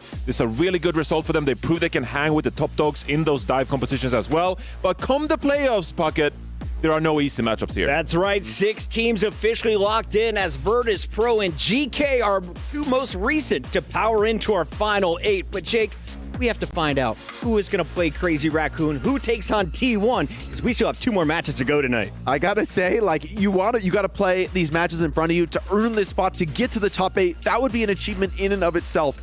But your prize is playing Crazy Raccoons in T1. I mean, it's not all that, you're not feeling all that good going up against those matchups. Still, to get a top 8 placement, you're going to take home some points. You're going to up your prize pool. So playing to win, playing to survive is crucial right now. I believe up next, it's Liquid taking on Varel, Varel overperformed massively, I think, to even be in that match. But this is a Liquid that is potentially resurgent and maybe wants another bite at the apple against Crazy Raccoon. Japan, can they make it into the playoff bracket, or will it be all of the big names our analysts expected at the start of the day? Ladies and gentlemen, this is the Esports World Cup, day 2 of 4. We'll be right back with more Overwatch 2.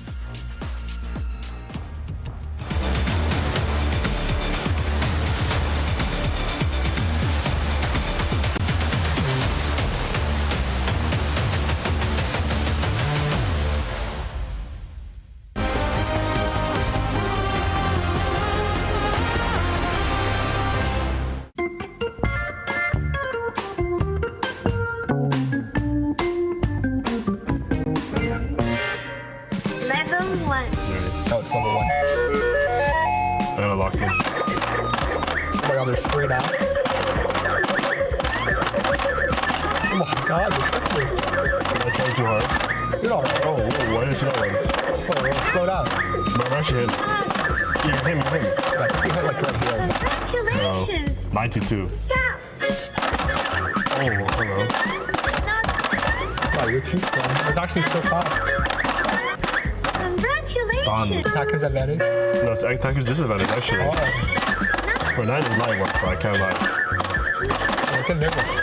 No, bro. I'm just taking my time. Because I know I'm going to win. Bro, see? Not even close, fam. So you just keep going. Keep going. I'll do only 5. After 5, I'll just quit. Oh.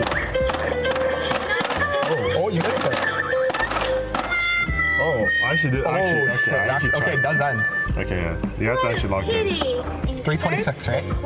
So yeah. I'm not saying nothing. Just try to get 100, bro. Damn. Don't go too fast. Oh, I got a care actually. Lock in, bro. Lock in. Congratulations. Alright, lock in, bro. Yeah, that flick was crazy. The tracking is unmatched, actually. Bro, you're flicky. What's your sense? 803. 803. 803 in real life? Yeah, nervous. For sure it's easier watching them playing. Oh, is it? Yeah, I think so. Congratulations. 169? I had 180. Oh. Yeah, through for you, so you can take the center. Okay.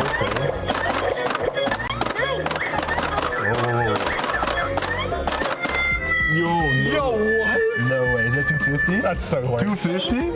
You're him, man. Oh my god, I'm like 100 over you.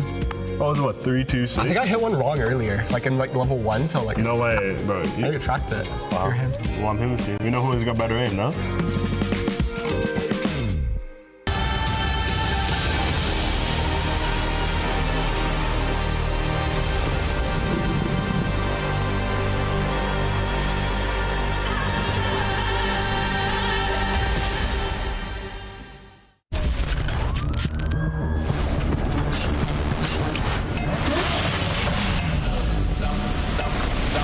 I'ma get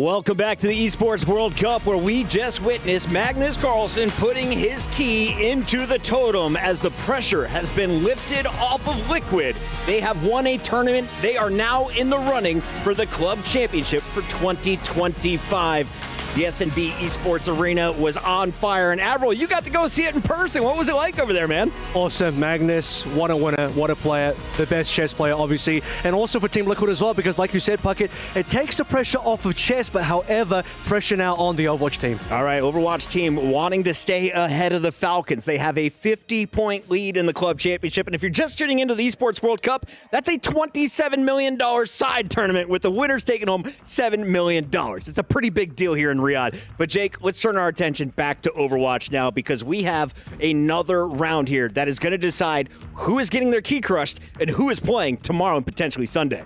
You know, honestly, if you put me on my bingo card about who would be in this spot, who would have survived the first round of eliminations, I wouldn't have expected Veril to be in that group, right? Coming out of Japan, this is a region that has never really fielded an internationally competitive team. And today, they take down one of the top dogs from China. Now they go up against the second seed from North America. However, I think this is their toughest test yet as a team. Liquid is resurgent. They look great in this meta. They look very comfortable and flexible. And they just took Crazy Raccoon to a map 5. So if Veril can do this, man, all bets are off. Let's take a look at some of these best moments from Veril earlier today, because it was a bit of a shocker for a lot of people on our panel here. Avril, what did you see?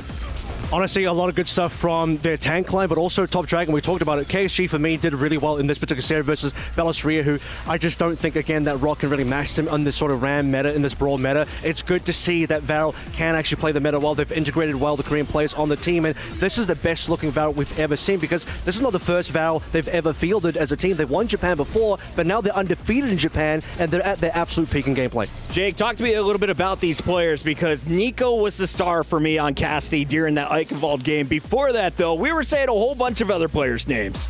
Look, for me, Top Dragon is just a monster on this team. I think Top Dragon, you can plug him in on pretty much any top team, and I actually think he's going to do pretty well. Like, he's not just a flex DPS player, but he brings the heat on the Tracer and also has a massive hero pool to match. So if you're going to have, like, one superstar player to make a massive impact on your team, I really don't think you can do much better than this guy, and he seems to have really fit in well with the Veril squad and, you know, isn't relying on too much resource to get that job done. Top Dragon never afraid to shine on camera in and out of game. He was able to crush the key earlier, and we caught up with him before this matchup. What's up, everybody? I'm here joined by Top Dragon from Veril. Hey, before we start this interview, it's going to be really quick, but hey, congratulations on getting the win. You Yeah, were thank you so much. fantastic, amazing. How do you feel right now? Yeah, I'm really happy because this is first win for Japan teams. Yeah. So Japanese never win some like other country teams. Yeah, right. Now we actually beat the China third team. So it's really good things for Japan League, I think. Yeah, I mean, you guys were looking really, really good. I mean, next up, you have one more match, but going into that match, you're playing 2 matches today. Do you feel tired at all or no? Yeah, to be honest, I didn't expect first match is really tough. So yeah, I'm really tired, but yeah, anyway, we should do next match. So I'm just prepared for that. Okay, next match. How do you think it's gonna play out? What's your read on the opponent? 상대편 어떤 거 같나요? Yeah, Team Liquid is actually a strong team because they actually 3-2 against Crazy Raccoons, but even we do best in Lijiang Tower against CR. So I think it's, yeah, if we're doing really good, then yeah, it's really winnable. All right. I mean, that is it for the interview. Top Dragon, thank you so much. Best of luck, okay? Yeah, thank you so much.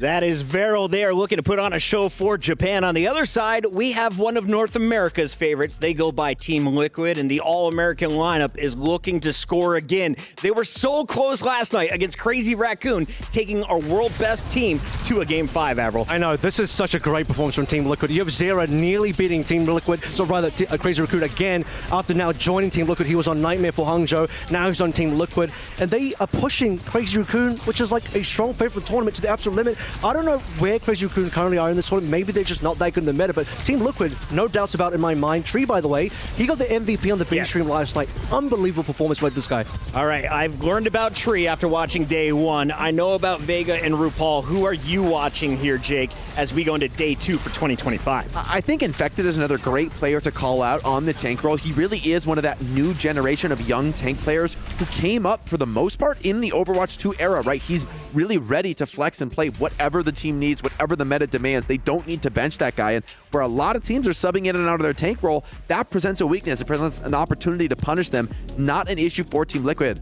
Yeah, I think Infected, he's just so flexible. That's really his strength. He can play the ball in this particular meta as well, which is really strong. But then he can just go on to all these Brawl heroes. Zero as well, I mean, we briefly touched on him. This guy was an MVP for Nightmare when they beat Crazy Raccoon in Hangzhou. Now they brought him over to Team Liquid where he's kind of the star player. But when Tree's also this good, you have 2 hyperstar DPSs in your starting lineup. Time to pop off. You finished third, you finished second. How far can you go here at EWC? We talked to Knife before the match. What's good, everybody? I'm here joined by Knife from Team Liquid. He's about to jump into the game, but for now, he has to talk to me. All right, Knife, let's talk about your opponents, Veril. What is your read on the team? Do you think it's going to be an easy win for Team Liquid? 자, 다음 이번 오늘 처음 경기죠. 이제 바렐과의 경기가 있습니다. 바렐은 어떤 팀이고 또 좀 쉽게 이길 수 있을 것 같으신가요? 그래도 일단 일본에서 전승을 하고 올라온 팀이기 때문에 조금 애들이 긴장감을 좀 갖고 게임을 해야 하지 않을까 생각하고 있어요. I did hear that Veril did pretty well in the Japan region, so they're not a weak team, but I mean they should be worried facing up against us. All right, I also want to ask you: is there a player in your opponent's side that you're sort of really you're taking a really close look at? 자, 다음 질문으로 바렐 쪽에서 이 선수는 조금 조심해야겠다라고 하는 좀 생각하는 선수가 있으신지? 일단 아무래도 탑드래곤 선수가 좀 방금 직전 경기에서도 좋은 모습을 보여줬기 때문에 탑드래곤 선수만 조금 조심하면 되지 않을까라는 생각하고 있습니다. Definitely, it's going to be Top Dragon. He did really well in their previous match, so I think I'm going to be on the lookout for Top Dragon from Veril. All right, that is it for the interview. Knife, thank you so much. Good luck, okay? Thank you. Fighting. Fighting. Great to hear from Knife. Hopefully we see him on the stage, but it's time for predictions as we are 20 seconds away. 3-1 Team Liquid. All 3 NA teams making it out. NA teams. 3-0 Liquid. Tree's got this. Veril, I love you. Jaws loves you. But this is North America, baby. It's Team Liquid on a heater here at EWC. Let's send it to the stage.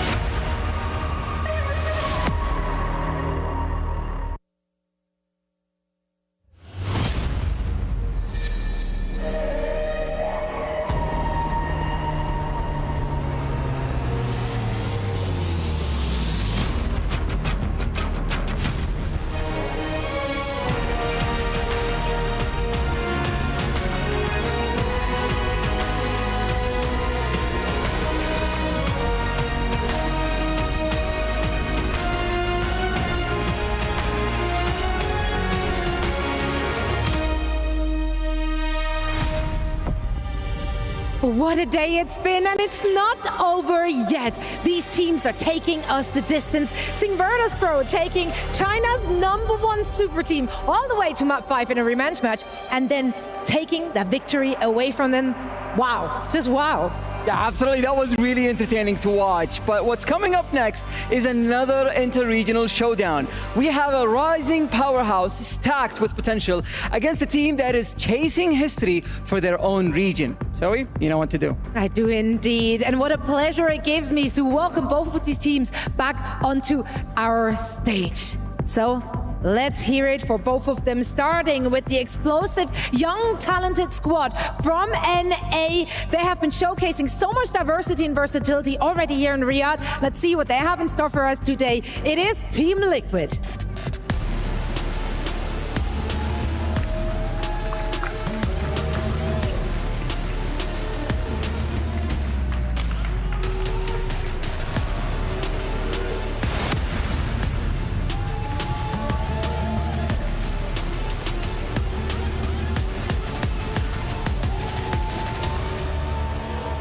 and their opponents, representing a region still searching for its big international moment. They've already made history just by getting this far, and now they're fighting to take it even further. Welcome, Vertus!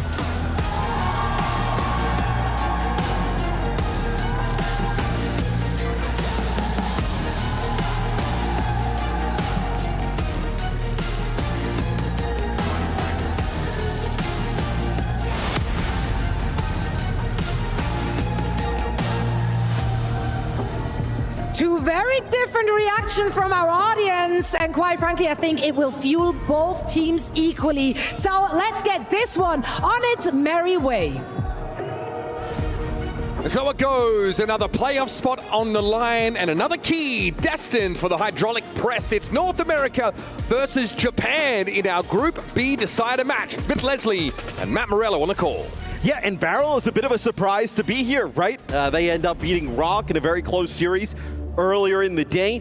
Team Liquid, they had we didn't cast it, but on the Bravo stream, I mean, they had a tremendous game. It goes to 5, I think, with Crazy Raccoon. So they are looking to be pretty formidable at this event. We casted EMEA really throughout all of Stage 2, so we haven't had the opportunity with them in 0 in the lineup yet. And Team Liquid set out this year with a pretty ambitious goal, right? Especially with the dissolution of that Toronto Defiant team. They built this team around Infected. Yeah. Asura said, we want a flexible tank player at the center of our empire. And frankly, it was a pretty shaky start for them, right? They were superseded by Nightmare. SSG looked better in that stage number 1. And then in stage 2, they get close. They fall to GK, of course, in that 7-map series. So perhaps if that trajectory continues, they're destined potentially for that playoff spot. Yeah, I like how you phrase that of like, hey, Team Liquid went on an ambitious effort to make a team that won't lose. There's sometimes in the history of Overwatch, we've questioned whether if that was the intent that the team was built for, but not with this team, as they have some of the brightest and youngest players in North America. And Varel, for me, they're playing with house money, right? This is a team that I don't think anybody expected to be in this position, right? I think a lot of people would have said they're first out in the group, but now anything's possible. And Varel domestically tend to dominate, man. Yes. There aren't many teams out there that can really hold a candle to them. They absolutely clapped Reject in order to get out here to our Midseason Championship. And so far, like you mentioned, they're just trying to see just how far they can go. Top Dragon, though, quite the mercenary, quite the journeyman of a player. He's been in EMEA, he's been in Korea, and now he's in Japan. They also got the crowd behind them, and it may just be because they're booing Liquid. It may not be because they're... Infected tweeted, yeah. He's like, dude, being booed is crazy fun. Yeah. He is about it. He's trying to encourage it. I used to love it. I mean, it was one of the most fun things. I mean, you see when they go out there, even they're trying to instigate a little bit. Tree is starting to get it going, and I always see these players now, a few lands in, right, starting to get a little bit more comfortable on this bigger stage. The addition of Zera has really allowed Team Liquid to go up a gear. Will it be high enough, though, to allow them to vault over this Varel team, who too are vying for that slot out of Group B? Lijiang Tower is going to be first up on deck in this series. Like what we've seen so far, I think, KSG got a call out there from our desk on the Varel side of things, but it's hard to look past the impact that Top Dragon and even Slayer that Liari have been able to have. As long as Slayer doesn't try and hit in the airborne targets with Captive Sun, this Lijiang Tower run, I think they'll be fine. Yeah, he was way off. We saw that yesterday. It's still traveling. Oh, in the current year? I mean, yeah, that's... Damn, Gen Z with the 2025 dab. Pick that off your bingo card. You can't be, even I don't do that anymore. Even us old heads know you can't be dabbing anymore. I mean, I'm often tempted, but I have self-control. Yeah. Whenever we see Pocket, when he's not attached to the couch, he's just dabbing all over in the back. He actually, I thought it was just a tick at first, and no, he just can't stop dabbing. A chronic dabber. Yeah. Moments away from jumping in, folks. There it is. The Varel key, one they're trying to protect, one they're trying to slot into that mid-season championship trophy. And Avert having it crushed. Yep. Oh, yeah, hit me with the instant replay. Tree, you are not living that one down, sir. Player of the day. Stop for that. So, this would be a huge moment for Varel, but also the region as well, right? Like as a newer addition to Overwatch Esports, right? With support with OWCS, like starting last year. to be able to, one, qualify for an international here at EWC, right, through their region, but then also show, like, hey, we can compete with these teams. The issue with them is, like, they have to go up against, like, the great teams from Korea, right? Like, but it's clear that they can go up against, you know, some of these other teams from different regions. And I feel like the last time we really saw a team from Japan thrust into the spotlight was that World Cup back in 2018, was it? The Sydney stop, where they played that 5-mapper against Australia and just fall short in that qualifier. That was a long time ago. And of course, look, when your brightest moment that you can remember is falling short in a qualifier, it's a little bit of a bigger step up here now. The brightest moment was that hotel in Sydney. That was something else. But again, I know that Varel are looking for more than just a comfy stay out here in Saudi Arabia. They'd like to make Team Wicked squirm a little bit in their chairs. Night Market looks like it's on deck first here. Infected already seem to be committed to this Orisa game plan. Make some noise, STC Esports Arena. Let's get this decider match underway. Out of the gates, Liquid in the blue, Varel in the orange. And Varel will actually run that. Kiri Ilari here off the rip with Top Dragon playing the Pharah. So a little bit of a different look than what we saw from them the other day as we're on board with Tree. It started to feel like, as of late, he's really starting to come into his own. He's going to have his work cut out for him on this kind of map because it's going to fall to him often to try and clip the wings of Top Dragon, who'll often play in a position here. It's a little bit hard for the Sojourn to see.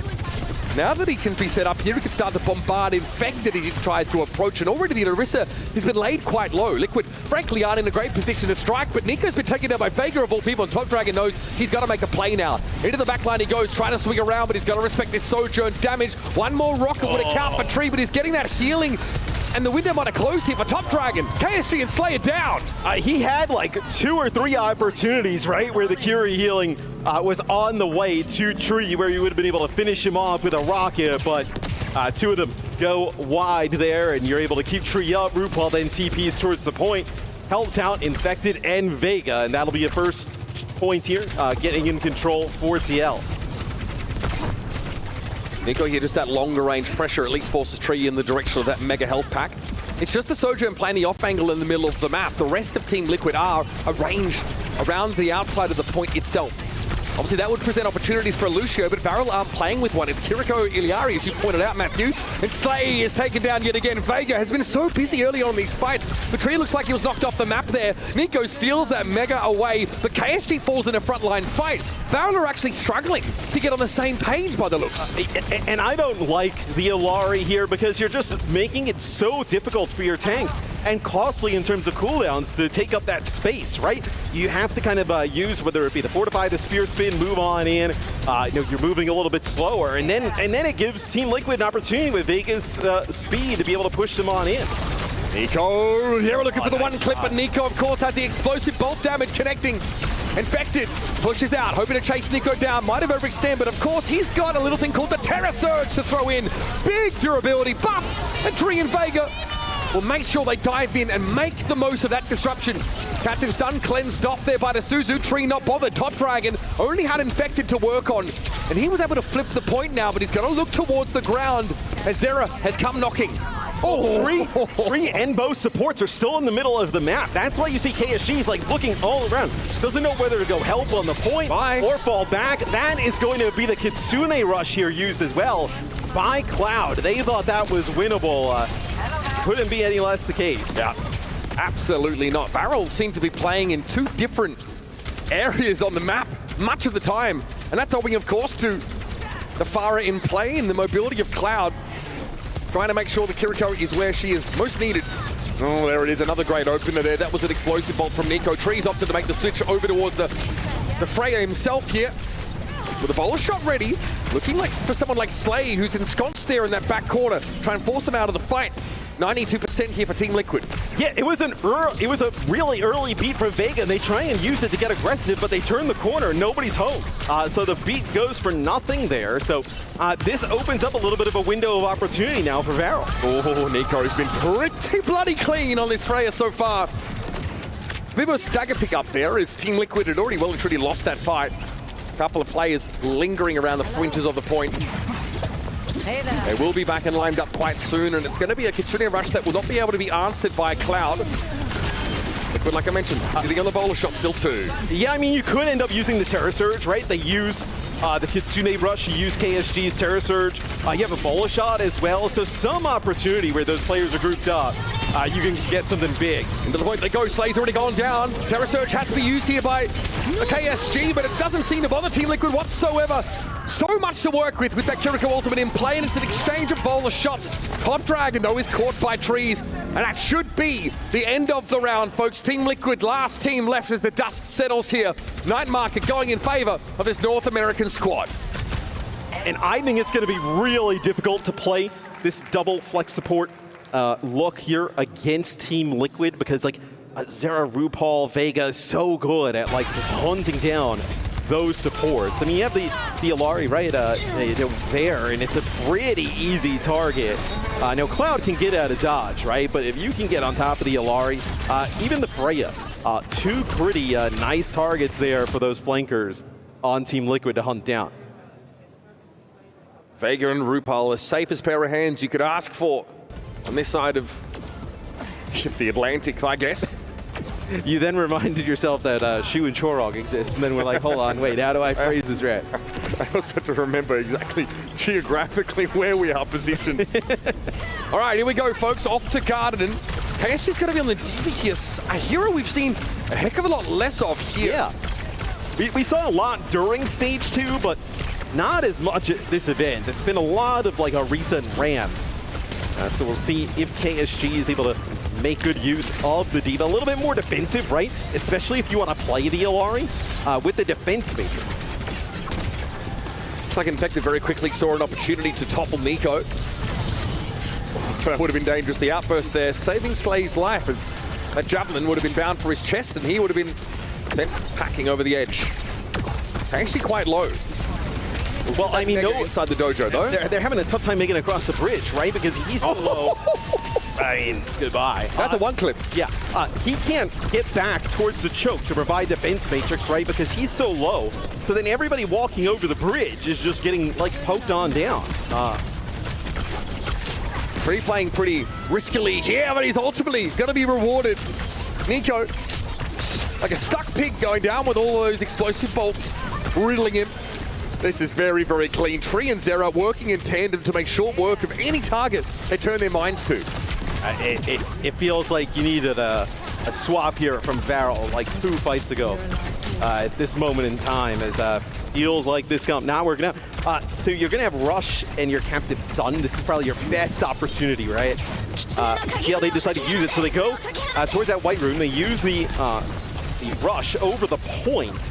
Baron are so split here, and in fact, the part of their squad playing on the bridge chose to back up and take the Mega up instead. Well, they just trade rushes, right? I mean, that's what happens. They trade rushes, but KSG also gets dangerously low, actually able to finish off Zera. Yeah, and he's been topped up now, so could probably fight here on the point.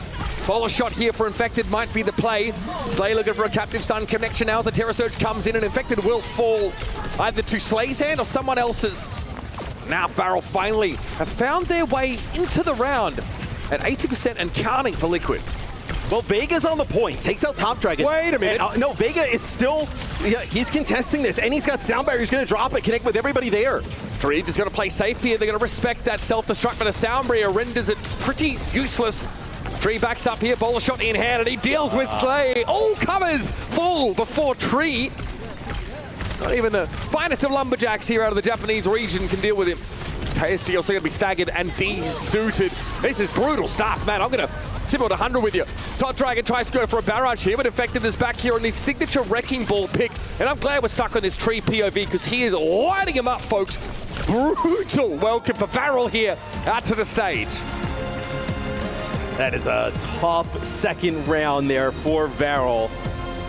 Felt like, I don't think they're going to be able to run this type of comp with the Illari and the Kiri against this team. Team Liquid just going to take advantage of it, it feels like. I think you're going to need to make some more changes here. If you are Varel going into the next map, feels like that second round probably could have tried some different things as well, but maybe the map was a little bit too far gone. I mean, they did, right? We did see the Diva come out here for Varel. KSG like even very early on in the round, kind of basically feels like he starts at half HP. Push back inside that dojo building. Free here just showing us some utterly absurd mechanics. Even he's got to laugh about it. He gets away with so much, including a number of just solo engagements, you know, up against Nico that he just sort of wins out.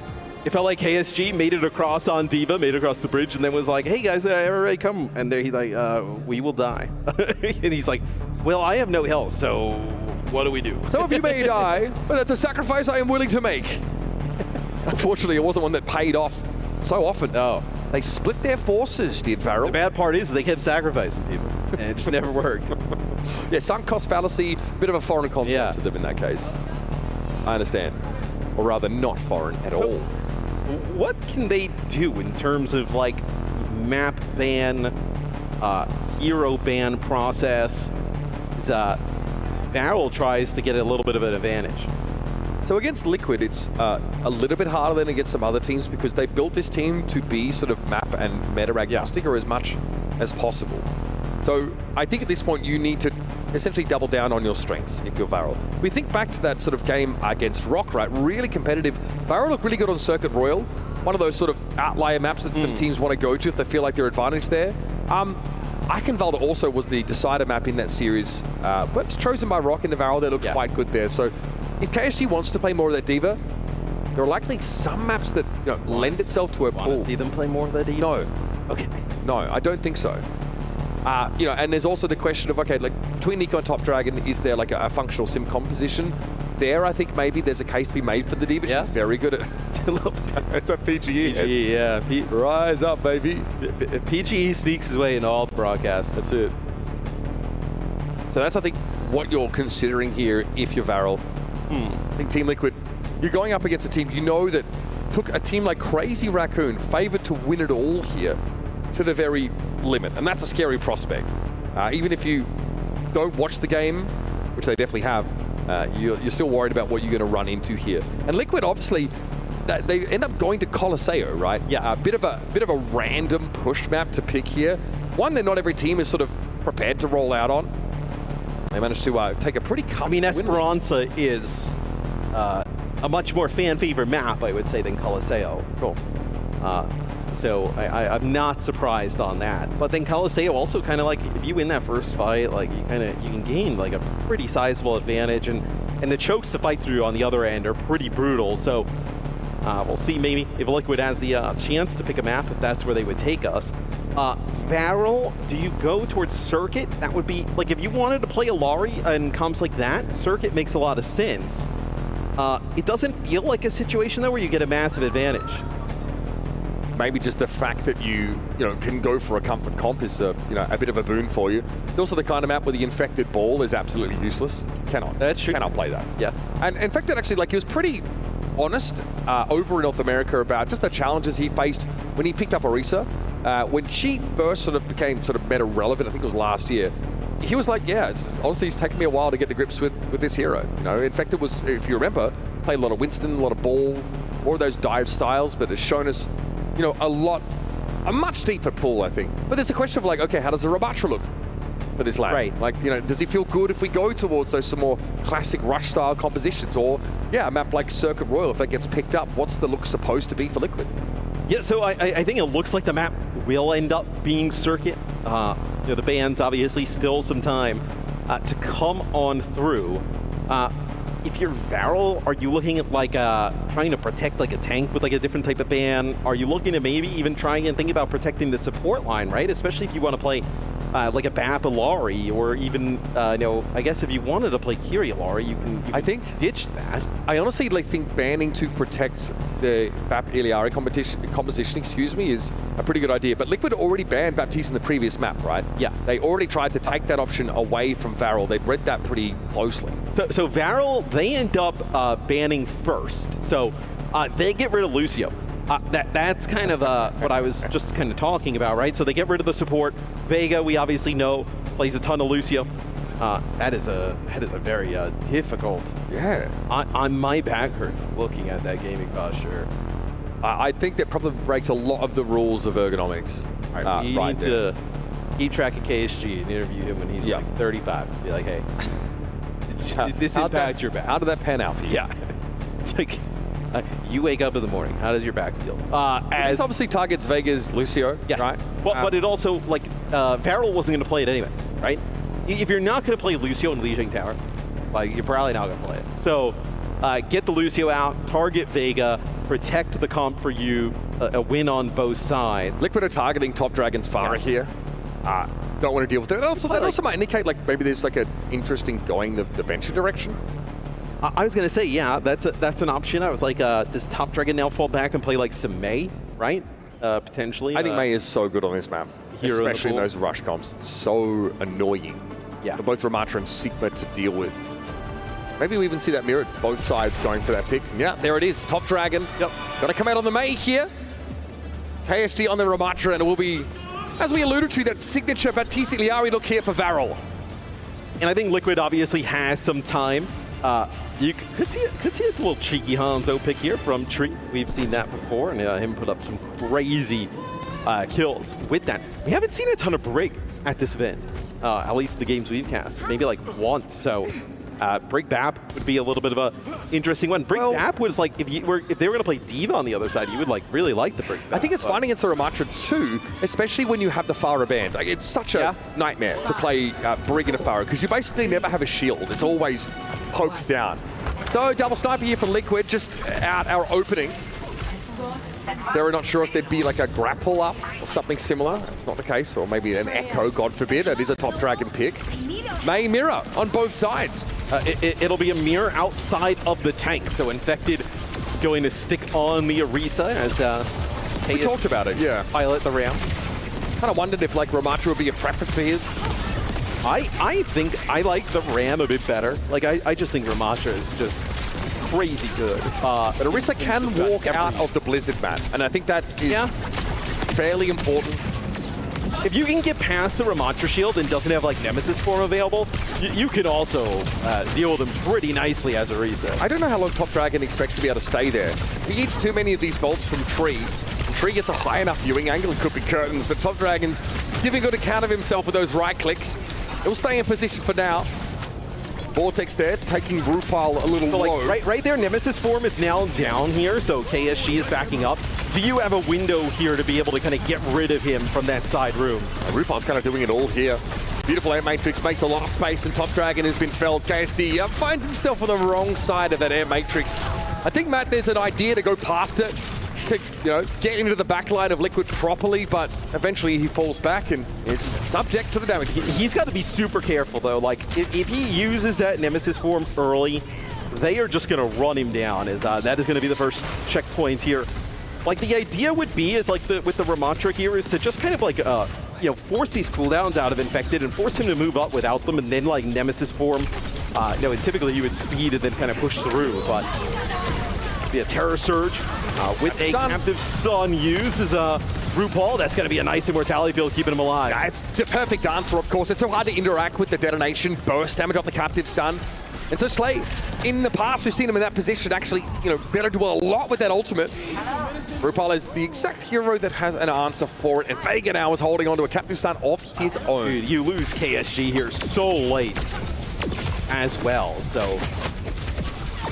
I think better to see the Iliari than the Brig here from Team Liquid. Under these kind of poke circumstances. Clay has another healing pile removed here, so harder for Varel to set up in a bit of a bunker-style approach. Top Dragon has a Blizzard though, and he might be trying to work an off angle to get in there and stick it, but there's no Lucio here, so it's hard to get that speed boost to your Mei to get her in where she needs to be. Little off angle, Captive Sun here. Good connection, and there it is! Vega gets himself Nico and Slay. Who needs fusion power when you got this guy lining it up for you? RuPaul's Immortality Field does a lot of work in maintaining that life for the backline. And KSG is trying to get something for his money in this fight, but there's not a lot to be had. He uses the Annihilation, tries to push on top of RuPaul and Tree, but with the vertical mobility of both of those heroes, they go right above him, and they have the lamp there. Vega turns, and he's like, hey, do you guys need help? And he just turns right back. They did not need it whatsoever. Oh, man, Vega is doing it, man. He's doing the thing. What a Captive Sun onto that backline entirely. Definitely left KSG out at sea. He's made the switch over towards the Orisa now. The Ramatra is just not doing it And Zera switched over towards the Tracer, so leaving a Soul May on the field. This is going to be a crazy time if Team Liquid can finish this. Nico, I was just about to say, extremely weak. And Nico drops down and he falls right into the lap of Zera. So unfortunate for Nico. Zera just going to creep in here behind enemy lines. The enemy's very far away. Oh, he's going to try and go for a spawn camp here. Slay sniffs this out, I think, rather Nico. Yes, he actually definitely has a feeling that Zera's going to try and camp him. Meanwhile, Captain Sun, it's an exchange of them, in fact, and Slay ends up going down. RuPaul's able to detonate it, and here comes Infected. Here comes the Liquid boys. Out around the outside of the map, it's going to have to be an ice block there for Top Dragon, but it's awkward. Zera was hoping to at least get a quick trade for RuPaul, and now that's not an option. But the card is continuing to move, though. Like, the card has been consistently moving here for Team Liquid, where Varel just kind of fighting for their lives, trying to secure this high ground. So they finally do so. Team Liquid will end up being back at full strength. Again, this Varel bunker on the high ground will need to be defeated by Liquid one way or another. Their options are to force Varel down, which means taking a fair bit of poke damage, or taking the fight to them on this high ground. Tree is working alongside Infected to that effect here. Yeah, and that allows Varel to move up onto the car to prevent any incidental progress. Zera just forces an ice block in what appears to be like a, that 1 versus 2 with support overlooking the situation. Infected knows that big cooldown from Top Dragon is burnt, so it's an easy kill for him, and then it's back to work. Yeah, and KSG, that's going to be the immortality field used right there, so it's going to be the Captive Sun over the top. I think it only connects to 2 targets. Oh, that is dirty stuff from Vega. Averaging 2 kills per Captive Sun. What an instrumental component of Liquid's success on this map so far, and that is a whopping time bank on Circuit Royal. Infected trying to get Vega hyped up, as Vega just seems always so chill and calm. As see some highlights from this one. This is all Team Liquid. Look at this one. Slay and Nico fall back. Oh, man. That is beautiful. Yeah, not a lot of Varel highlights in this one. No. Vega looks incredible here. Maybe Varel even regretting banning the Lucio away. And this is what we were kind of saying about Team Liquid. It was a promise they made at the start of the year that just took a long time to mature, really. Is that they wanted to be the team that could kind of do it all. So that's about as much of a celebration you're going to get from Vega. And hey, we were playing some Overwatch. We were looking at some we were playing some games earlier at the player hotel. We went over there, and Team Liquid skins in game look clean. Yeah, I do like that blue and white look. That's for sure. Your blue and white. Here's your Aramco side swap. So we'll put Liquid on defense now after, again, finishing the map much quicker than we tend to see. It's an attack time bank that signifies a real dominant stance on this map, and Varel have some catching up to do already, I feel. Yeah, and they'll play Widow Freya here, at least off the rip. So 2 hit scans. Potentially we're going to see Top Dragon. It's going to be like a Sojourn Freya on the other side, right? So where did we see this from earlier? I feel like we saw this from Weibo yesterday with Leave and Shine. It did not work. No, I didn't quite cut it up against Falcons, I believe. But again, they weren't given the space to make that setup work. On a map like this, it probably is a little more appropriate. We have a Widow for Zera. He is sticking to this, and he knows against like this double sort of long-range DPS combination, Widow will outrange them both. There are problems, of course. There are challenges that Zera is going to face, like being able to shoot Top Dragon in the head as he bobs and weaves around the map. They've already lost Vega here, which is not ideal, as that healing pylon will not have a supplier. It's a lot of like poke damage potential and like long-range kill potential from Team Liquid. I don't know how they support Infected. I mean, you see the armor just being chunked down constantly. Nobody out there that's going to be really able to play with him. You see he's kind of like hiding in that corner there. Spear spin. He's just trying to push people back. Yeah, you're not going to be able to support him in any way. And this is the feast or famine nature of playing Widowmaker. I think if Zera's able to find a pick or 2 there, then Infected doesn't have nearly that same degree of pressure on him. But essentially, Liquid just gave up that first checkpoint for free. I mean, yeah, I think actually Zera was going back to the spot in the swap, but may have missed the timing on it. That's a problem. Top Dragon, though, there's the first winner pick of the game. Just gets a little bit too antsy with it out in the open. They're looking to line up a few more of these shots, but of course there's pressure coming in from multiple avenues. Now, this also may be a little bit better scenarios. Zera finds another one. That's nice. To be able to use both of these like long-range damage dealers, right? Because like there's some cover around the corner there for Infected to play from. Nice headshot there, predictive there from Tree.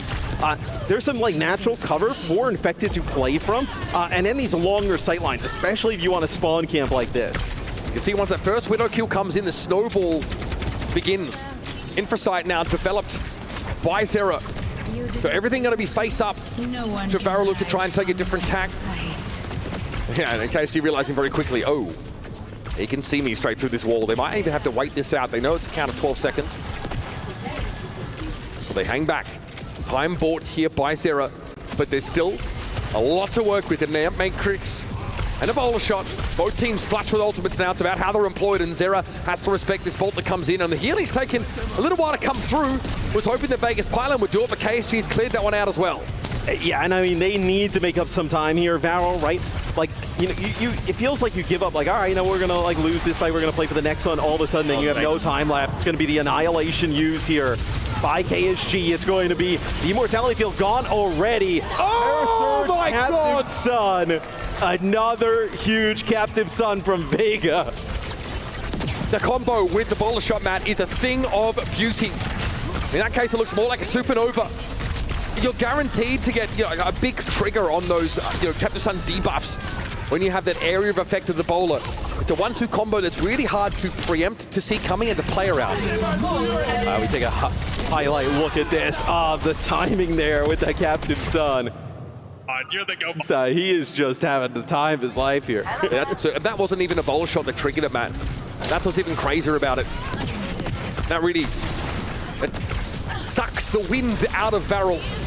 Zera has to reposition here. Grapple to that effect works, but he's hit by the Captive Sun debuff inside the Immortality Field though right now, and it can't be cleared yet. Oh, he just got speared out of midair. Slay though eventually does get Zera posthumously, the debuff detonating. So it makes it a 4 versus 4, and KSG's on the Diva here. I think Zera should swap here as soon as the Diva. Yeah, he's going to go May. Oh no, Tracer now. So I think either of them would have been good here. As Cloud gets extremely low. Nice eat of the bola there by KSG, but not able to get this Diva in a spot with the rest of the team to be effective. This is starting to just billow out of control a little bit more now. They're going to get a D-Mech here, and then they're just going to leave KSG. Has to walk coast. Diva over the edge here. Varel again trying to toy with this Diva look, but for Team Liquid it's so elementary to switch Zera into Tracer. So the defense matrix has less applications, but KSG will stick to the pick, getting close to a remake opportunity via that ultimate. I feel like they would have had a better option, at least in my opinion, keeping the Ram and then like swapping out like whether it's like the Sojourn or the Freya, whichever one you would have wanted to keep. I don't know if Diva is the answer here. Oh, Nico losing out again to Tree. And these shots coming in from the young gun have been really problematic for Varel. And I don't know what Rupar's doing back here, but it seems to be working, so I'll stow the complaints for now. He gets back up to the high ground. Tree found Slay and Cloud, and once again, another dominant Team Liquid fight with Varel under 90 seconds left to play. Yeah, this is after they gave up the first checkpoint, I mean, they have gotten no more progress after that. It's been rough here for Varel. I still don't really, you know, the Diva, I feel like it wasn't really that impactful on Li Zhang, and still coming up with just about nothing here. Vega's going to go with some crazy flank Captive Sun. Yeah, here's Terra Surge as well to combine with it. Nico caught onto Vega, doesn't need the Captive Sun to find the kill on that Freya. This is dirty stuff. Guy really overperforming on this pick, and it's something that Varel have not been able to reciprocate. Slay has not found that same level of impact on his own Illari pick. No, I mean, it has been a wide gap in terms of the Illari between these two teams, where Vega, it feels like every time, I mean, that was the one rare Captive Sun that didn't come up with 2-3 kills. That Tree with a bola shot there puts down some damage onto Nico, not enough to finish off anybody. Time is ticking, Matt. 20 seconds left for Varel to show us why they selected this map into Liquid. Top Dragon with an overclock here, but there's not much to see. And Infected is taking the perk that gives him the good old-fashioned Orisa shield. Vega, though, wasn't quite standing behind it, and he's taken down. Top Dragon desperately wants to stay in this fight, but he can't be too insistent now with an Air Matrix in his face. RuPaul backs away, but Slave found yet another Captive Sun connection. It was Top Dragon that eventually went down. Overtime is active, but Cloud is missing. Nico next to Fallen. Slave's got nowhere to go. Zera can back away. Steal that Mega just in case his opponent was going to try and get it for himself, and that is that, folks. Team Liquid edge ahead now, 2-0 in this series. I mean, Vega just putting on an Alari clinic there. Just looking tremendous. Feels like that was one where Varel got exactly what they wanted comp-wise. Just didn't come out on top in the end. Looks like Team Liquid, Zera with the headset off, maybe discussing something with the source about what comes in for the next map. Yeah, maybe some discussion there about what our next map might be. We're going to have to wait a little bit longer to find that out, folks. Headed to a break here as Team Liquid are up 2-0, one map away from booking their spot in our playoffs.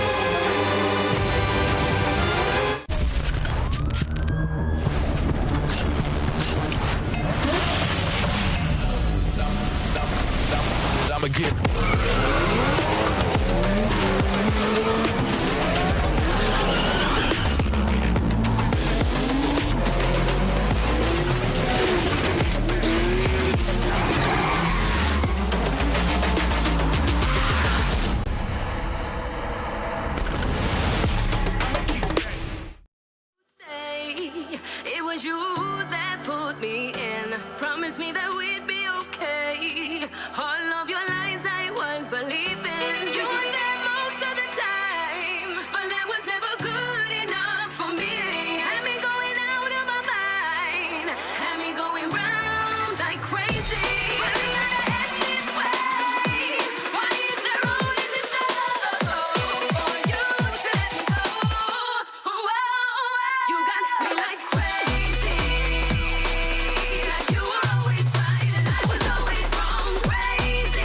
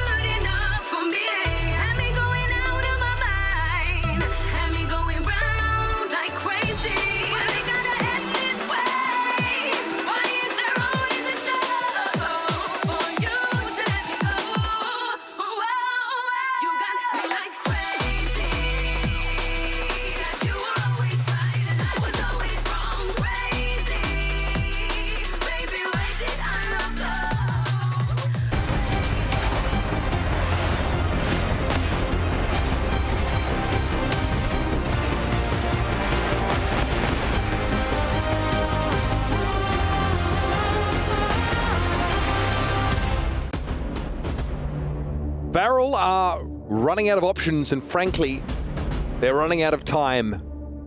Looking down the barrel of that key being crushed, stripped away from them, just like their eligibility to play in the rest of this mid-season championship. And Team Liquid have handed down beating after beating across this series.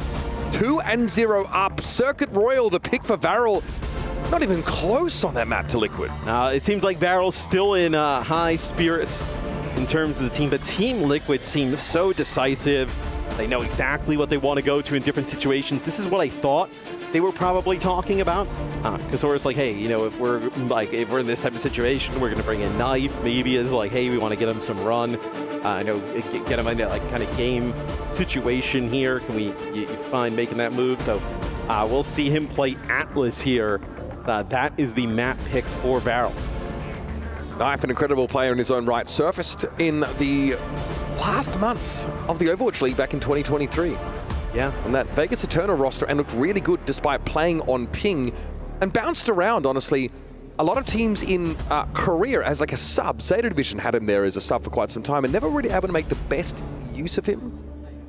Now though, Team Liquid have found a place for him on the stage here in what could be the final map of this series to catapult them into our playoffs.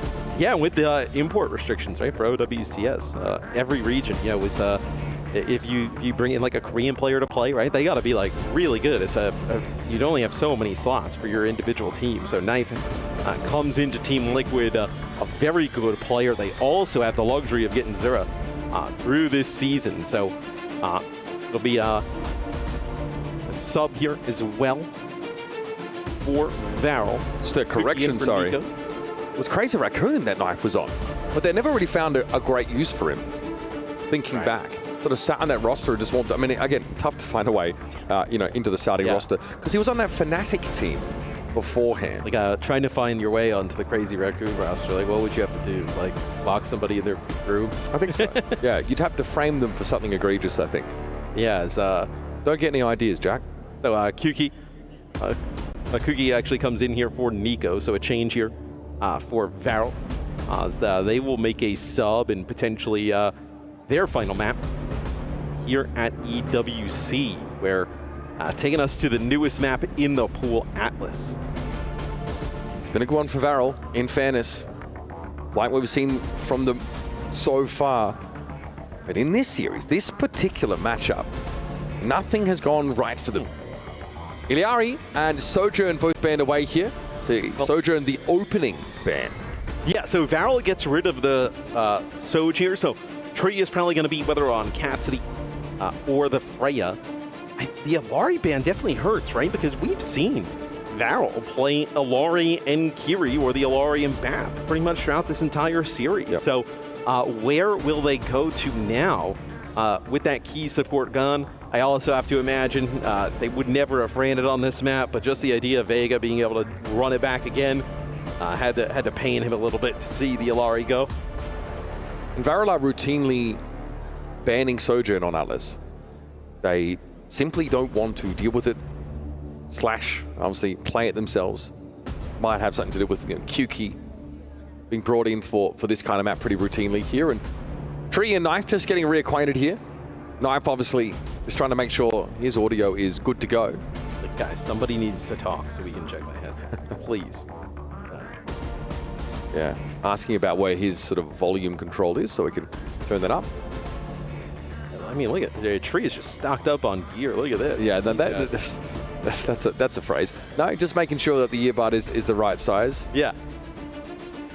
It feels like we're watching Knife get onboarded as we speak. This has been the biggest resistance Team Liquid has faced in this series, is getting Knife's headset connected.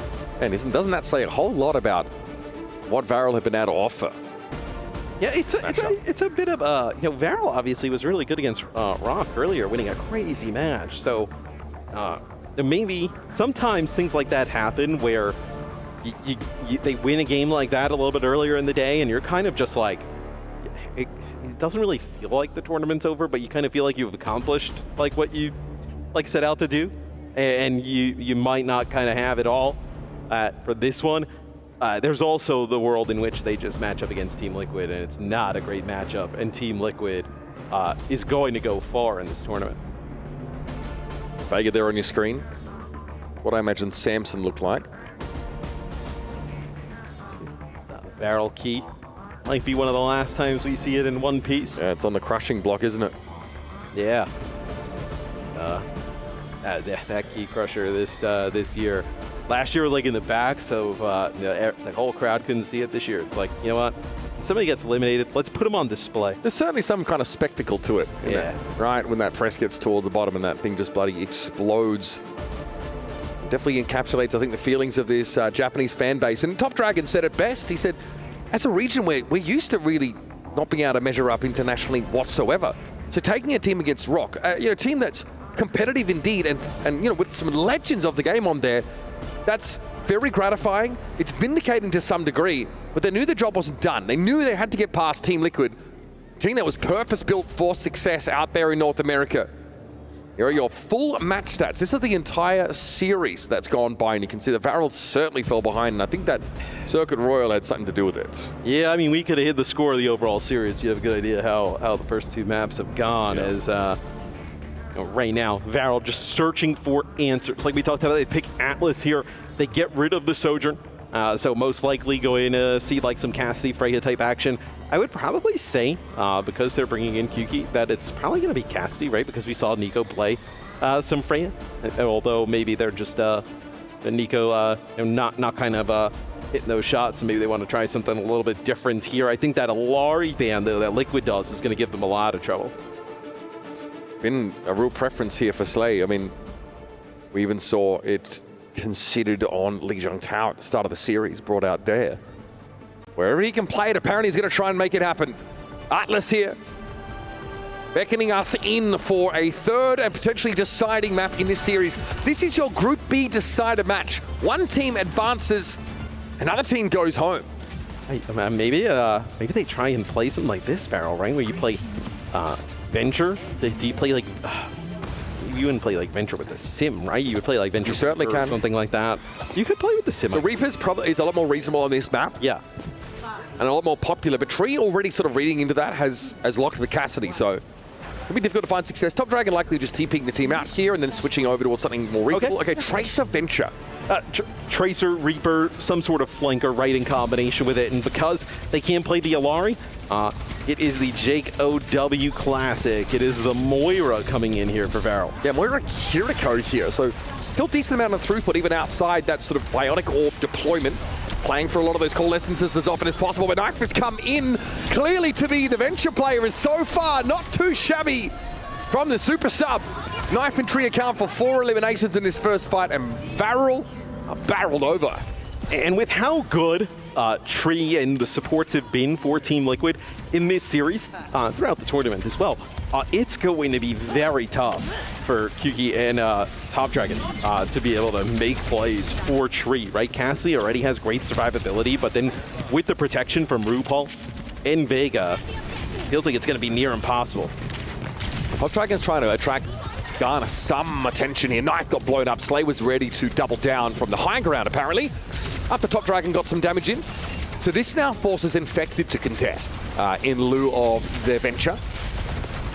And Kuki now might want to go upstairs and look to go for the softer underbelly of this Liquid composition, but takes a hit there, presumably from Tree. Still no flip, by the way. Infected's been hard to chip, but eventually he's going to have to give up the Ghost. Liquid, I'm surprised to see him commit the Kitsune Rush here. I think RuPaul thinks there was an opportunity to keep Infected alive, but it comes a little late. They're committing so heavily here just to try and get as much capture progress as possible. And so Cloud brings the Coalescence out. Well, it already had flipped, and they end up using their sound barrier there, so pretty poor from Team Liquid. I think what they had imagined there is that they were going to be able to drop the rush, and then RuPaul was going to be able to like TP to Infected, maybe Suzu, then heal him up. But Infected just gets taken out before able to do so. And Varel flips quite early, so they're going to get up, but it's going to be like almost like even. Kuki and Knife both popping up. It's the flashbang that catches on the Kuki though and leaves Knife free to contest this point, which is generally where he wants to be. Probably feels like he can win out in most 1 versus 1 matchups, which is why Slay had to help Top Dragon earlier on. KSG already popping the Fortify on the low ground. This could be a little bit dangerous. That Fortify's now run out, and KSG's in trouble. Nowhere to really run. Tree settling for just a large proportion of damage on towards that Orisa. And now that Tectonic Shock almost made quick work of a couple of those lower health Team Liquid players, but now Knife will be waiting for the emergence of Kuki and to send them back home. Yeah, you do get to 99 though here if you're Varel, so you give yourself an opportunity, probably one fight. If you're able to flip, you take first point. Slay will go Kiri, so they're going to just drop the speed here as we'll see. It'll be Top Dragon the one who can test. As the recall pretty early on though, that might have been part of the plan. Knife here with a great tool to contest the point, this Tectonic Shock here. Something that's going to be hard to be mitigated by KSG. Knife gets a little bit of distance with a drill rush, and he does spot. Coming at him across the map, it's Kuki. KSG's already been taken down, and the burst damage is just too much to bear. And Varel, while competitive on this point, and Liquid with some really interesting ultimate committal decisions, will walk away with Station. Yeah, and KSG never able to really move up to contest the point. Kind of gets to it with the spear spin and then Fortify. Gets pushed back there by the Tectonic Shock of Knife, and then when he goes to contest it, yet again, Infected just knocks him back, so never able to get the Orisa back up onto the point to contest. Now Cloud is going to be cycling a lot of those coalescences in between these fights, but crucially it's Vega and RuPaul with the entire offering of... Oh my goodness, that setup with the Javelin was dirty. Tree, of course, with the coup de grace. And he didn't even have time to react. No, I mean, he just turned the corner, got hit with a Javelin, and then got disintegrated as it looks like a little bit of a pause here as let's go Liquid. Seems like you're going to be happy here with the end of this match. All smiles, of course, in the Liquid contingent there. And in fact, it tilted that the game was paused. He was like, bro, I'm feeling myself there. And again, often that setup with the Orisa Javelin, we don't see it often. But combined with a Sojourn with a charged rail, or even a Cassidy who's able to find the headshot, like Matt mentioned, you don't have a chance to respond. You get pinned to the wall. You're Moira. You have no chance to fade, no chance to walk back. And to remind you guys, we have another game after this, right? We're going to get Twisted Minds up there on the stage. Up against Sign. Yeah, little rematch. It's going to be quite a banger. Yeah. End things out with just the final spot up for grabs. EMEA versus NA. Couldn't ask for a better way to wrap the night up. And again, it's all on the line. So many people expected Twisted Minds to be potential finalists out here in Riyadh. I mean, Liquid might like to insert themselves into the conversation, but first step will be to complete their task here against Varel. They start with point control. Good opener now. As Kuki's looking to head towards the back line, but notice he took a big bunch of damage in mid-air, and his Deadeye is going to dissuade the Venture from popping up near Tree. Well, they lose Slay to the Deadeye as well. I mean, that cannot happen. You use the Coalescence. You would have had Kitsune Rush, but just kind of ends up falling to the hands of the Deadeye from Cassidy. How are you feeling about this Tracer Venture look here into Tree's Cassidy? I mean, look, judging by the results, it has not been great. And I said earlier on, like, RuPaul, Vega, and Tree, like, they've done such a great job. You know, think back to, like, Lijiang Tower, like, how well they were moving around together. It's a very difficult combination to dive. And if you're not able to do it successfully, and you're not on the same page, which we've seen Varel not be on the same page for a lot of this one, you're not going to produce results. Kitsune rushes a match, but Vega's going to hold onto the sound barrier until the most opportune moment. And it comes out! Such the Team Liquid suffer 0 casualties in this fight so far. It has been a bit of a walkover on Atlas here. Varel not able to find much success with that composition at all. A cheeky second flashpoint lapped up. Infected had his hands off the keyboard. He was walking sideways there for a second. I thought we were going to get another pause. Team Liquid here, riding high, feeling confident. Let's listen in and see what's happening in the comms. So when they were... No, not it. All right, I'm playing with only one in-ear, bro. Let's win. Okay. What? Okay, that you can... All right. Only deep pistols. Cover Van, I'm walking. Kiri left. Look Kiri, look Kiri. Walking mid. Champion, walk me out. Pushing main, pushing main. Live. Live, fight try. Oh, good one. Winnable. Alright, just chill. Kiri low. Stay low, really pro. Trade dies. They're so one. We're even. Yeah, I'm walking point. I can't touch. Okay. I'm first close. Kiri one, bottom. Pushing. Kiri no CT. Kiri point. Kill Kiri. Ulting Kiri. Warrior. Kiri no TP1. Wrist one. Other spear, I can do. Ven in. 3, 2, no spear. I can see the... Push right. Ben. I won't die. Cover Ven. Oh, Ben one. Living point. Look, carry. No TP. Carry. I'm one.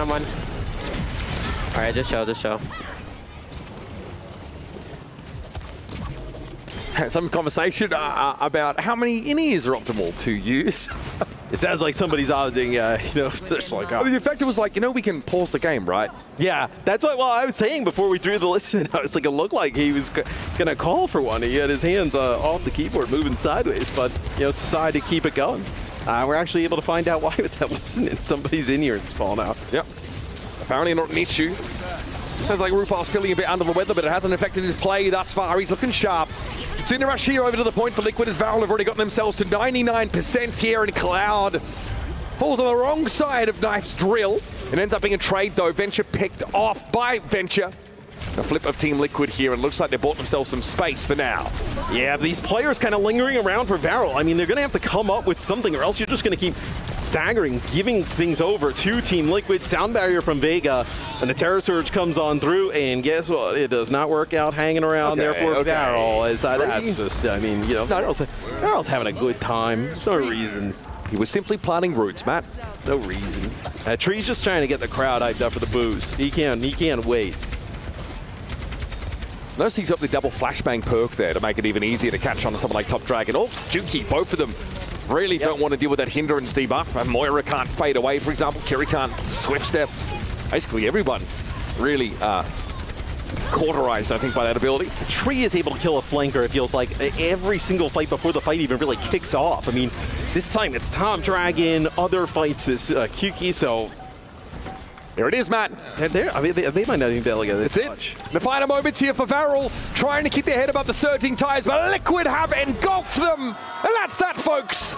Team Liquid will advance to our playoffs here in the OWCS Midseason Championship. They bring on the booze. They bring on all comers. And now they've gotten themselves into our final phase of play, downing Varel in the process. Varel has a lot to be happy about with how they've performed here at EWC overall, but they will not continue on into the bracket as Team Liquid. I mean, that was as strong as a performance have we seen on the A stream all weekend thus far. Yeah, I feel like then this is really the manifestation of all the momentum, both visible and behind the scenes, that Team Liquid as a roster have been developing this year over in that North American region, forced to sit out of Hangzhou, forced to sort of bide their time, contemplate the next move, go back to the drawing board. In fact, loving it out there. Pow, feeling pretty good. I don't know about that character. I don't think that character's in the game, Boston, but fair enough.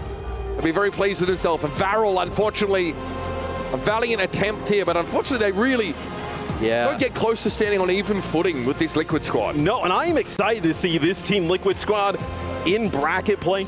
I think that, depending on their matchup, it is going to be exciting who they get, right? They seem like they could be a 4-second contender with just about anybody. Already taking 2 maps off Crazy Raccoon in a best of 5. Running through Varel pretty comfortably here. These are all very, very good signs for this NA squad. And yet there was a bit of inertia about Liquid at the start of this year. Took them a while to get going, but now they seem to have hit that cruising altitude. And as far as I'm concerned, it's all on the table for them. A dominant showing over Rock, of course, to get them into that upper bracket game. There's a multitude of frightening opponents waiting for them, of course, in that playoff bracket. It doesn't matter who Team Liquid faces, you're likely to see the same game faces on, and the same approach with flexibility. Let's head down to the stage here with Zoe and someone with incredible bone structure. I won't spoil it for you. Let's head down. It can only be one guy, Mitch. That's right. Vega is joining me here for a quick chat in our Amazon winners interview. Let's talk about the very start here. Once Varel locked in for this spot to play against you, did you have to change anything in your prep, in your approach, in your game plan in order to take them down so convincingly?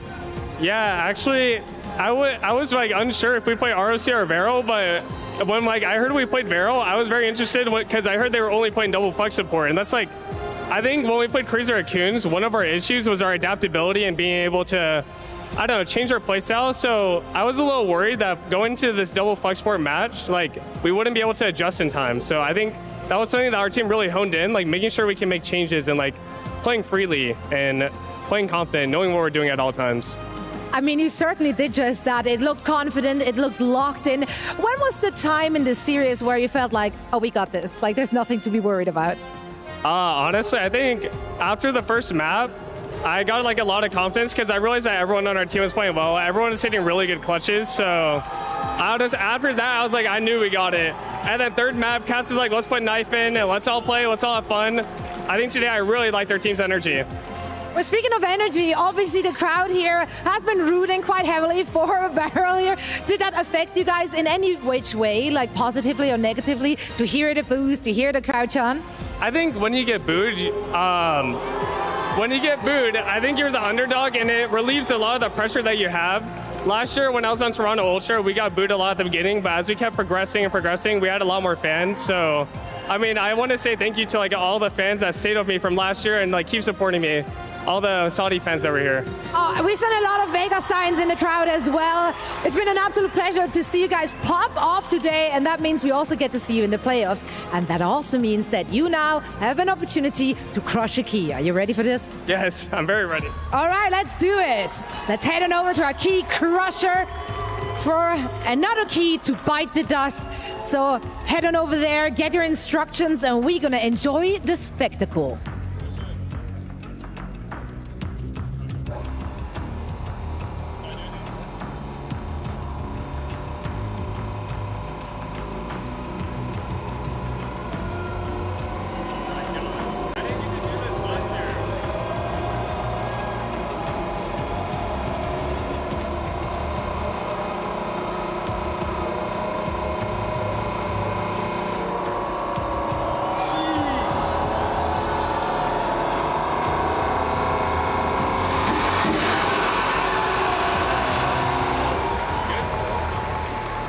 Another key crushed, just like the hopes and dreams of an entire team that has had a lot of support from our audience. And Danny is now standing by for our exit interview with Baron.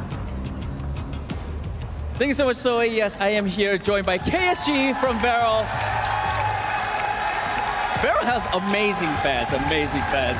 I mean, unfortunately, you guys didn't win this matchup, but hey, I feel like you guys showed a lot of good plays. So thank you for that from Beryl's side as well. But what I want to know, KSG, is this was your first EWC. So how was it like for you to come here representing your home country, Japan? はい、初めてこの土地にEWC の参加なさったわけですけれども、日本を代表してこの地にいらっしゃるご感想をお聞かせください。はい、すごくね現地に来てみてすごくそのエネルギッシュな会場でこういう場でやれてすごく光栄に思います。I'm extremely honored to be able to play in front of such an enthusiastic, energetic audience. Thank you very much. I mean, talking about the fans, you have some amazing fans. So I'm going to open the floor for you. KSG, if you have anything you want to say to your fans, please go ahead. はい、このように素晴らしい大変エネルギッシュなファンを前にしてファンの皆様におっしゃりたいことがありましたら一言お願いいたします。はい、長い時間応援ありがとうございました。今日もねたくさんミスをしたんですけど、もう次につなげられるようにこれからも頑張りたいなと思います。ありがとうございます。Thank you so much for spending such long time supporting us. We are really, really grateful. And we made some mistakes today, but we would like to make this as a lesson and 大丈夫だよって and make use of this lesson for the next tournament. Thank you very much. Riyadh, give it up for Beryl one last time. Let's go. That's it for us, Pocket. Take it away. There is nothing better to see someone all smiles even in defeat. Japan playing their heart outs, but unfortunately they ran into a North American juggernaut going by the name of Team Liquid. We have to kind of focus on Beryl here as we say goodbye to this team. A top 12 placement, $20,000 in the books. Avril, Who are you going to remember from this tournament? I mean, everyone's going to talk about Top Dragon as the highlight, but honestly, this entire team, they've had such a journey to get here. First international for Val and Japan as a region in the OWCS circuit. They waited so long for this opportunity, and they proved it. They beat Rock. They did it in 5 maps. They looked decent against Crazy Raccoon. And, you know, they tried their best versus Team Liquid, so I think they have a lot to be proud of. I think Japan has a lot to be proud of. Absolutely. We have a very special guest joining us that we are proud of in North America. We have Mr. Kasoris, the guy who led Ultra to a 2nd place last year here at EWC. Now you're wearing the blue jersey. How good does it feel to be on Team Liquid? No, it feels fantastic. Team Liquid have been nothing but great to me, and being here feels very good. Now, at the start of the day, we looked at the club championship rankings. You guys were down around 3rd, 4th. You just earned another 200 points for your club. Magnus earned you 1,000, and Team Liquid is on their way to a club championship. What would it mean if you earned even more points here in Overwatch? I think for our organization, you know, they picked up a lot of teams in a lot of different games because last year they got 2nd place. You know, this year they really decided we want to gun for 1st, and we want to make our small part in that with Overwatch. And now you can see a little healthy lead over the Falcons, who are very much still in the running alongside AGAL, Vertus Pro, and many more. But we got to focus in on your squad because I was talking to Avril about this. He said you had RuPaul, you had Vega last year on Ultra. You bring them in, you build around them. What were you looking for in the missing pieces? So what I was really looking to do is bring all the NA like super talent. The squad I have it's so young, it's so talented, and I really want to like build, you know, not just the 1 year with these guys. I want to build forward with them because I know how passionate they are about the game. If any of you watch NA Ranked, they're always grinding, they're always playing, they're always streaming, and that's what I was really looking for this year, to get a group of guys that can go for the long run. You know, I think this is a team, I specifically want to highlight your DPS in Tree and Zera. I think Tree in particular just has a massive weight of expectation on him, right? I think people have been talking about Tree as like this next up DPS since the guy was like 14 years old. I mean, he's been on that level for so long, and to just now be really having his big moment in the competitive scene. How has your experience been of Tree? How does he handle that level of pressure? Does that, you know, have any issue for him, or does he just take it in stride? So I think he is starting to do better and better under pressure. Now he's getting more experience under his belt. You know, when I started working with Tree, he was really like playing hit scan like he's a hit scan player. But I worked with Popper, for example, on Sojourn, and I really want him to push those sides, and I want him to use his movement better. So that's what we've been working on really hard this year, and I feel like you can really see that in this tournament so far. So obviously, talking about your performance in this tournament so far, you've now qualified through your group. You played every single team in your group. Most importantly, you guys went to map 5 against Crazy Raccoon, which I think is an impressive result. However, you must be a little disappointed at the end because that did feel like a winnable series. How far do you think the gap is now between you and the top Korean teams? And also, what do you think you guys sort of left on the table in that series, and what could have you done better?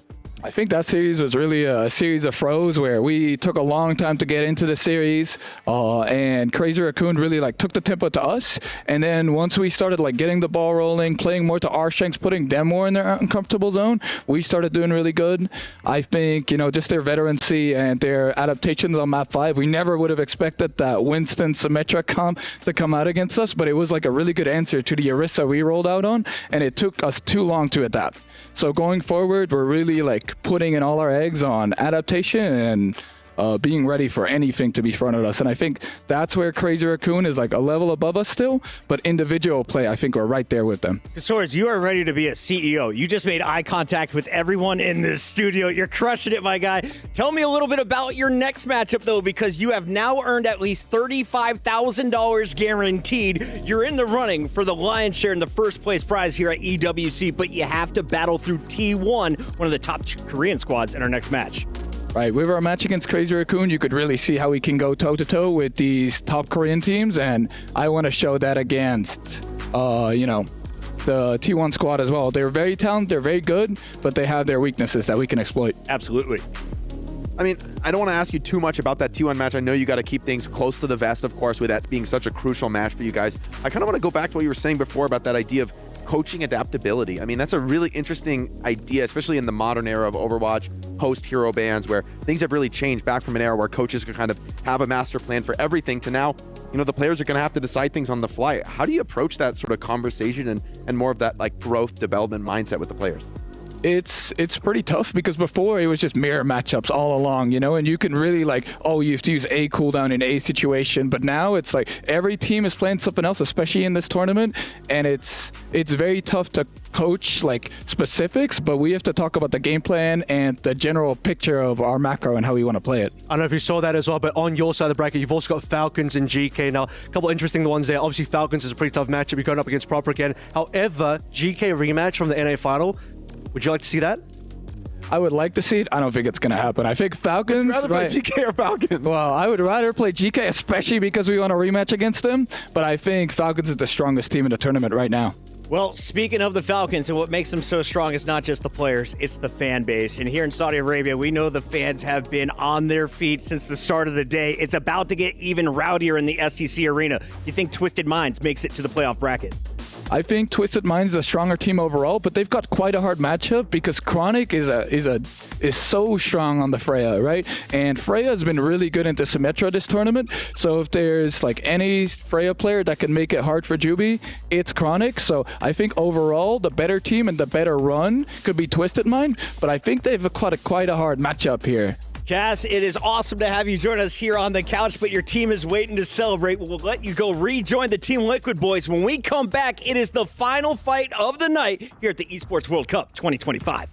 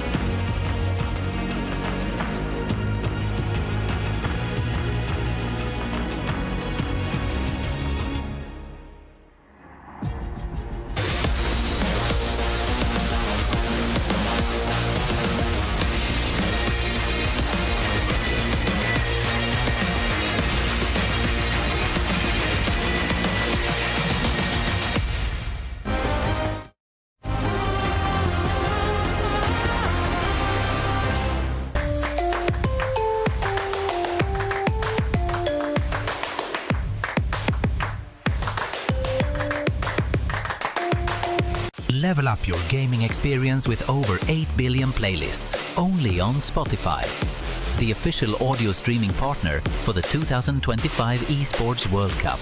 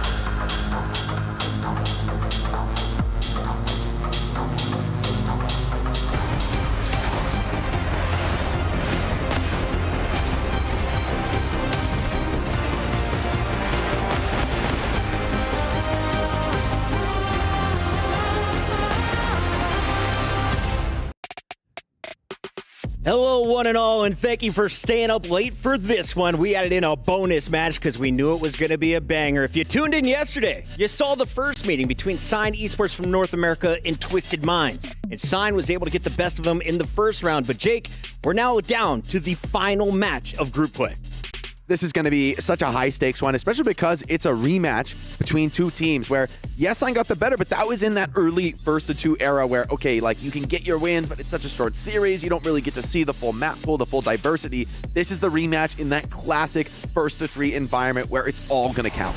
Already today, though, Twisted Minds have disposed of the handsome cats. The gatos guapos have been removed with a 3-0. We're looking for a stronger Twisted today. What are you excited about, Johnny? Well, I think they'll learn from their lesson, Pocket, because we know this is a really good team. I'd say some analysts even going into this tournament, they had them as a potential competitor when it comes to winning the entire thing because they are one of these Symmetra teams, and Symmetra is the best hero available right now. Them losing to Sign Esports early, that was a big upset and something they'll have to learn from. Some of those heroes that Sign Esports are playing, they really make it difficult for Twisted Minds to play their Symmetra strategy, like they mentioned earlier, the Venture, the Freya. And so have Twisted Minds learn from their mistakes. That's what we're going to find out today. As we take a look at Funny Astro, he was confident it was going to be a 2-0 in yesterday's matchup. It was Sign taking it in a game 3, so Astro and friends are looking for revenge. Jake, who do you think could lead the way? You know, I think when you think about this Twisted Mind squad, we got to really talk about this being a place where 3 of the top Saudi players are really showing a ton of dominance. You know, we didn't see historically a few years ago that many Saudi players really at the top level of Overwatch, but it felt like with that World Cup win, that the country really burst onto the scene. And squads like TM, you've got Quartz. You know, a lot of people say this guy's in contention for the best core hit scan in the world. KSA, ridiculous flexibility on the tank role, and then Yubi, this guy's a strategic mastermind, you know, and I think these 3 players together combined to form an impressive core, and you know, Saudi has really started to deliver some of the top talent in the region. Johnny called Yubi to be our Bravia MVP before the show even started. A lot of expectations for the man playing DPS, but we caught up with the guy who'll be supporting him. He goes by the name of Simple. Hey everybody, I'm here joined by Simple from Twisted Mind for a quick chat before they jump into the game. Simple, this is your second match of the day. I just want to know, how are the players, how are your teammates doing, and how are you doing right now? 자, 일단 두 번째 경기입니다, 오늘의. 좀 피곤하실 것 같은데 지금 현재 좀 컨디션이 어떠신지 팀원들이랑 심플 선수도 좀 괜찮은가요? 지금 지면 마지막 경기다 보니까 다 열심히 하려고 이제 노력하고 있어서 아주 좋은 것 같아요. Yeah. I mean, I think our conditions are pretty good right now. Everyone knows that on our team knows that this is our last chance. You know, if we don't win, then we will have to go home. So that's the only thing that's in our mind, and we're going to be focusing on the match ahead. All right. Like I said, one more match. It's against Sign Esports. You guys did lose to them last time. It's a rematch. How can Twisted Minds get the win this time around? 자, 리매치입니다. 이제 Sign Esports와의 경기가 있는데요. 어떻게 하면 이번엔 좀 이길 수 있을까요? 저희가 스스로도 저희가 잘하는 팀이라고 생각했는데 그래서 저번 경기에 방심한 것 같아서 이번에는 방심만 안 하면은 쉽게 이길 것 같아요. Yeah. I feel like we took them a little bit easy. We felt like we were the better team, so we didn't really focus that hard on our opponents, and that's why we lost last time. But this time around, we're going to give it our all and focus everything that we have in order for us to get the win. All right, Simple. That is it for the interview. Thank you so much and best of luck. 자, 화이팅하시길 바라고 경기 꼭 승리하셨으면 좋겠습니다. 감사합니다. 감사합니다. Thank you. Twisted Minds very much also in our club championship running, and I saw Aiden and Z Smith from their Warzone team cheering on Overwatch. The bad news, Aiden, you're going up against a team that already beat your squad last night. Sign Esports is coming in to do it again. Jake, if they missed that first match, who are you enjoying from Sign? I mean, we got to talk about the DPS duo from Sign. I mean, Chronic and Rocket, these two guys together, not only have they really made a splash on the NA scene, but I think they're also really perfectly tuned to take on this Twisted Minds roster because Rocket has an amazing Venture, Chronic, great on the Freya, and these are two heroes with solid matchups into the sim. So as good as Twisted Minds is, they're going to have to navigate some challenging counter picks in this series. Johnny Lucamino, who's on your screen right there, was hitting some huge bangers on Alari. Can he keep it going? What heroes are you expecting for Sign to bring out today? Well, I'm expecting them to bring out more of that Venture and Freya, because that is going to be the key matchup, right? Because it's a very fast-paced comp, and I want you to keep that in mind. A lot of fast-paced abilities with low cooldown, which means they can use them a lot, whereas Twisted Minds, they're going to be heavily reliant on the Symmetra, but you only really have one teleporter, maybe two teleporters per fight. And so UB has to be very precise about when he chooses to use that big cooldown, because that is the big difference maker in each fight. So for Sign Esports, we know they have very heavy hitters in their damage duo. Lucamino, fantastic on the Ilari, as you said as well, and he could bring that out, or maybe a Circuit Royale. That could be an ace up their sleeve. Last night we talked with Rocket. He said, we used to look up to our competition. Now we're not afraid of them. But today we catch up with Lep. What's good, everybody? I'm here joined by Lep from Sign Esports. Lep, I mean, you have an important match coming up. It's a rematch, actually, against Twisted Mind. Last time you guys beat them. How are you and the gang feeling like going into this matchup? Honestly, really excited for this opportunity to be able to be here. You know, we're playing Twisted Minds, and we know we're on home turf, and we know we are the underdogs in this situation. Yes, we did win last time, and we got to give it our all.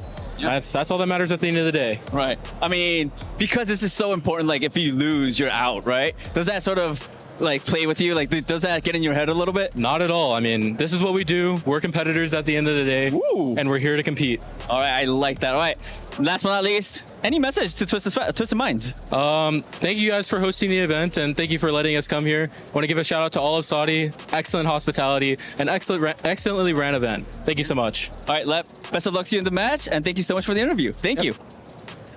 An upstart North American roster taking on the fan favorites here in Riyadh, and we have some awesome maps and modes coming your way. Jake, we got the first one locked in. We officially will go to Lijiang Tower. Loser gets to pick map 2, though. Lijiang Tower is an interesting choice here. I mean, this could be a strong place for Twisted Minds, but I feel like it's also a spot where, you know, Chronic and Rocket, they know what they're up against, and sometimes a map like Control Center, you know, that's a spot where Venture could really get busy. Johnny, as this series goes on, I have a feeling we are going to see the true depth of both rosters. It's time to make your prediction official. We're down to the final 30 seconds. Well, initially, I predicted Twisted Minds to beat Sign Esports in the upper bracket, but Sign Esports upset them. I think Twisted Minds have learned from their lesson this time, so I'm going with a Twisted Minds win here. Going Twisted Minds. I got Twisted Minds as well. As good as Chronic and Rocket are, I think Quartz is the man of the hour. If he can bring out the Cassidy, shut down the Freya, shut down the Venture, this is a very winnable series for Twisted Minds. Jake just stole my answer. I was watching Quartz on the B stream earlier to start the day. The man did not miss a headshot. He is absolutely on fire, and my favorite duelist taking the stage. But this party is going to be a good one. Make some noise, STC Arena. It's time to get it going.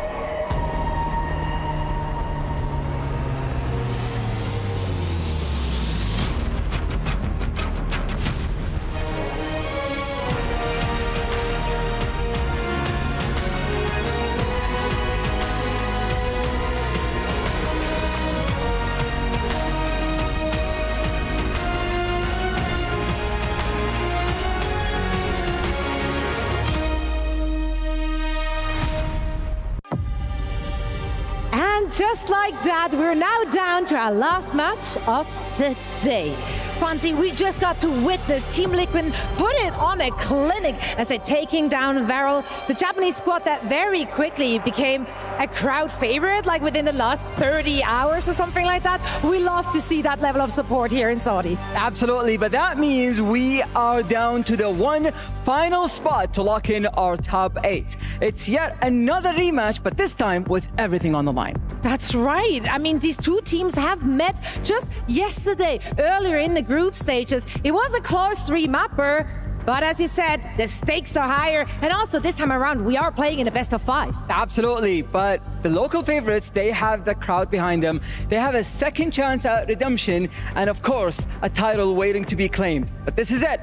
It's one final match to lock in our top 8. Zoe, it's time. It is indeed. So let's bring them out. This team has beaten once. Can they do it again?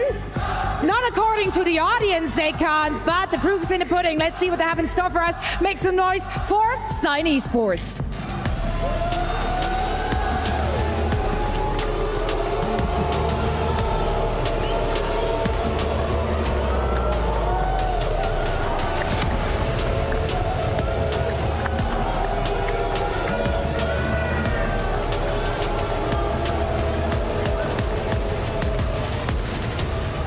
And their opponents, fueled by the hometown crowd and a shot at redemption, they've built a roster to win, and tonight is their moment to prove it. Make some noise for Twisted Minds!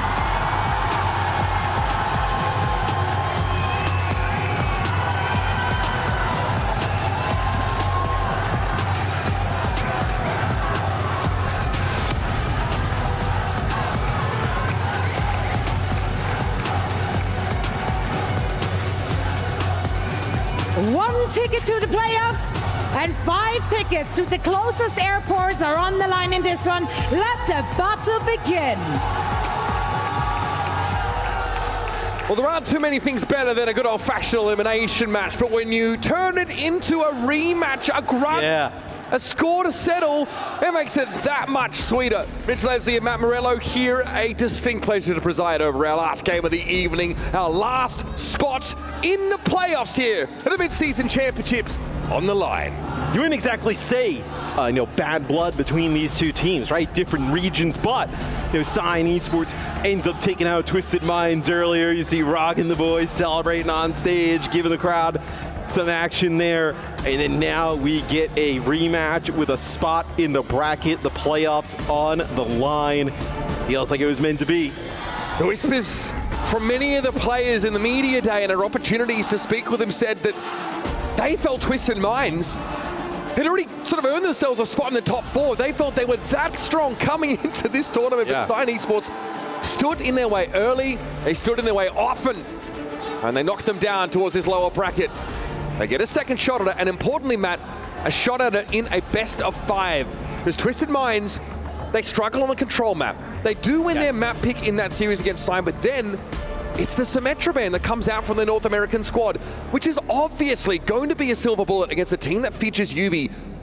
That's where Twisted Minds want to be. That's where their bread is butter. The Symmetra comps have been what has taken them right up towards the top of EMEA. And they were fantastic in EMEA. That's why I think it's a little bit surprising, right, to see them here in this situation where, you talk about Yubi, but like Simple has been lights out in that flex support role for this team. And Sign Esports, right, it's some of the up-and-coming players from NA, Lucamino and Lep, we've seen them for a very long time. It's just Rocket as well, but not necessarily like at these like international events. So we'll see if they can get it done yet again. I think it's a different level of pressure at this moment. I know Sign Esports are a team that really are drilled in playing that rush style. Painkiller will admit to you, he says, I'm a ground tank player. That's the style I like to look towards. I don't necessarily want to be flying too high. Yeah, he can obviously pick up the hazard if needed. Chronic showed us some pretty filthy hitscan play, and he'll be pitted up against Quartz, who, for me, is a name that is synonymous with hitscan excellence coming out of the Saudi region. The guy has been a dominant force and kind of was one of the first Saudi names to really put himself on the map. At the top level in Overwatch. And then, you just see all the rest, Labda as well. We haven't had the chance to see Alcatia yet. Here on A. I'm a little bit sad about that. Love me some Ziad gameplay. But Quartz has been, the player in the region that I feel like we talked about for a very long time, where feels like this team, also Twisted Minds, just so well-rounded. Would be, look, there's also when you have the crowd behind you, right? On the other side, for Sign Esports, the goal should be to try and silent the room.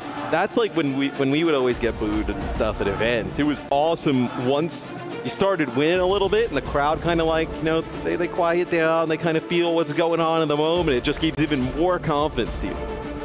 The suspense is building. Bated breath now as we set our sights towards Lijiang Tower.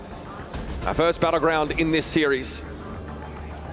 And again, one in which Twisted Minds need to pick up this time around.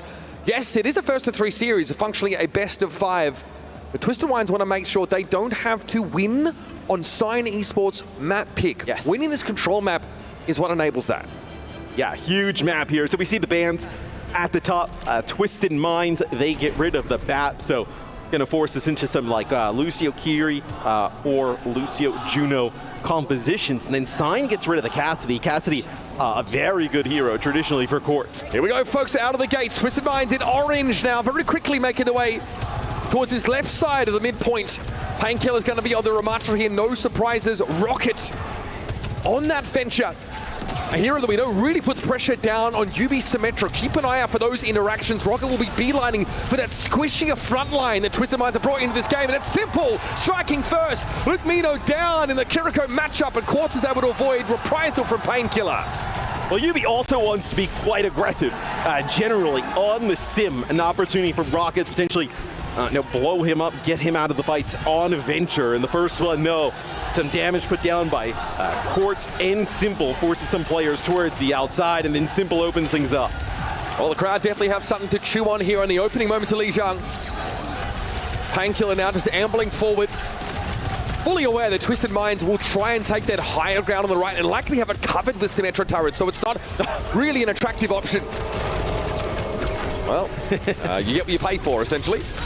But Astro's found Rocket. Another great opener for Twisted Minds here. KSA is getting all the support that he needs out there on the point. There's a Kitsune Rush that's ready, but is not necessary in this fight. Funny Astro, one of the most prolific environmental killers we've seen in Overwatch, finds 3 kills out on the fringes of the map.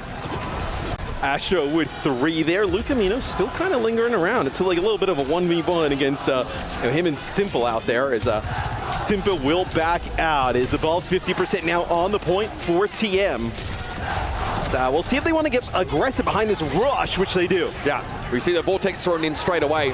Chronic got caught out there. He might have tried to fall to the left. It's actually Rocket on the off angle, was separated by the quick push up by KSA, but can use the burrow to get close back to the rest of his team, but he might not get entirely to safety.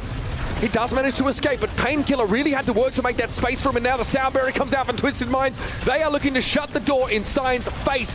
A Kitsune Rush here for the American squad, and Lep is holding on to the beat. A headshot there for Chronic.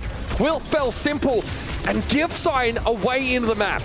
Winning it without using the beat is quite clutch, as it looked like there for a second, right? It was going to be the beat from Funny Astro when Luca Mino drops the Kitsune Rush, and then an answer with a beat, a little bit of a lighter beat from Lep, and they actually get the kill on the UB early, so they decide to save it. And that could be huge for this next fight coming up. Quartz absolutely dialed in. Big TP, big reposition. Chronic could be in a bit of trouble here. Looks like Twisted Minds have been able to outmaneuver for the time being. There it is, Chronic down. Quartz finds his mark, and frankly, Rocket doesn't really know where to put himself. It's 3 for Quartz. The overclock accounts for 2. And there's nothing left of Sign Esports.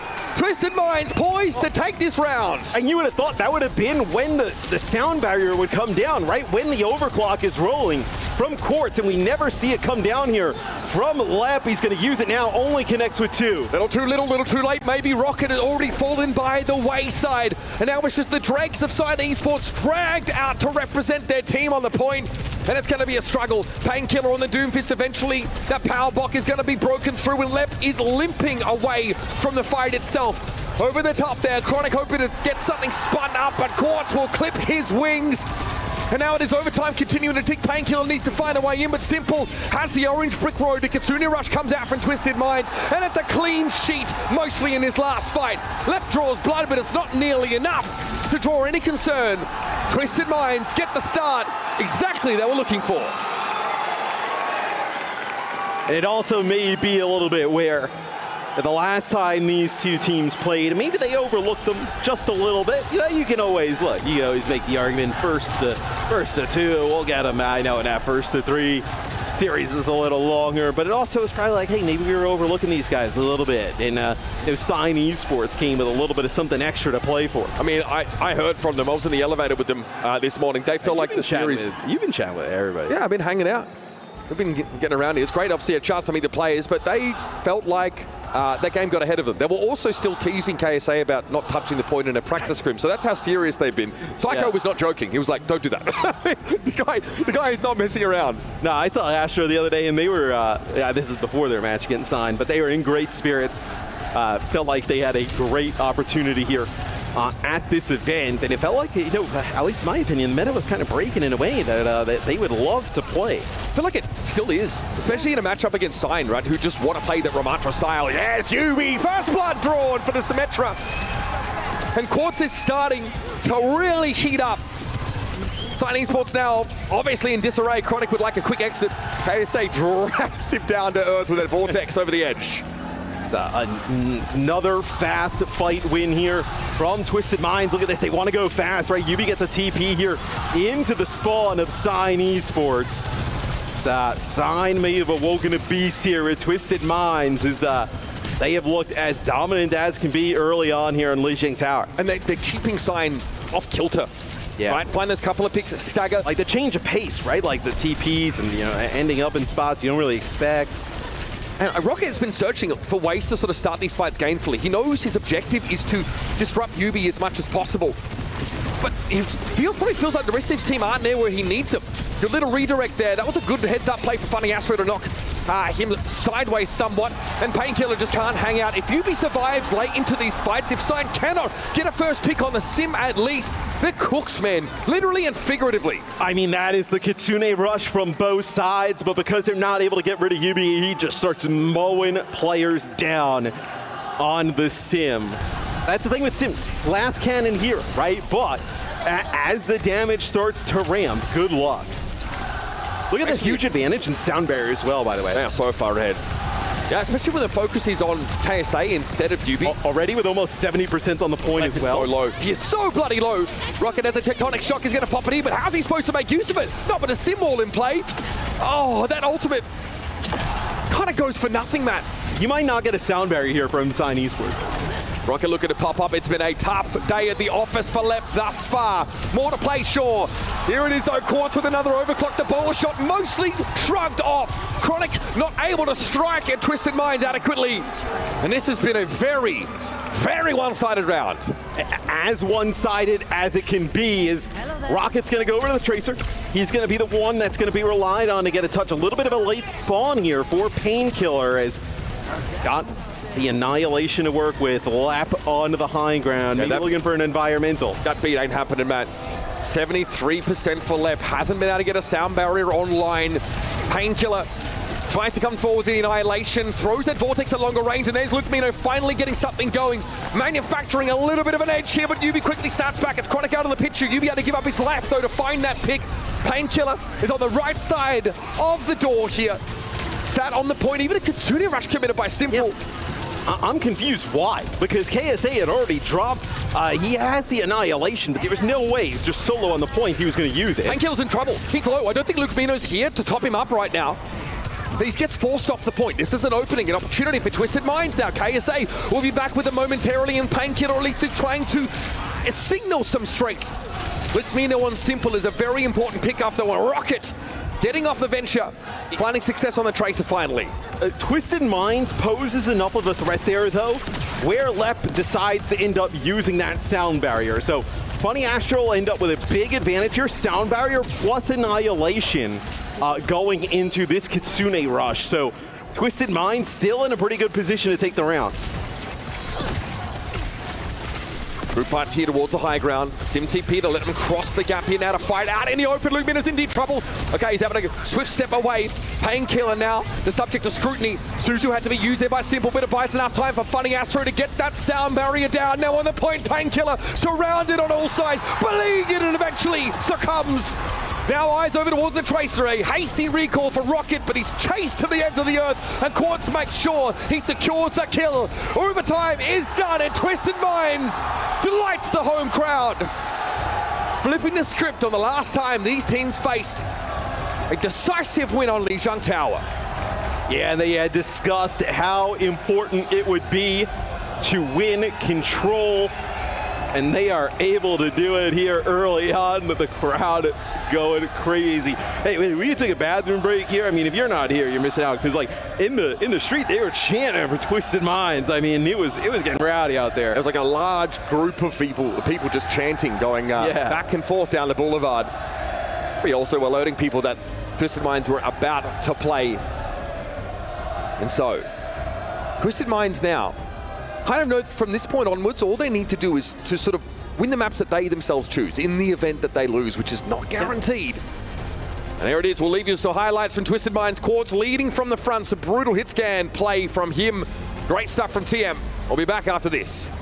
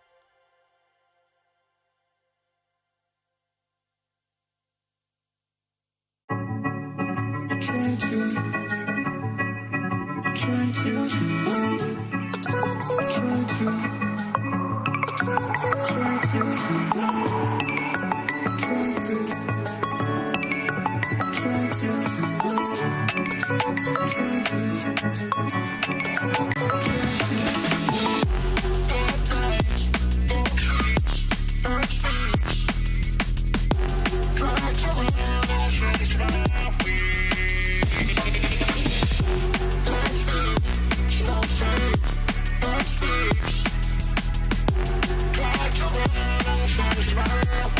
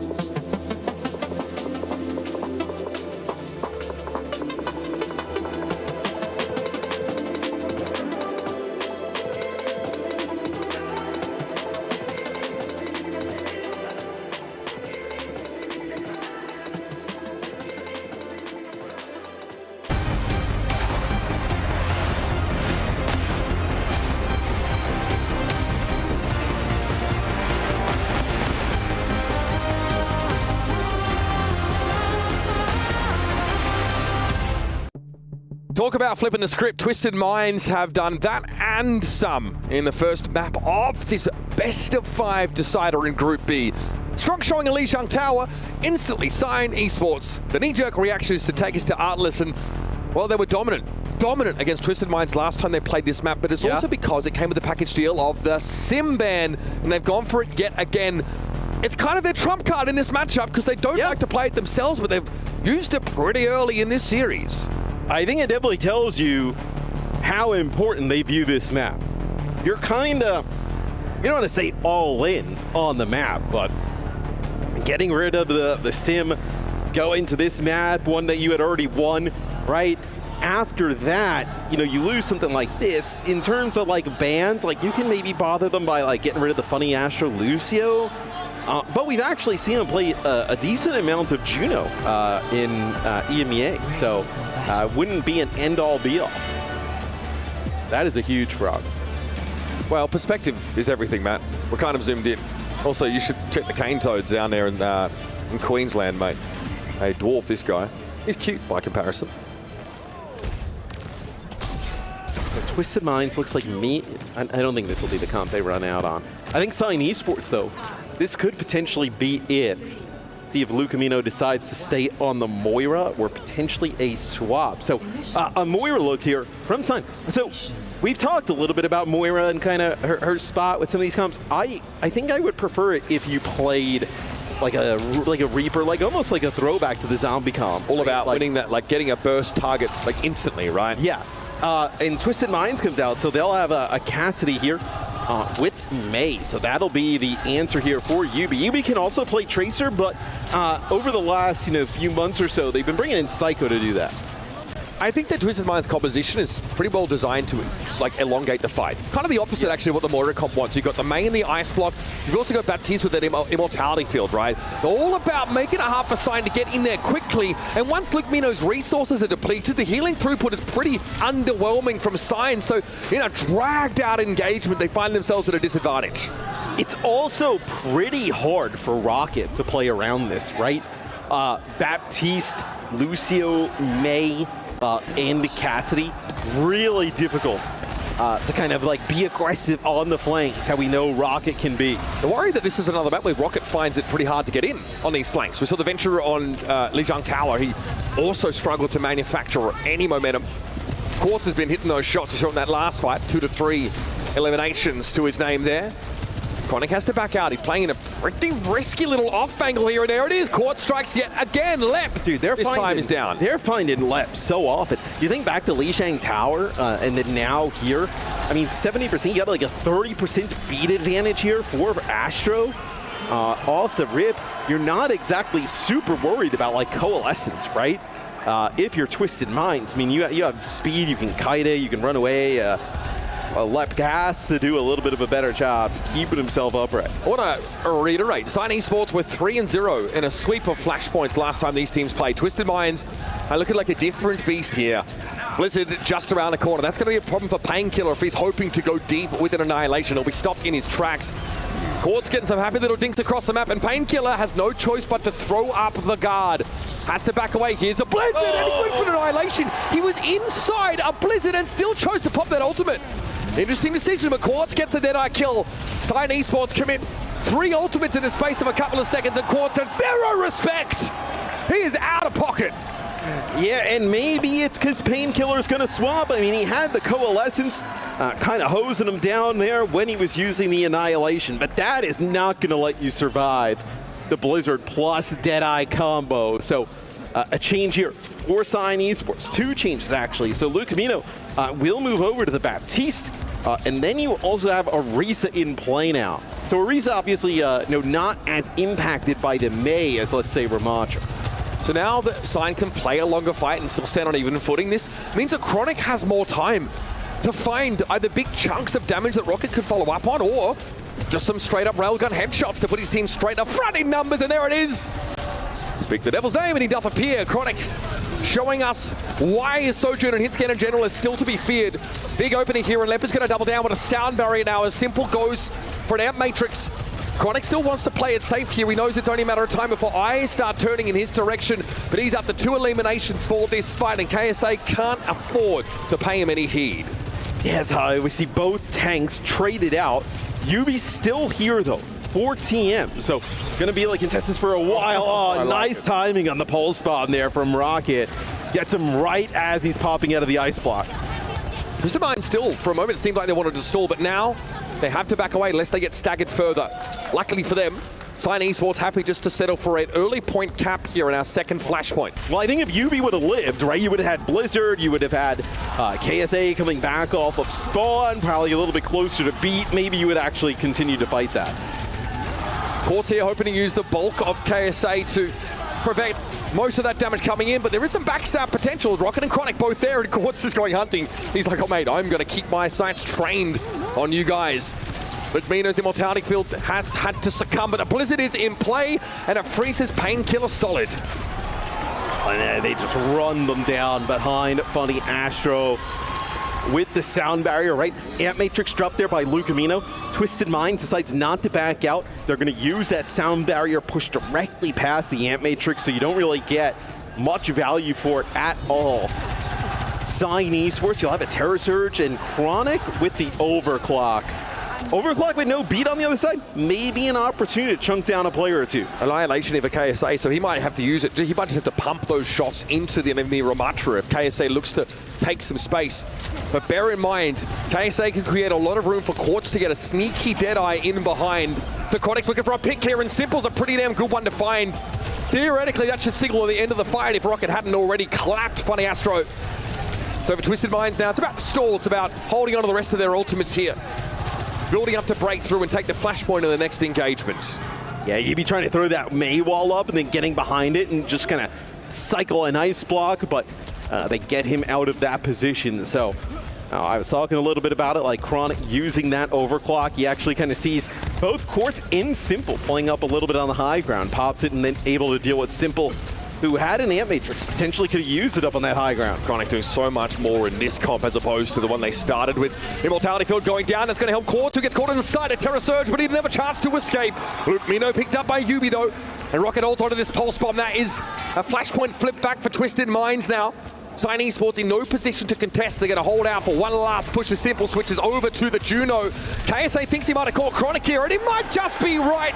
The Sojourn's out of the game and out of this last fight, but it's a cheeky little flip here from Cyan.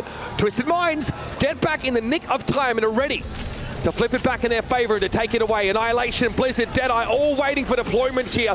Painkiller looking a little bit worse for wear on the fringes of the fights, and the sound barrier is going to be committed for Cyan Esports. This will buy him some time to get the healing in. Simple's Immortality Field protects Quartz from that pulse bomb, and now Javelin spin in the face of Quartz. He doesn't seem to mind. The Annihilation from KSA goes utterly uncontested, and Quartz is knocking heads together. Melee kill on Chronic. Luke Mino, his lifeless body touches to the ground. Twisted Minds rack up another flashpoint. You'd never have known that Cyan ended up using an Ant Matrix and sound barrier in that fight and come up with nothing. The Annihilation plus Blizzard, Deadeye on the point. A lot of survivability and nice use of the Immortality Field by Simple. Keeps Quartz alive through Rocket's Pulse Bomb, putting Twisted Minds one flashpoint away from taking the map. KSA looking to try and match the movements of Painkiller. An Orisa switch up for Cyan definitely gave Chronic some options, some openings, but it's still been tough going against this front line of TF. Chronic with another overclock here is going to tease out a sound barrier, but Quartz is too sharp to miss. Finds Rocket, likely with a grenade involved in that kill. This Cassidy has been an issue for Cyan Esports, and there isn't a natural answer to it outside of Chronic, who just doesn't seem to get the matchups he's looking for. Quartz is audacious there in that fight. Chronic gets his, but then bows out. Yes, look at Yubi, man. He is yapping. Oh, well, I mean, look, you're the home, town team. You're the crowd favorite. Somebody beats you in the arena, then kind of celebrates. I mean, that's got to leave a little bit of a nasty taste in your mouth, where if you get a chance at revenge, you don't just want to beat Cyan Esports. You kind of want to, embarrass them a little bit here. Well, they're off to a great start on that metric. They're currently accomplishing that. So 52% now. Lukemino has an Amp Matrix, but I wouldn't say it's the most compelling ultimate on the horizon here for Signing Esports. Lukemino responds, Immortality Field goes in, Amp Matrix thrown up, and the damage is good. Simple falls. Lukemino's here positioned out on the point to try and get a contest going. And Chronic's done his job. Painkiller gives up his life, but creates so many openings. I mean, that is an I know the crowd doesn't love it, but that is an awesome use of the Immortality Field from Lukemino. Like, throws it across the point while also getting pressured down and drops the Amp Matrix and picks up one right in his face. I mean, that is a huge play there from Lukemino. It looks tricky, and it is, but it follows the same trajectory as an Ana Biotic Grenade. So if you're used to playing Ana and you switch over, it behaves in much the same way. So that muscle memory matters if you switch over to the Baptiste. Annihilation here for KSA. 73% posted already for Twisted Minds. It's a good start, but losing Funny Astra here is not really where they want to be, but pressure on Painkiller. Getting rid of a main tank definitely feels like the door might be open here for Twisted Minds, and they're going to go for it. Rocket dealt with, and Quartz will control this space with a Deadeye. This should allow for the most part of a flip, and Lukemino picked off. That's extra value. You can't always bank on it. Now Twisted Minds can surge ahead, and they're sitting back on a blizzard. And they might even chase Lep down. It has been a tough day for Lep, and Quartz is a mistake of execution. He barely makes it out with his life. It's Signing Esports. They'll get a chance to touch. It'll be Rocket there. They're going to have Lep here too. Rocket playing towards the edge of the map, around the health pack. He knows he's going to need help. The Blizzard's a problem. Lukemino is caught inside of it. Caught out in the open. Painkiller is, and Yubi from behind sends him back with a couple of well-placed ice spikes. There's nothing left to work with here for Signing Esports, and Rocket valiantly trying to keep them in the game. He'll be iced out, and Twisted Minds take their second map on the trot. Extended fist for Yubi. He knows he's done his part as a leader. Not just a second map, but a 3-0 there on Atlas. As this feels like the Twisted Minds we thought would show up, so right? He said to Psycho, he's like, no, brother, you're not subbing in. Yeah. I'm going to stay right here. And you saw quickly, we saw Signing Esports. A much different look on those players' faces than a little bit earlier in the event, right? They were happy, they were loose, they were kind of sending some action back to the crowd. And now it is like, we are in a lot of trouble here. Because that's their Simban, right? Simban gone. You look through the rest of the map pool. I think you could potentially ban the Sojourn. That would be something I'm interested in seeing them doing. Yeah, what can Chronic do outside of that? The Cassidy ban, the Sim ban, no longer available to Sign Esports, and there's their last chance in the next map just around the corner. Twisted Minds poised to advance to our playoffs. Stick around and see how it all unfolds.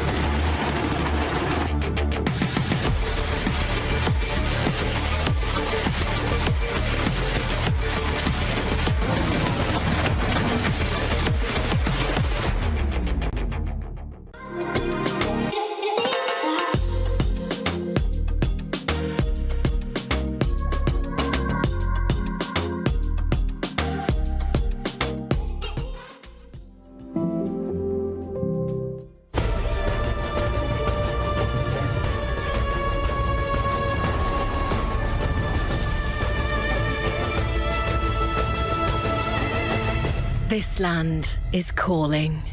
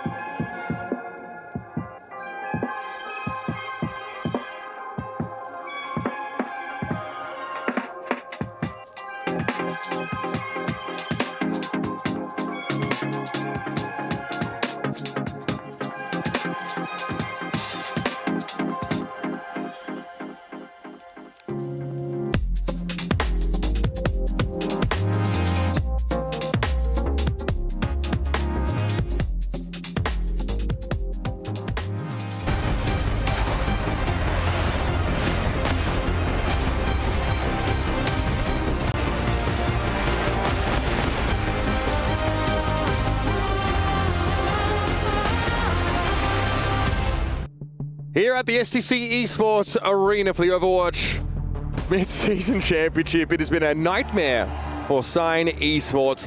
Perhaps that 0-3 to T1 maybe cracked their confidence a little bit because Twisted Minds came into this game determined with resolve, and they have spanked them in 2 back-to-back maps.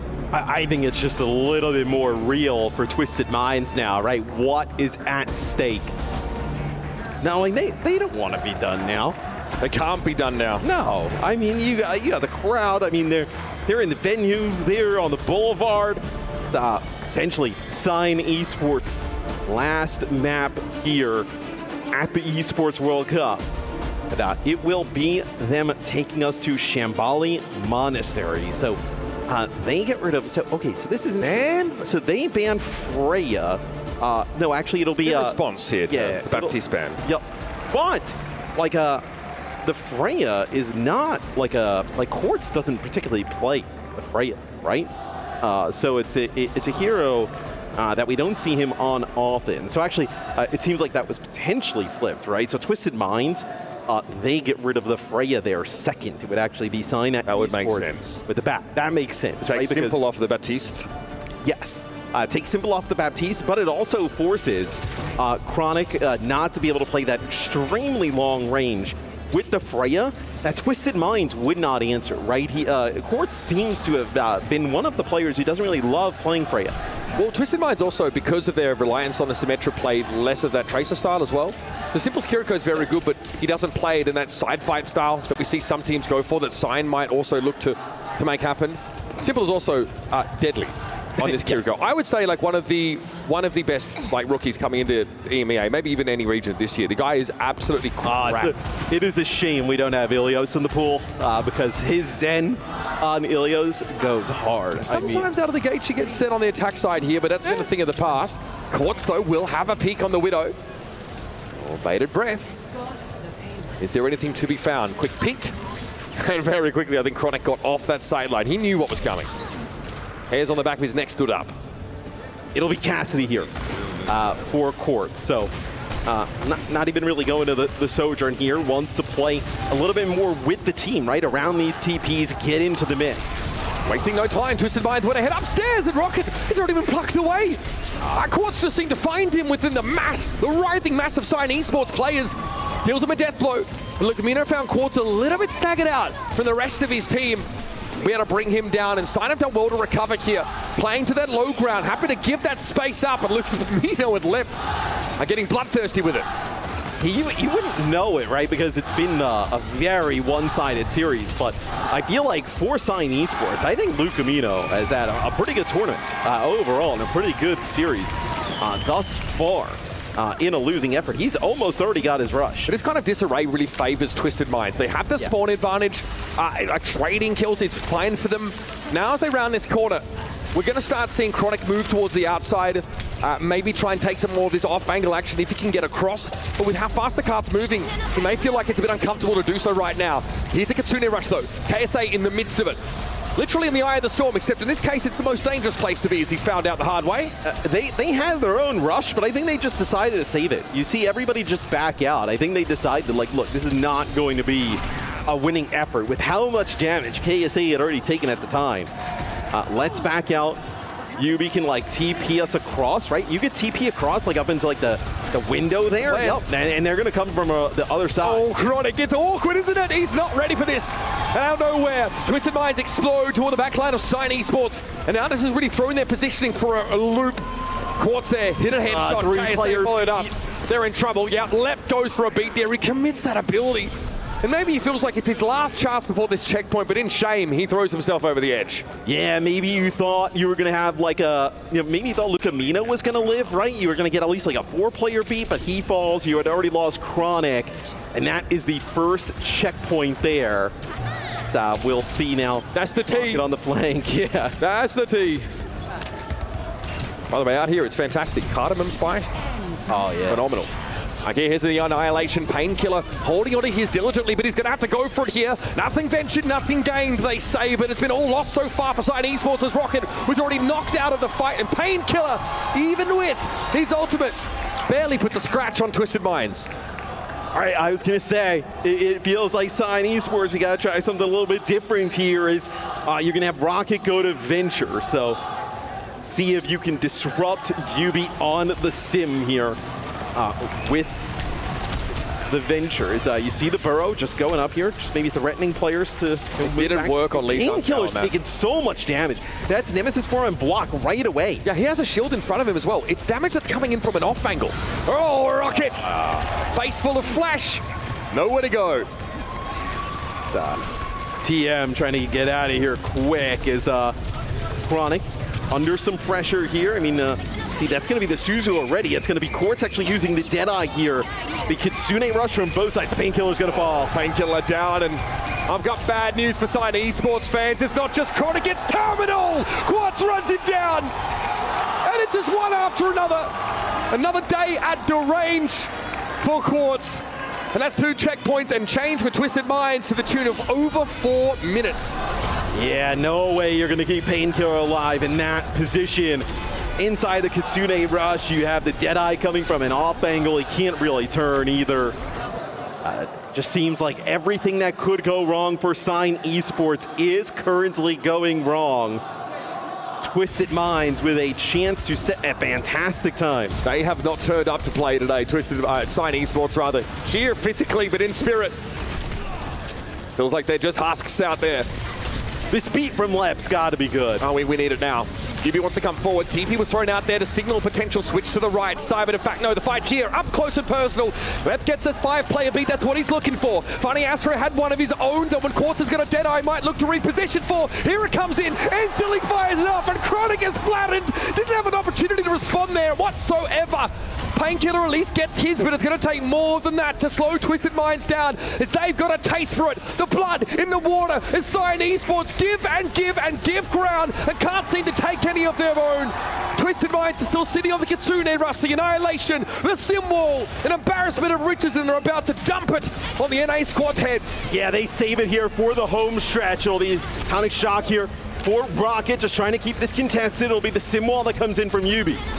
Rocket pops up and in a safe place. He knows he's in no position to engage right now. Here's that Annihilation, but Lep is already off the board and Painkiller's about to be toppled. Yubi has got the damage and ramp to deal with the Ramatra. Now, a desperate burrow from Rocket, but he knows he better hide his face away because Sign Esports just got wiped from the map.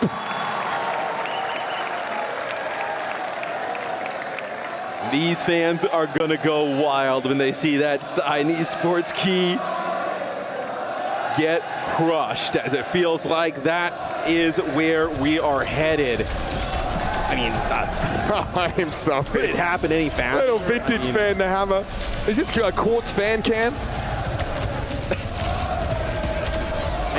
The ability for them to keep him alive, like in these types of situations, it also just shows, I mean, how sturdy Cassidy is a hero. But not even that. These are genuinely hostile conditions for Cassidy to play in. You are outranged by the Sojourn, and you are really threatened by the Venture, who can cross right in front of you without being targetable. Yeah.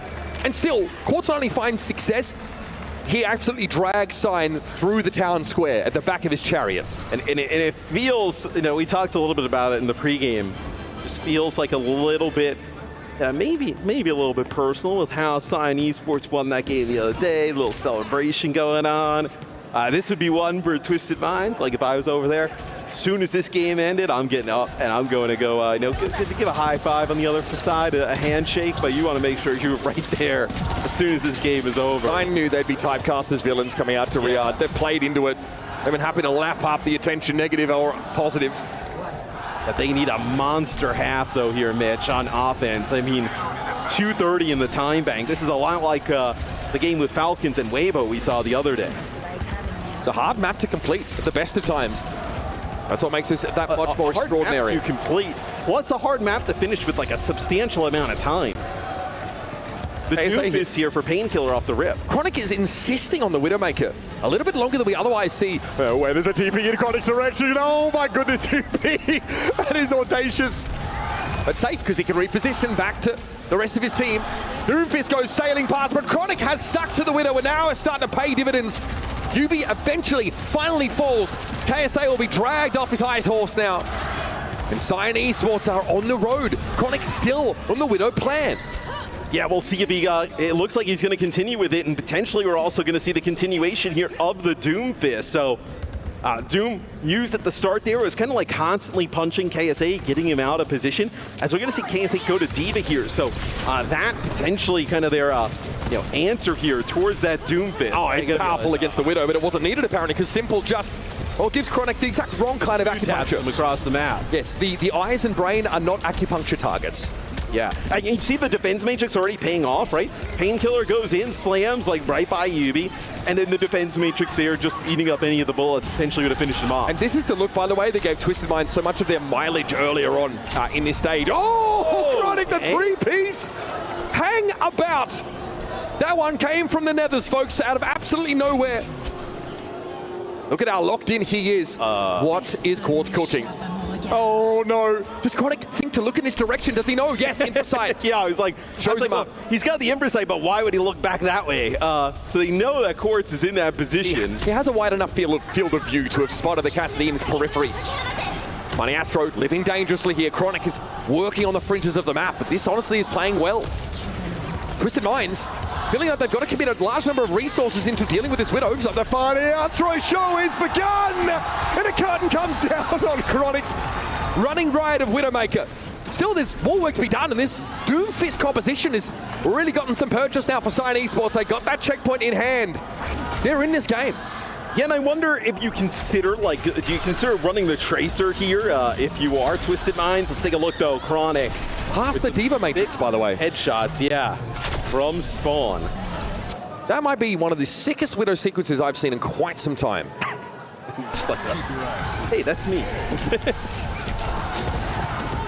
Headshot there for Quartz, quick TP to get Twisted Minds in position. Chronic still playing on an off angle, and Twisted Minds had to be aware of it. Can they handle this? Widowmaker is starting to take a toll. Deadeye interrupted. Quartz turned into a smear on the masonry. Painkiller lands a nice little charged punch. Yeah, no defense matrix going to help on through that. So now yet another fight. They're going to leave KSA out of mech.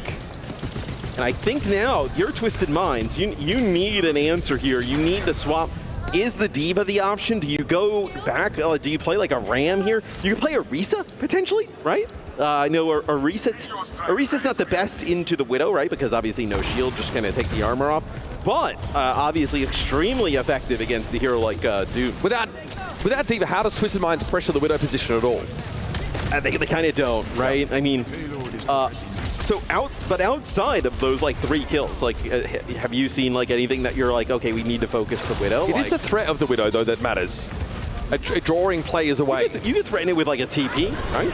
Even just being in that position. In theory. Yeah. We can at least force the grapple away to a worse point of view, or a sight line. Painkiller's down though, so there's an opportunity here. KSA realizes that, they've got the mobility to try and chase Chronic down, and sorry, Miss LaCroix, you have been accosted by a number of assailants. That is dirty. Quartz was waiting for the chase there. KSA luring people into his den and letting his wingman deal with them. And I mean, Rocket chasing, I don't know how you expect to kind of live there. So, Cyan Esports, they get Painkiller here back onto the payload, working with Lucamino here. You're going to have a Kitsune rush like around the corner. You're probably going to wait for Rocket, though, on the venture before you decide to invest that. This feels like a more awkward part of the map to get Widow involved. Infosight, though, is active. That means Painkiller has full information about where he needs to go. KSA dropped in front of Chronic in a sound marry now for Twisted Minds. Big punch. 3 players stunned up, and Rocket's able to capitalize, but Simple gets in there with a kunai, and he's got eyes for Painkiller. Power block drawn out, but Chronic in the meantime is going to work. Surgically extracting player after player. It's Yubi and Funny Astro who fall by the wayside. Venture could be an issue. Simple under pressure, has to Suzu himself, but KSA's defense matrix keeps him nice and topped up. Eventually he has to fall. Chronic picks him off, but can't push. Widow not particularly expert at it. Chronic doesn't have anyone to play the objective for him here.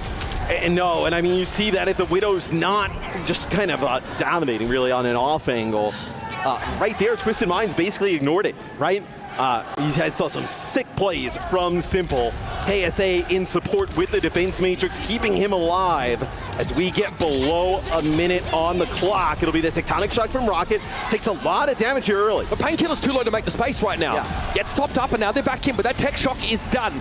Rocket looking for the backline. Sees a TP there for Yubi, and Funny Astro has to be careful! Rocket gives him the root canal he did not ask for.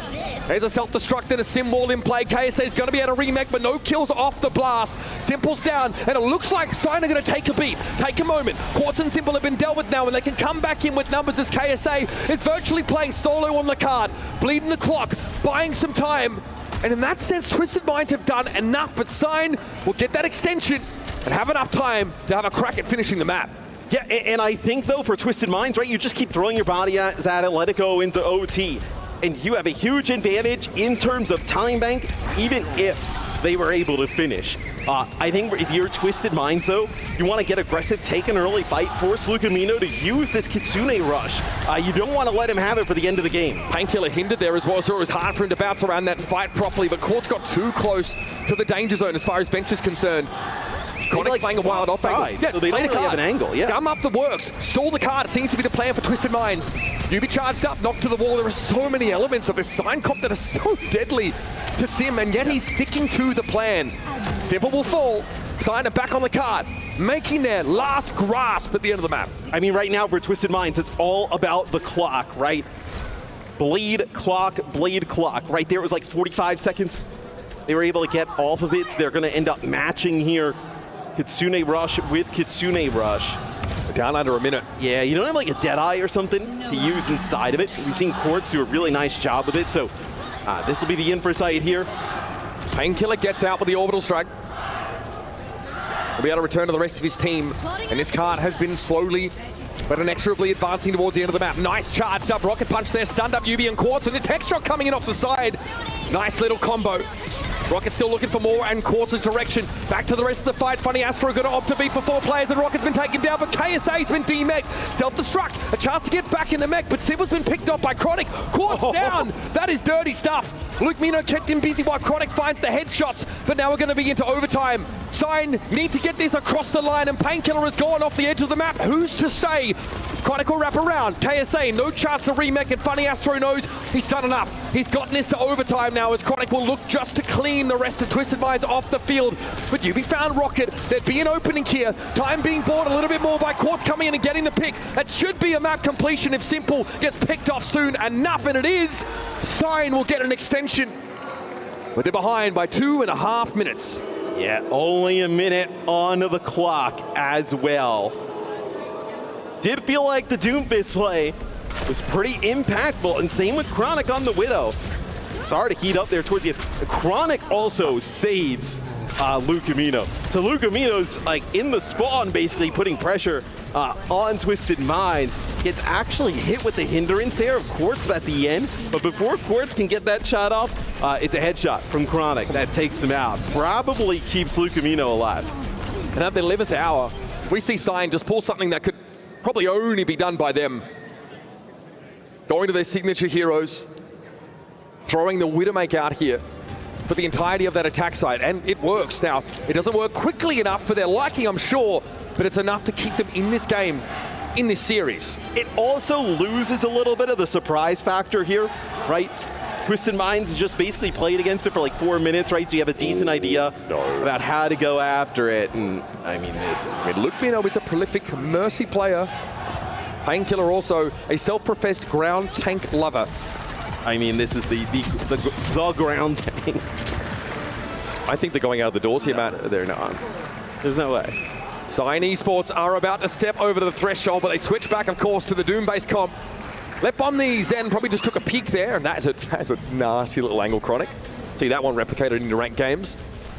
He will be on the Widow once more. This time, Yubi's not playing this right side with the Sim TP. No, and I think if you're Twisted Minds, right, where you see KSA play the corner, and you see where the players are through the X-ray, you can kind of just sit there, right, and not give the line of sight here over to Chronic. Oh, the TP use has been great, but you can see the Rocket Punch's idea is to knock people out in the open, out in the air, to be picked up by Chronic. But where the fight's happening right now, Widow doesn't have a great sight line. Chronic's going to have to move up on the top side of the map, and they spotted him. They've baited the Widow out into the open. Chronic's able to back away. Now the card's on the move, but it's again disarray for Sign, and KSA finally gets his way towards that Widow. Now Sign are trying to group in this building, but they've lost card control. KSA now starting just to pull at them, find an individual, drag them out of position, draw resources out of the Doomfist. The cards aren't going anywhere right now. We're about to head into overtime, Matt. And who's going to touch? Okay, so Lep will get there. You have Lep and Lucamino. They will get there to get a touch. TP, though, gets them there. Overtime has begun. Twisted Minds set themselves, digging their heels, ready to take what was theirs. Lucamino run over. Siren Esports falter, and the sacred timeline is maintained. Twisted Minds have got to be feeling good about that. All they're going to do is a little bit of hop, skip, and jump through the map. Yeah, they'll be through to our playoffs. They do not have to get far at all here to be able to send themselves to the playoffs. Like above 3 minutes to do it as well would be a legendary hold if you were able to do this for Sign. I mean, the boos would probably hit another level if Sign Esports is able to come up with a hold here. The card is such that you could play on the corner. I don't know if the Widow is something you can afford to go for. Chronic, though, seems to think otherwise. Let's talk about it. On attack, it's one thing, right? They had the surprise factor, you had good long sidelines. Can Chronic realistically set up on defense and be untouchable? So, no. And I also think with where the cart is, right? Like, you could TP, force them off of this position and create so much space, and there's not really that many great Widow angles, like, as you kind of move down the street, right? So, if you get like a TP across, force them down from high ground, I think it could put the Widow in a really odd spot. 3 minutes and 30 to play. And all Twisted Minds need to do is get halfway through this first phase of Shambali Monastery. Chronic will have the surprise factor to start with. That likely will be scouted out, and he'll be under constant threat of the Diva. Quartz is on the Widow as well. He's opted into the mirror. For now.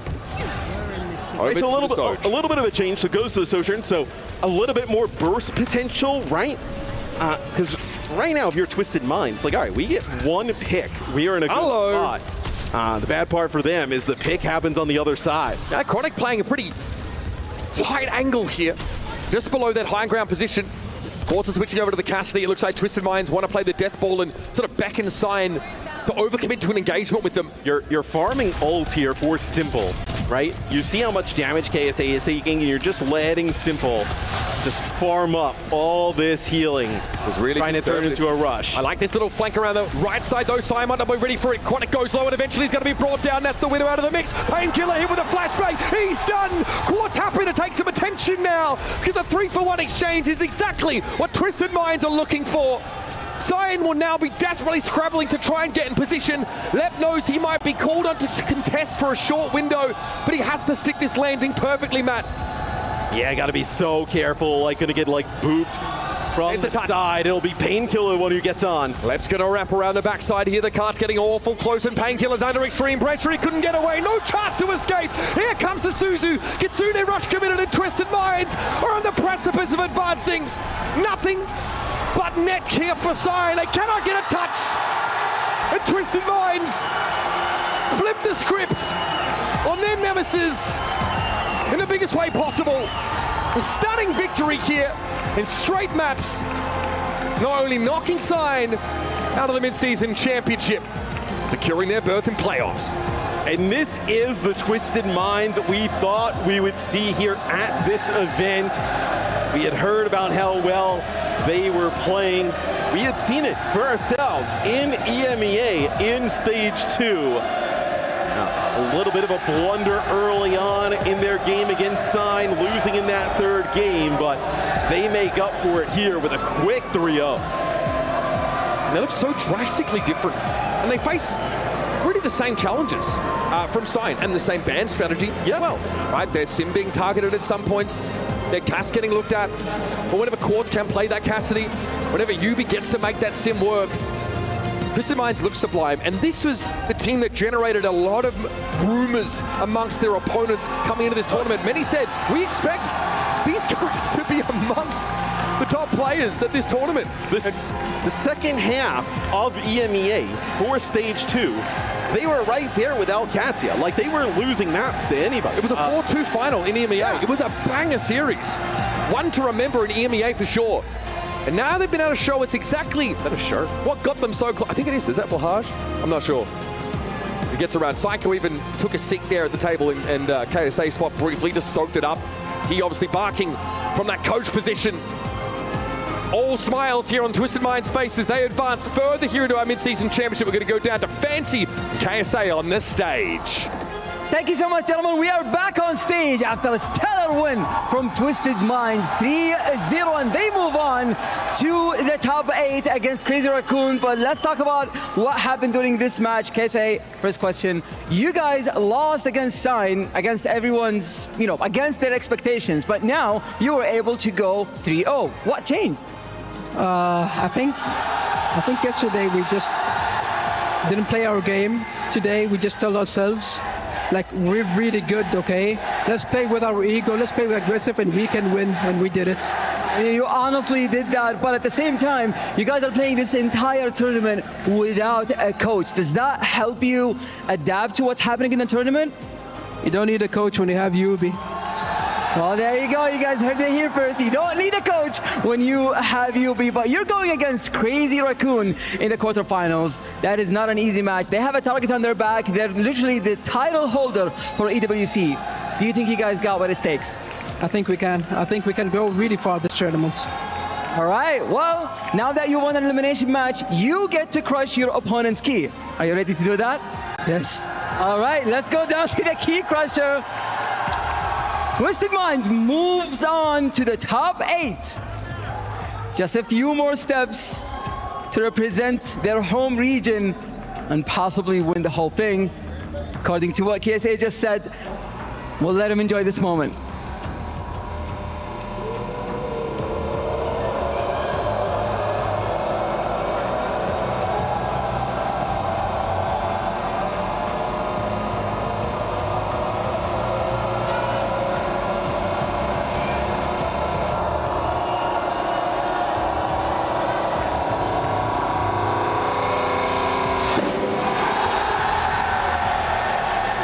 And there you have it. Sign Esports is no longer in the tournament. They're eliminated and they're going straight to the airport. But KSA, do you want to say anything to the fans right now? أشكر لجميع اللي حضر. صراحة وجودكم يحفز إن نفوز البطولة ونشوف نضيب وجهكم إن شاء الله بكرة. All right, KSA is saying that we're happy that you guys are here and we're going to do you better for the next one. But it's time for our exit interview with Danny. Thank you so much, Fancy. Yes, I'm here for the exit interview. We got Rocket from Sign Esports. It was a rematch against Twisted Minds. A very different outcome. So I do really want to ask you, Rocket, what sort of went wrong in today's match? I think we did everything we could to prep for, a rematch. All the conditions were met that we needed to meet. All the boxes were checked. And, they were a totally different beast. Quartz was on one today. And not to say he wasn't on one yesterday, but when that guy's in the server on Cassidy, it's hard. And I speak from experience, I'm the flanker. It's really, really hard. But, I think nothing but respect for those guys, they are a top team. They can take it to whoever they play next, Raccoon. They're the real deal, and I have nothing but respect for them. And, seeing the support they get, it's honestly heartwarming to see. This is with this loss. Unfortunately, your run in the mid-season championship does end. But that's not all. The season is long. So, Rocket, what's next up for you? I think this whole tournament's been a massive learning experience for everybody, and we came in wanting to learn, right? Yesterday was more than what we could have asked for, all things considered. I think our group was really, really hard, and Twisted, we learned a lot from that win, and we're going to learn even more from this loss. And I hope they make a deep run. And last but not least, do you have anything you want to say to your fans? I appreciate all the hospitality that you guys have given us. Obviously, there's been some showmanship, playing against a crowd like this, but it's awesome. This is a dream of ours, and we're gonna do everything we can to come back and hopefully be stronger. We're all doing this for fun. Thank you so much for the entertaining matches. Rocket, everybody. Thank you so much. Let's head back to the studio. I am so impressed with that young man's PR skills, but also the snipes we saw from his buddy Chronic. At the end of the day, Jake, it's not enough. Twisted Minds with the revenge, a 3-0 beatdown to close out our night. Yeah, Chronic and Painkiller were on heaters on that last map, but it just wasn't enough. I mean, I talked about Quartz being the man of the hour, and he stepped up to the plate big time. We were on his cam sometimes, some of those moments, and I was like, okay, this series is just done, man. If Quartz is going to play like this, if he's just going to keep hitting headshot after headshot after headshot, just unstoppable on the server, this is what you need. That level of performance is what you actually need out of Quartz if you want to continue to go deeper, because there's yet more tough opponents waiting in that playoff bracket. Johnny, I don't think Yuvi's going to earn our Bravia MVP tonight, but you did hear some really great words from KSA saying we don't need to split our money with the coach. We got Yuvi making the calls in game. How important is it to have that IGL? I mean, especially if you're playing Symmetra like they do. It's a very strategic hero because you need to organize your team and push those positions, right? Play the wide angles, and that's exactly what they did to kick us off on map 1, which was Sign Esports map pick, right? But I think the Twisted Minds, they had all the right adaptations, they played with pace, they took the off angles, and made it really difficult for the Freya and Venture on Sign Esports to navigate all that space. So that meant that Twisted Minds, they got the picks required, they poked down Sign Esports, and Yubi, he was one of the strategists behind that decision, so that's why he's getting all the credit. Congratulations to Twisted Minds. We'll be showing you where they're at in the bracket, but first we need to show some love while everyone's still in the stands to our Bravia MVP, Jake. We decided this a few hours ago. Jwoo was popping off, and we had to show him some love from Vertus Pro. He brings VP back into the top 8, back-to-back EWCs. This guy, he speaks softly, but he carries a big stick. Just an absolute monster on the flex DPS. I feel like Tracer is probably the most exciting hero we've seen him on because he really just takes it to some of the best players in the game on that character, but he has the flexibility. I mean, he even showed out on the Sim, on the Mei. You know, across the board, this guy is a massive asset to his team. And I mean, some of these one clips are just out of control. This guy is a menace on the server and gonna pose real problems to any future opponents. Yeah, I mean, I think this is another young talent that is really making a name for himself on the global stage. And I feel like Jwoo was really strong to kick off the year, but it's leveling up as this tournament run is progressing now. And we've seen Jwoo can do a lot of stuff on the Tracer here. I'm just excited to see what Jwoo can add to his kit to have a lot more impact, because we have plenty of great Tracer players around the scene. But I really do feel like Jwoo is different, and he could potentially step it up, add more heroes to his hero pool, and have even more impact as his career grows. Again, this is an 18-year-old kid, and he's already doing great work on the stage at the Midseason Championship. It's cool to watch him on the May and stuff, but could we maybe see some Freya, maybe some Widowmaker, some more highlight reel plays, because that kid was popping off. Jake, though, the highlight for me today, though, is we started with 16 teams. We said goodbye to half the competition. Look, that's what the Esports World Cup is all about. It's about finding the very best teams in the world. And, you know, when teams lose their keys, when they're crushed in defeat, that's what it takes. We got to send these teams home to eventually crown a champion. I love here the Esports World Cup. We have this key crush system. I think it adds this incredible drama, this physicality to esports that I think we've honestly been missing for some time. So kind of hope to see like more people, more tournaments continue to push the envelope and innovate on what esports can look like. One by one, they fall at the hands of the hydraulic press. We said goodbye to Gatos. Unfortunately, Veril was able to crush a key, but had their key crushed in turn. Johnny, what was one of your favorite crushings of the night? Well, one of my favorite crushings of the night was the two last ones, honestly, because you saw the crowd got really into it as well. Shockwave with a big smile on his face there, you know, crushing his opponent's keys as well. But I think it's been a really fun tournament so far, Pocket, because you're seeing as well so many competitive teams that really can perform well in this tournament and can take it all. This has been one of the more competitive tournaments we've had in Overwatch, and now looking forward to the playoffs bracket. So many teams still in the running that can win the entire tournament. This is not a two-horse race. There are more teams in the mix here. This, of course, is our mid-season championship here at Esports World Cup 2025 for Overwatch 2, and we say goodbye to half the field. Weibo Gaming going all the way, the distance, but unable to achieve a top 8 finish once again. They exit with 20K. They're joined by Vero from Japan, Team CC from China, and Sign Esports, the up-and-comers from North America, who I sure hope make it to our World Finals. But Jake, we look on that left side, $400,000 and title of EWC champion still on the line here in Riyadh. There's so many critical places to claim, and I think really all 8 of these teams in the bracket are going to be looking to go further. However, I got to say, all of our group winners, the folks who won twice in a row on day 1 and immediately qualified, look so strong. I mean, I think Crazy Raccoon, Al-Qadsiya, I think T1 and Falcons are going to be very tough foes for all of their opponents. And, for some of these Saudi teams, for Twisted Minds, for, some of those squads, you're really going to need to show on sport because that opening match tomorrow is a scary one for Twisted Minds. Johnny, we got our first 2 matches from the top half of the bracket, the second 2 matches from the bottom half. Where would you prefer to be? Is there an easier side? I actually think OWCS has a really good bracket for them going here because they don't have to face a Korean team to start. They get a match against Vertus Pro. That's an opponent they're really familiar with, having played in the EMEA region, and they have been dominant in that matchup so far. And then as well, if they progress through Vertus Pro, they get to potentially play a team like Crazy Raccoon, Twisted Minds. I think OWCS, they have a really good path towards the grand finals. Jake, we got 4 matches. They're all first to 3. How many game 5s will we get on our Saturday? I think maybe only one in terms of those first 4. I think honestly, guys, I hate to say it, I hate to be a Debbie Downer, but honestly, I think maybe all 4 of those can be stomps. I think some of those teams like T1 and Falcons are hitting their peak right now. And honestly, as good as Liquid have been, I worry about some of those matchups, right? Like, these are really, really tough teams. T1 and Falcons maybe are even stronger than Crazy Raccoon in this tournament. Yeah. Johnny, I was going to say, it is already Saturday here in Riyadh, Saudi Arabia, but back on the West Coast where your wife is watching from, we're about to start a rebroadcast. What was the best match on the day that everyone needs to go back and watch? The best match of the day, it's got to be Weibo Gaming against Vertus Pro, right? That was an absolute banger, so stay tuned for that one. Excellent stuff from everyone behind the scenes. Thank you for tuning in to day 2. We have 2 more days to go here at the Esports World Cup, and we have plenty more of our Kadia top plays. Enjoy these.